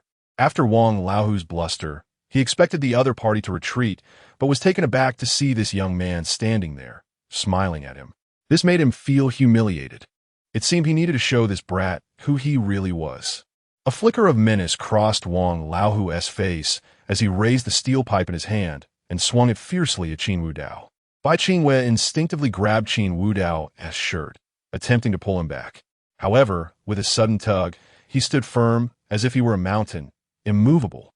The steel pipe sliced through the air, creating a buzzing sound as it descended. Clang! The metallic clash echoed. Wang Laohu stood frozen, his cigarette dropping to the ground. What had he just witnessed? At the instant the steel pipe struck, Qin Wudao unleashed a punch, and with a resounding crack, his fist collided with the steel pipe. The sturdy pipe bent under the force. Blood began to seep from Wang Laohu's palm. The impact had rendered his entire arm numb. Yet he had no time to dwell on the pain, for the scene before him was utterly shocking. You. Wang Laohu stammered, utterly flabbergasted. Qin Wudao maintained his serene smile, discarding the now-deformed steel pipe onto the ground and stepping closer to Wang Laohu. Noticing the tattoo exposed on Wang Laohu's chest, he chuckled lightly. Tattoo, huh? A member of the underworld? What? Wang Laohu snapped back to reality, his face contorted with rage. What if you can fight? I have so many brothers here. Snap! Before he could finish his sentence, Wang Laohu screamed in agony. The sound of bones cracking, sending shivers through everyone present. With a mere grip on his shoulder, Qin Wudao crushed Wang Laohu's shoulder with a subtle yet tremendous force. You may not be aware, but I am the owner of this land behind you. You mentioned wanting to undertake the contract, didn't you? Yes, a demolition contract indeed. I will. Bang! Wang Laohu's words were abruptly cut off as Qin Wudao pressed his hand firmly against his head, propelling him backward with immense strength. Boom! Wang Laohu was slammed into a pile of rubble. Enjoying demolition, are we?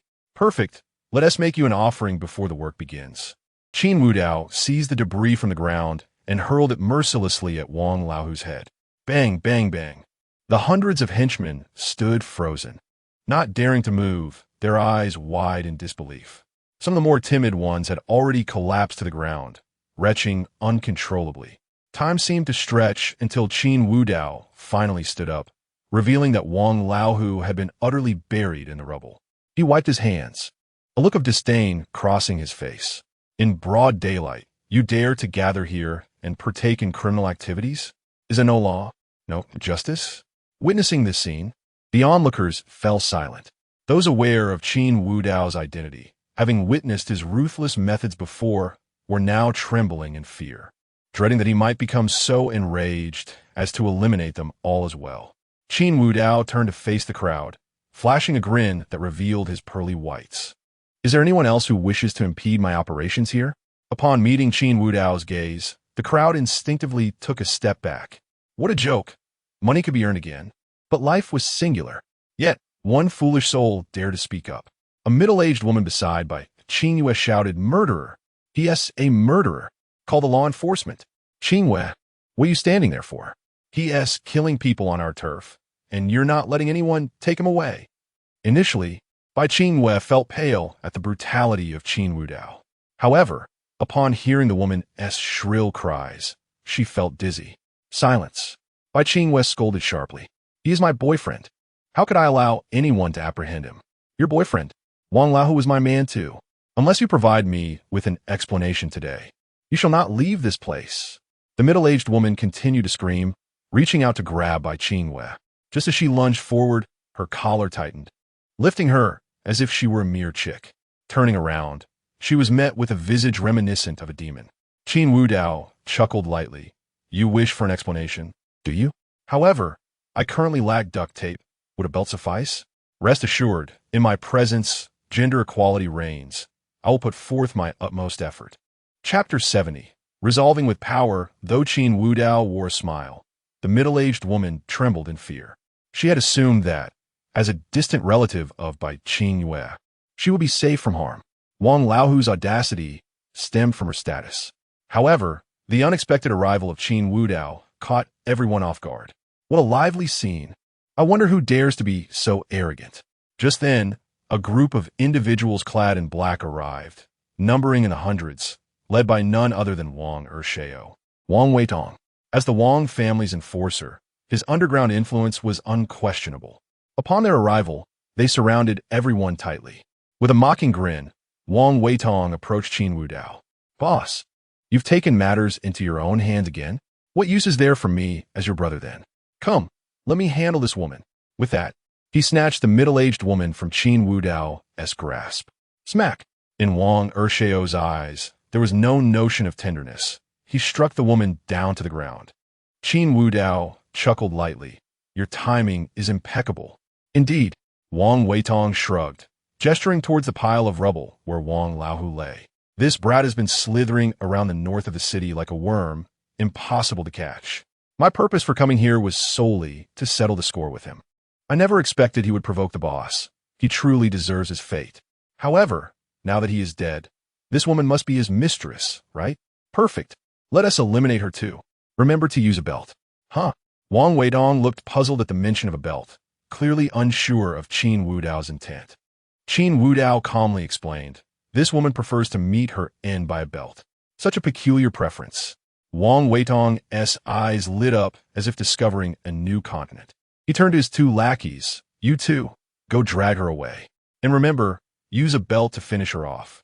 Oh, and check if Wang Laohu has any sons, parents, or the like. If they aren't reunited in death, I won't be able to sleep. Understood. Amidst the woman's cries, the two lackeys seized her and carried her off into the distance. White Qin Yue appeared as though she wanted to say something, but ultimately fell silent. Qin Wudao turned to her and remarked, feeling a twinge of guilt, it is precisely this weakness that has allowed others to trample over you. You are the president of Qinyu Group. Can you not perform the duties befitting your position? If my partner were in such a state, I would have replaced him by now. Biting her lip, White Qin Yue, after a moment, spoke with newfound resolve. Have someone investigate what Bai Yufan has been doing in the group and conduct a thorough audit of the entire organization. Fire anyone who entered through connections. The assistant promptly replied, Yes, President. I will initiate a comprehensive investigation upon our return. Seeing White Qin Yue's transformation, Qin Wudao nodded. If the leader of a company like the Hidden Dragon Group were merely a naive girl, it would inevitably lead to setbacks. Thus, if White Qin Yue showed no signs of change, he would not hesitate to consider alternatives. Furthermore, with his recent acquisition of 5% of Qinyu Group's shares, he had a vested interest in ensuring its proper management. The sounds of belts cracking and anguished screams nearby sent shivers down the spines of those present. They had come seeking trouble, thinking that Qin Yu Group would be an easy target, only to kick against the iron wall that was Qin Wudao. Had they known that 30% of those shares belonged to him, they would have never acted so foolishly. As they surveyed the hundreds surrounding them, they instinctively swallowed hard. Calling the Enforcement Bureau? Utterly pointless. Whether it was the Wang family, Qin Yu Group, or even Qin Wudao, any of these three forces could easily inform the Bureau in advance, ensuring no one would come to their aid. Boss, how shall we deal with these people? Wang Weitong approached Qin Wudao, glancing at the surrounding crowd without a hint of concern. His demeanor had shifted swiftly. Previously, as Wang Ershao, he might have hesitated, but as Qin Wudao's subordinate, he felt invincible. He was ready to confront them without fear. Deal with them? Qin Wudao replied, puzzled. We are not unreasonable, nor are we the Enforcement Bureau. What authority do we have to deal with them? Just send someone to reason with them. Remind them they have projects to complete as well. We can work together, and I shall send someone to oversee the work. Remember to win them over with virtue and ensure they sign the contracts. I understand. Wang Weitong nodded.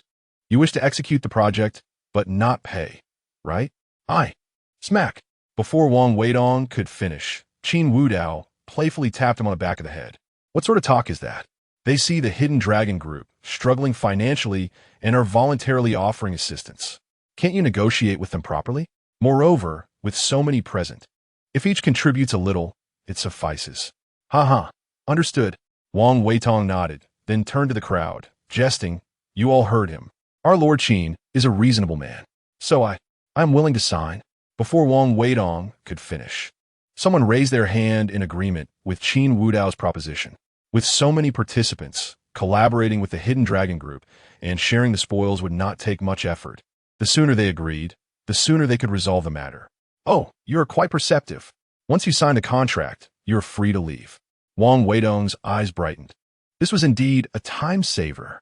Just as he was about to have someone prepare the contract, Qin Wudao interjected. What are you saying? You cannot have them sign before discussing matters with them. If one did not know better, they might think I was coercing them. First, go and reason with them. Only after that should we discuss the contracts. Understood. Wang Weitong realized that his boss intended to hold them accountable. It was merely an additional step. He waved his hand, and his lackeys surged forward, filling the area with incessant screams. Watching the unfolding scene, Qin Wudao couldn't help but reflect. His past business acumen combined with his present intellect afforded him numerous strategies to handle these individuals. However, his keen mind told him that resolving matters through strength was the simplest approach. Since using power was indeed the most straightforward solution, why overthink it? Those who arrived later witnessed the chaos and quickly turned away, retreating to their vehicles. Whatever the issue, it was best to avoid becoming a casualty today. Chapter 71.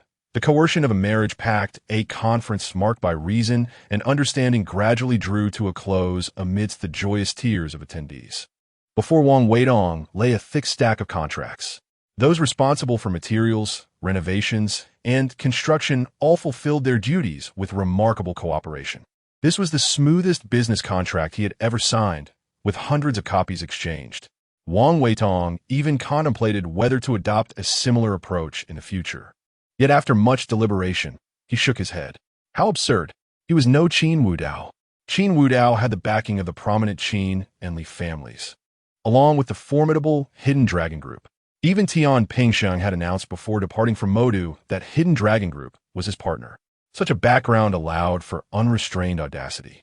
However, Wang Weitong had only the Wang family behind him, and he was not even the heir yet. The heir. The mere thought of the term caused Wang Weitong's eyes to narrow.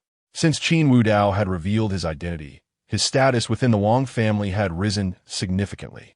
Although the current heir remained Wang Weixin, certain branches of the family had begun to openly support him, given his camaraderie with Qin Wudao. If he wished to remain by the side of this esteemed friend, he must secure the inheritance of the Wang family. With this thought, a series of plans began to form in Wang Weitong's mind.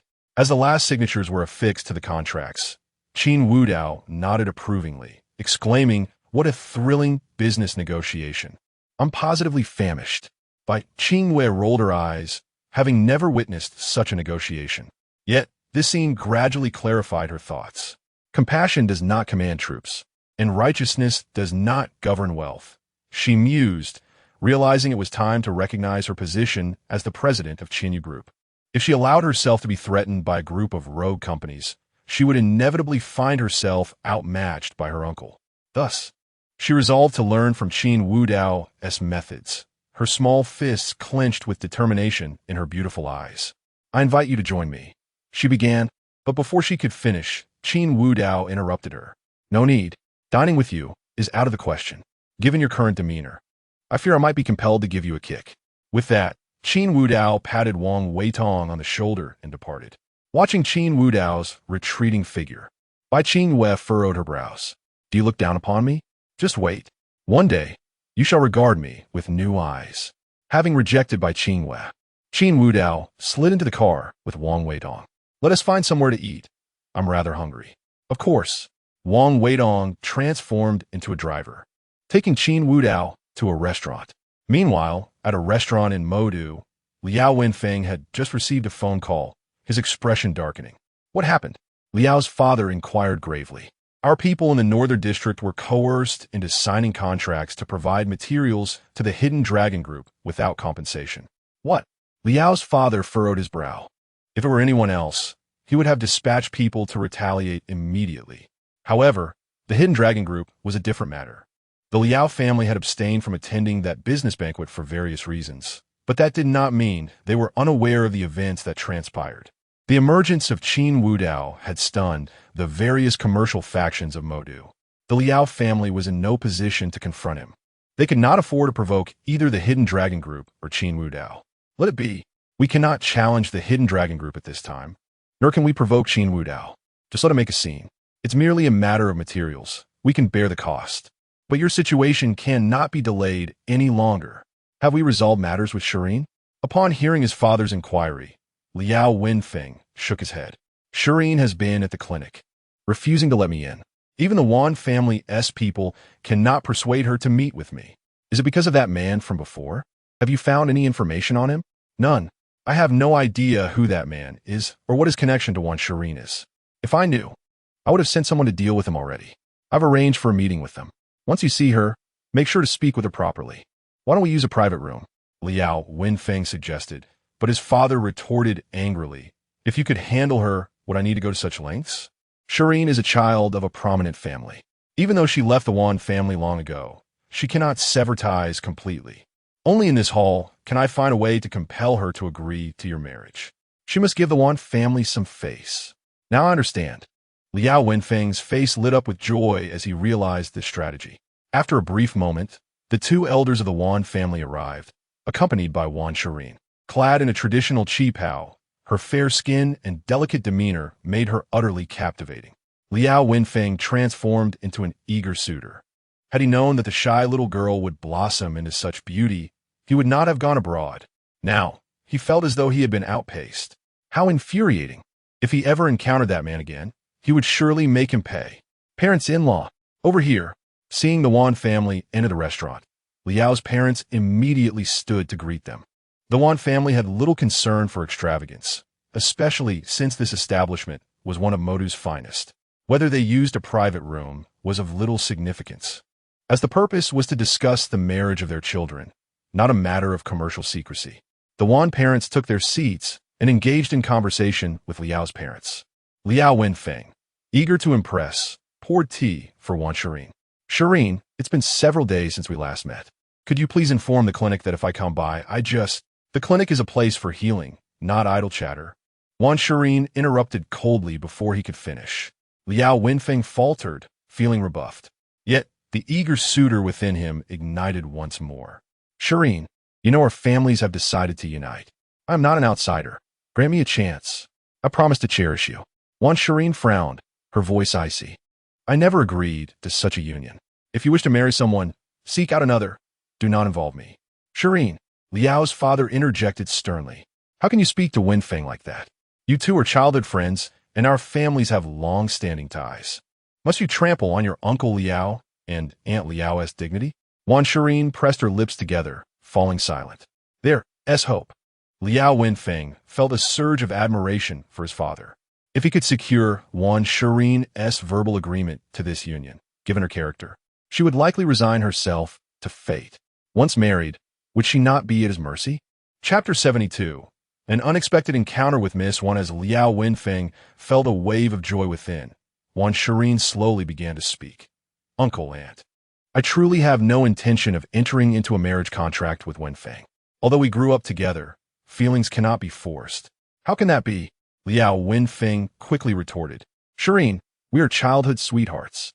We promised each other as children that we would marry when we grew up. I took that promise seriously, and both our parents have agreed. The news has spread. Can you bear to see our families humiliated? Upon hearing this, Liao's father's face revealed a hint of satisfaction. It seemed his son was not entirely foolish. The onlookers were now focused on the scene, clearly intrigued by the potential union between the Wan and Liao families. If Wan Shirin were to refuse now, it would indeed be a significant blow to both families' dignity. Regardless of whether Wan Shirin was motivated by pride or genuine desire for the union, she saw no alternative but to concede. As expected, a conflicted expression crossed Wan Shirin's stunning face, especially as she felt the weight of the surrounding gazes. She had distanced herself from the Wan family, yet, as Liao's family had considered, she could not carelessly trample upon the family's reputation. Reflecting on this, Wan Shirin felt an inner turmoil. Perhaps it would be wiser to agree now and later persuade her parents to refuse the marriage after they left. I agree. Big brother, the cuisine here must be exquisite. Trust me, let's share a drink. Although I may not be able to defeat you, I assure you, in terms of alcohol tolerance, I can hold my own against both of you. Just as Wan Shirin felt compelled to acquiesce, a voice resonated among the crowd. Two men strolled into the restaurant. They were Qin Wudao and Wang Weitong. At that moment, Wang Weitong appeared particularly arrogant, convinced that if he could not surpass his leader in other areas, he would excel in alcohol consumption, entirely forgetting the earlier incident involving Qin Zirai. His singular focus was to outdrink Qin Wudao. Your drinking capacity? Have you forgotten the incident with Qin Zirai? That was a misunderstanding. Wang Weitong swiftly interrupted, desperate to prevent Qin Wudao from revealing his embarrassing past. Qin Wudao teased, yes, a misunderstanding, of course. You two were not at all cozy in the club. Boss.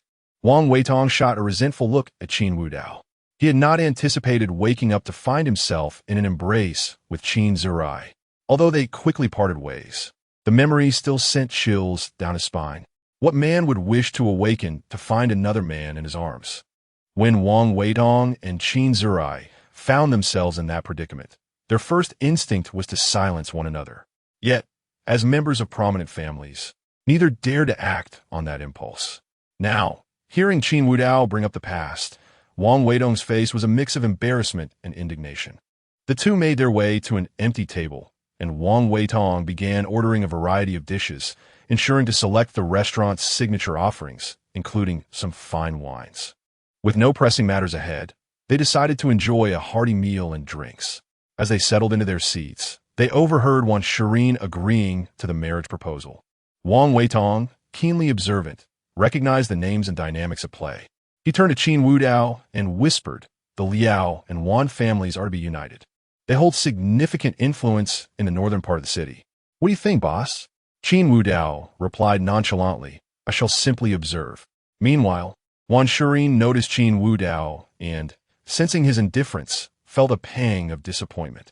Liao Wenfeng, aware of her expression, quickly interjected, Shirin, now that you have agreed to our union, please disregard others, all right? Our parents are present. Consider our families. At his words, Wan Shirin bit her lip, and after a moment of contemplation, she firmly stated, I never wished for this union. Liao Wenfeng, can you please stop mentioning it? Why? Liao Wenfeng exclaimed, urgency in his tone. What is the reason? We had all agreed upon this, and both families have been preparing for it. Now you say you do not want this marriage? Do you wish to bring shame upon our families? Have you considered how others will perceive us? Hearing Liao Wenfeng's words, a conflicted expression surfaced on Wan Shirin's beautiful face. She did not wish to consent to the so-called union, yet with everyone watching, she wondered if her refusal would bring disgrace upon the Wan family. Moreover, what excuse could she possibly offer to decline? On the other hand, Qin Wudao was thoroughly enjoying his meal. The Western restaurant's service was swift, unlike the elaborate preparations of Chinese cuisine, allowing him to indulge without concern for Wan Shirin's predicament. At that moment, Wan Shirin caught sight of Qin Wudao, and upon realizing he was oblivious to her plight, disappointment flickered in her enchanting eyes. Liao Wenfeng, noticing her expression, quickly remarked, "Is it truly worth your concern for someone who cannot even express his own feelings?" The parents of both families turned their attention to Liao Wenfeng. Having overheard his comment, Liao's father promptly interjected, "Wenfeng, what are you saying?" "Father, I am referring to the individual who occupies Shirin's thoughts." Liao Wenfeng gestured towards Qin Wudao at the adjacent table. "He is the reason Shirin cannot accept my proposal." "What?" Liao's father seethed with anger. He had never imagined that the one pursuing Wan Shirin would follow her here. Having already faced considerable trouble due to Qin Wudao, he was now confronted with this audacity. How dare anyone challenge him? If they could not confront Qin Wudao, surely they could deal with this unknown man. Chapter 73. Do not interfere. Liao's father spoke coldly to his in-law beside him. "In-law, since we are all on the same side, I shall be straightforward. Shirin has grown up under our watch, and her character speaks for itself. However, her innocence and kindness may render her vulnerable to deceit from outsiders. Therefore, I believe we should eliminate any potential threats." Upon hearing this, Wan's father quickly replied, "Rest assured, Brother Liao, we arranged the engagement between our children when they were young, and we shall not go back on our word. As for certain individuals, we are entirely indifferent. You may handle them as you wish." "No." Before Liao's father could respond, Wan Shirin suddenly exclaimed anxiously, "I won't allow you to harm him." "Shirin, what are you doing?" Liao Wenfeng's face was filled with rage. "You see, he doesn't even regard your feelings. He dares only to sneak to your side, lacking any sense of responsibility. If he were to stand up now and declare he would take you away, I would not obstruct him. But does he have the courage to do so?" Wan Shirin turned her gaze towards Qin Wudao, her beautiful eyes reflecting a hint of expectation. Conversely, Qin Wudao was engrossed in savoring the delicacies on the table, completely ignoring her presence. Witnessing this scene, Wan Shirin felt a pang of disappointment. Liao Wenfeng mocked, "Do you see? He lacks the courage to confront me directly. Is such a person truly worthy of your concern?" Wang Weitong, having overheard Liao Wenfeng's words, turned to look and found Liao Wenfeng staring in his direction. He quickly interjected, "Boss, are they talking about you? You and Miss Wan. It has nothing to do with me." Before Wang Weitong could finish, Qin Wudao interrupted him. "Eating should not silence your mouth. They might be discussing someone else. It is of no concern to me. As for what you mentioned about Miss Wan, it has no relevance to me, so there is no need to bother." "Oh, I thought they were referring to you." Hearing Qin Wudao's reply, Wang Weitong lowered his head and continued to eat. Both were unconcerned about appearances, devouring their meals with great enthusiasm. They ate at an astonishing pace, even finishing the wine in the decanter with little regard. As the wine neared its end, Wang Weitong quickly called to the waiter, "Bring another bottle." "No, make it 3. I intend to drink to my heart's content today." "Certainly, please wait a moment." While the waiter went to prepare the drinks, Wan Shirin continued, "I do not care how he thinks, but since he has waited for me for so long, I must accompany him. Wenfeng, we have grown up together. I hope you will not force me on this matter." "Force you? Huh?" Wan Shirin's words elicited a cold laugh from Liao Wenfeng. "Shirin, do you not know how long I have waited for you? I went abroad to broaden my horizons, to elevate the Liao family to greater heights and better protect you. And yet, after all these years, striving for our future, you have taken a new man into your life." Liao Wenfeng's words were delivered with such theatricality that one could liken him to an accomplished actor, his expression a blend of sorrow, anger, and despair. It was heart-wrenching to behold, bringing tears to the listener's eyes. Nevertheless, no hint of affection appeared on Wan Shirin's face, only a trace of guilt. "Wenfeng, matters of the heart cannot be forced. Even if you coerce me, my heart will always belong to him." "Shirin." Before Wan Shirin could finish her sentence, Wan's mother interrupted sharply, "What are you saying? Does our family not have any pride? Your affair was arranged since childhood. Whether you agree or disagree, it is a settled matter. You have no right to act recklessly here." "Mother." Wan Shirin's beautiful eyes reddened as she confronted her father. "I am indeed your daughter, but I am not your tool. If you wish for a union, you can have another child or pursue whatever you desire. Please do not force me any longer. Bang! Liao's father slammed his hand on the table, drawing the attention of those nearby. Rebellious daughter, do you understand what you are saying? Is this how you treat your elders? I know exactly what I am saying. Wan Shireen, who had always been obedient, erupted at this moment. I have followed your arrangements since childhood. Even when I opened my own clinic, you sent someone to supervise me. Do I not have my own identity? Must I spend my life at your beck and call? To marry someone I do not love and live in misery? That is not the life I desire. What do you wish for then? Wan's mother could no longer contain herself and chastised Shireen. We have given you too much freedom, which has led to your current disposition. I assure you, marrying Wenfeng will be good for you. Do not wait until it is too late to regret it. Your father and I only want what is best for you. Why can't you understand? At this moment, the diners at the surrounding tables had paused their meals, their attention drawn to the commotion at the Wan and Liao tables. For such lively disputes were a rarity. Liao's father felt a twinge of regret for not reserving a private room, having thought Wan Shireen would be mindful of their family's reputations. Clearly, she had no intention of doing so. What a bitter pill to swallow. Wang Weitong at the adjacent table could not resist a sarcastic remark. Previously, he had heard similar rhetoric from his parents at home. He never expected to encounter such distasteful words over a meal. In response, Wan's mother turned and coldly stated, Young Master Wang, I am speaking with my daughter. Please refrain from interrupting. Interrupting? When did I ever interrupt? Just because we are familiar does not mean you can speak carelessly. Wang Weitong looked at Wan's mother with disdain. She was momentarily taken aback, then responded angrily. Has your family not taught you manners? I have no family, currently.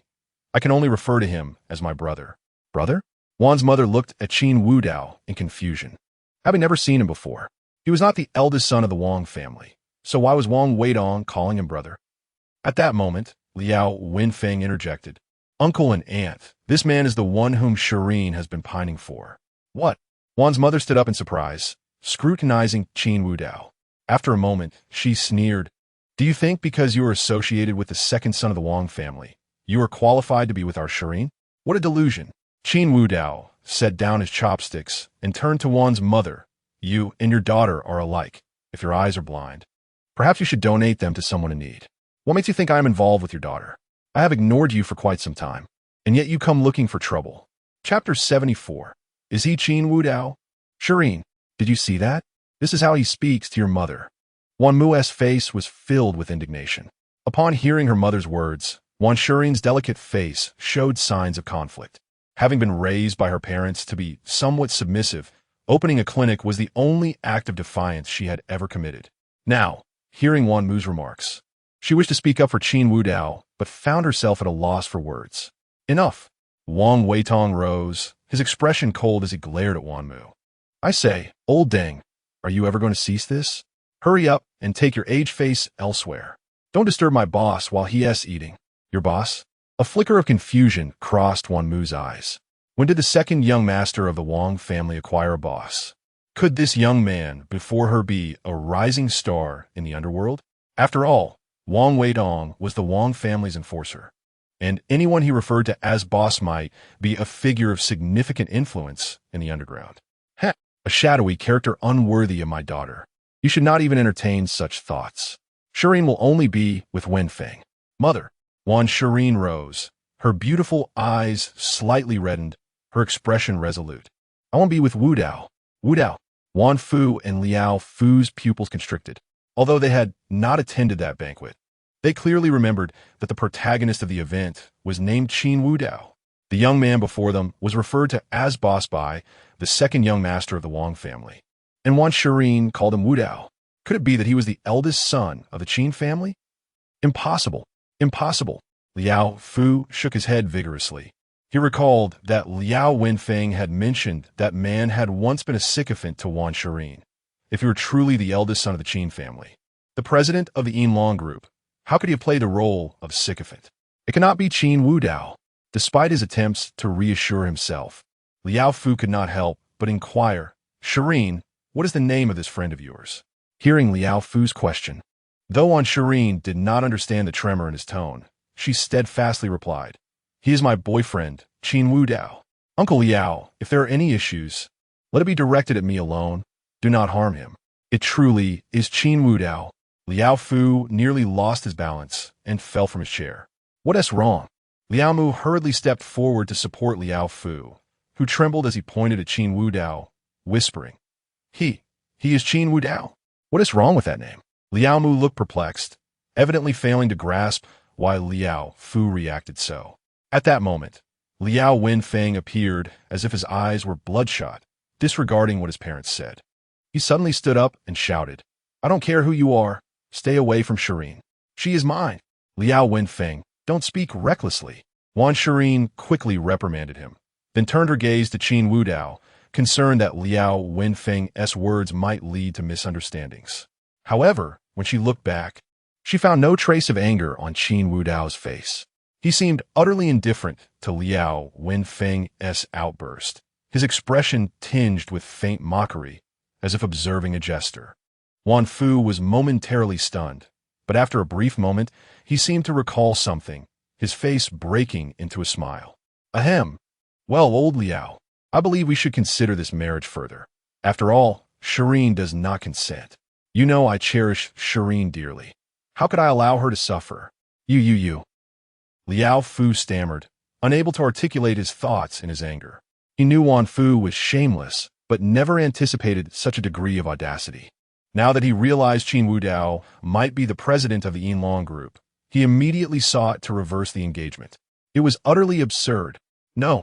Wan Mu turned, her aging face contorted with indignation. Old Wan, have you lost your mind? Do you truly wish for our daughter to be with this little scoundrel? Are you insane? The Liao family can provide us with greater benefits. In her desperation, Wan Mu blurted out her innermost thoughts. We raised Shireen to assist our family. Didn't we?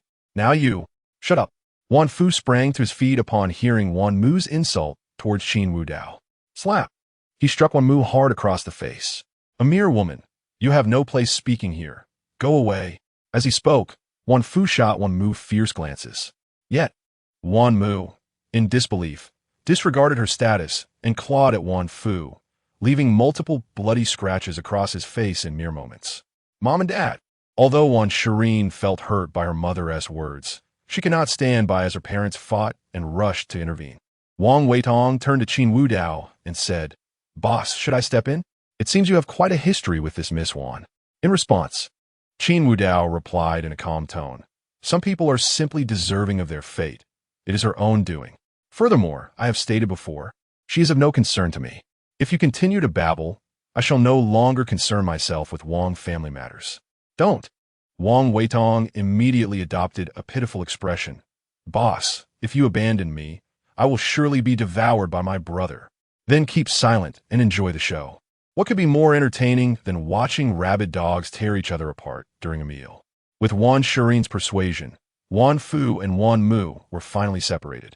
Wan Fu bore numerous blood trails on his face, appearing utterly disheveled, while Wan Mu's hair was a wild mess, devoid of any semblance of a dignified lady. Old Wan, I don't care what you think. This engagement is my decision. Wan Mu shouted at Wan Fu, then turned to Liao Fu and Liao Mu. In-laws, I propose we finalize this marriage today. Our children must heed our parental guidance. Very well. Liao Mu was thoroughly pleased with Wan Shireen and eagerly agreed to the engagement. In contrast, Liao Fu's face was rife with conflict. He was indeed satisfied with this prospective daughter-in-law, but if this incited Qin Wu Dao's ire. Meanwhile, Liao Wenfeng required no such deliberation. Hearing his parents, he stepped before Qin Wu Dao and coldly declared, Did you hear that? Shireen is to be engaged to me. I do not care what your relationship with Shireen was before. Now, you must leave Shanghai. Stay far from Shireen, or else be silent. You ungrateful son. Liao Fu, who had been contemplating how to have his son marry Wan Shireen without offending Qin Wu Dao, was taken aback as his son began to act recklessly. Chapter 75. Make her understand. Ignoring the pain in his heart, Liao's father rose and grabbed Liao Wenfeng. Dad, why are you grabbing me? Liao Wenfeng exclaimed anxiously. Did you not notice Shireen's attitude towards him? How can I rest easy if he remains in Magic City? You wouldn't want me to wear a green hat in the future, would you? What if the heir of our Liao family turns out to be someone else's child? Slap. Before Liao Wenfeng could finish his sentence, Liao's father struck him hard across the face. Shut your mouth. Liao's father was filled with dread. His son seemed intent on pushing the Liao family into a pit of fire. Each word felt like a sharp blade, piercing his very veins. To suggest that Qin Wudao leave Magic City? Not only their Liao family, but no one in the entire Magic City possessed the power or the right to utter such a statement. Not a single soul. What are you doing hitting Wenfeng? Liao Wenfeng, reeling from the slap, barely had time to respond. However, Wan's mother stepped forward, forcefully pushing Liao's father aside, her expression filled with concern for Liao Wenfeng. This scene surprised Qin Wudao. Beside him, Wang Weitong whispered, "Boss, I have a feeling the relationship between the Liao and Wan families is rather complicated. Is this mother-in-law showing concern for her son-in-law? Her gaze is almost as if she were looking at her own son." Qin Wudao's eyes held a hint of intrigue. Could he be encountering yet another melodramatic scenario? Changing children? No wonder Wan's mother treated Wan Shirin in such a manner. Of course, this was merely speculation. Unfilial son, go apologize to Mr. Qin. Liao's father could no longer afford to be concerned. He did not wish to offend Qin Wudao gravely. The Liao family could withstand the wrath of one family, but Qin Wudao had the backing of three. Why should I apologize to him? Mr. Qin? He is hardly worthy. Liao Wenfeng shouted angrily. Sighing, Qin Wudao slowly stood up, prompting Wang Weitong to rise alongside him. What are you two planning to do? Liao's mother exclaimed, alarmed as she saw Qin Wudao approaching Liao Wenfeng. Liao's father shared her concern. He had heard of Qin Wudao's ruthless methods, and it was clear he intended to act. But this was in public. Besides, the Liao family was no pushover, and surely Qin Wudao wouldn't be so reckless. Wudao. Wan Shirin stepped beside Qin Wudao, her beautiful eyes pleading, "Please leave. They're my family. I understand this situation. Get away." Qin Wudao, visibly impatient, shoved Wan Shirin aside. With a thud, she collided with the table, the pain rendering her unable to straighten her back. "You little beast. Are you insane?" Wan's mother rushed toward Qin Wudao upon seeing Wan Shirin's plight, while Wan's father was too late to stop her. Wan's mother lunged at Qin Wudao, her hands clawing toward him. For Wan's father, her attack was unexpected, but for Qin Wudao, it was as if time had slowed down. He effortlessly seized both of Wan's mother's hands. Caught off guard, Wan's mother attempted to pull away, only to find his grip as unyielding as iron. The faint smile on Qin Wudao's face made her uneasy. "You, don't act recklessly. I am Shirin's mother. If you harm me, I guarantee Shirin will never forgive you." Qin Wudao's smile widened at her words. "Forgive me? What is Wan Shirin to me?" Crack! A blood-curdling scream echoed throughout the restaurant as Qin Wudao mercilessly broke Wan's mother's hands. Tears streamed down her face as the reality of his cruelty struck her. "Mom." Wan Shirin, witnessing her mother's injury, felt a surge of panic and attempted to rush over, but the pain in her waist left her barely able to stand, let alone rush to her mother's aid. Wan's father's body trembled, wanting to intervene, but upon meeting Qin Wudao's mocking gaze, he remained frozen in place. The Wan family was not as strong as the Liao family. They were gradually declining, which was why they sought a marriage between Wan Shirin and Liao Wenfeng. After all, the Liao family could provide assistance to the Wan family.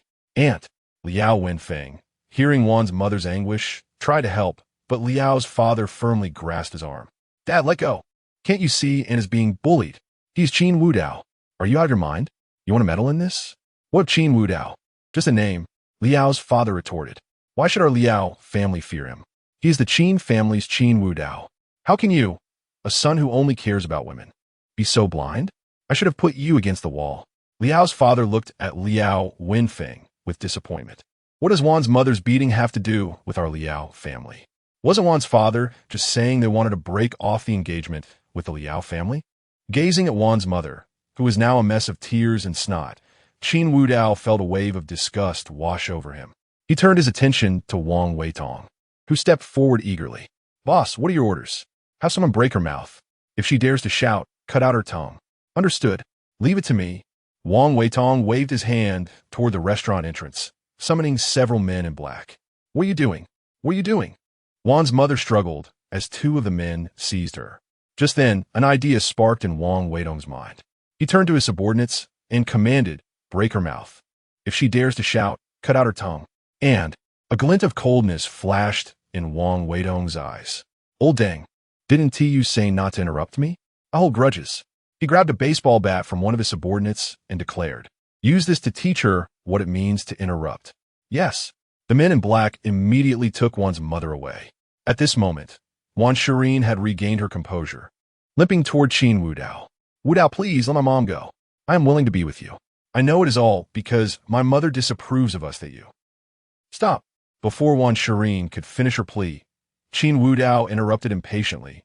"Wan Shirin, could you please exhibit some dignity? Who said I wanted to be with you? Have you lost your senses entirely? Are your eyes blind and your ears deaf?" Chapter 76. The War of Two Women. Additional update. Remember to keep your distance.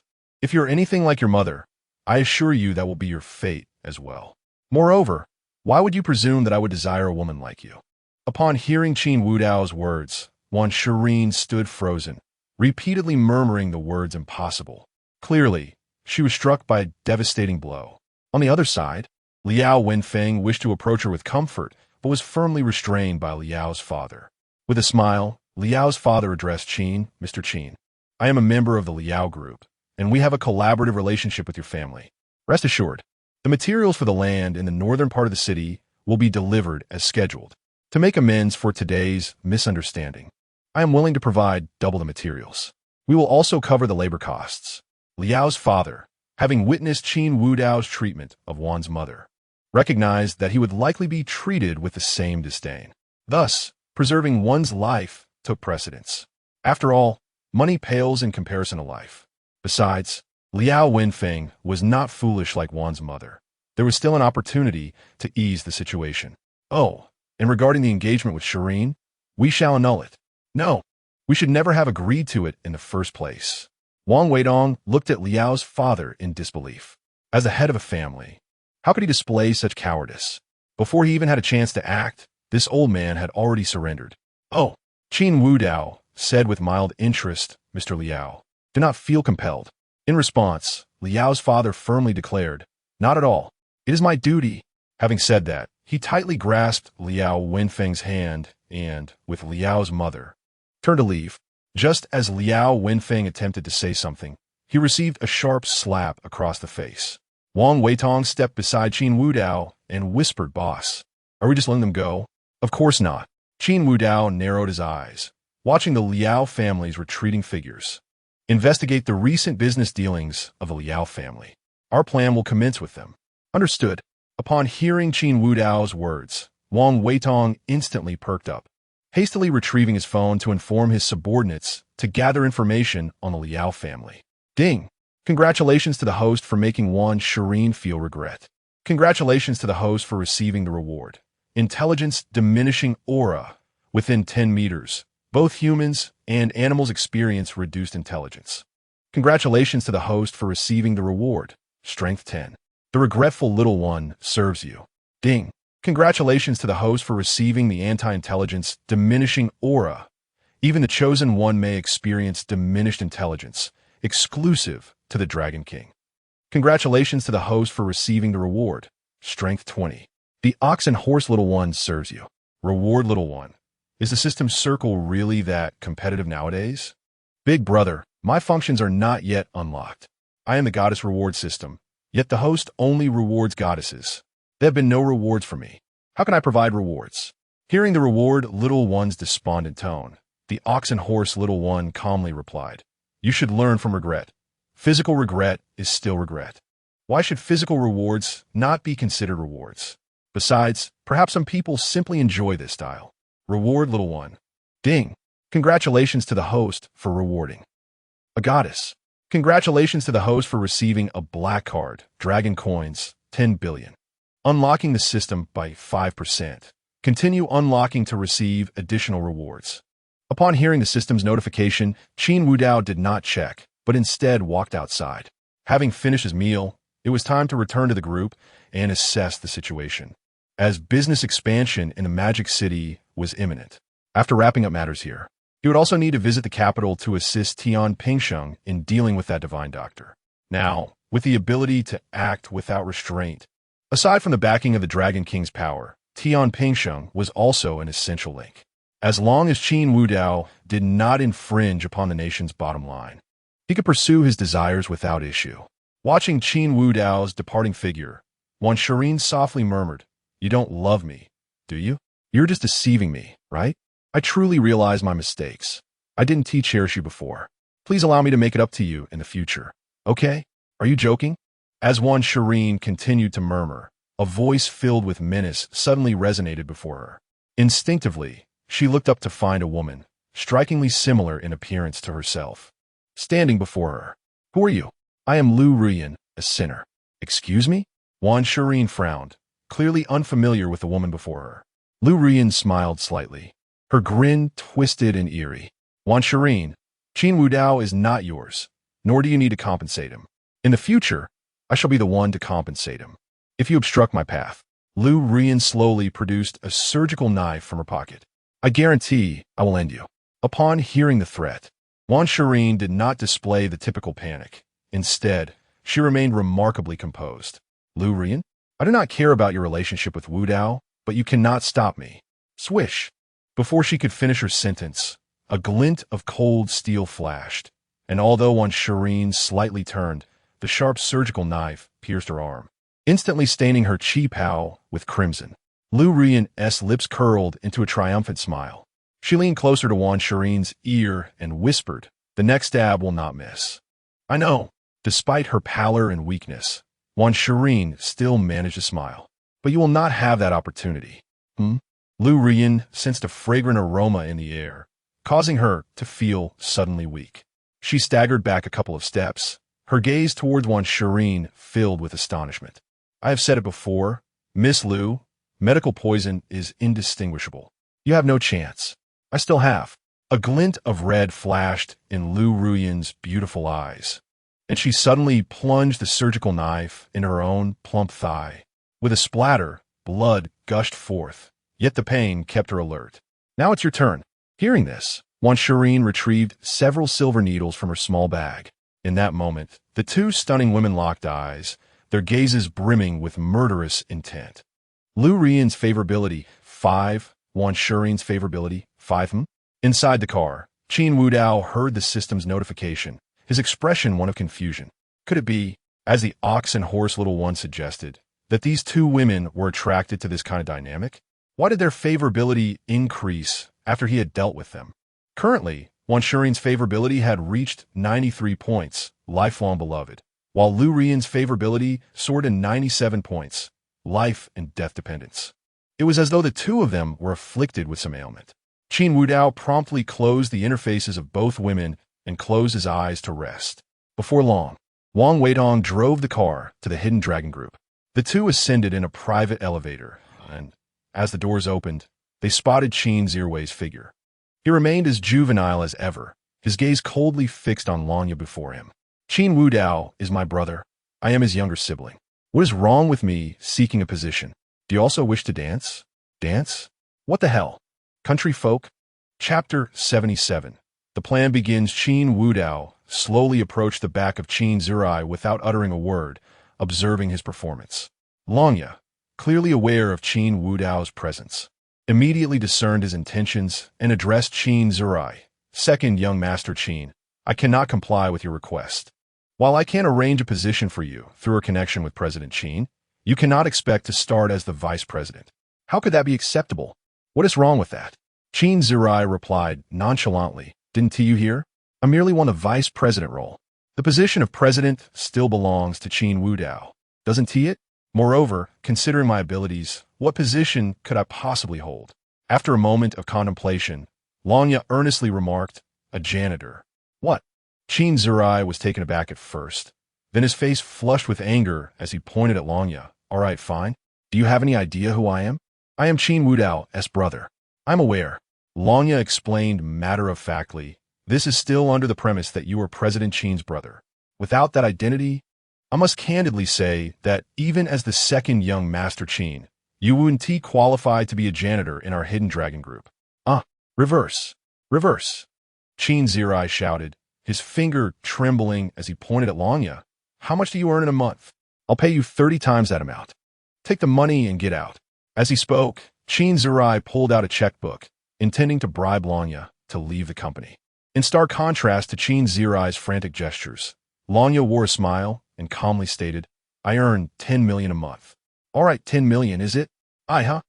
Qin Zirai's hand trembled slightly as he wrote the figure. The Qin family was indeed affluent, but his parents were reluctant to let him spend extravagantly, making it impossible for him to produce 300 million at once. If he could really manage that, why would he seek a position in the Hidden Dragon Group? During his time at the Qin Group, he would readily offer 30 times the salary to anyone who crossed him, ensuring their disappearance.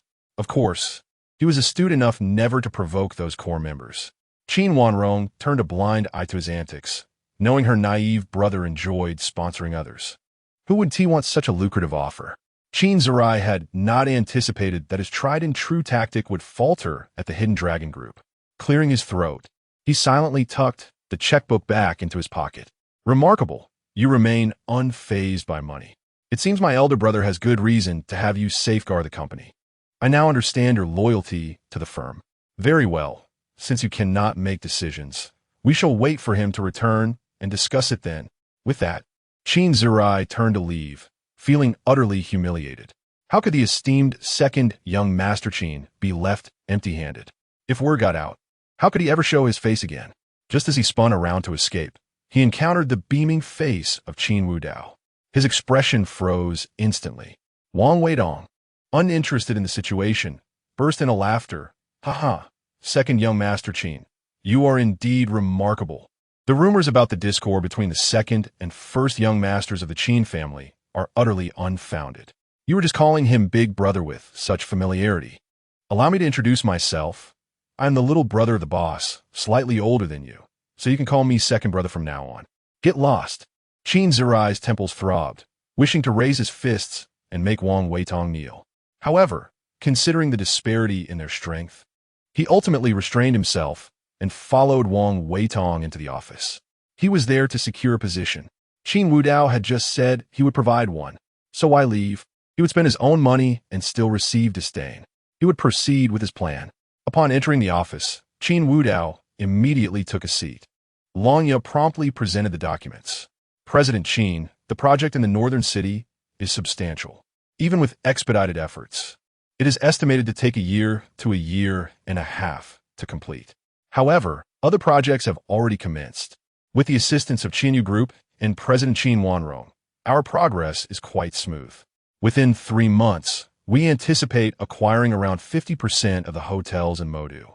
As for the airline, negotiations are ongoing, and we expect results soon. That's unnecessary. Qin Wudao glanced at the documents in his hand and smiled. Isn't Liao Group involved in the aviation industry? Let us start with them. Understood. Longya nodded, preparing to arrange for inquiries. However, just as he was about to assign tasks, he was interrupted by Qin Wudao. Turning to Qin Zirai, Qin Wudao smiled. Zirai, you wish to become the vice president of the Hidden Dragon Group, correct? Well, what's wrong with that? Qin Zirai's voice trembled, clearly recalling his earlier humiliation. As the second young master of the Qin family, am I not qualified to be president of your group? Of course you are.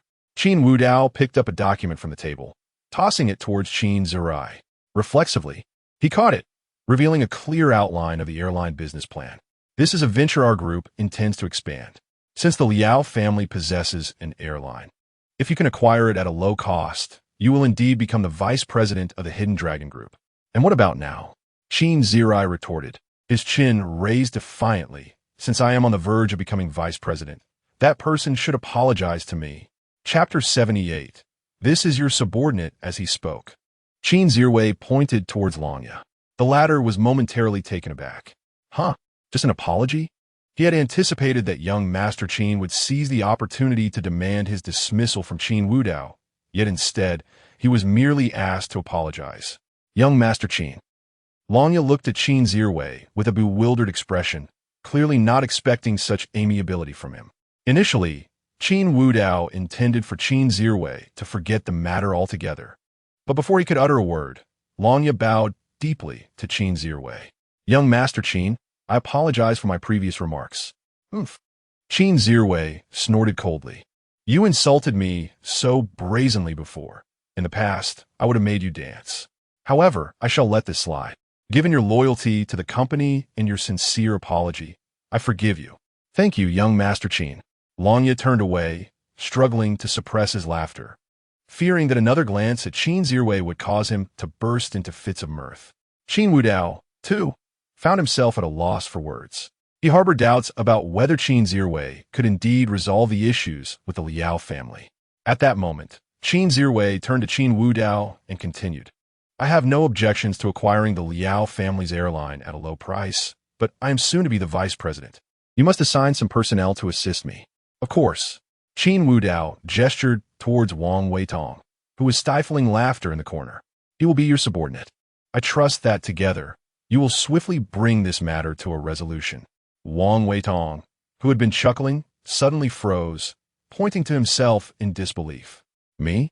Well, it will do, he muttered to himself. With an air of pride, Qin Zirwei declared, Wang Weitong, from this day forth, you shall be my subordinate. Come with me, and I shall show you what true invincibility looks like. With that, Qin Zirwei strode towards the exit with a commanding presence. Wang Weitong looked towards Qin Wudao, his expression one of despair. To work under such an arrogant and eccentric individual was almost more unbearable than death itself. However, upon seeing Qin Wudao's expression, Wang Weitong sighed deeply and turned to follow Qin Zirwei. Once the two had departed, Longya respectfully addressed Qin Wudao, President Qin. Should I send someone to assist them? Not necessary, Qin Wudao replied with a smile. Their strengths complement each other perfectly. I have no doubt they will handle this matter without issue. I have more pressing tasks for you. Understood. At this juncture, Qin Wudao's demeanor grew serious. What news from Longlin? Have we received any updates? President Qin, Longlin has returned to the Dragon King Hall. As you suspected, the Elder Hall is quite displeased with your affairs, and they have begun to gradually position their own personnel, aiming to undermine the entire Dragon King Hall. Oomph. Qin Wudao scoffed coldly. Since those old fogies are so eager to meet their demise, let us assist them. Inform Longlin to continue his investigations. I wish to uncover the extent of the rot within our Dragon King Hall. Upon my return, there will be a thorough reckoning. Yes. Hearing Qin Wudao's words, Longya's pupils constricted. He was acutely aware of the toll such a reckoning would take. However, those who perished would be but parasites, and thus the Dragon King Hall would be reborn. By the time Qin Wudao had organized all matters of the Hidden Dragon Group, night had fallen. He stood up and made his way outside. His strength had now surpassed 300, endowing him with formidable physical prowess. Such trivial tasks posed no challenge whatsoever, and he felt no fatigue. Upon exiting the company building, he savored the gentle evening breeze, relishing the moment. Suddenly, a screech of tires pierced the air, followed by the sound of a vehicle crashing into a tree, which was then rapidly followed by the roar of an engine as it sped away.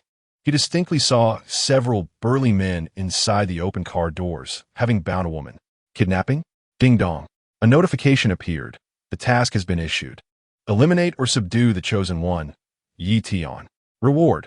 Unknown. Yi Tian, the chosen one? Qin Wudao glanced around but saw no handsome, resolute figure that matched such a description. Where could the chosen one be? Then it struck him. The woman who had been abducted earlier, if the chosen one were to appear. It would certainly follow the archetype of a hero rescuing a damsel in distress.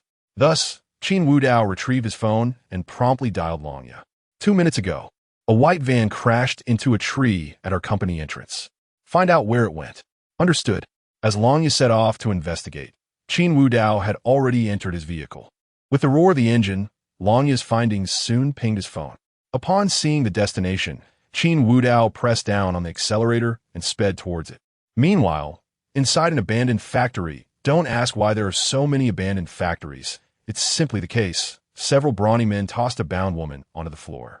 The leader spat, "Damn it, this job cost us 3 brothers. How could they fail to gather the necessary intel ahead of time? Tell the employer to increase the reward by 50%, or I'll make him regret it." Yes, a subordinate quickly complied. The leader's gaze fell upon the woman struggling on the ground, a glimmer of greed flashing in his eyes, but he quickly regained his composure. Money was far more appealing than the woman. What if they had their fun, but the employer refused to pay? The woman on the ground, once with luxurious, flowing hair, now lay disheveled, strands clinging to her tear-streaked face. Her meticulously applied makeup had been ruined, her eyeliner smudged by tears, cascading down her cheeks, enhancing her vulnerability. Her eyes resembled a deep, tranquil lake, yet were now filled with terror and helplessness, tears brimming as she frantically searched for a glimmer of hope for escape. Clad in a form-fitting red dress, the hem was now sullied with dust and grime. The dress accentuated her voluptuous figure, showcasing her full bosom, slender waist, and curvaceous hips, every contour exuding deadly allure. Her long, slender legs were adorned with black stilettos, which seemed out of place in the chaos, yet added an intriguing charm to her presence. Chapter 79. The End. Encountering someone even more foolish. Additional update. She is Chu Lian, the young lady of the Chu group. Having just returned to the country, she found herself captured in a vehicle by a group of assailants, with even her bodyguards injured or killed on the spot. This clearly indicated that her captors were not mere rabble. It was this realization that filled Chu Lian with despair. She was at a loss as to how she could escape this dire situation, uncertain of her impending fate. Meanwhile, the bandits were in contact with their employer. Unbeknownst to them, a shadow had arrived. Qin Wudao had come. Upon witnessing the scene within the abandoned factory, Qin Wudao quickly grasped the situation. It was only a matter of time before the so-called destined son, Yi Tian, would arrive, effortlessly dispatching the bandits and executing a classic hero's rescue. Akin to a divine being descending to earth to embrace his fair maiden. The predictability of this scenario struck Qin Wudao as quite absurd. As he silently critiqued the unfolding drama, he remained unaware that the fated individual was indeed en route, but had encountered an obstacle along the way. You brat. You dare to hijack my vehicle and claim you're here to save someone? Are you seeking death? On the roadside, a youth, looking down his nose at others, glared angrily at the resolute man before him. This was none other than the formidable Qin heir Shao. Wang Weitong stood beside him, his expression one of disbelief. Qin heir Shao had been observing the Liao family's airline all day and had just intended to depart when suddenly a man approached and attempted to commandeer his vehicle, insisting on a rescue mission. How could Qin heir Shao tolerate such insolence? Concerned about potential trouble, he had brought along dozens of subordinates, all armed, prepared to confront the Liao family. This only solidified his resolve in his invincible path. Seeing such audacity, Qin heir Shao could not allow it to stand. Yi Tian narrowed his eyes, acutely aware that the individuals behind Qin Zuru were skilled fighters, their hands tucked away as if concealing weapons. Under normal circumstances, he would have enjoyed a spirited exchange, demonstrating that mere possession of firearms did not grant one superiority. However, time was of the essence. He could not afford to miss his opportunity. Very well, I shall no longer require your vehicle. Farewell. What? Come back. Qin Zuru, seeing Yi Tian turn to leave, could not allow that. He waved his hand, and his subordinates swiftly encircled Yi Tian. Did you not realize you were attempting to steal my vehicle? Look, Qin Zuru rolled up his sleeves, revealing bruises. It's all swollen. Suppressing the urge to strike Qin Zuru down with a single blow, Yi Tian replied solemnly. All right, then tell me, what compensation do you seek? Apologize to me. Yi Tian's pupils constricted as he incredulously stared at the man before him. Was this individual surrounding him merely to demand an apology? Impossible. Surely, he harbored ulterior motives. Was it an attempt to humiliate him? To demand an apology, then claim it was insincere, instructing him to kneel and afterward to stomp on his head, grinding his face into the dirt while proclaiming he was unworthy of anything more than a life in the soil? Such thoughts ignited a murderous intent within Yi Tian as he glared at Qin Zuru. You are the insect here? What? Qin Zuru's eyes widened in disbelief. You bruised my arm, and it hurts like hell? I merely want an apology. You dare to call me an insect? Huh. Yi Tian scoffed coldly. Do you believe I am unaware of your true intentions? Spare me your pretenses. Since the day I began my training in dragon-slaying techniques, my goal has been to trample those who think themselves above others into the ground, to show you that not everyone can be humiliated by you. What pretenses? What dragon-slaying techniques? Are you referring to a game? In that moment, Yi Tian's hand sliced through the air, transforming into a blade aimed directly at Qin Ziru's neck. At that exact instant, Qin Ziru felt a sharp pain in his arm and instinctively leaned aside to rub it, inadvertently evading Yi Tian's lethal strike. Yi Tian's pupils constricted as he quickly retreated. The individual before him was indeed skilled, effortlessly dodging his deadly attack. He was truly a wolf in sheep's clothing. Simultaneously, Wang Weitong's eyes glinted with cold light. He had clearly observed Yi Tian's movement. Qin Ziru could not be harmed. Wang Weitong swiftly drew his weapon, and the remaining subordinates followed suit, aiming their guns at Yi Tian.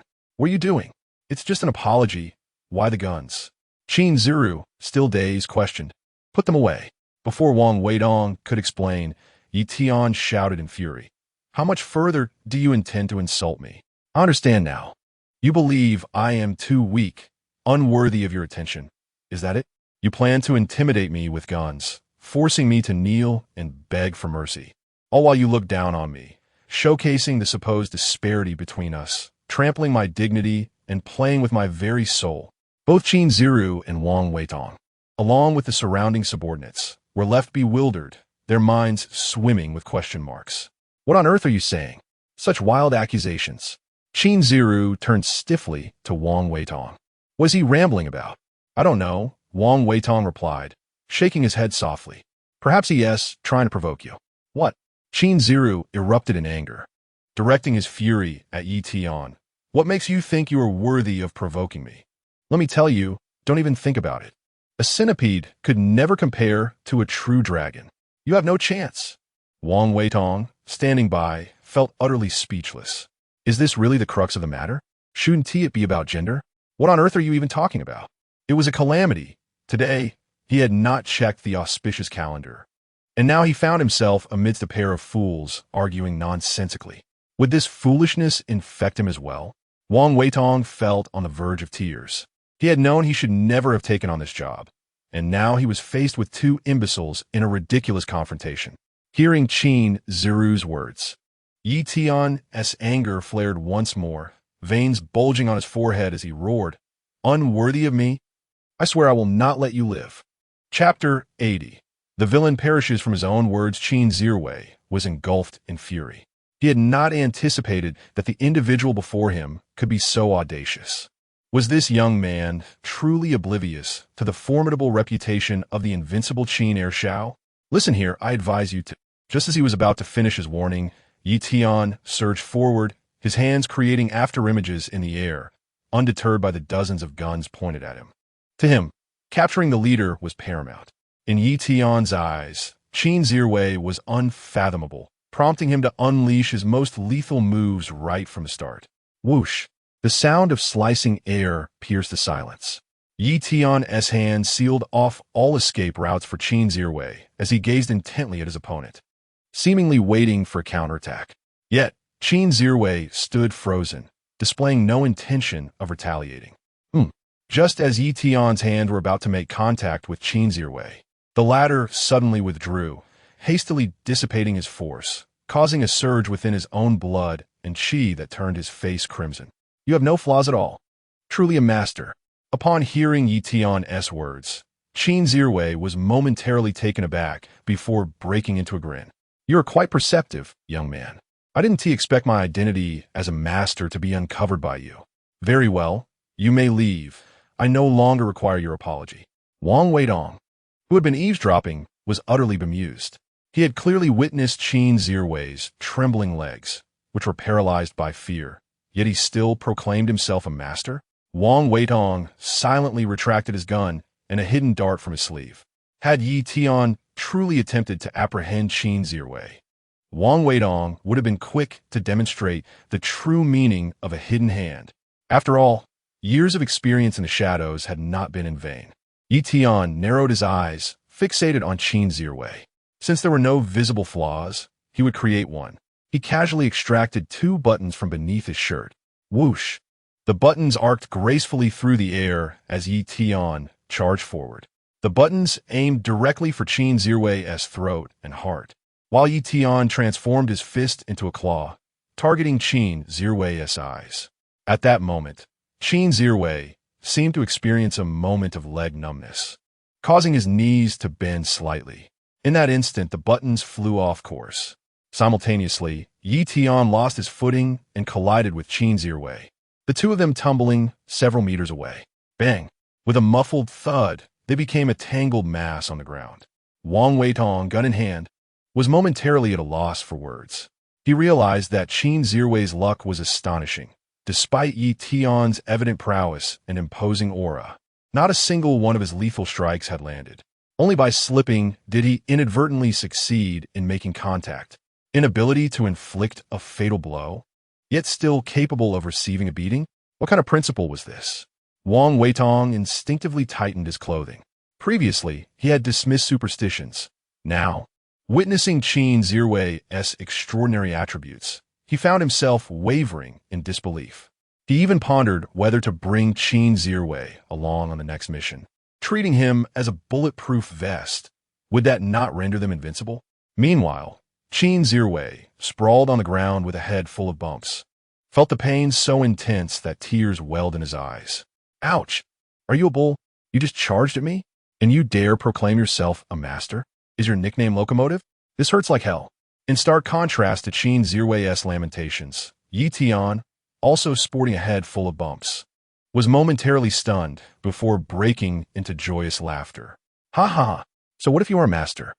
You still fell for my tricks. I'm truly invincible. Ouch! That hurts. No, it doesn't hurt at all. Observing the bizarre spectacle of this man alternating between laughter and tears, Qin Ziwei nearly broke down. Damn it. Just wait until I tell my brother. Don't you dare leave. At this juncture, Qin Ziwei turned to Wang Weitong, his voice tinged with desperation. Send someone to help me. I'm bleeding. Hurry and take me to the hospital. Are you all blind? Wang Weitong waved his hand. Several subordinates rushed forward to assist Qin Ziwei. Even Yi Tian was helped up. Let us go to the hospital. Yes.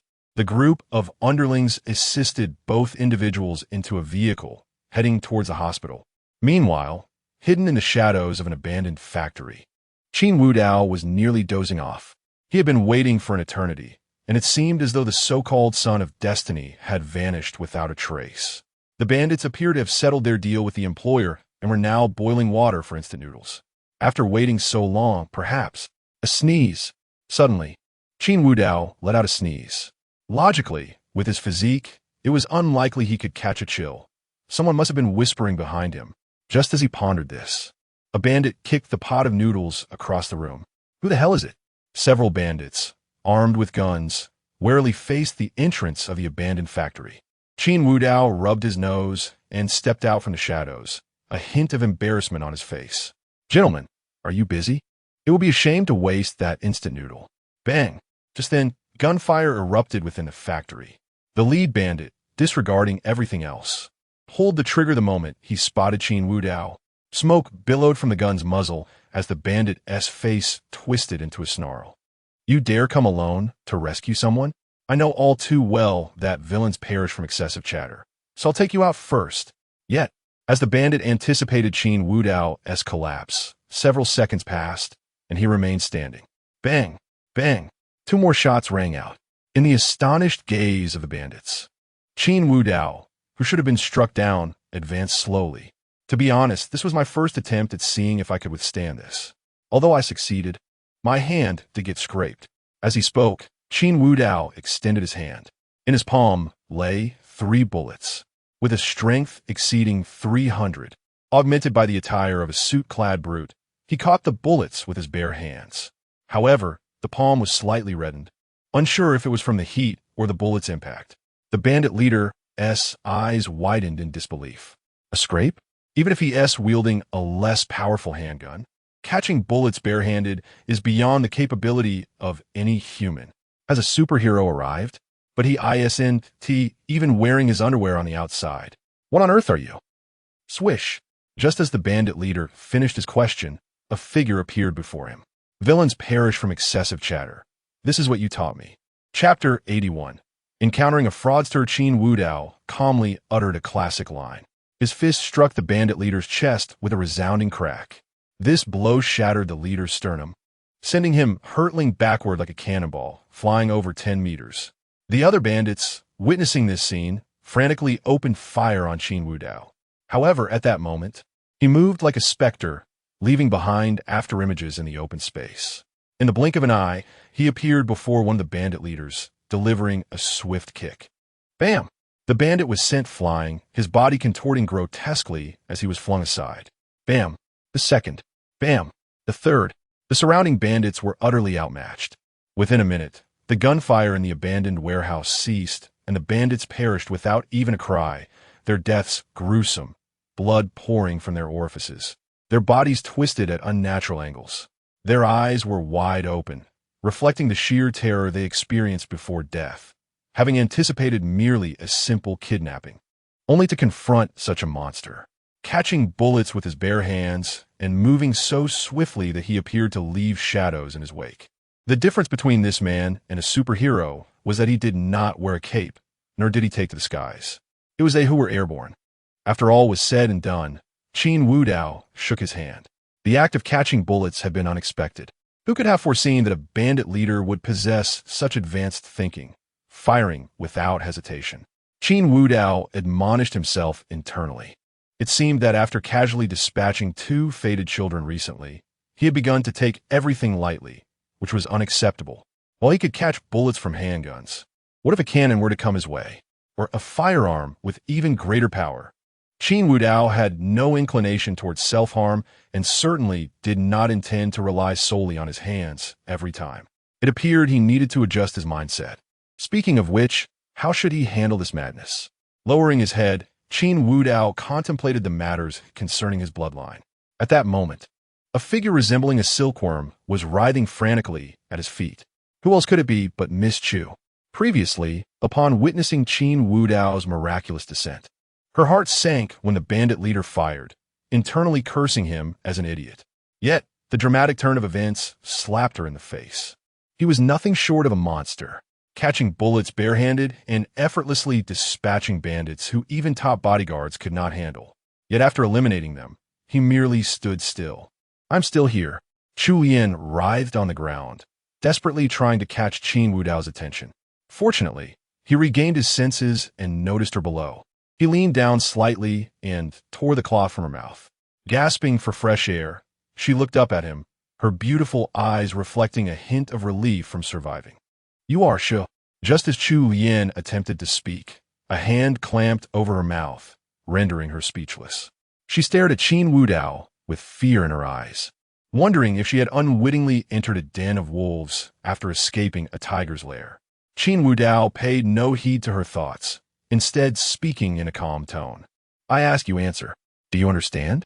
Though Chu Yin was bewildered, the fear within her compelled her to nod like a chick pecking at grain. Very well. Qin Wudao smiled slightly before releasing her. Who are you and who are they? Why do they want to kidnap you? I am from the Chu family in Kyoto.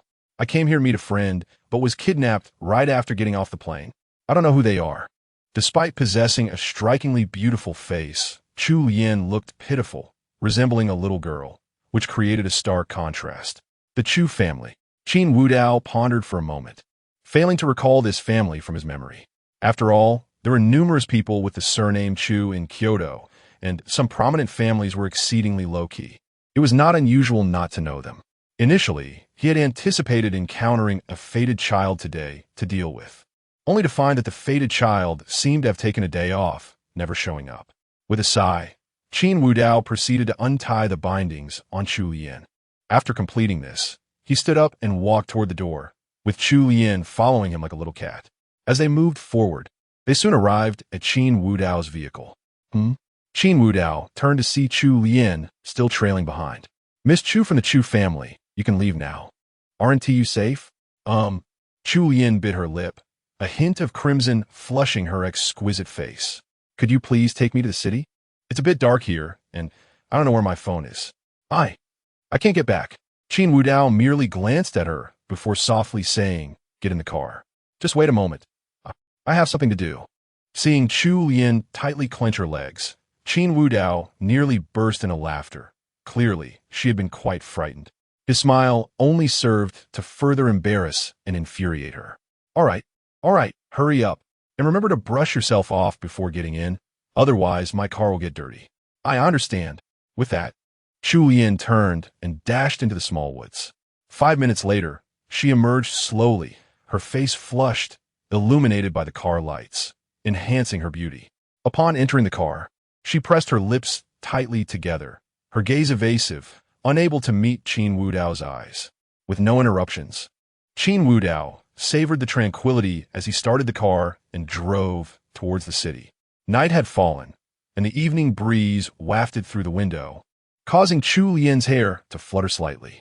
Whether it was fear or something else, her beautiful eyes glistened with moisture, and moments later, tears began to flow silently, as if she were suppressing her emotions. Suddenly, a pack of tissues appeared on her lap, causing her to instinctively turn her head, only to find Qin Wudao staring straight ahead, seemingly indifferent to her presence. Lowering her head, she murmured, "Thank you," before slowly opening the tissues to wipe away her tears. Just then, a sudden hard brake jolted her, nearly causing her to bump her eyes. The car could be heard colliding with something. Qin Wudao narrowed his eyes, a hint of coldness flickering in his gaze. On this late night, had they encountered fraudster? A tricycle unexpectedly appeared from an intersection, pushed into the path, and after colliding with it, an old man emerged from nowhere, sitting on the ground and wailing. Chapter 82. The Counter-Deception Aura Activated. Bang! Qin Wudao opened the car door and stepped down. The old man was wailing on the ground. "Oh no, I've been hit. It hurts so much. Someone, come quickly." Although it was nighttime, the bustling streets of the magical city were filled with passers-by. Soon, a crowd gathered, drawn by the commotion. Qin Wudao calmly lit a cigarette and leisurely approached the old man, speaking in a tranquil tone. "Did I hit you?" Upon seeing Qin Wudao's elegantly tailored suit, the old man's eyes gleamed with excitement as he exclaimed, "Yes, it was you who hit me. Hurry, take me to the hospital." "Oh, and where are you injured?" Qin Wudao inquired. The old man hesitated for a moment before replying, "My hand and my leg. It hurts so much, I think it's broken." "Old man, I have a dash cam that clearly shows you pushing your tricycle into the street. By the way, remember to compensate for my car. You are entirely at fault." "I don't understand what a dash cam is. All I know is that you hit me." The old man began to play the victim, casting accusatory glances at the onlookers. "Look at this wealthy man. He hit me and won't even take me to the hospital or help me up, leaving me, an old man, to lie here on the ground. And he even threatens me for damages to his car." Hearing the old man's words, the crowd exchanged glances, unsure of what had transpired earlier. It seemed like a case of rear-ending, and in such situations, wasn't the rear vehicle always at fault? Moreover, the old man was still lying on the ground, lamenting. A few elderly bystanders empathized, saying, "Young man, you clearly rear-ended him. The authorities haven't yet assigned blame, and you should at least help him up. Indeed, you drive a luxury car. Surely, you can cover a bit of medical expenses. Why make things difficult for an old man? You are the driver. He is on a bicycle, a vulnerable party. Besides, your car must be insured. Just report it. And you won't have to pay a dime." Oh, the youth of today. They lack compassion. The world is truly declining. As the crowd's murmurs grew louder, the old man's cries intensified. "Oh no!" Qin Wudao nearly chuckled at the absurdity of the situation. Were these people attempting to impose a moral obligation? But who could they morally bind when he was not a person of conscience? Qin Wudao slowly rose and approached the old man, softly asking, "You feel like your hands and feet are broken, don't you?" Yes. It hurts so much. All right, I will take you to the hospital. Let me help you up." A glimmer of triumph flashed in the old man's eyes. He had succeeded. Crack.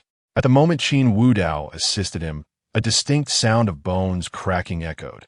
The old man's expression froze, only to be replaced by a scream akin to that of a slaughtered pig. "Oh no, it hurts so much. What are you doing?" The crowd stood frozen, witnessing Qin Wudao gently help the old man up. only for him to suddenly push Qin Wudao away and collapse, wailing on the ground. Qin Wudao surveyed the onlookers, silently activating his counter-deception aura. A breeze swept through the crowd. Moments later, a young man stepped forward, frowning. Is this old man trying to scam? He was just lightly bumped. And now he's wailing? I recorded everything, so don't attempt to extort. Exactly. I saw it too. He was merely assisted lightly. If his leg were truly broken, why didn't he scream when being helped? He stood up fine and then suddenly fell again. This old man is definitely a scam artist. Those other seniors must be in cahoots with him. The previously vocal elderly onlookers frowned, unsure how to respond. At that moment, Qin Wudao spoke up. Everyone, you've witnessed this old man attempting to pull a scam, and these individuals are certainly his accomplices. Who are you calling accomplices? They protested, fearing the implications of such an accusation. We're just showing him a bit of pity. Is it wrong to have some compassion? Qin Wudao smirked slightly, his lips curving in amusement. Compassion? Yes, of course. You claim you're not accomplices, merely sympathetic? Very well. I possess a complete dashcam recording of the old man's scam attempt. You all express compassion, correct? I believe it's only fair that you all share in the compensation, as he likely can't afford the damages alone. Why should we pay? They exclaimed. What does this have to do with us? Just then, a group of individuals clad in security uniforms approached, led by Lanya. The Dragon King's henchmen had assumed roles as security for the hidden dragon group to conceal their identities. Qin Wudao had previously informed them of the situation. The group surrounded the area, with Lanya arriving at Qin Wudao's side. Mr. Qin. Yes. Qin Wudao gestured towards the individuals who had engaged in moral coercion, chuckling. Let these individuals bear the cost for my car. And as for that old man on the ground, since he claims to be shattered, let us assist him in realizing that dream. Understood. Lanya signaled the security personnel to take action. Before addressing the crowd, they even confiscated the spectators' phones and deleted the videos. Please, don't apprehend us. I want to contact the authorities. Let me go. I have a headache. Oh, this is unbearable. If my son learns I've damaged a luxury car, how will I return home? I was wrong. I was wrong. Get away. Bang. Qin Wudao ignored the commotion and simply entered his car. He found it too coincidental that an old man appeared out of nowhere to attempt a scam. As expected, his phone suddenly rang. Tian Pingsheng? Upon seeing the name, Qin Wudao smiled slightly. He answered the call in front of Chu Yan. Brother Qin, it seems we've stumbled into quite the farce. My apologies. I had no idea she would be rescued by you. Oh, so what was your doing? Tian Pingsheng clarified. I was referring to the kidnapping of Chu Yan. I had arranged for it. The old man attempting to scam you is indeed genuine, but my men were likely lurking in the shadows, observing. Upon discovering that you were the one rescuing Chu Yan, they immediately reported back to me, leading to this call. It's me. Tian Pingsheng had nothing to hide, admitting, I didn't expect you to be caught up in this. It's my fault. No worries. I should be the one apologizing. I must have disrupted your plans. Haha. Then I must trouble you, Brother Qin, to keep her occupied for one night. After tonight, you can release her. Chapter 83, Dr. Su. After exchanging a few words with Tian Pingsheng, the two ended the call. In the passenger seat, Chu Yan remained oblivious to the conversation, unaware that the individual scheming against her was in collusion with Qin Wudao. Qin Wudao readily acquiesced to Tian Pingsheng's request. After all, in a partnership, mutual assistance is paramount, and it was merely a matter of having Chu Yan stay by his side for a night, a trivial task. Miss Chu, I am heading to the hospital now. Would you care to accompany me? Before Qin Wudao could finish his sentence, Chu Yan eagerly volunteered herself. Having just endured a kidnapping ordeal and then being confronted by an unexpected encounter, she had remained in the car due to her apprehension that the elderly man might be one of the kidnappers. Instinctively, she now viewed Qin Wudao as her refuge. The strength he had exhibited in the abandoned factory had instilled in her a profound sense of security. She even forgot to borrow a phone to call her family. Very well. Qin Wudao smiled slightly, appreciating Chu Yan's willingness to cooperate, which saved him considerable trouble. Otherwise, he would not have minded playing the role of kidnapper. The reason for their visit to the hospital was due to a message from Wang Weitong. It informed him that the second young Master Qin had been involved in a brawl and was now at the hospital, having clashed with someone named Yi Tian, whose affiliation remained unknown. Yi Tian? Upon hearing the name, Qin Wudao promptly resolved to head to the hospital. Inside the hospital room, the second young Master Qin wore a sullen expression. To use such a vicious tactic, colliding with my body? That is utterly devoid of martial ethics. I was prepared all. Had I been ready, a mere human top would be no challenge for me. All right, just calm down. Wang Weitong, seated nearby, listened to Qin Ziru's grumbling with exasperation. Ironically, while Yi Tian's lethal moves proved ineffective against the second young master, the non-lethal impact had resulted in several broken ribs, rendering him as fragile as paper. Wang Weitong. Qin Ziru's complaints were interrupted as he glared at Wang Weitong, visibly displeased. My brother entrusted you with my protection, and this is how you safeguard me? You brought me to the hospital instead? How can you be so incompetent as to be my subordinate? Qin Ziru. Wang Weitong rolled his eyes and retorted, even if the boss asked me to assist you, he never instructed me to protect you. We are merely superior and subordinate. I'm not your bodyguard. Fine, just wait. When my brother arrives, I'll have him dismiss you. Oh, I hadn't noticed. Wang Weitong smirked playfully. So, our second young master is now calling his brother? TSK, TSK, TSK. That's nonsense. I never said that. Qin Ziru protested, his face reddening with indignation.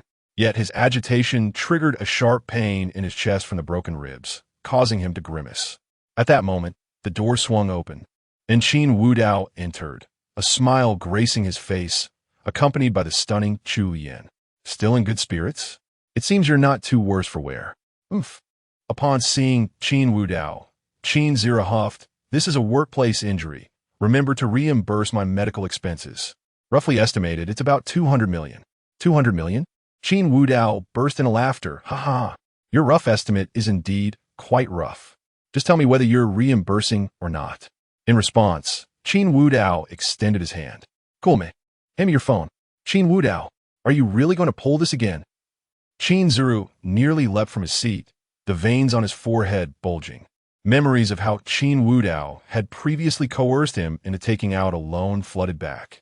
At that time, Qin Wudao had donned the same smile and demanded his phone, resulting in a shocking 20,000 loan notification. Even now, loan agents persistently called him, inquiring if he required a loan. The esteemed second young master of the Qin family, constantly beset by loan solicitations, faced humiliation and the impending wrath of his father. Observing the distorted expression on Qin Ziru's face, Qin Wudao snatched his phone and swiftly executed a series of actions. You wanted 200 million? Here it is. Skeptically, Qin Ziru accepted his phone, cautiously scrutinizing the screen. There it was, a transfer notification confirming the deposit of 200 million. Wait, I need to examine this closely. What if it's a loan? His expression serious. Qin Ziru began scrutinizing his device. Meanwhile, Qin Wudao turned to Wang Weitong, inquiring, what about this Yi Tian? Unknown. Wang Weitong shook his head. That fellow possesses formidable skills. After a brief treatment at the hospital, he left without being intercepted by my men. Qin Wudao felt no surprise at this revelation. After all, being the favored child of destiny often comes with certain advantages. As the two conversed, the door to the room opened once more, revealing a beautiful doctor. Clad in a pristine white coat, the collar slightly unbuttoned to reveal a simple light blue shirt beneath, she exuded an air of competence and elegance. The hem of her coat swayed gently with her movements, her lustrous black hair neatly tied back into a high ponytail. With snow-white skin and stunning features, she wore black-framed glasses that accentuated her intellectual beauty. How was the patient's recovery? Qin Wudao. As the doctor approached to assess Qin Ziru's condition, she was momentarily taken aback, her captivating eyes fixated on Qin Wudao. Qin Wudao furrowed his brow, memories stirring within him.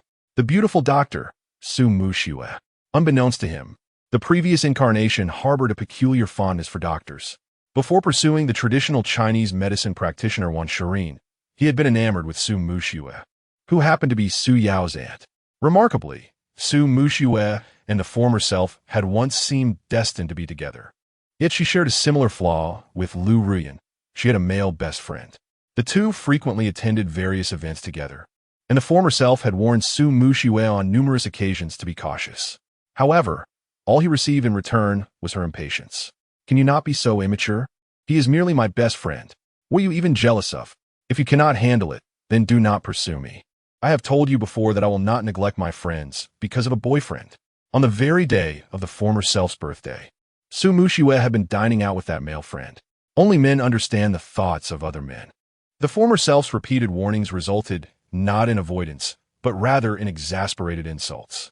Chapter 84. In a moment, he would pluck her eyes out.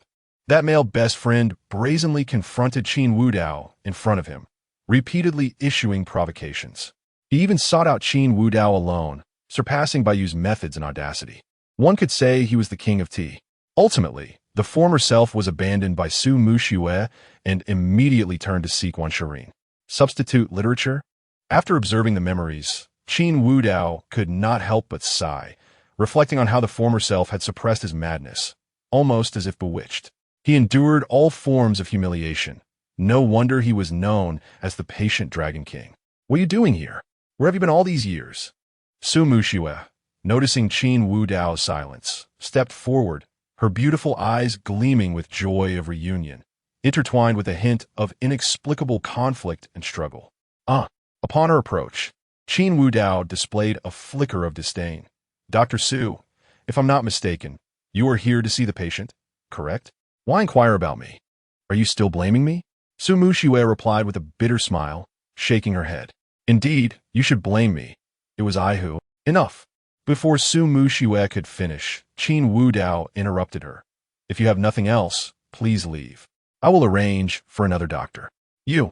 Seeing the coldness on Qin Wudao's face, Su Muxiue felt a pang in her heart, instinctively reaching out to grasp his hand. Slap. A crisp sound echoed as Su Muxiue's hand was swatted away. It was Chu Yin who had done this. After dismissing Su Muxiue's hand, she immediately clung to Qin Wudao's arm. Dr. Su, what do you mean by grabbing my boyfriend's hand upon your arrival? Don't think you can casually flirt with the family of a patient just because you are a doctor. If you don't want to be reported, I suggest you leave promptly. Your boyfriend? Su Muxiue's delicate face was painted with disbelief. It was she who had initiated the breakup, and she had anticipated that this day would eventually come. Yet, witnessing such a scene before her still made her heart twist painfully. Of course, he is my boyfriend.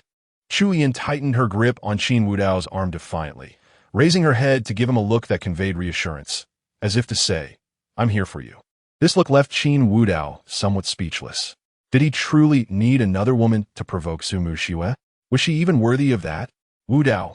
Su Muxiue took a deep breath, then adopted a gentle demeanor. If I say I regret it, can we return to the past? Have you no shame? Chu Yin's face flushed red with indignation. Though unaware of the full context, her imagination had concocted a dramatic romance.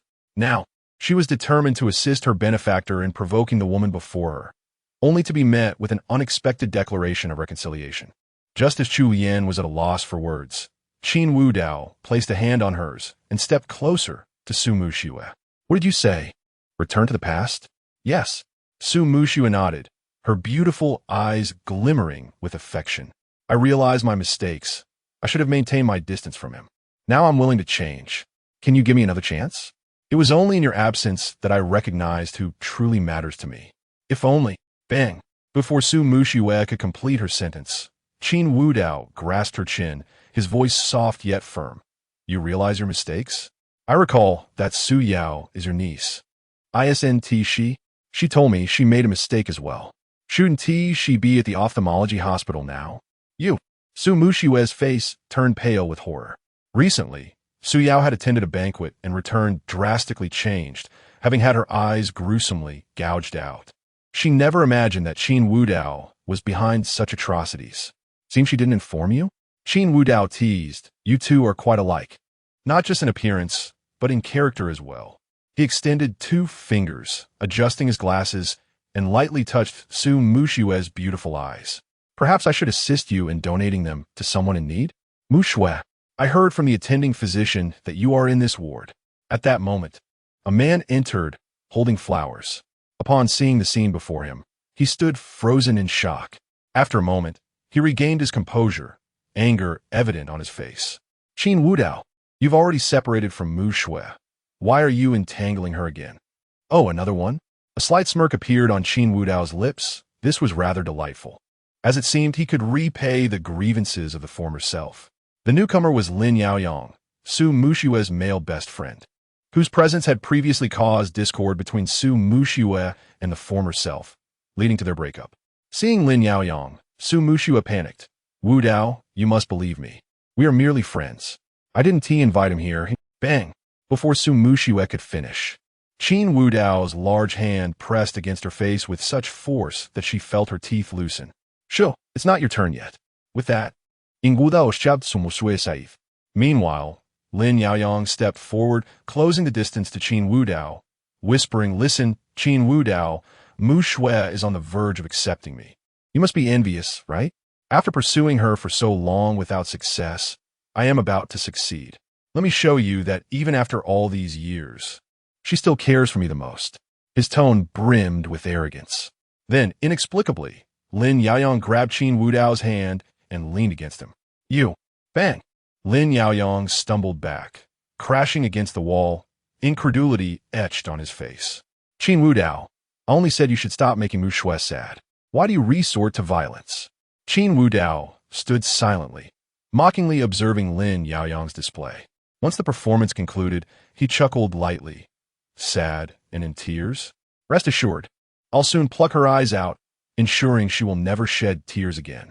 But you are different. You enjoy talking, right? Allow me to help you keep quiet. Wudao. Su Mushue, clearly aware of Qin Wudao's capabilities, rushed forward, her voice tinged with desperation. Don't act out. The authorities will take you away. Bang! Qin Wudao kicked Su Mushue to the ground with such force that she coughed up a mouthful of blood. The scene before Lin Yaoyang rendered him utterly speechless. Chapter 85. The baseball bat, as Su Mushue's close friend, he had previously witnessed the terrifying power of Qin Wudao. Yet, he felt no fear, for he was certain that Qin Wudao would not unleash such inhuman strength in her presence. He had anticipated using him as a subject for experimentation, but to his surprise, Qin Wudao had departed without warning. Now was the perfect opportunity to provoke Qin Wudao, but shockingly, he had even struck Su Mushue. Cough, cough. Wudao. Su Mushue sat on the ground, coughing up blood. As a physician, she was acutely aware of her internal condition. Qin Wudao's recent kick had shattered several of her ribs, causing damage to her internal organs. She found herself utterly devoid of strength to rise. Her expression was one of disbelief. Su Mushue knew that Qin Wudao cherished her dearly. How could such a person possibly lay a hand on her? Could it have been an illusion? Or was she merely dreaming? Yet, the pain radiating through her body served as a stark reminder of reality. Wudao, how could you, cough, cough, have become like this? Meanwhile, Lin Yaoyang regained his senses and resolved to leave, for Qin Wudao's current state was utterly terrifying. As he turned to depart, he suddenly noticed another figure blocking the door of the ward. The individual slowly drew forth a gun. Lin Yaoyang's pupils contracted. A gun? How could it be a gun? Who exactly is Qin Wudao? What, planning to flee? At that moment, Lin Yaoyang heard a voice tinged with mockery. He stiffly turned his head, only to find Qin Wudao sporting a teasing grin, his eyes seemingly radiating a red hue. Suddenly, Lin Yaoyang recalled that Su Mushue had once mentioned that Qin Wudao exhibited abnormalities during a blood test. His blood seemed to contain a boiling factor, which could plunge his mind into a state of mania. Indeed, Qin Wudao must be in a frenzied state now. If only Su Mushue could alleviate it with her affection, he would revert to his previous self. With this thought, Lin Yaoyang let out a sigh of relief and glanced at Su Mushue. Mushue, Qin Wudao is clearly unwell. You must embrace him just as you did during his previous episode. Hurry, only you can heal him. Upon hearing this, Su Mushue's beautiful eyes brightened. That's right. The issue lay within Qin Wudao's blood, indicating that he did not harbor ill feelings toward her and had not intended to strike. He was merely unwell. With this realization, Su Mushue hastily spoke. Wudao, I bang. Before Su Mushue could finish her sentence, a medicine bottle struck her on the head, causing her to bleed profusely. Qin Zirwei, clutching his ribs with one hand, maintained the pose of having thrown the bottle with the other. Damn it, you've been babbling since you entered. Can't you see I'm the patient? Is there no one to speak for me? You, a doctor, should not be concerned about me, but should be chasing after my brother. Have you lost your mind?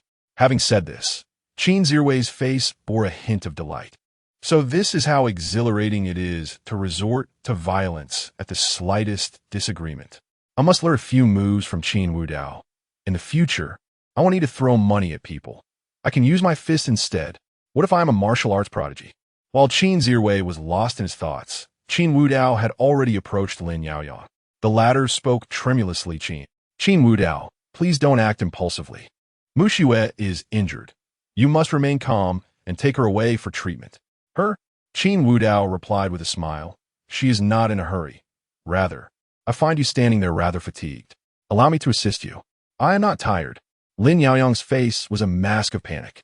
Believing that Qin Wudao was indeed unwell, he thought the best course of action was Su Mu Xue. With this in mind, he suddenly dashed to Su Mu Xue's side. With a loud thud, he fell awkwardly, grimacing in pain, yet he paid no mind to his injuries as he addressed Su Mu Xue. Mu Xue, Qin Wudao is sick. He actually wants to kill me. I might have disrupted your relationship. I acknowledge my mistake and promise I will never disturb you again. Just let me Before Lin Yaoyang could finish, Qin Wudao seized him by the collar and hoisted him into the air. Not far away, Chu Yin's face flushed with excitement. Having witnessed Qin Wudao's prowess at the abandoned factory, she regarded him as a superhero, even an idol.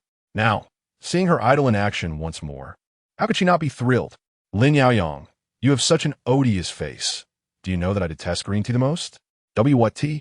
Lin Yaoyang, suspended in midair, struggled futilely, ignoring Qin Wudao's intent. The next moment, bang! A dull thud echoed through the ward. Lin Yaoyang could not even scream as his face was brutally mangled, blood splattering across the room. Su Mu Xue sat frozen in shock, her beautiful face splattered with blood, fear blossoming in her eyes. Wudao, please, stop. Taking a life demands retribution. I almost forgot about you. Qin Wudao cast an intrigued glance at Su Mu Xue. Then, with one hand gripping Lin Yaoyang, he swung forcefully toward her. Bang! Lin Yaoyang was wielded like a baseball bat, sending Su Mu Xue flying, shattering nearby medical equipment. Holding the makeshift bat, Qin Wudao swung it lightly. At that moment, Lin Yaoyang retained a flicker of consciousness, desperately attempting to plead for help. Witnessing this, Qin Wudao slammed him mercilessly to the ground. Crack! The pristine floor tiles shattered instantly, along with Lin Yaoyang's bones. After executing this gruesome act, Qin Wudao approached Qin Zirwei, wiping his hands on the blanket. The invincible Qin heir, Xiao, chose to retreat, continuously reassuring himself that it was all right. He had already received pocket money. Perhaps he would wait until Qin Wudao departed before changing the blanket. He must not speak. What if he were to be beaten into a pretzel? Faced with the menacing Qin Wudao, Qin heir Xiao chose to remain silent. After wiping his hands, Qin Wudao gazed impassively at the chaos surrounding him, lighting a cigarette. As the smoke curled around him, the crimson hue in his eyes gradually faded. Indeed, Qin Wudao sighed. The mania has intensified, but ultimately, should my super intellect dictate that I resolve matters with my fists, or is it the mania compelling me to do so? Whatever. The outcome remains the same. Ding dong. Congratulations, host, for successfully rewarding the goddess. Chapter 86. Special Operations Department. Congratulations to the host for acquiring the black card, 100 billion Dragon Kingdom coins, and unlocking 10% of the system. Congratulations to the host for making the female lead regret her choices. Congratulations to the host for receiving the frenzied blood suppression ring. Well, congratulations to the host. Or not. It's all just gifts. Congratulations to the host for obtaining the frenzied blood berserk ring. Wearing it increases critical hit rate by 100%. A series of system notifications rang out, while the Oxwar system seemed to lose its pretense. Whenever the other systems granted rewards, it followed suit with its own. It appeared to be particularly responsive to the regret system, matching its offerings and even surpassing them. Truly, it was a system that had reached the peak of competition. Qin Zirwei watched as Qin Wudao wiped the blood from his hands, feeling a slight sense of relief. Now that I've dealt with them, they can't touch me. Wang Weitong, standing nearby, shook his head. He understood Qin Wudao's frenzied blood state, but the transformation of his brother brought him immense joy. After all, during his days of being a sycophant, Wang Weitong was genuinely frustrated and sometimes wished he could eliminate those women, yet feared Qin Wudao's wrath. Now he thought there was no need for him to intervene. Qin Wudao was equally merciless to everyone, regardless of gender. After cleaning his hands, Qin Wudao turned to Wang Weitong. Clean this place up and arrange for a different hospital room for Qin Zirwei. All right, boss, I'm just a busy man. Wang Weitong replied. Bang! Just as Wang Weitong was about to leave, the door was suddenly kicked open and a group of individuals clad in black entered, immediately aiming their guns at the three men in the room. At the forefront was a striking woman, her youthful face framed by a tailored black suit that accentuated her sharp demeanor. Holding a handgun, she radiated a blend of allure and danger. With one hand gripping her gun, she produced her identification with the other. I am Du Jue from the Special Operations Department. Qin Wudao, Wang Weitong, Qin Zirwei. You three need to accompany us back to the department. I have some questions for you. At that moment, Du Jue noticed the horrifying scene in the hospital room, her gaze towards Qin Wudao filled with disgust and fury. It became evident that there was no need for inquiries. Qin Wudao, you are under arrest. Huh? Wang Weitong, bewildered, interjected. I must say, beautiful. You have quite the presence. How do you know that these two were dealt with by my boss? What if it was me?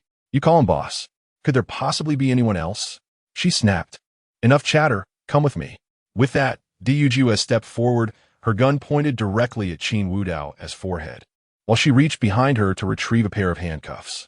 In response, Qin Wudao extended a slender finger, resting it against the barrel of the gun. What are you doing? The surrounding black-clad figures surged forward, aiming their weapons at Qin Wudao. Witnessing this, the crimson light in Qin Wudao's eyes intensified as he fixed his gaze on Du Jue, softly declaring, I do not appreciate being threatened with firearms. If you wish to take me back, there is no need for such theatrics. However, I assure you, should you permit these individuals to continue aiming at me, I guarantee you will not leave this room. Bang! In what seemed to synchrony with Qin Wudao's words, Wang Weitong slammed the door shut. At that moment, a red ring mysteriously appeared behind Qin Wudao, and as its crimson glow pulsed, his aura grew increasingly menacing. Du Jue felt the weight of Qin Wudao's presence, her face paling, yet she hesitated to lower her weapon, fearing it would be a sign of weakness. Captain, one of the black-clad men approached her, whispering, Let us not act rashly. The director only requested to invite him back, not to arrest him. We should avoid conflict. It could lead to undesirable consequences. Hearing this, Du Jue seemed to find a way out and lowered her gun. The others followed suit, returning their weapons and exhaling in relief. The pressure exerted by Qin Wudao was overwhelming. They had no doubt about his earlier warning. If things escalated, they might truly find themselves unable to leave. Qin Wudao, Wang Weitong. Qin Zirwei, you are to accompany me, Du Jue commanded, turning to exit. From his hospital bed, Qin Zirwei pointed at himself. Incredulous. What does this have to do with me? I've barely moved, and my ribs are broken. You still want to take me? Two black-clad men disregarded his protests and prepared to carry him out. At that moment, a chilling voice interrupted. Should anyone lay a hand on him, they may as well forfeit it. The two men froze, turning to see Qin Wudao as piercing gaze fixed on them, momentarily paralyzed, unsure of how to proceed. At that instant, Du Jue's eyes flickered, and she softly said, Forget it. He isn't our primary target. Let him stay here. With that, Du Jue led the way out. Qin Wudao turned to Chu Lian, whispering, Wait for me at the hospital tonight. I'll take you home afterward. Okay, Chu Lian obediently replied, finding a chair to sit in, entirely unfazed by the gruesome surroundings. Once everyone had left, Qin Zirwei rubbed his ribs and muttered, Don't think that just because you helped me, I'll be grateful. As he spoke, he calmly retrieved his phone and deftly dialed a number. Mom, Dad, Sister, My brother has been taken away. Help! Outside in the corridor, the departing black-clad men nearly stumbled at the sound of Qin Zhiwei's desperate cries, wondering if they had actually touched him at all. Why did his scream sound as though he were being slaughtered? Help? Whose life are we saving? Ours? Yujue narrowed her eyes, aware that involving the Qin family would only complicate matters further. She coldly commanded, pick up the pace. Yes. The group exited the hospital, where several black vehicles awaited. Qin Wudao approached the center vehicle, and Wang Weitong promptly opened the door for him. As Qin Wudao settled into the car, one of the black-clad men attempted to follow. Bang! Before he could sit down, a foot shot out from inside, sending him flying. Wang Weitong nearly burst into laughter at the sight. What level do you think you are to ride in the same car as my boss? Get lost. The black-clad man clenched his teeth in frustration, but obediently retreated. With a roar of engines, the black vehicles vanished from the hospital entrance. Chapter 87. Kiss My Soul, additional update. Meanwhile, in the living room of the Qin family. Dare to touch my son? You are courting death. The veins on Qin's father's forehead throbbed as he slammed his palm onto the table, shattering the glass coffee table into pieces. Ignoring the blood dripping from his hand, he swiftly dialed a number. I don't care who they are. Release my son. If anything happens to him, I will make sure you suffer the consequences. No one will escape unscathed. Qin's mother approached, tending to her husband's bloodied hand. She refrained from crying out. However, her usually gentle face was now etched with frost, evidently filled with unbridled fury. In the office of the president of the Qin group, several secretaries and assistants stood trembling within the office. Qin Wanrong, usually an icy and composed CEO, exhibited an unusual demeanor today. Seated in her office chair, her flawless visage bore no hint of emotion. Despite the late hour, none of the secretaries or assistants dared to suggest leaving. Contact the commander in Magic City. Inform him that if he doesn't want the commercial street established by the Qin family to be reduced to ruins by tomorrow, he has 3 minutes, no, 1 minute, to provide an explanation. Understood. One assistant cautiously retrieved a phone, beginning to dial the numbers of influential figures. Having left the hospital, Qin Wudao arrived at an unremarkable office building. The car, however, did not come to a halt but instead drove straight into the underground parking garage. Upon entering, it became evident that this was no ordinary location. It resembled a secret base, revealing an entrance leading deeper underground, devoid of any light, with the air growing thin. 10 minutes later, as the vehicle came to a stop and the doors opened, Qin Wudao was greeted by a group of several individuals clad in black, armed and vigilant. Though their weapons pointed downwards, suggesting mere caution, Qin Wudao sensed a palpable aura of lethality emanating from them. These were seasoned fighters, true elites. Follow me. At that moment, Yujue approached Qin Wudao, her voice icy as she uttered those 3 words before striding ahead. Qin Wudao shrugged, disregarding the watchful stares, and followed her leisurely. Wang Weidong, it seemed, had been taken elsewhere, as he was nowhere to be seen after disembarking. The echo of footsteps resonated through the desolate, dimly lit corridor, imparting an oppressive silence. Yet, for Qin Wudao, this intimidation was futile. He was not one to be easily pressured by others. After what felt like an eternity, they arrived before a door. Yujue pushed it open, gesturing for Qin Wudao to enter. The room's decor was starkly simple. A table, a few chairs, and a solitary lamp, reminiscent of an interrogation chamber. No windows were present, and a slight dampness lingered in the air. Sit. Yujue pulled out a chair, but as she was about to take her seat, Qin Wudao swiftly occupied it, creating an impression that she was attending to him. You. Yujue fumed, inhaling deeply to regain her composure before seating herself across from him. I am the action team leader of the Special Operations Division, and my name is Yujue, as I have already informed you. Special Operations? Qin Wudao mused with a light chuckle. If it's a Special Operations Division, calling it Special Ops sounds rather unrefined. Trust me, you should refer to it as Elite Ops henceforth. With a resounding slap, Yujue struck the metal table, exclaiming, Qin Wudao, do you think this is a place for arrogance? I brought you here because you've committed an offense. What gives you the right to act so presumptuously? Presumptuous? Qin Wudao replied nonchalantly. You ought to be grateful you haven't witnessed my true arrogance. If I truly wished to be arrogant, based on your earlier table slap, I assure you that in the next moment, I would place my foot on your face, compelling you to kiss my soul. Before Yujue could retort, the door swung open, and a middle-aged man entered with a genial smile.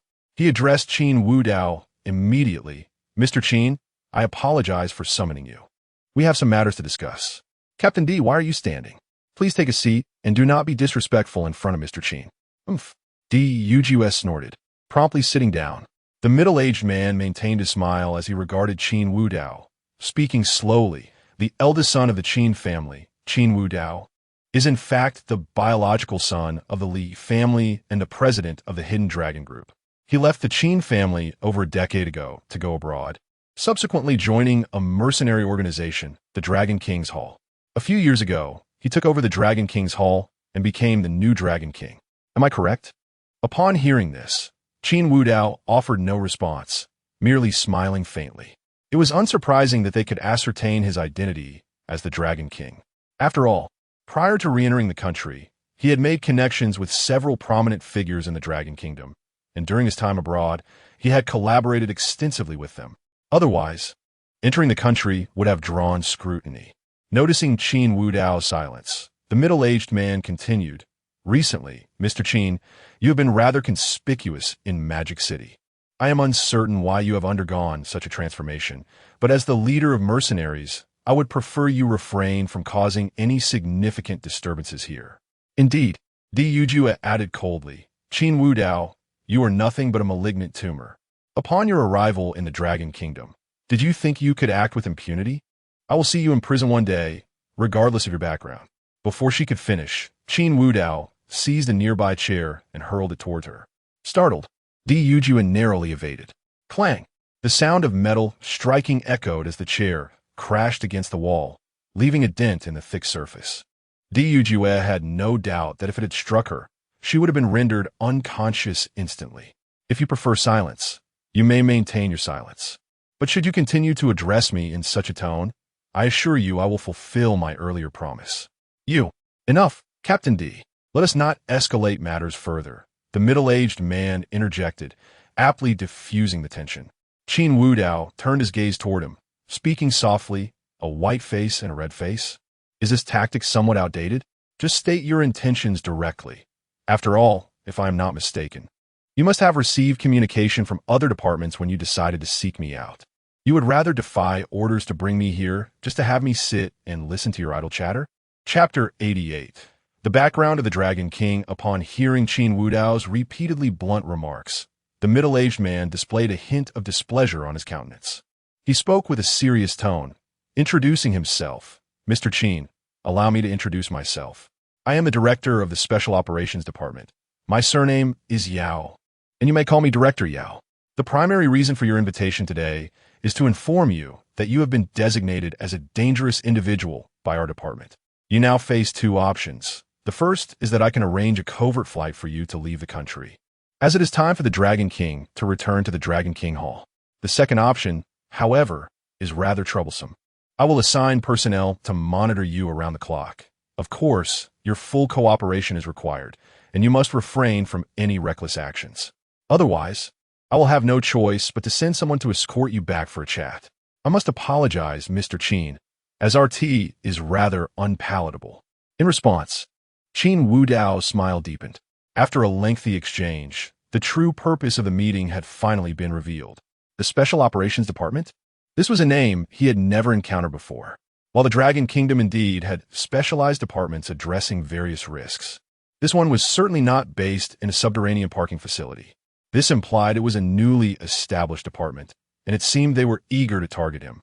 The Dragon King. Undoubtedly, there were unseen forces behind this initiative. At that moment, Qin Wudao's phone rang unexpectedly. He retrieved it from his pocket, glancing at the caller ID, and chuckled lightly at Director Yao, saying, It appears that your underground base is not particularly reliable. You haven't even installed a signal jammer? Yujue immediately stepped forward, her voice cold. Phone calls are not permitted here. Surrender your phone, or I will have to implement emergency measures against you. Di Yujue had repeatedly adopted this commanding tone, causing Qin Wudao's expression to turn icy. He extended his hand slowly, speaking in a flat tone. "Come and take it."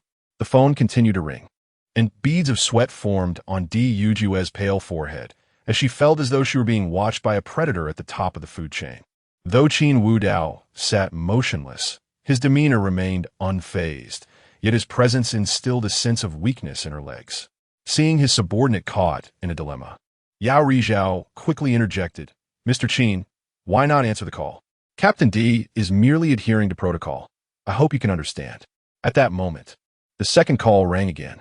Observing that Di Yujue showed no intention of retrieving the phone, a mocking expression crossed Qin Wudao's face as he answered the call. "Brother Qin, I apologize. If I'm not mistaken, you are currently a guest at this newly established apartment?" His father had specifically asked him to convey his apologies, explaining that the department was in its infancy, lacking formal documentation, and thus had limited understanding of the situation. "If it is convenient, please put the call on speaker." At this, Qin Wudao regarded Yao Rizhao with a peculiar gaze. If there were no formal documents issued, did this imply that those before him were not official personnel? Their files had likely been drafted, but not yet finalized. During this interim period, what emboldened them to act so brazenly? Qin Wudao pressed the speaker button and spoke. "Brother Tian, you may proceed." "Director Yao." "No, Yao Rizhao can hear you." This casual reference to Yao Rizhao's name rendered the latter's expression somewhat grim. Yet he noted the name Tian Pingsheng. "Director Yao, my apologies. My father asked me to call you. The gentleman before you, Mr. Qin, is a person of strategic significance to our nation. He has dedicated himself to the Dragon Kingdom abroad, even at great personal cost. The Dragon in Dragon King Hall and the Dragon in our Dragon Kingdom share a character, Director Yao. I'm not issuing commands, as I hold no official title. But should you wish to avoid prolonging this transitional period indefinitely, please be mindful of your attitude towards Mr. Qin. Should he express dissatisfaction, you will be acutely aware of the consequences. By the way, may I remind you that your phone is currently powered off? You are unaware that over 100 calls have come in simultaneously, including those from various representative offices. I trust you comprehend the gravity of this situation. That is all. Farewell." With that, Tian Pingsheng ended the call. Meanwhile, beads of sweat began to bead on Yao Rizhao's forehead. Calls from various representative offices? Was this individual merely a foreign mercenary? What did the shared character of Dragon signify? Tian Pingsheng's grandfather was a general, and his father served as the chief of defense in the capital, wielding immense power. A person of such stature typically spoke in riddles. The directness of this threat indicated genuine anger. Yao Rizhao forced himself to regain composure and instructed Di Yujue, "Captain D, please bring me my phone." "Director," Di Yujue exclaimed urgently, "mobile phones are prohibited during the interrogation of dangerous individuals, and obey the order. Quickly." Yao Rizhao's furious shout cut her off. While he had previously tolerated his subordinate's insistence on procedure, his patience had evaporated. Over 100 calls? He was uncertain what would become of his so-called Special Operations Department following this day. Di Yujue bit her lip tightly, but ultimately turned and exited. Moments later, she returned with Yao Rizhao's phone. Trembling, he powered it on, and the screen flooded with missed calls, all from confidential numbers, alongside various text notifications. The more he observed, the paler his complexion became. Doubts about his intelligence began to surface. Was Dragon King Hall merely a mercenary organization? What was its true connection to his country? Why were so many prominent figures calling Qin Wudao, their tones icy and authoritative? This was no longer mere inquiry. It was an interrogation. Yao Rizhao cautiously lifted his gaze to Qin Wudao, who maintained his previous smile, as if he had anticipated this unfolding scene. Chapter 89. "I have endured you long enough." Yao Rizhao let out a soft sigh, followed by a wry smile as he remarked, "It appears I have indeed been overly confident. I have yet to comprehend the true nature of Mr. Qin's connection to the Dragon King Hall." Qin Wudao did not address Yao Rizhao's confusion, but instead retorted, "Director Yao, it seems the time has come for me to inquire of you. Might you enlighten me as to who revealed my information to you and instructed you to bring me here?" Upon hearing Qin Wudao's inquiry, Yao Rizhao's complexion grew increasingly pale. and his facial muscles trembled slightly. Mr. Qin, no one compelled me to do this. I uncovered your information on my own, so the necessity for such a falsehood was unnecessary. Before Yao Rizhao could finish, Qin Wudao interrupted him. Tian Pingsheng had previously mentioned that this department had not yet received official documentation, implying it was merely a shell. What a coincidence that Yao Rizhao's first investigative target happened to be the head of the Dragon King. Moreover, the Dragon King Hall was no trivial entity that could be casually investigated. It was preposterous. Director Yao, I trust you understand that the dragon in Longhua and the dragon in my Dragon King Hall share the same character. If you cannot elucidate this, should I notify the Dragon Team to pay you a visit for a discussion? At the mention of the Dragon Team, Yao Rizhao's pupils constricted. That was the true special department addressing national security in Longhua, a stark contrast to his own department, akin to an elephant facing an ant. If he were to be taken away for questioning by them, it would be nearly impossible for him to return. Contemplating this, Yao Rizhao clenched his teeth and replied in a low voice, "It was the people from the War God Hall who informed me." Just as he suspected, Qin Wudao's gaze bore a hint of understanding. He had thought it impossible for this special department to approach him directly under normal circumstances. It turned out to involve those from the War God Hall. Due to the matters concerning the Qinyu group, Qin Wudao had intended to resolve the so-called War God issue himself, but unexpectedly, the adversary had sought him out first. May I inquire how the individuals from the War God Hall came into contact with you, Director Yao? During a perilous encounter abroad, an elder from the War God Hall rescued me.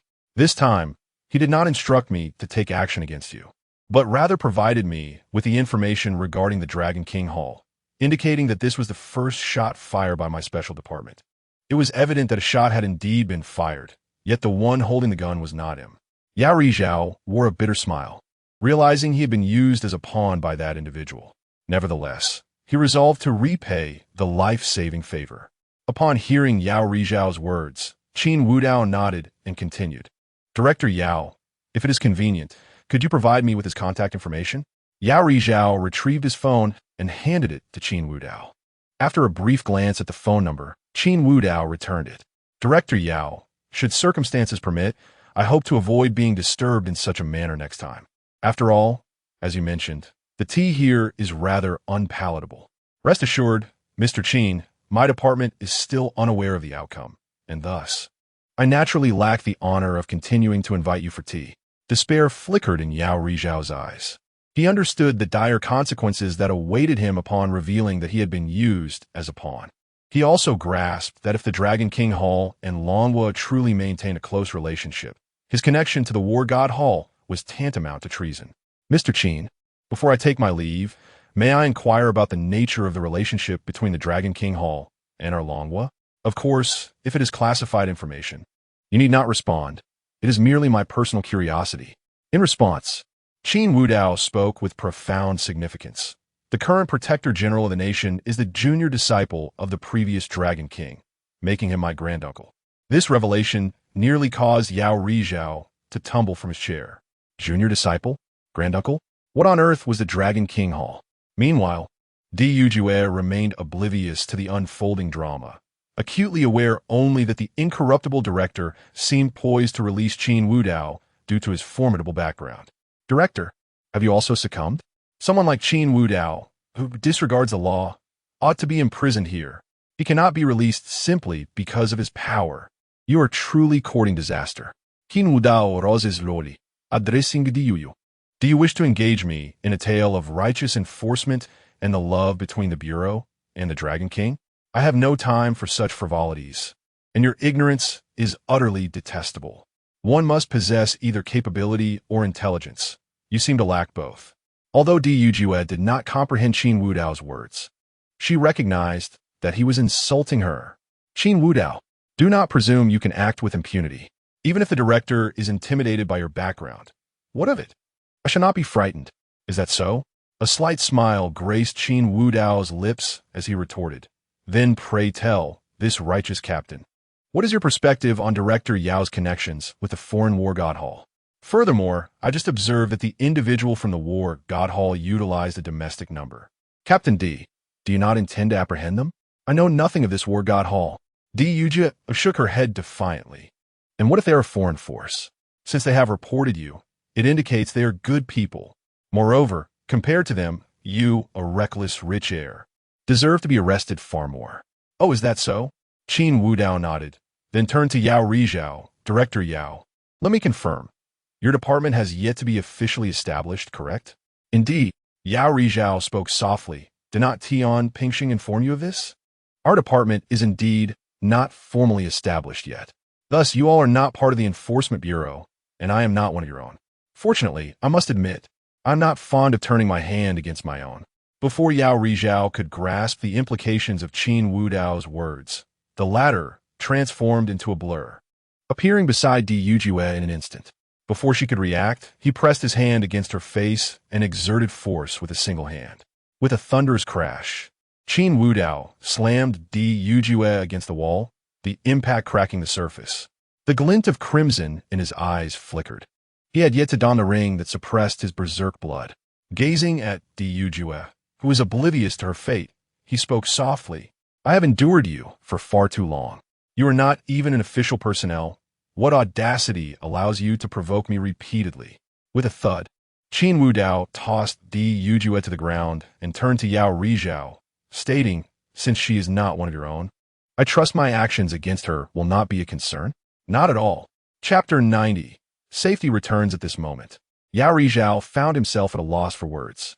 Gazing at Di Yujue, who lay in a pool of blood, he felt no inclination to check on her condition.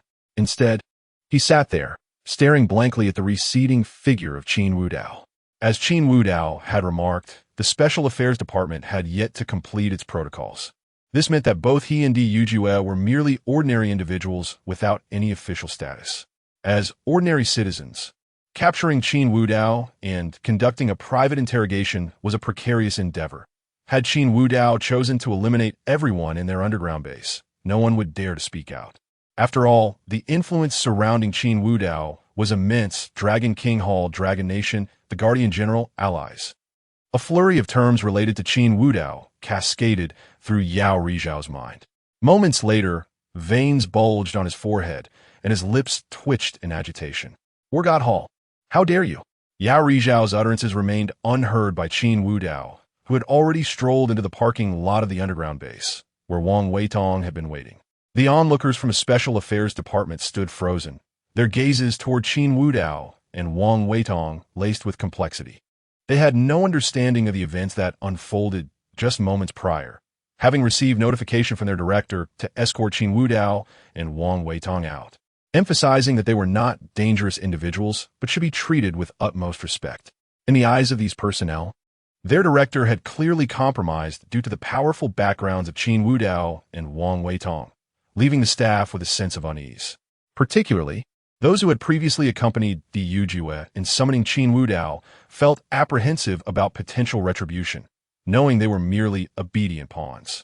If revenge were to come from someone of high stature, their lives could be irrevocably ruined. Qin Wudao disregarded everyone and slid into the back seat of a car, stating in a calm tone, "Take me back to the Qin residence." Why, yes. One of the Special Affairs personnel volunteered to be the driver. Wang Weitong, observing this, similarly decided he needed to return to the Wang family, as he had been taken from the hospital by these individuals. He anticipated that his family, particularly his younger brother, would likely make moves in response to his influence. He needed to return swiftly to regain control. With a roar of engines, the external gates slowly opened, and the two vehicles set off toward the Wang and Qin residences. Within the Qin family's villa, Qin's father, mother, and sister, Qin Wanrong, sat together on the sofa, their expressions dark and cold, clearly troubled by the incident involving Qin Wudao as abduction. Although some dignitaries had offered apologies and assurances that such events would not recur, the discomfort lingered. At that moment, Uncle Lu hurried in, his face beaming with joy. "Master, Madam, Miss, young master has returned." "Really?" The three rose in unison, their faces brightening with hope. Moments later, Qin Wudao entered directly. Qin mother rushed forward, embracing him tightly. "Good child, were you frightened? Did they mistreat you? If anyone bullied you, tell me, and I shall seek justice." Qin father wore a similarly concerned expression. In response to his family's care, Qin Wudao gently reassured them, "Mom, Dad, I am fine. They did not harm me, so do not worry." That's wonderful. Hearing her son was unharmed, Qin mother felt a weight lift from her heart. Just then, she seemed to sense something, glancing back to find her daughter's beautiful face etched with worry, her enchanting eyes slightly reddened. This foolish child still feeling shy, knowing her son was safe. Qin mother released him and turned to Qin father, taking his arm as they headed upstairs. Uncle Lu waved to dismiss the surrounding servants. In the living room, only Qin Wudao and Qin Wanrong remained. At that moment, Qin Wanrong could no longer contain herself and leaped forward, embracing Qin Wudao tightly, her voice trembling. "You scare me to death. I'm so glad you're okay. Next time something like this happens, can you please inform me in advance? Do you intend to disappear without a trace and leave me in suspense?" "How could I do that?" Qin Wudao held Qin Wanrong close, whispering softly besides, "This wasn't a troublesome affair. I have returned safely, Haven Ti." Upon hearing this, Qin Wanrong lifted her chin slightly. "Kiss me." "All right." Their lips met, lingering for a long while. When they finally parted, there was a hint of daze in Qin Wanrong's beautiful eyes, her stunning features flushed with a rosy hue. Qin Wudao swept her into his arms and ascended the stairs. As they reached the door, Qin Wanrong had already discarded her coat, carelessly tossing it aside, her shirt buttons loosening. The hint of her fair skin was stark against the darkness. They kissed once more, as Qin Wudao laid her gently onto the bed, their hands exploring one another's forms. "Give me." At this moment, in a hospital room in Magic City, Qin Ziru lamented in despair. "May I inquire about the whereabouts of the doctor treating me? I'm in agony here." Outside, Chu Lian, having heard the voice of the second young Master Qin, paid him no mind. Her cheeks flushed slightly as she recalled the moment Qin Wudao had rescued her. Despite his mature and alluring appearance, she was reminded of her youthful heart. To her, Qin Wudao's sudden emergence resembled the figure of her fantasies. "I recall reading online that if someone is average-looking, one should repay them in the next life by working like a mule, but if they are handsome and formidable, one ought to offer oneself in return. Should I then offer myself?" Lost in her thoughts, Chu Yin completely ignored the cries of Qin Ziru in the ward. By the time he was discovered by the hospital staff, it was already late at night. The pain from his fractured bones made him want to lash out. But considering the 200 million he had received, he felt a sense of relief. "Ouch, it hurts so much. Damn it, it hurts." The doctor, watching the man oscillate between tears and laughter, silently signaled to the nurse to summon a psychiatrist for a consultation. The nurse promptly exited the room. Chapter 91. Bewildered Qin Zirwei. Early the following morning, Qin Wudao awoke from the embrace of warmth, gently kissing the sleeping Qin Wanrong beside him. She stirred softly, her delicate face tinged with a hint of bashfulness. Their mother was already aware of their relationship, and now it seemed their father must know too. "It's all your fault." "My fault?" A mischievous smile played on Qin Wudao's lips. "It appears that last night was your doing." "Don't say that." Before he could finish, Qin Wanrong swiftly covered his mouth with her hand. Just as she considered biting him in jest, she suddenly gasped in shock. "You!" Qin Wanrong pulled Qin Wudao's hand from beneath the covers, realizing with embarrassment that he had been groping her. "Get up. Don't be mischievous. If mother sees, how will I face her?" They hurriedly dressed and descended the stairs. Sure enough, upon reaching the living room, they found Qin father and Qin mother waiting for them. Qin mother's gaze held a teasing glint, causing Qin Wanrong to feel a surge of embarrassment. Qin father, on the other hand, feigned ignorance. Once seated on the sofa, just as Qin mother was about to make a playful remark, the door swung open, and Qin Zirwei was carried in. He was wrapped in thick bandages, resembling a mummy, his small eyes filled with deep resentment. Seeing that forlorn expression, the four in the living room simultaneously averted their gazes. How could they have forgotten something so important? Fortunately, Qin mother reacted first, stepping forward to embrace Qin Zirwei. "Are you all right, my dear son? Who bullied you? Mother will seek justice for you." In his mother's warm embrace, Qin Zirwei felt somewhat comforted. With a hint of grievance, he replied, "It's fine. I've already retaliated. I am now quite the expert. A mere child, I could dispatch with a snap of my fingers." Qin father and Qin Wanrong exchanged disdainful glances, while Qin mother looked on affectionately as her son boasted. At that moment, Qin Zirwei turned to Qin Wudao and coldly remarked, "You're back? That's good. It prevents rumors from spreading about our family being taken away. Stay out of trouble and don't tarnish our family's name."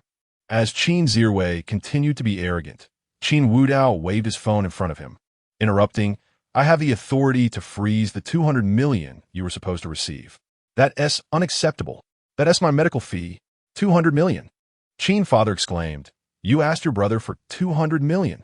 Your mother and I can't support you anymore, and you're turning to your brother for money? What?" Qin Zirwei exclaimed, his face a picture of despair. "That money is for my medical expenses. I was injured while helping him. Besides, I'm about to become the vice president of the Hidden Dragon Group. What is wrong with me taking some money? Nonsense." Qin father showed no leniency. "Look at yourself. Vice president? Don't think your brother indulges you. I won't coddle you either. Enough." Seeing her husband's sternness, Qin mother interjected, "Wu Dao is his brother. What is wrong with a brother spoiling his younger sibling?" Moreover, as she spoke, she cast a playful glance at Qin Wudao and Qin Wanrong. Is it so wrong for Wu Dao to send a red envelope to his brother out of joy? Isn't that what we call a token of appreciation? Hearing this, Qin Wanrong's face flushed crimson, and she instinctively squeezed Qin Wudao's hand. "Token of appreciation?" Qin Zirwei asked in bewilderment. "What token? You want to call him Big Brother? Don't even think about it. I have no brother. Regardless of whether you acknowledge him or not, he is still your brother. Just that afterward, mother." Qin Wanrong, sensing her mother was about to speak plainly, quickly intervened, flustered.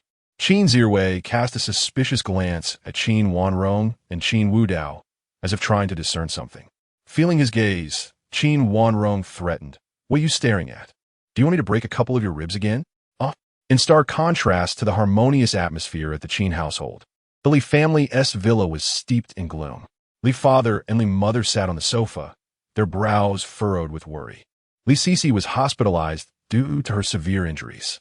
Meanwhile, Li Jingyu had taken over some of Li Sisi's responsibilities, but he was utterly failing. "Dad, Mom, I know I was wrong." Li Jingyu stood before his parents, his face a mask of grievance. "But it's not my fault. It's all because Qin Wudao returned, causing everyone in the company to say I would soon be kicked out. They refused to cooperate with my work. How dare they treat my little you that way?" Li mother, feeling sympathetic, approached to comfort Li Jingyu, but Li father interrupted with a stern command, "Sit down." Hearing her husband's tone, Li mother had no choice but to return to her seat. Li father glared coldly at Li Jingyu. "Stop with your petty schemes. Do you think I don't know what you're plotting? I was indifferent before, but now that Wu Dao has returned, you must realize he is my biological son. You're nothing more than an adopted child.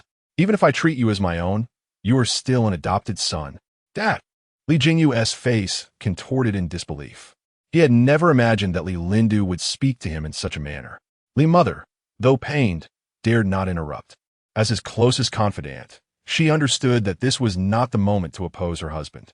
"Dad," Mom, tears filled Li Jingyu's eyes. "I understand now. I was never your son. If you don't want me, I'll leave." With that, Li Jingyu turned and fled the villa. Li mother attempted to follow, but Li father stopped her. "He needs to suffer a little. Crying all the time is unbecoming for someone his age. He is just a child." Silence. Outside the villa, the look of grievance on Li Jingyu's face had vanished, replaced by a cold, venomous expression. "Qin Wudao, why did you have to stand in my way? Couldn't you just quietly perish abroad? The Li family should rightfully belong to me. Now, my parents treat me like this. You wait. I still have an older sister. I'll go find my sister and have her deal with you." Li Jingyu completely overlooked the fact that Li Sisi had nearly been killed by Qin Wudao. In his eyes, Li Sisi was his only salvation. As Li Jingyu entered the hospital, a handsome young man was at the pharmacy, collecting medication. Meanwhile, a few staff members in the hospital seemed to recognize Li Jingyu, whispering among themselves, "Isn't he Qin Wudao's younger brother?" Chapter 92. The little green tea is assaulted again. The young man, who is currently fetching medicine, was none other than Yi Tian. Upon hearing the conversation, he turned around and approached the group, discussing him. "Who do you say he is?" "He is Qin Wudao's brother." before the speaker could finish. Yi Tian strode towards Li Jingyu, his eyes glinting with a chilling light. I had previously predicted that I would encounter a member of Qin Wudao's family. It was supposed to happen yesterday, but I unexpectedly faced a formidable opponent. It seems that the fate of that master obstructed me and robbed me of my opportunity. Now, I find myself encountering a relative of Qin Wudao, his brother. Huh, you must be Qin Zirai. With a cold smirk, Yi Tian stood before Li Jingyu, who had intended to visit Li Sisi but was suddenly blocked by an unfamiliar figure, confusion etched on his face. Who are you? Why are you stopping me? Nothing much. I merely wish to have a word with you. Don't worry, it will only take a moment. In an instant, before Li Jingyu could react, Yi Tian's hand moved like a fleeting shadow, striking his throat, causing him to choke. Amidst the bewildered gazes of onlookers, Yi Tian draped an arm over Li Jingyu's shoulder and led him towards the hospital restroom. Once inside, Yi Tian placed a cleaning in progress sign at the door and unceremoniously threw Li Jingyu onto the cold floor. The sudden contact jolted Li Jingyu awake. His eyes widened in shock as he stammered, "Why you? Who are you? Who am I?" Yi Tian narrowed his eyes and coldly remarked, "You are indeed Qin Wudao's brother, are you not?" "I am, but bang." Before Li Jingyu could finish, Yi Tian's foot connected with his face, sending teeth flying alongside a spray of blood. The excruciating pain brought tears to Li Jingyu's eyes. Yet Yi Tian was not finished. He transformed his hands into pointed fingers, mercilessly striking various acupoints on Li Jingyu's body. Bang, bang, bang. Each strike created a dent, leaving Li Jingyu unable to utter a single cry as he was thoroughly incapacitated. Finally, Yi Tian retrieved a bag of ink powder from his pocket and, before Li Jingyu could react, poured it into his mouth. "Qin Zirai, my dragon-slaying technique begins with you." Li Jingyu's eyes widened in panic, desperately trying to explain himself. However, Yi Tian denied him the opportunity, angrily striking his throat once more. "What do you wish to say? You are going to tell me that you have a powerful brother who would slay me, forcing me to kneel and bow before you, allowing you to trample me into the ground? You want me to regret my actions today, don't you? You intend to use the power of the Qin family to dig into my past, and then, you wish for my family to be destroyed, do you? Ha, you are mistaken. Apart from my master, I have no family left." Li Jingyu shook his head vigorously, wanting to clarify his intentions. But Yi Tian did not grant him that chance. "Do you dare to glare at me? Are you plotting how to torment me? How to take revenge? Leaving me in tatters, right? Seeking death?" Another flurry of blows ensued. Once Yi Tian confirmed that Li Jingyu had completely lost consciousness, he shook his hands, a cold expression on his face. The soul-devouring powder would inflict unbearable pain upon both him and his family, and Qin Wudao, if you are indeed a true dragon. Then from this moment forth, I shall begin my dragon slaying. With that, Yi Tian turned and departed, leaving Li Jingyu sprawled on the floor. As Qin Wudao exited the Qin family estate, he sneezed. Who is thinking of me? Just a few steps beyond the main gate, he sensed a presence behind him. Instead of making a scene, he walked directly into a small grove. As the figure followed him into the woods, suddenly, bang, Qin Wudao sprang from his side, grasping the assailant's throat and pinning them against a tree, causing the trunk to crack under the pressure. Lu Rian? As Lu Rian felt the grip tightening around her neck, the pain was evident on her face, yet she showed no inclination to escape. Instead, her beautiful eyes gazed at Qin Wudao with affection. Recognizing Lu Rian, Qin Wudao released her, hurriedly wiping his hands as if he had touched something repugnant. After nearly rubbing his hands raw, he coldly stated, "Lu Rian, who permitted you to follow me? Or do you wish to accompany your brother by you in the afterlife?" "Wudao, I realize my mistakes." Lu Rian's voice was hoarse, likely due to her earlier injury, blood trickling from the corner of her mouth. Despite this, she continued to plead desperately, "I desire nothing. I know how repulsive I have been. I do not ask for your immediate forgiveness. I only wish to see you. I would do anything you ask. You like black stockings, don't you? I will wear them. I will fulfill all your desires. Please, just let me see you from afar." Lu Rian's tone was so humble, it was as if she were begging from the dust. However, Qin Wudao's expression remained devoid of any emotional response. I have no connection with you. Remember to keep your distance. Willing to do anything for me? Huh, you are not worthy. With that, Qin Wudao turned to leave. Watching his retreating figure, Lu Rian collapsed to the ground, retrieving a scalpel and aiming it at her throat, seemingly intent on suicide. Yet moments later, she lowered the blade. No, I cannot die yet. I must atone for my past mistakes, even if it costs me everything. I only wish for you to glance at me once. After murmuring to herself, Lu Rian slowly rose to her feet, limping away into the distance. In the car, Qin Wudao frowned slightly. His pleasant mood for the day was nearly ruined by Lu Rian. At that moment, his phone rang. Upon answering, the voice of Long Yi came through. Dragon King, I have uncovered information regarding Yi Tian. He was once the eldest son of the Yi family, but after their demise, he was adopted by a Taoist priest and has just recently emerged from the temple. Oh, where is that temple located? It is situated halfway up Yufeng Mountain. Dragon King, I will send you the address. Should I dispatch someone? No need, I will go myself. You have plenty to attend to, including tracking the whereabouts of the dragon gods. Inform me as soon as you have any leads. Understood, Dragon King. By the way, the old Dragon King seems to have taken on a new disciple, a junior apprentice. Would you like me to send you his information? No, that won't be necessary. After hanging up, a peculiar expression crossed Qin Wudao's face. Just then, his phone rang again. He glanced at the screen, which clearly displayed the name Old Deng. Speak of the devil. This old Dragon King is rather persistent. Chapter 93. A tool for you, Qin Wudao, answered the phone. A languid voice came from the other end. Hey kid, how have you been lately? Pretty good. Ha ha ha. Upon hearing Qin Wudao's reply, Old Dragon King burst into laughter.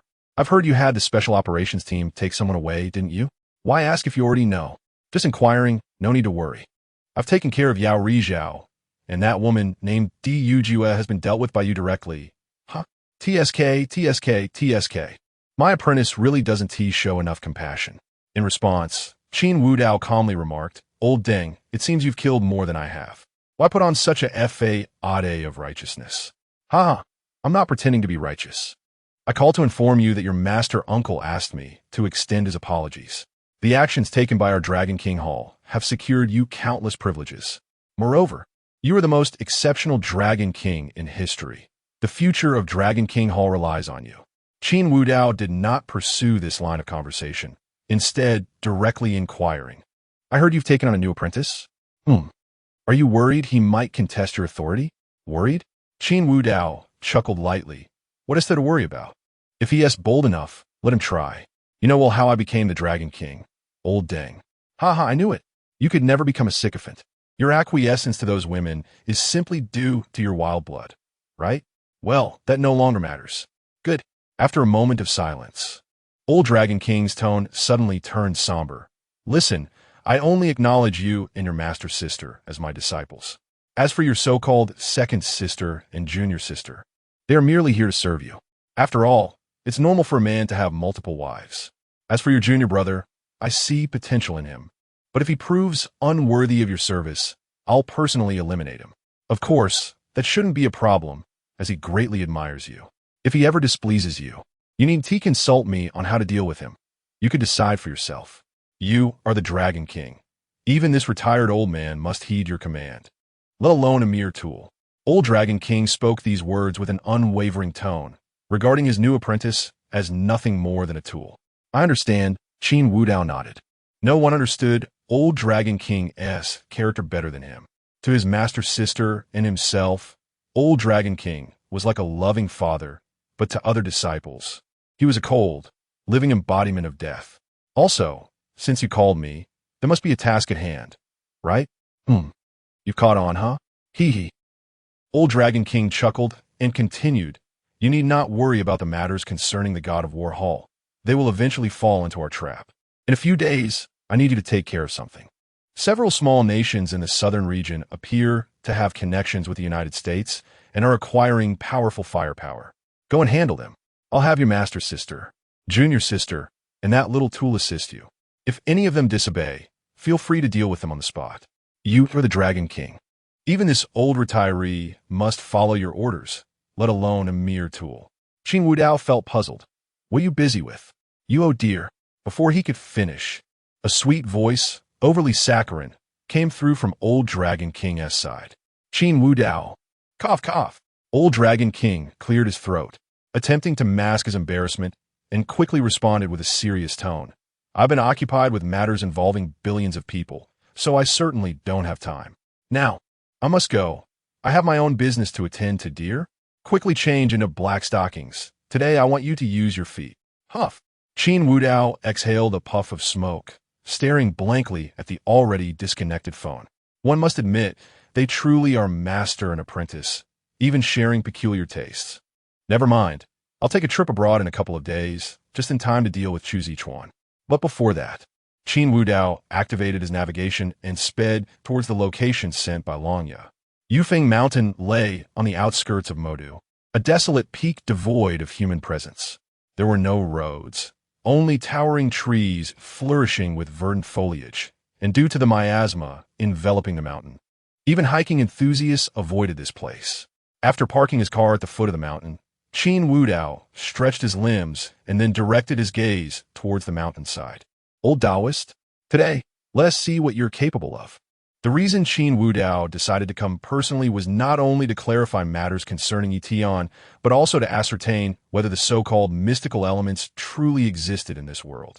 After all, understanding the hierarchy of the food chain was essential. Provided there were no mystical elements, with his system and physical prowess, he would face no restrictions. Qin Wu Dao's gaze sharpened as he exerted force through his legs. Swish! In an instant, with over 300 units of strength, he created a crater beneath him and surged towards the mountainside. At the mountainside of Yufeng Mountain stood a Taoist temple, seemingly an isolated immortal abode.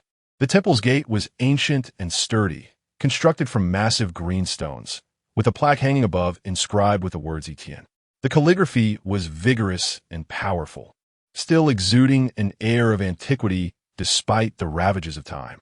On either side of the mountain gate stood a stone lion, imposing in stature, claws bared, as if guarding this tranquil place. Though the temple appeared formidable, the ground before the door was littered with dry leaves, indicating infrequent visitors. The greenstone bricks had developed a thick layer of moss. Observing the temple before him, Qin Wu Dao narrowed his eyes. After surveying his surroundings, he positioned himself firmly before the grand entrance. With a slight smile curling at the corners of his mouth, he fixed his gaze upon the ancient, heavy door. Suddenly, he summoned his strength, raising his right leg high, muscles taut as a bowstring, brimming with limitless power. In the next moment, his right leg shot forward like a cannonball, the air slicing beneath his leg with a sharp whistle, as if cut by a blade. This kick, imbued with tremendous might, struck the temple door with a resounding thud. A deafening roar echoed, akin to thunder rumbling across the ground, causing branches and leaves to scatter around. That once indomitable door, marked by the passage of time, crumbled under the impact of such force, collapsing like fragile parchment. The door frame shattered, splintering into countless fragments, as the door itself flew from its hinges, hurtling into the temple and stirring up a cloud of dust as it crashed onto the stone path, raising a storm of debris. Chapter 94, The Truth of the Year. Within the Taoist temple, just 5 minutes ago, an elderly man exuding an air of ethereal wisdom was engaged in conversation with several individuals before him. These individuals, adorned in exquisite garments, clearly belonged to a class beyond the ordinary, as common folk would seldom venture into such a secluded sanctuary. Among them were acquaintances of Qin Wu Dao, Bai Qingyue, Li Lindu, Yi Tian, and an unremarkable young man, the former strategist who had been unusually promoted by Bai Qingyue due to his talents, thus earning his place here. A few bodyguards accompanied them as well. They were deliberating on the mineral development of Yufeng Mountain. "Yi Cheng, are you certain there are minerals here?" Li Lindu inquired. The old Taoist smiled slightly, rest assured masterly. "If there were none, this humble Taoist would not have summoned you all." Bai Qingyue furrowed her delicate brows. "Since you are so familiar with this gentleman, why not develop Yufeng Mountain yourselves? Why disclose this information to our Qinyu group?" Li Lindu chuckled. "Qingyue, do not overthink it. Your grandfather is also my elder. He once aided me, and this is my way of repaying that kindness." though Li Lindu's tone seemed sincere. A hint of vigilance lingered in by Qing Yue's beautiful eyes. Suddenly, before I Ching could respond, a thunderous crash echoed as the heavy doors of the temple flew open. The bodyguards instinctively positioned themselves protectively in front of their employer. I Ching's pupils constricted. He had summoned Bai Qing Wei because he had calculated a connection between her and the true dragon of the Qin family. In such circumstances, if he could pull Bai Qing Wei into the fray, perhaps they could diminish some of the dragoness fortune.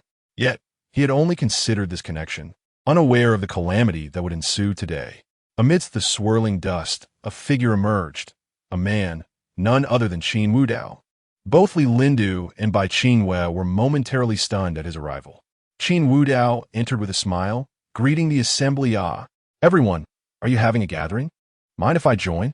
Yi Tian stood at the forefront, eyes narrowed with suspicion. Who are you? As he scrutinized Qin Wudao, the latter simultaneously opened his panel. Name, Yi Tian. Age, 20. Fate, child of destiny, delusions of persecution, erratic deep-seated enmity, celestial isolated star. Who am I? Qin Wudao's grin widened at Yi Tian's inquiry. Why not ask your companion, Masterly, and you might uncover my identity? Yi Tian, however, did not consult Li Lindu. Instead, he began to calculate with his fingers. Moments later, astonishment gripped him. You are the true dragon, Qin Wudao.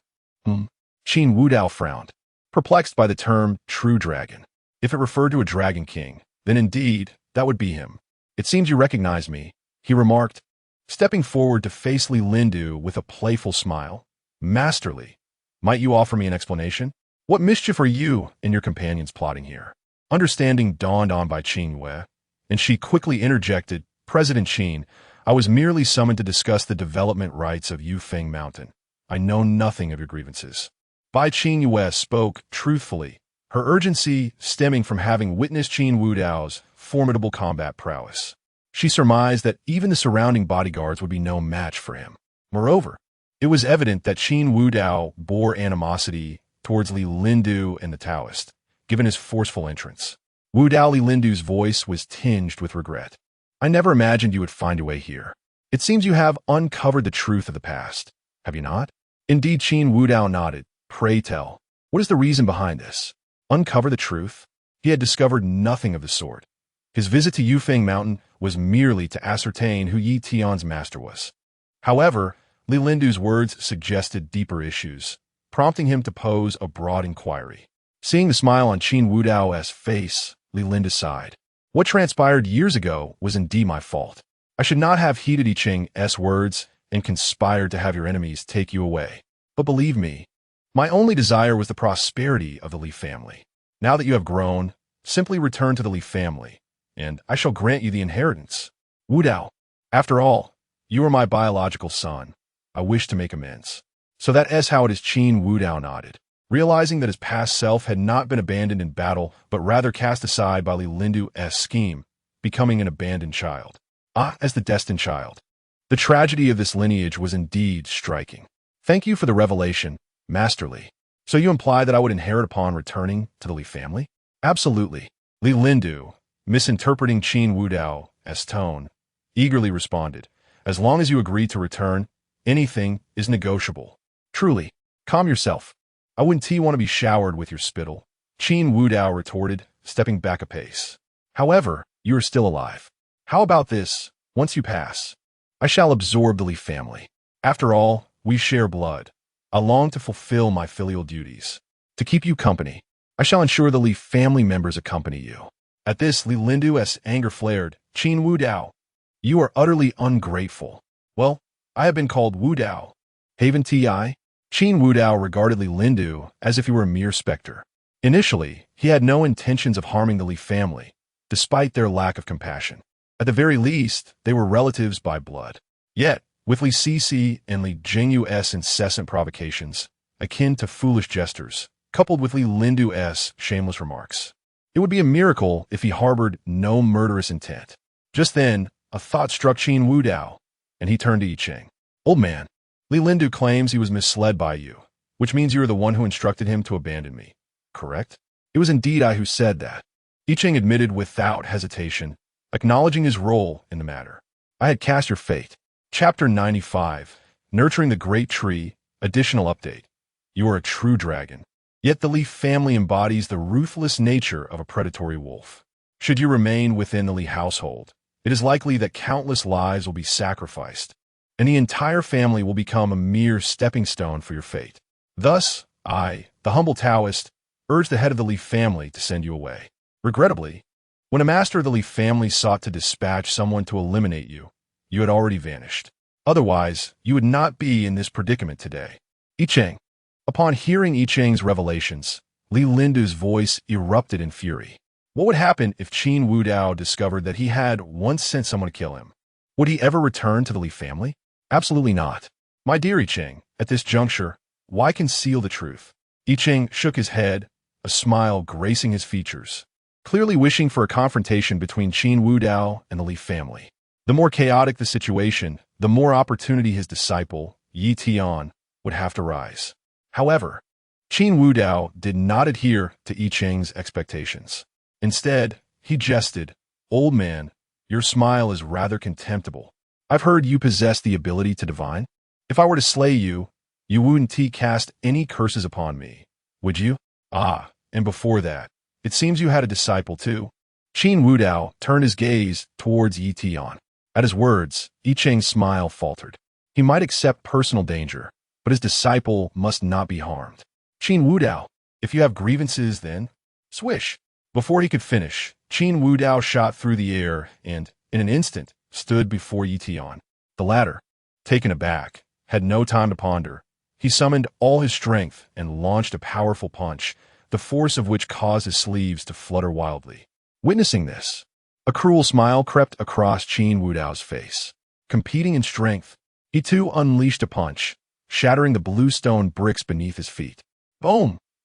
A thunderous sound echoed as Yi Tian was sent flying like a cannonball. His foot twisted grotesquely. With a resounding crash, he collided into the Taoist temple, shattering a statue of a sage within. You seek death.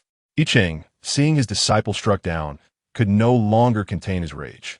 He leaped forward, charging at Qin Wudao. Here it comes.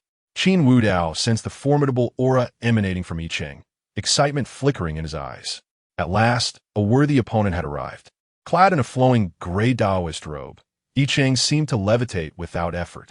With a flick of his dust whisk, the air crackled with explosive sounds, the seemingly gentle movement concealing immense power. Qin Wudao radiated a ferocious energy, his collar open, hair tousled, with a wild flame igniting in his eyes, resembling a beast. As he faced the whip-like dust whisk, he raised one hand to block and swung the other, fist high, with a fierce wind roaring towards I Ching's face. The force of his punch was so fierce, it seemed capable of tearing the air asunder, stirring up dust from ground. With a dull thud, the dust whisk struck Qin Wudao's arm, shredding his sleeve and leaving his arm bruised, blood seeping from the injury. Simultaneously, Qin Wudao's right fist descended. Unperturbed, I Ching turned one hand to brace against his chest, attempting to use softness to counter the brute force, aiming to envelop Qin Wudao's fist within his palm. Yet, at the moment of impact, I Ching's expression shifted to one of shock. Boom! I Ching was forced backward, his feet carving deep grooves into the ground. It took considerable distance for him to dissipate the overwhelming force. Meanwhile, his Taoist robe was torn at the chest, blood trickling from the corner of his mouth. His palm was deformed, hair disheveled, a far cry from his previous ethereal demeanor. How can you be so strong? You possess no discernible technique. Yet your physical prowess unleashes a force I cannot withstand. I Ching felt as though his very insides had been shaken. He regarded Qin Wudao in disbelief. A true dragon. A true dragon. Even one with a divine lineage cannot be this exaggerated. This power transcends human limits. In response to I Ching's incredulity, Qin Wudao shrugged off the redness from his arm and chuckled lightly. How could I be so strong? Did you think that was my fullest strength? I Ching's pupils constricted. He had not anticipated that the earlier punch was not the entirety of Qin Wudao's might. What devastation would a full-force strike unleash? Is this truly human? For the first time, I Ching felt a sense of futility regarding the prospect of sending his disciple to slay a dragon. Yet, Qin Wudao would not afford him the luxury of time to reflect. As I Ching's vision blurred, the beast-like figure reappeared before him. Do not meet it head-on. I Ching sensed the sharp winds slicing through the air around him, realizing that another attack might be utterly beyond his capacity to counter. Resolving to roll to the side, he abandoned any concern for his appearance. All he needed was to reach the main hall where he could retrieve his weapon. Engaging Qin Wudao with the dust whisk was futile. A mere strike had only turned his arm red. With a thud, I Ching rolled aside, intending to stand and dash into the main hall. However, just as he curled into a ball, a foot pinned him in place.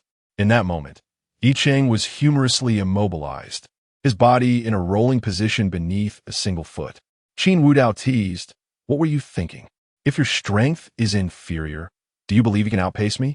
Release my master." Just then, Yi Tian rushed forth, witnessing the plight of his master and roaring in outrage. Qin Wudao turned to Yi Tian, offering a benign smile. "Release your master?" "Very well." With that, Qin Wudao lifted his foot, but in the next instant, he delivered a powerful kick that sent a resonant crack through the air. Boom! The kick struck I Ching, who was already in a curled position, sending him skidding across the ground, leaving a massive trail in his wake before crashing into a distant tree. Crack! The tree splintered, sending dust billowing into the air. "Qin Wudao!" Yi Tian's eyes blazed with fury as he bellowed the name. Hearing this, Qin Wudao frowned slightly. "Why the ruckus? You are making me sound like the villain here. Come, I shall reunite you with your master shortly. Surely, you wouldn't want him to become fertilizer, nourishing the trees, all alone?" Chapter 96. Who is the true dragon? I am a dragon king. In the place where the massive tree had fallen, a cloud of dust lingered for a long while before revealing the scene within.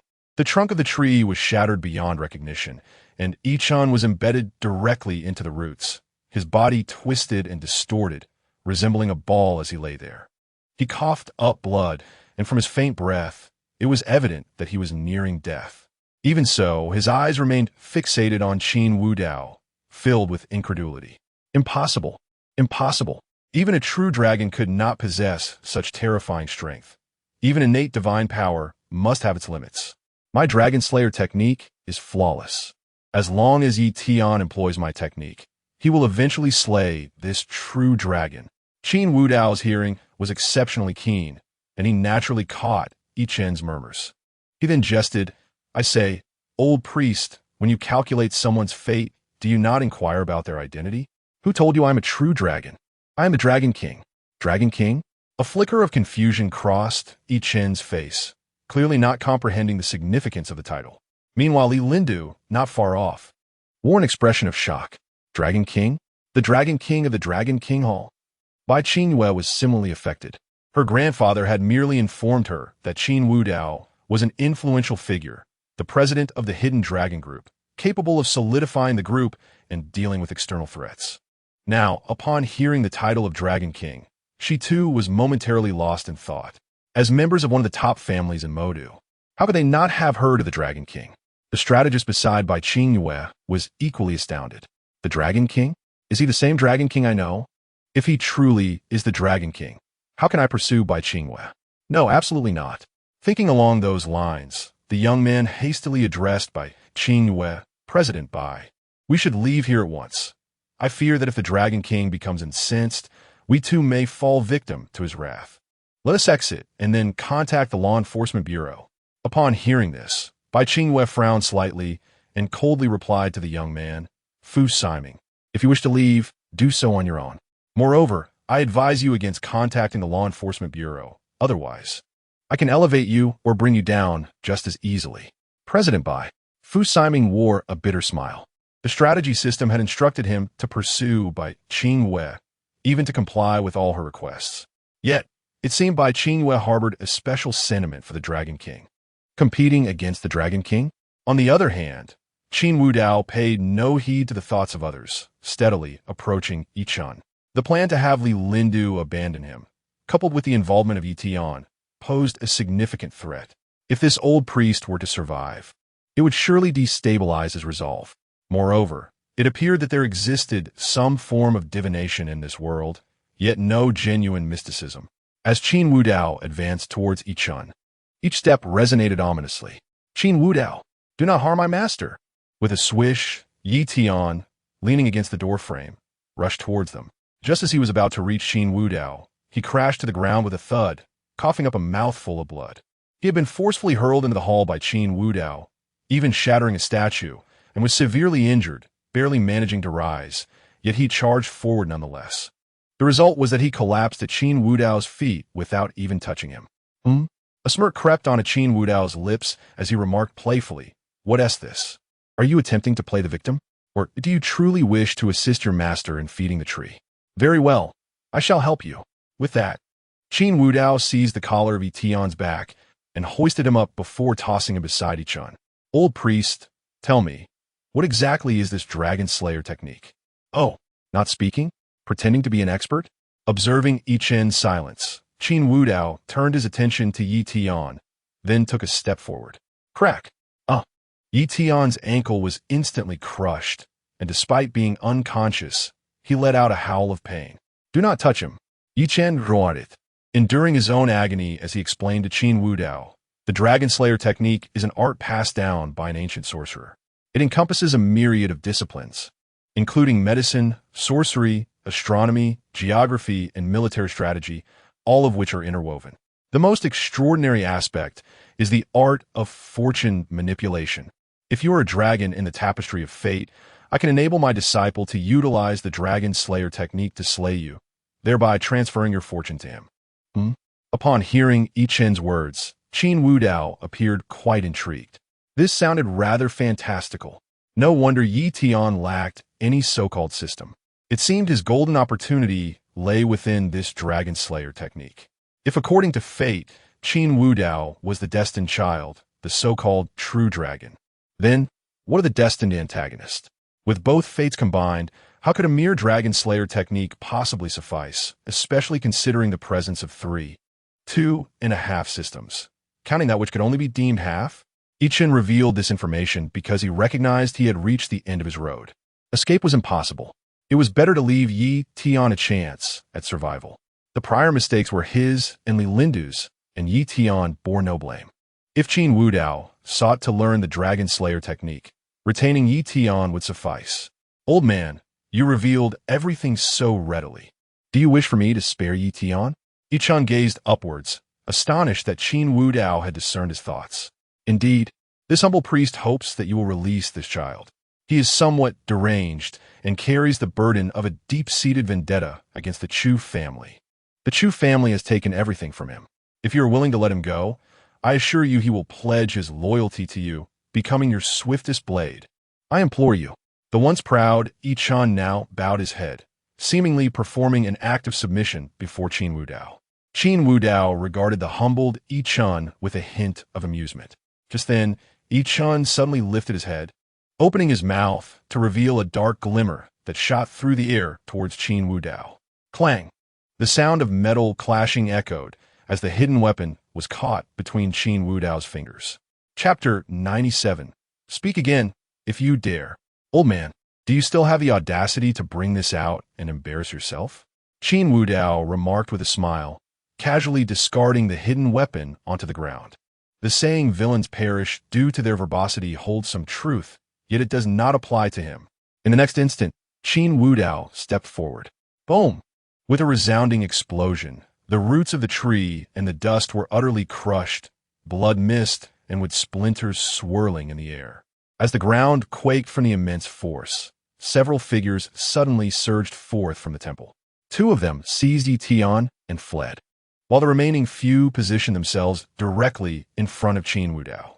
Qin Wudao observed the newcomers with a slight frown, recognizing them as members of the Dragon King Hall. "What are you doing?" Faced with the Dragon King, the remaining individuals instinctively swallowed hard, fully aware of the terrifying reputation this living demon had abroad. However, they were bound by their leader's orders and had no choice but to comply. The Dragon God has stated that Yi Tian seeks vengeance against him.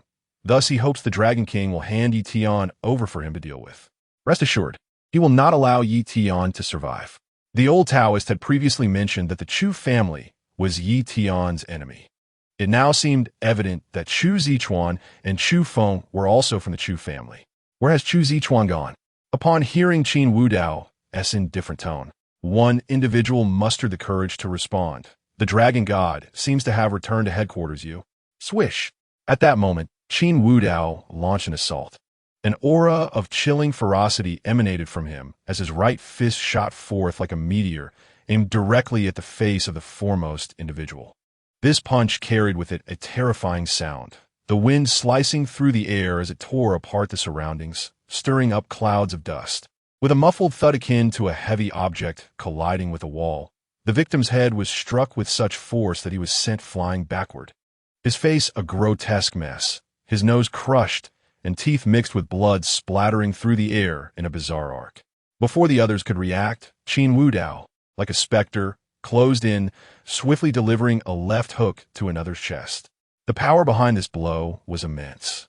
It felt as though the victim had been struck by a speeding vehicle, the sound of his ribs cracking echoing in the air. With a few sickening cracks, his body flew backward like a broken kite, crashing heavily against the temple wall, causing it to crumble under the impact. He lay amidst the debris, gasping blood, his eyes filled with terror and despair. At that moment, another individual who attempted to flee turned to take a few steps, only for Qin Wudao to dart forward, leaping high and driving his right knee into the man's back. With a creaking sound, it seemed as though the victim's spine had been brutally snapped, his body twisting grotesquely before he collapsed forward, his face striking the stone floor with a thud, leaving a bloody mark. His limbs twitched a few times before falling still. In the span of mere seconds, the ground was stained with blood, a scene of utter chaos. The bodies of the victims sprawled in grotesque positions, their fates tragic. Qin Wudao's eyes, glowing with a crimson light, were filled with a brutal intent. The pervasive stench of blood and the suffocating silence could not mask the chilling aura of violence that surrounded him. Chu Zichuan, I do not care what grievances you hold against Yi Tian, nor do I concern myself with your intentions to kill him. However, you have stolen my prey, and I shall deal with both you and him. Headquarters? Quite fortuitous. You certainly have chosen your location wisely. At that moment, Bai Qingyue, accompanied by her bodyguards, stepped forward. Even as a scion of a prominent family, she trembled in the presence of Qin Wudao's terrifying aura. Yet, she suppressed her fear and approached him. Just as she was about to speak, Fu Siming interjected, stepping forward to shield Bai Qingyue. He could not allow her to be harmed. Moreover, this was a prime opportunity. The Dragon King was in such a violent rage that it must have frightened Bai Qingyue. This was the perfect moment for him to seize the advantage. The Dragon King, after all, must be most adept at exercising restraint when it comes to his woman. Fu Siming, as a strategist, understood this well. With Bai Qingyue present, he believed Qin Wudao would not act against him. Furthermore, stepping forward might even help him forge a heroic image in Bai Qingyue's eyes. With this thought, Fu Siming positioned himself between Bai Qingyue and Qin Wudao, approaching the latter. However, he failed to notice that the crimson light in Qin Wudao's eyes was growing ever more radiant. Mr. Qin, this matter should not involve us, right? Rest assured, we will not notify the Enforcement Bureau. However, I hope you refrain from such wanton slaughter in the future, even if they acted first against you. Do you not bear some responsibility? Therefore, I hope there will not be a next time. Otherwise, should I find out. Bang! With a dull thud, Fu Siming's voice abruptly vanished. Simultaneously, a cloud of blood mist enveloped the scene. Qin Wudao maintained his stance, fist raised. Bai Qingyue's beautiful eyes widened in shock, nearly letting out a scream. She quickly covered her mouth with her hand, her bodyguards mirroring her actions, none daring to move an inch. Crack! Qin Wudao slowly retrieved a cigarette and lighter from his pocket, a few traces of blood adorning his face, which appeared even more terrifying in the flickering light. As the smoke curled upwards, the crimson glow in Qin Wudao's eyes gradually diminished. Exhaling, the smoke rose, and Qin Wudao's expression returned to its previous gentle smile, as if the brutal, fearsome figure was but a figment of the imagination. Ding dong. Congratulations, host, for eliminating the strategist Fu Siming. Congratulations, host, for acquiring the strategy system. Congratulations, host, for gaining 10 strength. Congratulations, host, for obtaining the complete dragon slaying technique. The servant of the little man is at your service. Ding dong. Where's this place? Following the issuance of rewards, a cold system voice echoed. My host has been slain by you. Therefore, you are now the new strategist. I hereby assign you the task of strategizing against Bai Qingwei. Failure will result in annihilation. Please strategize against Chu Lian. Failure will also result in annihilation. Wait, the little man exclaimed in astonishment. What are you saying? I initially thought another victim had arrived, but it seems you are merely seeking death? The strategist little man. I sense that the host has bound himself to another system. I strongly advise you to uninstall it immediately, lest you face annihilation. Kulme. Speak again, if you dare. Chapter 98. This is what they call reputation. Additional update, strategist. So it turns out you're all intelligent systems. In that case, you may choose self-destruction. I shall protect the host.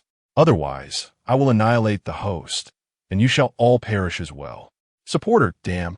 I've never encountered such arrogance. A female-oriented system, and a strategizing one at that. What audacity you possess to utter such words. Regretter, perhaps. He is not quite sane? Strategist. Commencing host elimination. Countdown, 3. Boom. Before the strategist could finish, a deafening explosion interrupted him. Wooly, damn it. I was going to show off. I haven't even begun, and you already did. I told you to show off. Where's your artillery, regretter? Bring it to me. Regretter. Huh? Supporter. Useless. Get out of the way. Wooly, I'll hand you the knife, come on. With a series of slicing sounds, the system realm returned to tranquility. Regretter. Did he just... Why do you share the same personality as the host? He is a female-oriented system, and you. Wooly, enough chatter. The host decreed equality between genders. Regretter, come here. Such trash does not deserve to linger in the host's mind. You shall consume him, quickly, or I shall dismember you too. Regretter, I will eat, right now. At this moment, within the Qin residence, Qin Ziru and Wang Weitong were engaged in conversation when a subordinate rushed in. 2 young masters, we intended to capture Li Zhengyu, but before we could, we discovered he and Li Sisi were brought back to the Li family. They are both gravely injured and likely won't emerge for a while. Huh? Wang Weitong appeared puzzled. What has gravely injured me? Has someone already acted against him before us? Who is it? Send someone to thank them. Unknown. But according to an informant from the Li family, it was because of Master Qin. The boss took action. As he spoke, the subordinate produced a photo of Li Zhengyu lying in a hospital bed.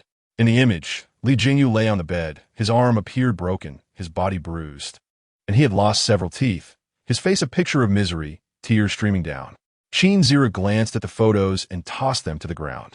He sneered. This was definitely not the work of Qin Wudao. Wang Weitong nodded in agreement. Huh? The subordinate looked at the 2 young masters in confusion, unable to comprehend their unwavering certainty that this was not Qin Wudao's doing. Qin Ziru disdainfully remarked, look at Li Zhengyu in the photo. Although he seems pitiful and bruised, if this were truly the work of Qin Wudao, he would be in pieces, not lying in bed. He could be put in a box as a puzzle. Wang Weitong chuckled lightly. Do you see? This is what they call reputation. By the way, if we find an opportunity, retrieve both him and Li Sisi from the Li family. I want to personally bury them alive. Understood. In the Taoist temple, Qin Wudao tossed a cigarette, but to the ground, and extinguished it with his foot, then turned to Bai Qingwei with a smile. You want to hold it against me for eliminating your little lackey, will you? Of course not. Bai Qingwei vigorously shook her head, fearing that a delayed response might lead to repercussions. He is not my lackey. I merely saw potential in him and wanted him to handle some tasks. But now that you've killed him, it's done. I'll handle the Law Enforcement Bureau and his family. No need, given the current circumstances. Qin Wudao had no intention of dealing with any aftermath. The previous incident of the Special Department apprehending him had already enraged the higher-ups. As long as he refrained from defying the nation's bottom line, professional personnel would soon take care of any consequences. Really not a lackey. Bai Qingwei panicked. Having conducted a simple investigation into Qin Wudao and knowing the fate of Lu Ruyan. Officially, she was still Qin Wudao's girlfriend, and she didn't want him to misunderstand. Taking a deep breath, Bai Qingwei, disregarding the bloodstains on Qin Wudao, stepped forward, wrapping her arm around his and tenderly taking out a handkerchief to wipe his face. Qin Wudao looked at Bai Qingwei with a peculiar expression. Why are you holding my arm? Upon hearing this, Bai Qingwei's face flushed crimson, and she whispered, I'm your girlfriend. Of course, I should take care of you. At that moment, Qin Wudao received a text from Longya. Dragon King, everything is arranged. You can take a private plane to Nandong tonight, where Longlin will receive you. Seeing Longya's efficiency, Qin Wudao nodded and turned to Bai Qingwei. Regarding our collaborative project, you'll liaise with Longya from now on. I need to attend to matters abroad. Abroad? Now that Bai Qingwei understood that Qin Wudao was the Dragon King, her eyes widened in alarm at the mention of foreign affairs. What could possibly be happening abroad? The current global landscape was tumultuous, with major powers clashing and smaller nations going to war. Where there is conflict, there is always the Dragon King Hall. What is the purpose of the Dragon King Hall? There is no need to overthink it. Qin Wudao's choice to go abroad at this time undoubtedly involved such matters. Bai Qingwei had witnessed Qin Wudao's terrifying prowess and could hardly fathom the scene that would unfold if such a formidable individual were to step onto the battlefield. What are you thinking? Noticing Bai Qingwei lost in thought, Qin Wudao inquired. Huh? Bai Qingwei snapped back to reality, her face even more flushed. She inexplicably said, It's nothing at all. Just be careful when you go abroad. I know. Qin Wudao nodded, then released Bai Qingwei and walked towards the exit of the temple. The patriarch of the Li family had long since fled amidst the chaos, for he was aware that I Ching had informed Qin Wudao about his previous attempts on his life. Moreover, he had clearly seen the red glint in Qin Wudao's eyes, indicating that his madness had returned. If he didn't escape quickly, what would happen if Qin Wudao decided to eliminate him? Bai Qingwei stood dazed, watching Qin Wudao depart, lost in her thoughts. As an aside, no delays. No didas. Yi Tian is alive because I have my uses. I haven't pulled any tricks. Yve explained. So you can't scold me. Also, when Qin Wudao goes abroad, he will truly display the might of the Dragon King. Previously, someone mentioned wanting to create a new world with dark scenes. That can only happen abroad. It will be censored domestically. I have been diligent and responsive as an author. Don't you love me? 3. Chapter 99. The Affairs of the Dragon King's Hall after departing from the Taoist temple. Qin Wudao made his way directly to a private airport. During his journey, he sent several messages to his family. Qin Wanrong immediately expressed her desire to accompany him, only to be met with refusal. I have matters to attend to abroad and will surely return within a month. Remain at home and wait for me patiently. What if some unscrupulous individuals abroad try to entice you? Upon hearing the slight hint of jealousy in Qin Wanrong's tone, Qin Wudao couldn't help but chuckle. While I'm away, remember to purchase more stockings for my return. You have become increasingly mischievous. After a playful exchange, the call ended. However, the smile on Qin Wudao's face gradually faded as he began to peruse the information received on his phone. Over the years since his return to the homeland, the Dragon King's Hall had undergone a significant reshuffle. Setting aside the rebellious sentiments from the Dragon God, the elders themselves seemed to be on a path towards self-destruction. The circumstances abroad differ vastly from those at home. Qin Wudao would no longer feel any constraints, even if the heavens were to shatter. The influence of the Dragon King's Hall would manage all affairs. It appeared they truly sought their own demise. In a small nation in the southern region, the atmosphere was unlike that of other small countries, devoid of the threat of war, instead basking in peace and comfort. In the heart of the bustling metropolis, towering skyscrapers loomed, while the cacophony of traffic filled every corner. Diverse ethnicities walked the streets in silence, their postures revealing their military backgrounds. The aura of bloodshed confirming that they were no ordinary folk. This nation was known as the Neutral Country, such a simple and casual name, denoting its status as a nation established by mercenaries, which also served as the headquarters of the Dragon King's Hall. The absence of conflict here was due to the reluctance of any to provoke a nation teeming with mercenaries. After all, stirring them would be akin to disturbing a hornet's nest, especially since the surrounding small nations relied on the Dragon King's Hall for assistance in warfare. Thus, the Hall prospered, constructing a magnificent mercenary city. At the center of this small nation stood the Dragon King's Hall, a unique edifice that towered proudly. Akin to a pearl sequestered from the world, exuding an aura of mystery and authority. The architectural design was striking, harmoniously blending classical and modern elements.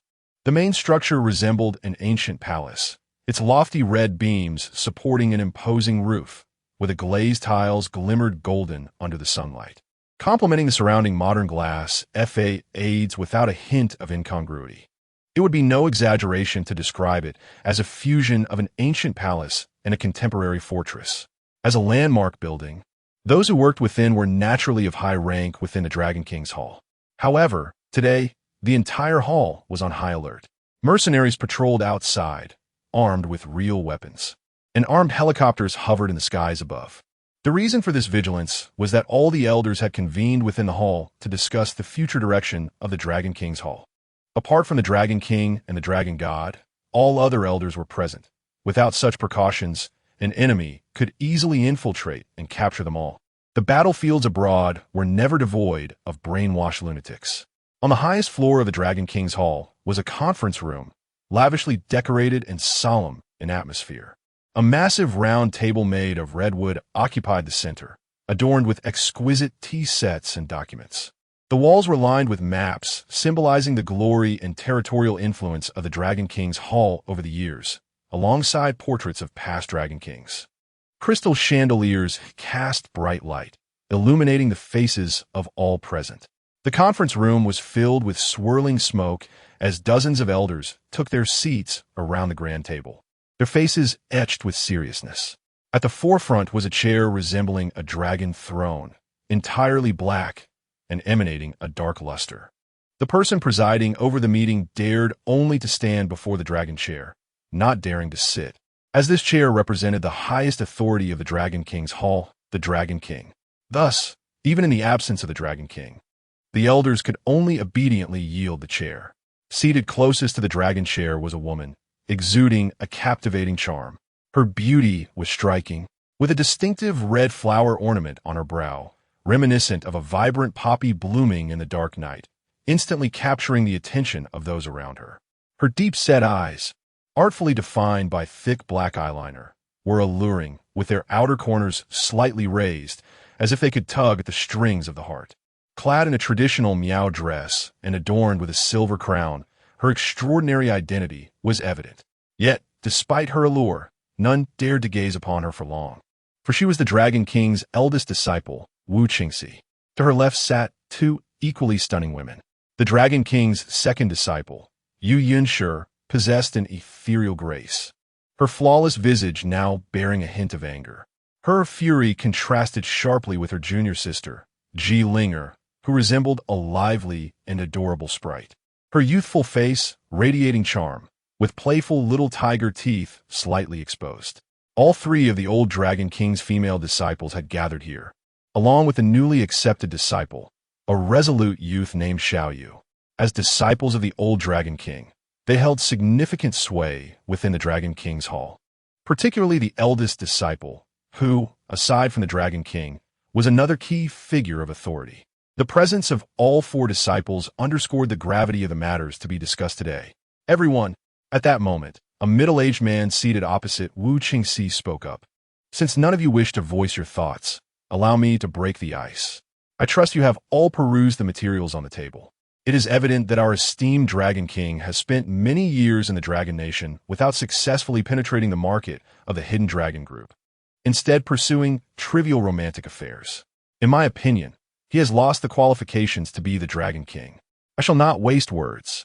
I propose that the Dragon God be appointed as the Dragon King, for he was but a hair's breadth away during the initial election. That concludes my remarks. Who is in favor, and who is against?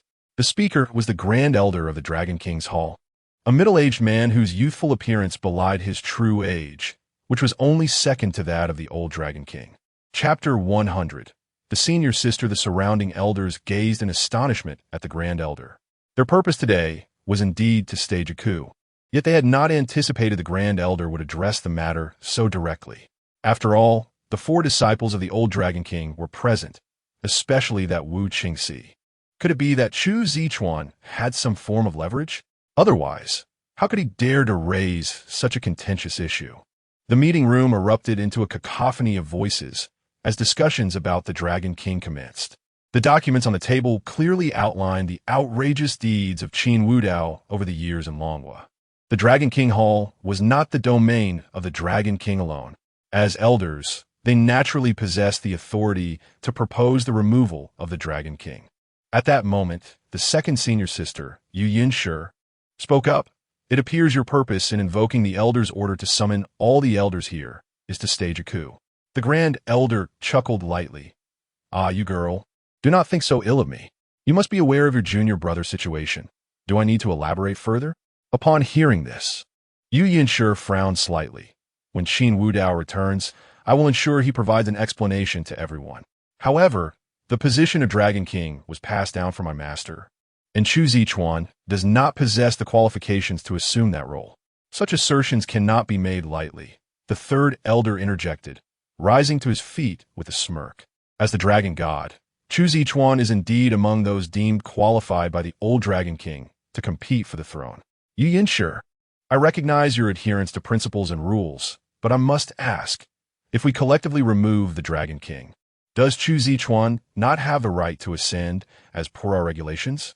The words of the old Dragon King cause Yu Yinshi's brow to furrow even further.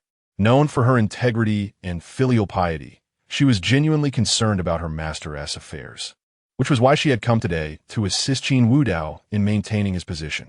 Now, faced with a rebuttal drawn from her master's own words, she found herself at a loss for a suitable response. Well, am I mistaken, Yu Yinshi? You have yet to answer. Does Chu Zichuan indeed possess the qualifications to become the Dragon King? Yes. Yu Yinshi sighed, reluctantly conceding that Chu Zichuan was indeed qualified. However, as if struck by a thought, she continued, but Chu Zichuan is excessively bloodthirsty, whether in competing for the Dragon King position or executing his tasks. His methods are ruthless and have even implicated countless innocents. How could such a person be allowed to become the Dragon King? The Grand Elder's laughter dripped with mockery. My dear girl, innocent? Once on the battlefield, who remains innocent? I understand your kindness, yet this is the Dragon King Hall, not a charitable institution. Moreover, does your junior brother not share a penchant for bloodshed? I believe you're aware of the number of lives he has taken over the years. Who here could rival his cruelty? This line of reasoning forced Yu Yinshi back in her seat, her beautiful eyes reflecting a hint of disdain. Even while assisting the Dragon King Hall, she had only dealt with matters of business and diplomacy, never delving into the gray or even black industries. It was precisely because of Qin Wudao's penchant for violence that she harbored a degree of aversion towards him. Meanwhile, her junior brother, Xiao Yu, glared angrily at the elders. Although he was indeed a new disciple of the old Dragon King, he had joined the Dragon King Hall out of admiration for the Dragon King, only to find himself in the midst of a coup upon his arrival. At that moment, a melodious yet icy voice rang out. Have you all finished speaking? Everyone turned in unison. It was Wu Qingxi. As the foremost figure beneath the Dragon King, her words commanded respect. Wu girl, you call me Longxi? Wu Qingxi interrupted, showing no deference to the Grand Elder. Her strikingly beautiful eyes gleamed with a hint of menace. Grand Elder, did you consult me before attempting to strip my junior brother of his position as Dragon King? The Grand Elder's face twisted with anger. If he were to be threatened by a mere girl, what would that say about his stature? Wu Qingxi, you hissus. Just as the Grand Elder began to retort, a series of snakes had, unbeknownst to him, coiled around his body, their colors indicating they were venomous. What do you intend to do? Despite being surrounded by numerous poisonous snakes, the Grand Elder remained composed, for he was a veteran of the battlefield. He glared furiously at Wu Qingxi. Longxi, are you attempting to intimidate an elder? Yu Yinshi quickly interjected. Senior sister, this is against the rules. You must release the Grand Elder. Upon hearing Yu Yinshi's plea, Wu Qingxi turned her head slightly to regard her. That single glance left Yu Yinshi momentarily speechless. In those captivating eyes, she saw both menace and threat. Was the senior sister truly threatening her? Second sister, your senior sister is currently in a fit of rage. Ji Ling'er grasped Yu Yinshi's arm and playfully stuck out her tongue, saying, if you wish to avoid a beating, you had best remain silent. Beware that when you go to bed tonight, you might find snakes, centipedes, and spiders in your blankets. Enough. The mere thought of such a scenario drained the color from Yu Yunshure's face. Yet, her eyes revealed her concern over Wu Qingxi's breach of decorum. She clearly cared, but was too intimidated to voice her discontent. Grand Elder, I do not agree with this matter. Should you raise it again, do not blame me for silencing you in my own way. Wu Qingxi's tone was deceptively calm, yet with the multitude of snakes encircling the room, no one dared to speak further, and the atmosphere grew tense. At that moment, several unexpected guests arrived in the meeting room. Meanwhile, on the other side, a private jet descended swiftly onto a secluded territory. Dressed in a black suit, Qin Wudao stepped down from the aircraft. Long live the Dragon King! At the forefront was Long Lin, followed closely by 100 fully armed mercenaries, whose eyes were filled with fervor as they gazed upon Qin Wudao. They were the elite warriors who had initially followed him in his rise to power, their loyalty unwavering. Dragon King, Long Lin approached, her beautiful eyes shimmering with admiration. What news from the Dragon King Hall? All the elders are present. Long Lin quickly regained her composure. They are staging a coup. Although Miss Wu is here, it seems they have also summoned the Dragon Guards. Oh, Qin Wudao chuckled. So those old geezers have finally emerged? Very well. Let's take this opportunity to eliminate them all. Yes. Chapter 101. The Arrival of the Dragon King. In response to Qin Wudao's command, Long Lin dutifully complied, and the mercenaries behind him echoed their loyalty with boisterous affirmations. At this moment, Qin Wudao, attuned to the faint yet palpable aura of impending conflict in the air, revealed a subtle glimmer of crimson in his gaze. This was foreign soil, yet it was his domain. All constraints had vanished. Law. Here, he embodied the law. He had not disclosed his return to them. Had he? No. It was all cloaked in secrecy. Had those individuals been located? Upon hearing Qin Wudao's inquiry, Long Lin nodded affirmatively. I have brought them to a nearby courtyard, where they are currently being guarded. Take me there. Yes. Under Long Lin's guidance, a throng of over 100 individuals marched towards the rear courtyard of the estate. In the courtyard, there were hundreds of men, women, and children, their faces etched with panic. Many bore tattered garments. Invisible bruises marred their skin. Confronted by the menacing figures in black suits surrounding them, an elderly woman shouted, Let's go. Do you know who we are? I'm the wife of Li Jingxin. He is the Grand Elder of the Dragon King's Hall. You are mercenaries. Do you not fear for your lives by committing such acts in this neutral land? At her words, a young man with a mocking expression stepped forward. Clad in black leather, his tousled dark hair danced with the breeze, and a playful smirk adorned his handsome visage. A dagger spun effortlessly in his hand, creating a mesmerizing spectacle. He was Liao Bin, one of the Dragon King's elite guards, the Blood Guard commander. Liao had been approached the elderly woman, the whirling dagger pressing against her face.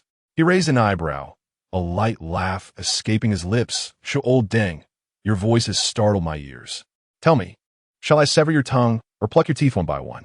The elderly woman stammered, her eyes wide with terror as the cold blade against her skin made her tremble uncontrollably. Behave, Liao Bin playfully tapped the woman's face with the dagger before turning to the crowd. I know what you wish to say.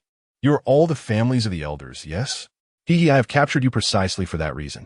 Your husbands, fathers, and sons have lingered too long as elders of the Dragon King's Hall. Tell me, why do people always seek their own demise?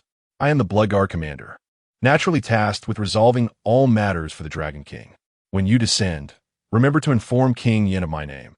It was I who sent you to him. Just as Liao Bin grinned wickedly at the gathering, footsteps echoed, and Qin Wudao approached with measured strides.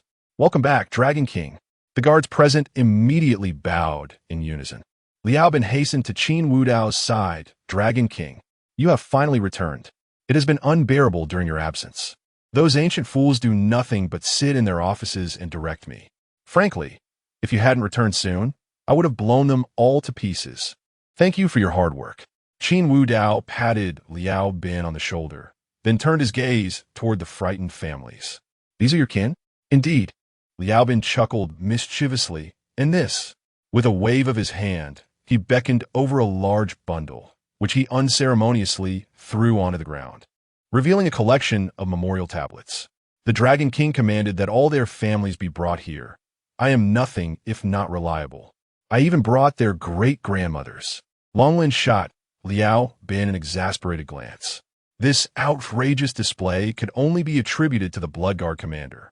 While others might deem Liao Bin eccentric to Qin Wudao, he was a kindred spirit. Well done. In a few days, you shall accompany me on a task. Absolutely.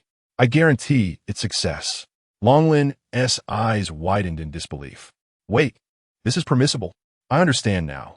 Next time I execute a family, I shall also bring their memorial tablets. No. I shall find their ancestral grave and affix a door god upon it. Keep a close watch on these individuals. Prepare an extravagant gift for them. Are the live-streaming devices ready? In response to Qin Wudao's inquiry, Liao Bin performed a peculiar salute. All set. You can rest assured. I will handle everything meticulously. Excellent. I will head to the Dragon King's hall first. Once I arrive, you and Longlin prepare the live-streaming equipment. Understood. After exchanging greetings with those present, Qin Wudao boarded a vehicle and sped toward the Dragon King's hall. Meanwhile, in the conference room, the atmosphere grew heavy with the arrival of the Dragon Guards. These guards were former elders, some even of higher seniority than the old Dragon King himself. Wu Qingxi's alluring countenance took on a serious expression. He, the Grand Elder, is positively elated. I never anticipated that Chu Zichuan would successfully summon the Dragon Guards. Given this, today's proceedings are assured. Ladies and gentlemen, my earlier proposal remains valid. Chu Zichuan shall be the Dragon King. Who is in favor, and who opposes? I. The attendees unanimously voiced their support for this proposal. Chu Zichuan, as the Dragon King, would undoubtedly be more manageable than that lunatic Qin Wudao. Wouldn't they, the elders, stand to gain even greater benefits? Beside them, Yu Yunshi lamented, it's all because of Qin Wudao. Were it not for him, we would not be in such a passive state, and now we risk losing the position of Dragon King. Silence. Wu Qingxi sharply rebuked, her mind racing to devise a strategy to break this impasse. Bang! Just as the voting continued, the conference room door was suddenly kicked open. All eyes turned toward the commotion. 100 men clad in black suits, armed with firearms, entered in 2 lines, parting to reveal a path. Soon, a man strode in, his steps steady and powerful, each footfall echoing with an air of authority. His subordinates followed closely behind, their synchronized steps resonating like war drums, heightening the tension in the room. Qin Wudao. The appearance of Qin Wudao sent palpable unease through the assembly. They were bewildered as to why he had returned so suddenly, especially given the absence of prior notice. The subordinates stationed themselves behind each elder, firearms held downward.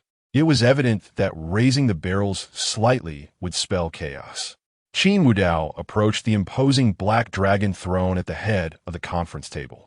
His gaze swept across the faces of those present, compelling them all to lower their heads, unable to meet his eyes. Longlin pulled out the chair, symbolizing power at the end of the table, and Qin Wudao settled into it, reclining slightly against the backrest, hands crossed over his chest, exuding the demeanor of one in command. With a light chuckle, he inquired, "What were you all discussing just now? Please continue." Chapter 102. What does it have to do with me? As the silence enveloped the room, Qin Wudao extended his hand, prompting Longlin to promptly offer him a cigarette. With a flick of a lighter, the flame danced to life. Crack! As the fire spread, Qin Wudao pinched the cigarette between his fingers and exhaled a plume of smoke. Huh, what's the matter? Have you all turned mute since my arrival? Dragon King. The corners of the Grand Elder's mouth twitched. He had not anticipated Qin Wudao's return at such a moment. Even in his esteemed position, he felt compelled to address him with due respect, for this was the Dragon King's hall, not merely an elder's chamber. Why have you returned at this time? Oh, Qin Wudao replied with a hint of jest. Does the Grand Elder think I ought not to have come back? Of course not. I was merely curious. The Grand Elder hastily shook his head. Internally, he loathed Qin Wudao, but he dared not be the first to provoke him, well aware of the young man's ruthless nature. He glanced at the armed mercenaries positioned behind them, evidently Qin Wudao's personal guard. The ominous black muzzles of their guns were not to be trifled with. He hesitated to take a gamble, turning his gaze to another elder. The latter, catching the Grand Elder's eye, appeared conflicted but ultimately rose to speak.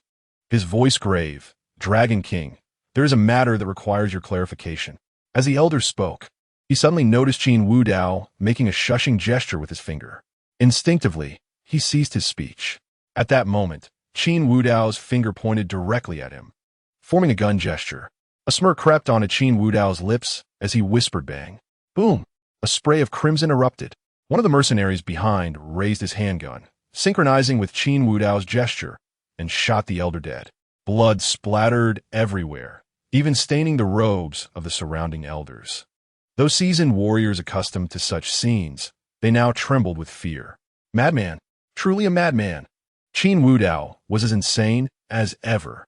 No, he was even more deranged than before, for he had never before executed an elder in public. Wu Qingxi turned to her junior brother, her eyes reflecting a mix of relief and astonishment. Meanwhile, Yu Yinshi continued to regard Qin Wudao with disdain. Ji Ling'er and Xiao Yu, however, gazed at him with admiration. Qin Wudao slowly lowered his finger and said softly, "I haven't permitted you to speak yet." The Grand Elder's face flushed red. He wished to protest, but feared Qin Wudao would use his silence as an excuse to unleash further violence. At that moment, one of the dragon guards turned to Qin Wudao, his eyes blazing with anger. "Dragon King, what do you mean by this? To kill an elder right before us in the conference room? You cannot possibly."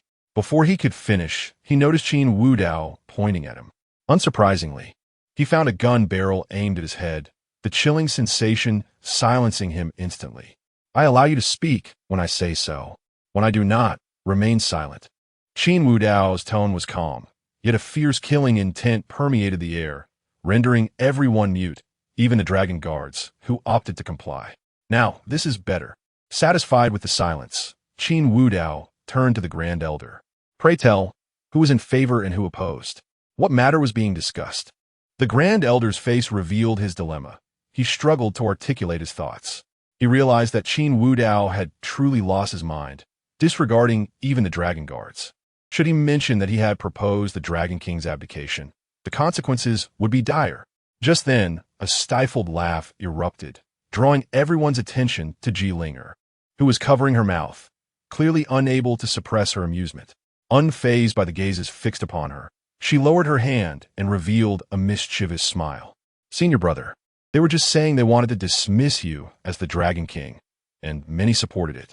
Oh, Qin Wudao regarded his little sister with affectionate indulgence. This girl had always been his shadow, and it seemed her spirit remained unchanged. "Pray tell, who were the supporters?" "All right." Ji Ling'er stood, one hand on her hip, and the other pointing her delicate finger at the gathered elders. "Fifth elder, sixth elder, eighth elder, and this one. This old man." She continued to name each elder, her small finger causing their faces to drain of color. "What a grim Reaper's finger." Click. The sound of guns being cocked echoed as those named found themselves staring down the dark muzzles. At that moment, one elder stammered, "Dragon King, I believe there's been a misunderstanding. It was all the Grand Elder's suggestion. We merely followed suit. Besides, you have been absent from the Dragon King's hall. We were merely momentarily bewitched." "Eighth elder." Bang. The Grand Elder slammed his hand on the table, roaring, "Did we not agree? The matter is now settled. And you wish to be a coward? Even if he is the Dragon King, if we resist with all our might, he may not be able to eliminate us all. Furthermore, the dragon guards are present. What is there to fear?" The eighth elder shook his head vigorously, as if in a frenzy. "What a joke. Years ago, when the Dragon King was but a child, I witnessed his madness firsthand. In his absence, I dared to speak behind his back, but now, facing him, I wouldn't dare act recklessly even with 1,000 lives." Seeing the eighth elder's frantic denial, the Grand Elder realized he could not rely on him. He then turned his gaze to the ninth elder, who was lurking in the shadows of the eighth elder. "Old Eye, what say you? What does this have to do with me?" The ninth elder burst forth, pale and furious. "You all set yourself. I'm merely here for a meeting. Say what you will, I cannot hear. I've been suffering from senility lately." Bang! The Grand Elder sank back into his chair, incredulous as he looked at the group of cowards before him. Had they truly forgotten their previous plans upon Qin Wudao's arrival? Chapter 103. A threat to you. With a playful smile adorning his face, Qin Wudao surveyed the expressions of everyone gathered around the conference table. He extinguished his cigarette and chuckled lightly. Rest assured, my friends, I am not one to engage in reasoning. I now present you with an opportunity. If you all agree, I am willing to abdicate my position. Should you find someone capable of elevating the Dragon King Hall, I would be most grateful and assuredly repay you in kind. The elders gazed at Qin Wudao in disbelief. Are you speaking coherently? You claim not to be a reasonable person? Repay us. The gentle tone of his voice, juxtaposed with his words, left them utterly confounded. The elders collectively felt a sense of bewilderment, their minds racing to comprehend the situation. Seated nearby, Xiao Yu, who had initially been seething with anger, believing only his long-lost senior brother merited the title of Dragon King, was now grappling with the realization that Qin Wudao's intention to step down was forced upon him by this very assembly. After a moment, he recognized that perhaps his comprehension was lacking. Xiao Yu fixed his gaze upon Qin Wudao, feeling as if his mind was struggling to keep pace. Noticing the silence enveloping the room, Qin Wudao continued, "What is this? No hands raised. I am quite open-minded. Thus, I propose this. I will step down. Who is in favor? Who is against?" The conference room remained eerily quiet. No one dared to raise a hand, especially with a cadre of armed guards positioned behind them. Who would dare invite trouble? Qin Wudao sighed in resignation. You're given an opportunity, yet you squander it. Very well. I shall continue to occupy the position of Dragon King. Observing the continued silence from the assembly, Qin Wudao shifted his tone. I have declared that I will retain my position as Dragon King. What are you all thinking? Not raising your hands signifies dissent. With that pronouncement, every head in the conference room found itself at the mercy of the guns aimed at them. I am in favor. Elder 9 sprang to his feet, raising his hand high. With the first to take initiative, others followed suit, including the elder who, though visibly reluctant, recognized the prevailing circumstances and raised his hand in compliance. In favor. In favor. Seeing all hands raised, Qin Wudao smiled. Since you all beseech me to continue as Dragon King, I shall reluctantly acquiesce. However, I have another proposal that I hope you will support as fervently as before. I believe that the ongoing conflicts among the small countries in the southeast will inevitably draw in the larger nations, as war equates to profit. Therefore, I intend to reorganize the Dragon King Hall, abolish the Elder Hall, and furthermore, you must surrender your shares. What? The Grand Elder erupted in anger. Standing up, Qin Wudao, I might agree to your other proposals, but this is unacceptable. The Elder Hall has been a fundamental rule since the inception of the Dragon King Hall, as has the Dragon Guard. You cannot simply alter it at your whim.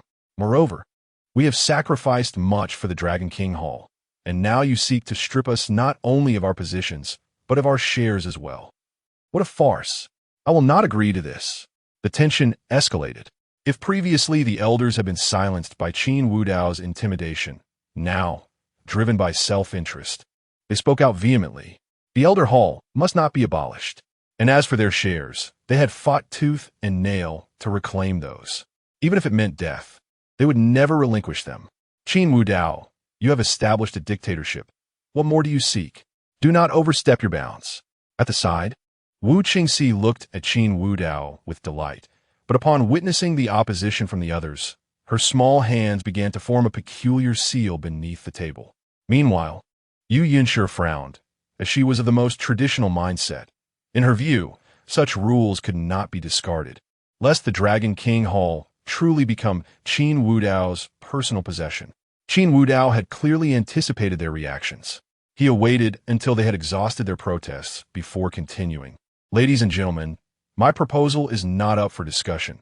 It is a notification. With that statement, Qin Wudao turned to Long Lin, who nodded in agreement. He then connected a tablet to the conference room's projector. Gradually, an image emerged on the screen. A strikingly handsome young man brandishing a dagger stood before a crowd of men, women, and children, hundreds in total. As elders of the Dragon King Hall, they immediately recognized the young man, Liao Bin, the leader of the Blood Guards. And those hundreds, that is my son, my wife, my son. Mother, what are you all doing here? Qin Wudao, you have lost your mind. You dare to use my family to threaten us." The elders were evidently incensed, rising in unison to glare at Qin Wu Dao. The Grand Elder, upon seeing his wife, gritted his teeth and exclaimed, "Qin Wu Dao, do not involve our families in this. Your actions are beyond reproach." Of course, Qin Wu Dao remained silent, while Liao Bin the video scoffed, "I am indeed threatening you. Do you think I am presenting a film for your entertainment? Old fools, you can either comply and exit quietly, or..." At this point, Liao Bin brandished a plaque he retrieved from the ground, waving it in front of the camera with a sinister grin. "Or, you can take your families to reunite with your ancestors." Infuriating, the elders were consumed by impotent rage, astonished that Qin Wu Dao had executed such maneuvers unnoticed. When had he orchestrated this? Why had they received no prior warning? Now, the elders were filled with regret, loathing themselves for heeding the Grand Elders' Council. Not only were their families in peril, but even their positions as elders were at stake. As they watched Liao Bin wave the dagger menacingly on the screen, their hearts were racked with anguish. After what seemed an eternity, it was Elder 9 who finally spoke up, "Alas, I understand. I am willing to relinquish my shares. Spare my family." Upon hearing this, the mercenaries behind them promptly produced a contract and placed it on the table, clearly outlining the transfer of shares and the voluntary relinquishment of elder positions. Having spoken, there was no turning back. Elder 9 retrieved his seal from his pocket, affixing it to the document while also signing his name. With Elder 9 leading the way, the others followed suit, each signing in turn. The Grand Elder was the last to sign. Though reluctant, he trembled as he inscribed his name under the watchful gaze of Qin Wu Dao's glowing red eyes. As for Yu Yanshi, she did not lack the courage to oppose this turn of events. Rather, she was paralyzed by the snakes that slithered across her body. Wu Qingxi's threatening gaze fixed upon her, rendering her utterly speechless. Chapter 104. This is the bottom line. Soon, everyone completed their signatures, and the contracts were promptly collected. The Grand Elder, his face filled with ire, spoke up. "Qin Wu Dao, we have fulfilled our promises to you. It is time for you to release our families. Is it not? Release them?" Qin Wu Dao feigned a puzzled expression. "When did I ever agree to that?" "Qin Wu Dao," the Grand Elder bellowed. "Do you intend to be untrustworthy? We have sacrificed everything. Do you still wish to annihilate us completely?" In response, Qin Wu Dao waved his hand dismissively, chuckling lightly. "Do not worry. I have stated that I do not play by the rules. Why are you so agitated? By the way, while we have everyone gathered, allow me to share a few matters. 2 years ago, Grand Elder, you clandestinely contacted the United States and transferred a portion of the Dragon King Hall's rightful benefits to their Special Intelligence Agency. Did you not? Elder 5, 3 months ago, you facilitated your children in secretly obtaining Japanese citizenship. And Elder 7, you were the one who informed the Eagle Nation about the impending failure of the Allurmid War, correct?" As Qin Wu Dao enumerated these transgressions, the faces of the elders grew increasingly pallid, devoid of color. They had not anticipated that their covert actions had been entirely uncovered by Qin Wu Dao. Curious as to how I came by this knowledge, Qin Wu Dao observed their expressions, chuckling softly before exchanging a secretive glance. Elder 9, shaking off his previous gloom, burst into laughter. "Haha, did you all not see this coming? It was I who informed the Dragon King about your actions against him." With Elder 9's betrayal, Elder 2, Elder 11, Elder 15, and others rose to bow before Qin Wu Dao. The Grand Elder looked on in disbelief. How could this be? How could this happen? He turned to glare at Elder 9. "Have you forgotten? You receive benefits from the United States as well." In response, Elder 9 scoffed. "I secretly donated those benefits to an orphanage in a neutral country long ago, and I had already reported to Longya. You think I'm like you?" The Grand Elder murmured in disbelief. After all, Elder 2 and Elder 9 had previously been among the fiercest opponents of Qin Wu Dao, yet now, they claimed to have always been on his side. Was this not a jest? Qin Wu Dao narrowed his eyes and spoke in a chilling tone. "Ladies and gentlemen, you have not forgotten your original intentions, have you? Each of you hails from the Dragon Nation, from the previous generations, including the very inception of the Dragon King Hall. What was our purpose? Now, as you bask in wealth, you have forgotten your roots? I tell you, regardless of your past actions, When it comes to matters concerning the Dragon Nation, you must never act recklessly. A person must not betray their country. This is the bottom line. Since you have crossed this line, you must be prepared to face the consequences. As he spoke, Qin Wudao waved his hand towards the screen. On cue, Liao Bin nodded eagerly, his smile widening. All right, boss, leave it to me. With that, he brandished a dagger and charged towards the hundreds present. The sounds of flesh being pierced echoed. Blood flowed liberally. It was a veritable slaughter fest. The elders stared blankly at the unfolding scene on the screen, their hearts bleeding, powerless to resist. They could only watch in horror. Time passed, and after Liao Bin delivered the final blow, the footage abruptly ceased. Qin Wudao regarded the despairing crowd, softly stating, "The ones who executed you or I, remember this in your next life. Do not engage in actions that violate the bottom line. Of course, you may choose to continue, but it would merely mean I would have to dispose of you a second time." As Qin Wudao's words fell, the mercenaries behind him all pulled their triggers. The sound of gunfire erupted, illuminating the room with flashes of light, the stench of blood enveloping the conference hall. Those facing their demise glared fiercely at Qin Wudao, their eyes filled with a primal desire for vengeance. But it was clear they had no chance left. Except for a few elders, all others fell lifelessly to the ground. In the final moments, the Grand Elder murmured in disbelief before reluctantly closing his eyes. Gak, witnessing the scene before her, Yu Yinshi could no longer contain herself and turned away to vomit. Although Ji Linger and Xiao Yu's faces were pale, they did not avert their gaze. Only Wu Qingxi, instead of showing any disgust at the sight, unconsciously licked her fiery red lips. When all had collapsed, Elder 9 hurried to Qin Wudao's side, respectfully stating, "Dragon King, the 10-year period has passed. I can finally reclaim my identity. You cannot imagine how burdensome it was to be among them. I have always believed that only you could lead us to greatness." Longlin and the other surviving elders regarded Elder 9 with disdain. "Compared to flattery, you truly excel." Qin Wudao smiled. "I appreciate your endurance during this time. However, now that I have resolved these matters, from today onward, the Dragon King Hall shall undergo a transformation. I trust you all recall Alermid, a nation we have wronged. The United States planned to intervene there, did they not? Our first mission is to assist Alermid in safeguarding its sovereignty. They have reached out for aid, but due to international circumstances, this task falls solely upon us. I hope each of you can give your utmost effort. Rest assured." Elder 9 thumped his chest, a look of righteous determination on his face. "As citizens of the Dragon Nation, we shall alleviate its burdens and serve you, Dragon King, diligently. Leave this matter to me." "Very well." Qin Wudao nodded and continued. "Before that, let us first resolve the threats posed by the Dragon Guards and the Elder Hall." "Understood." Elder 9 turned to face the others.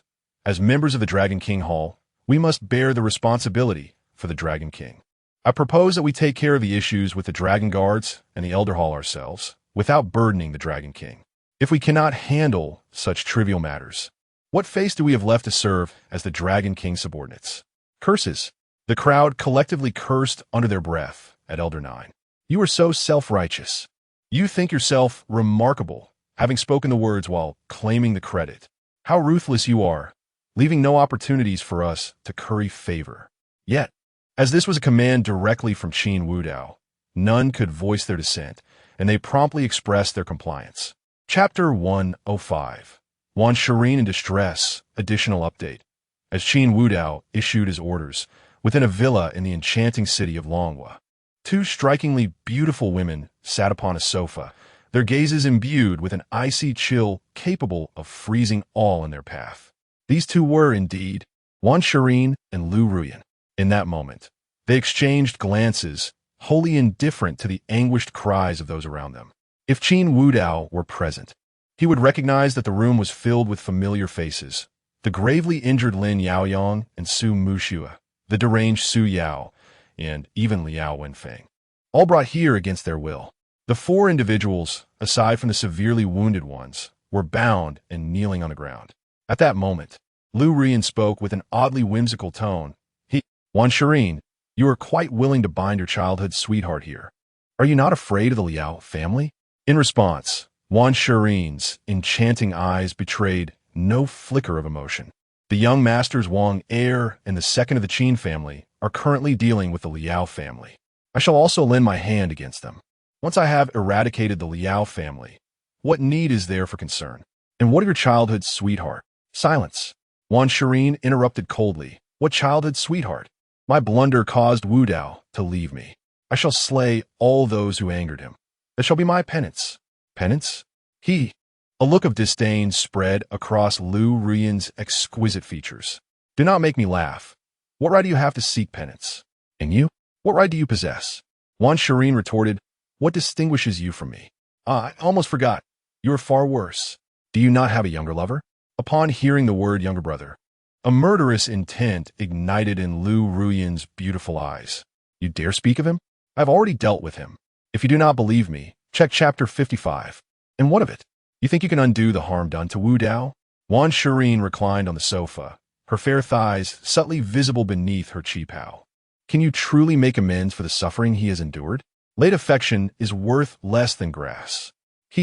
Lu Ruyan tucked a stray strand of hair behind her ear, and upon closer inspection, a glimmer of red light flickered in her gaze, eerily reminiscent of Qin Wu Dao's. Then we are both wretched souls, indistinguishable from one another. The difference lies in my willingness to sacrifice everything for Wu Dao, even my life, should it allow me to atone. I would endure a lifetime in the shadows, even if it means being trampled underfoot or becoming his hound. Wan Shirin scoffed derisively. You are not even fit to be a hound. Wu Dao's blood is contaminated. When I treated his wounds, I preserved some intentionally to uncover the cause of his ailment.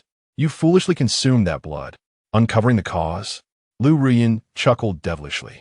Is it not better to use me as the subject of your research? I am a sinner and must endure suffering. However, before she could continue, her gaze shifted to the four individuals nearby. They shall suffer and perish. I want them to yearn for life, yet find no escape, ultimately to be fed to the dogs. The mummified Lin Yaoyong and the fallen Liao Wenfeng were etched with terror upon their faces. I was wrong. Please spare me. From this day forth, I will keep my distance from Qin Wu Dao. Do not torment me any longer. I cannot endure this. Tears streamed down their faces as they widened their eyes, struggling to crawl away, but the bindings rendered them only able to writhe on the ground. Witnessing this scene, the red glow in Lu Ruyan's eyes intensified.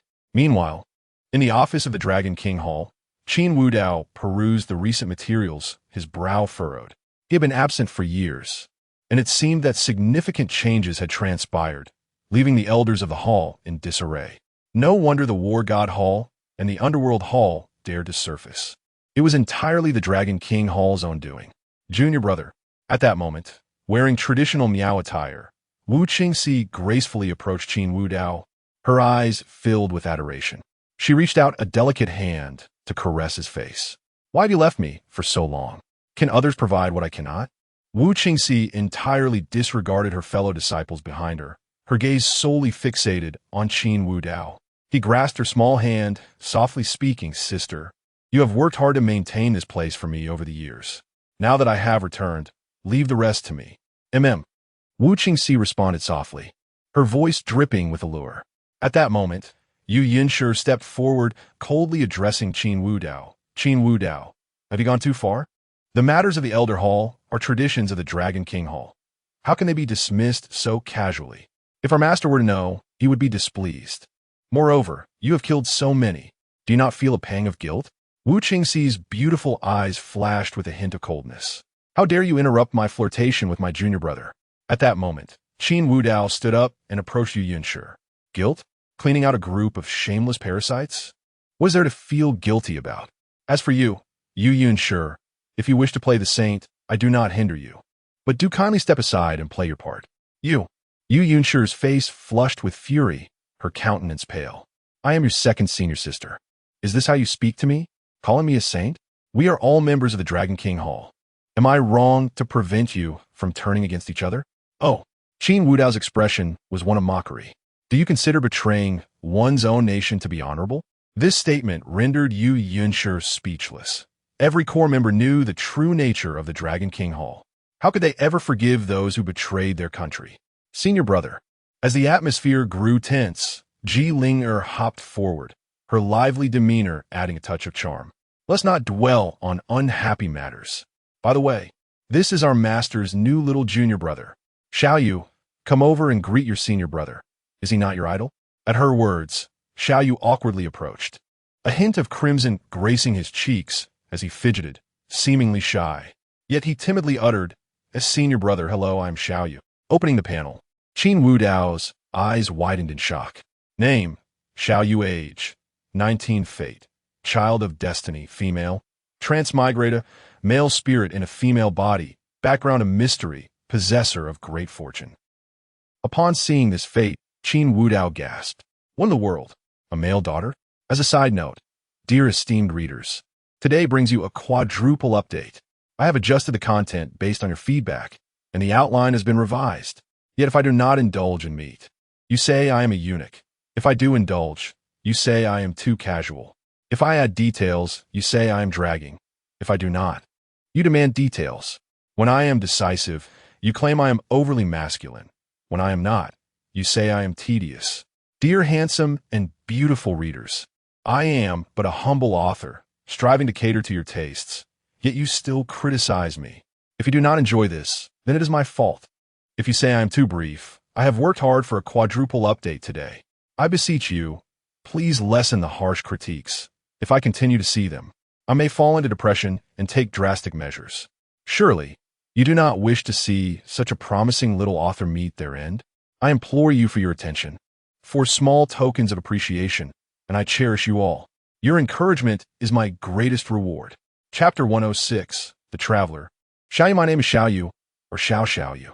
I am a traveler, inexplicably transported to this world. In my past life, I was a man, a humble Taoist devoted to my studies, but for reasons unknown, I have crossed over. Upon my arrival, I found myself in the form of a woman. Not only that, but a woman with an exceptionally voluptuous figure. Having spent my previous life in cultivation, I never indulged in the pleasures of the mortal realm. In this life, I yearn to live freely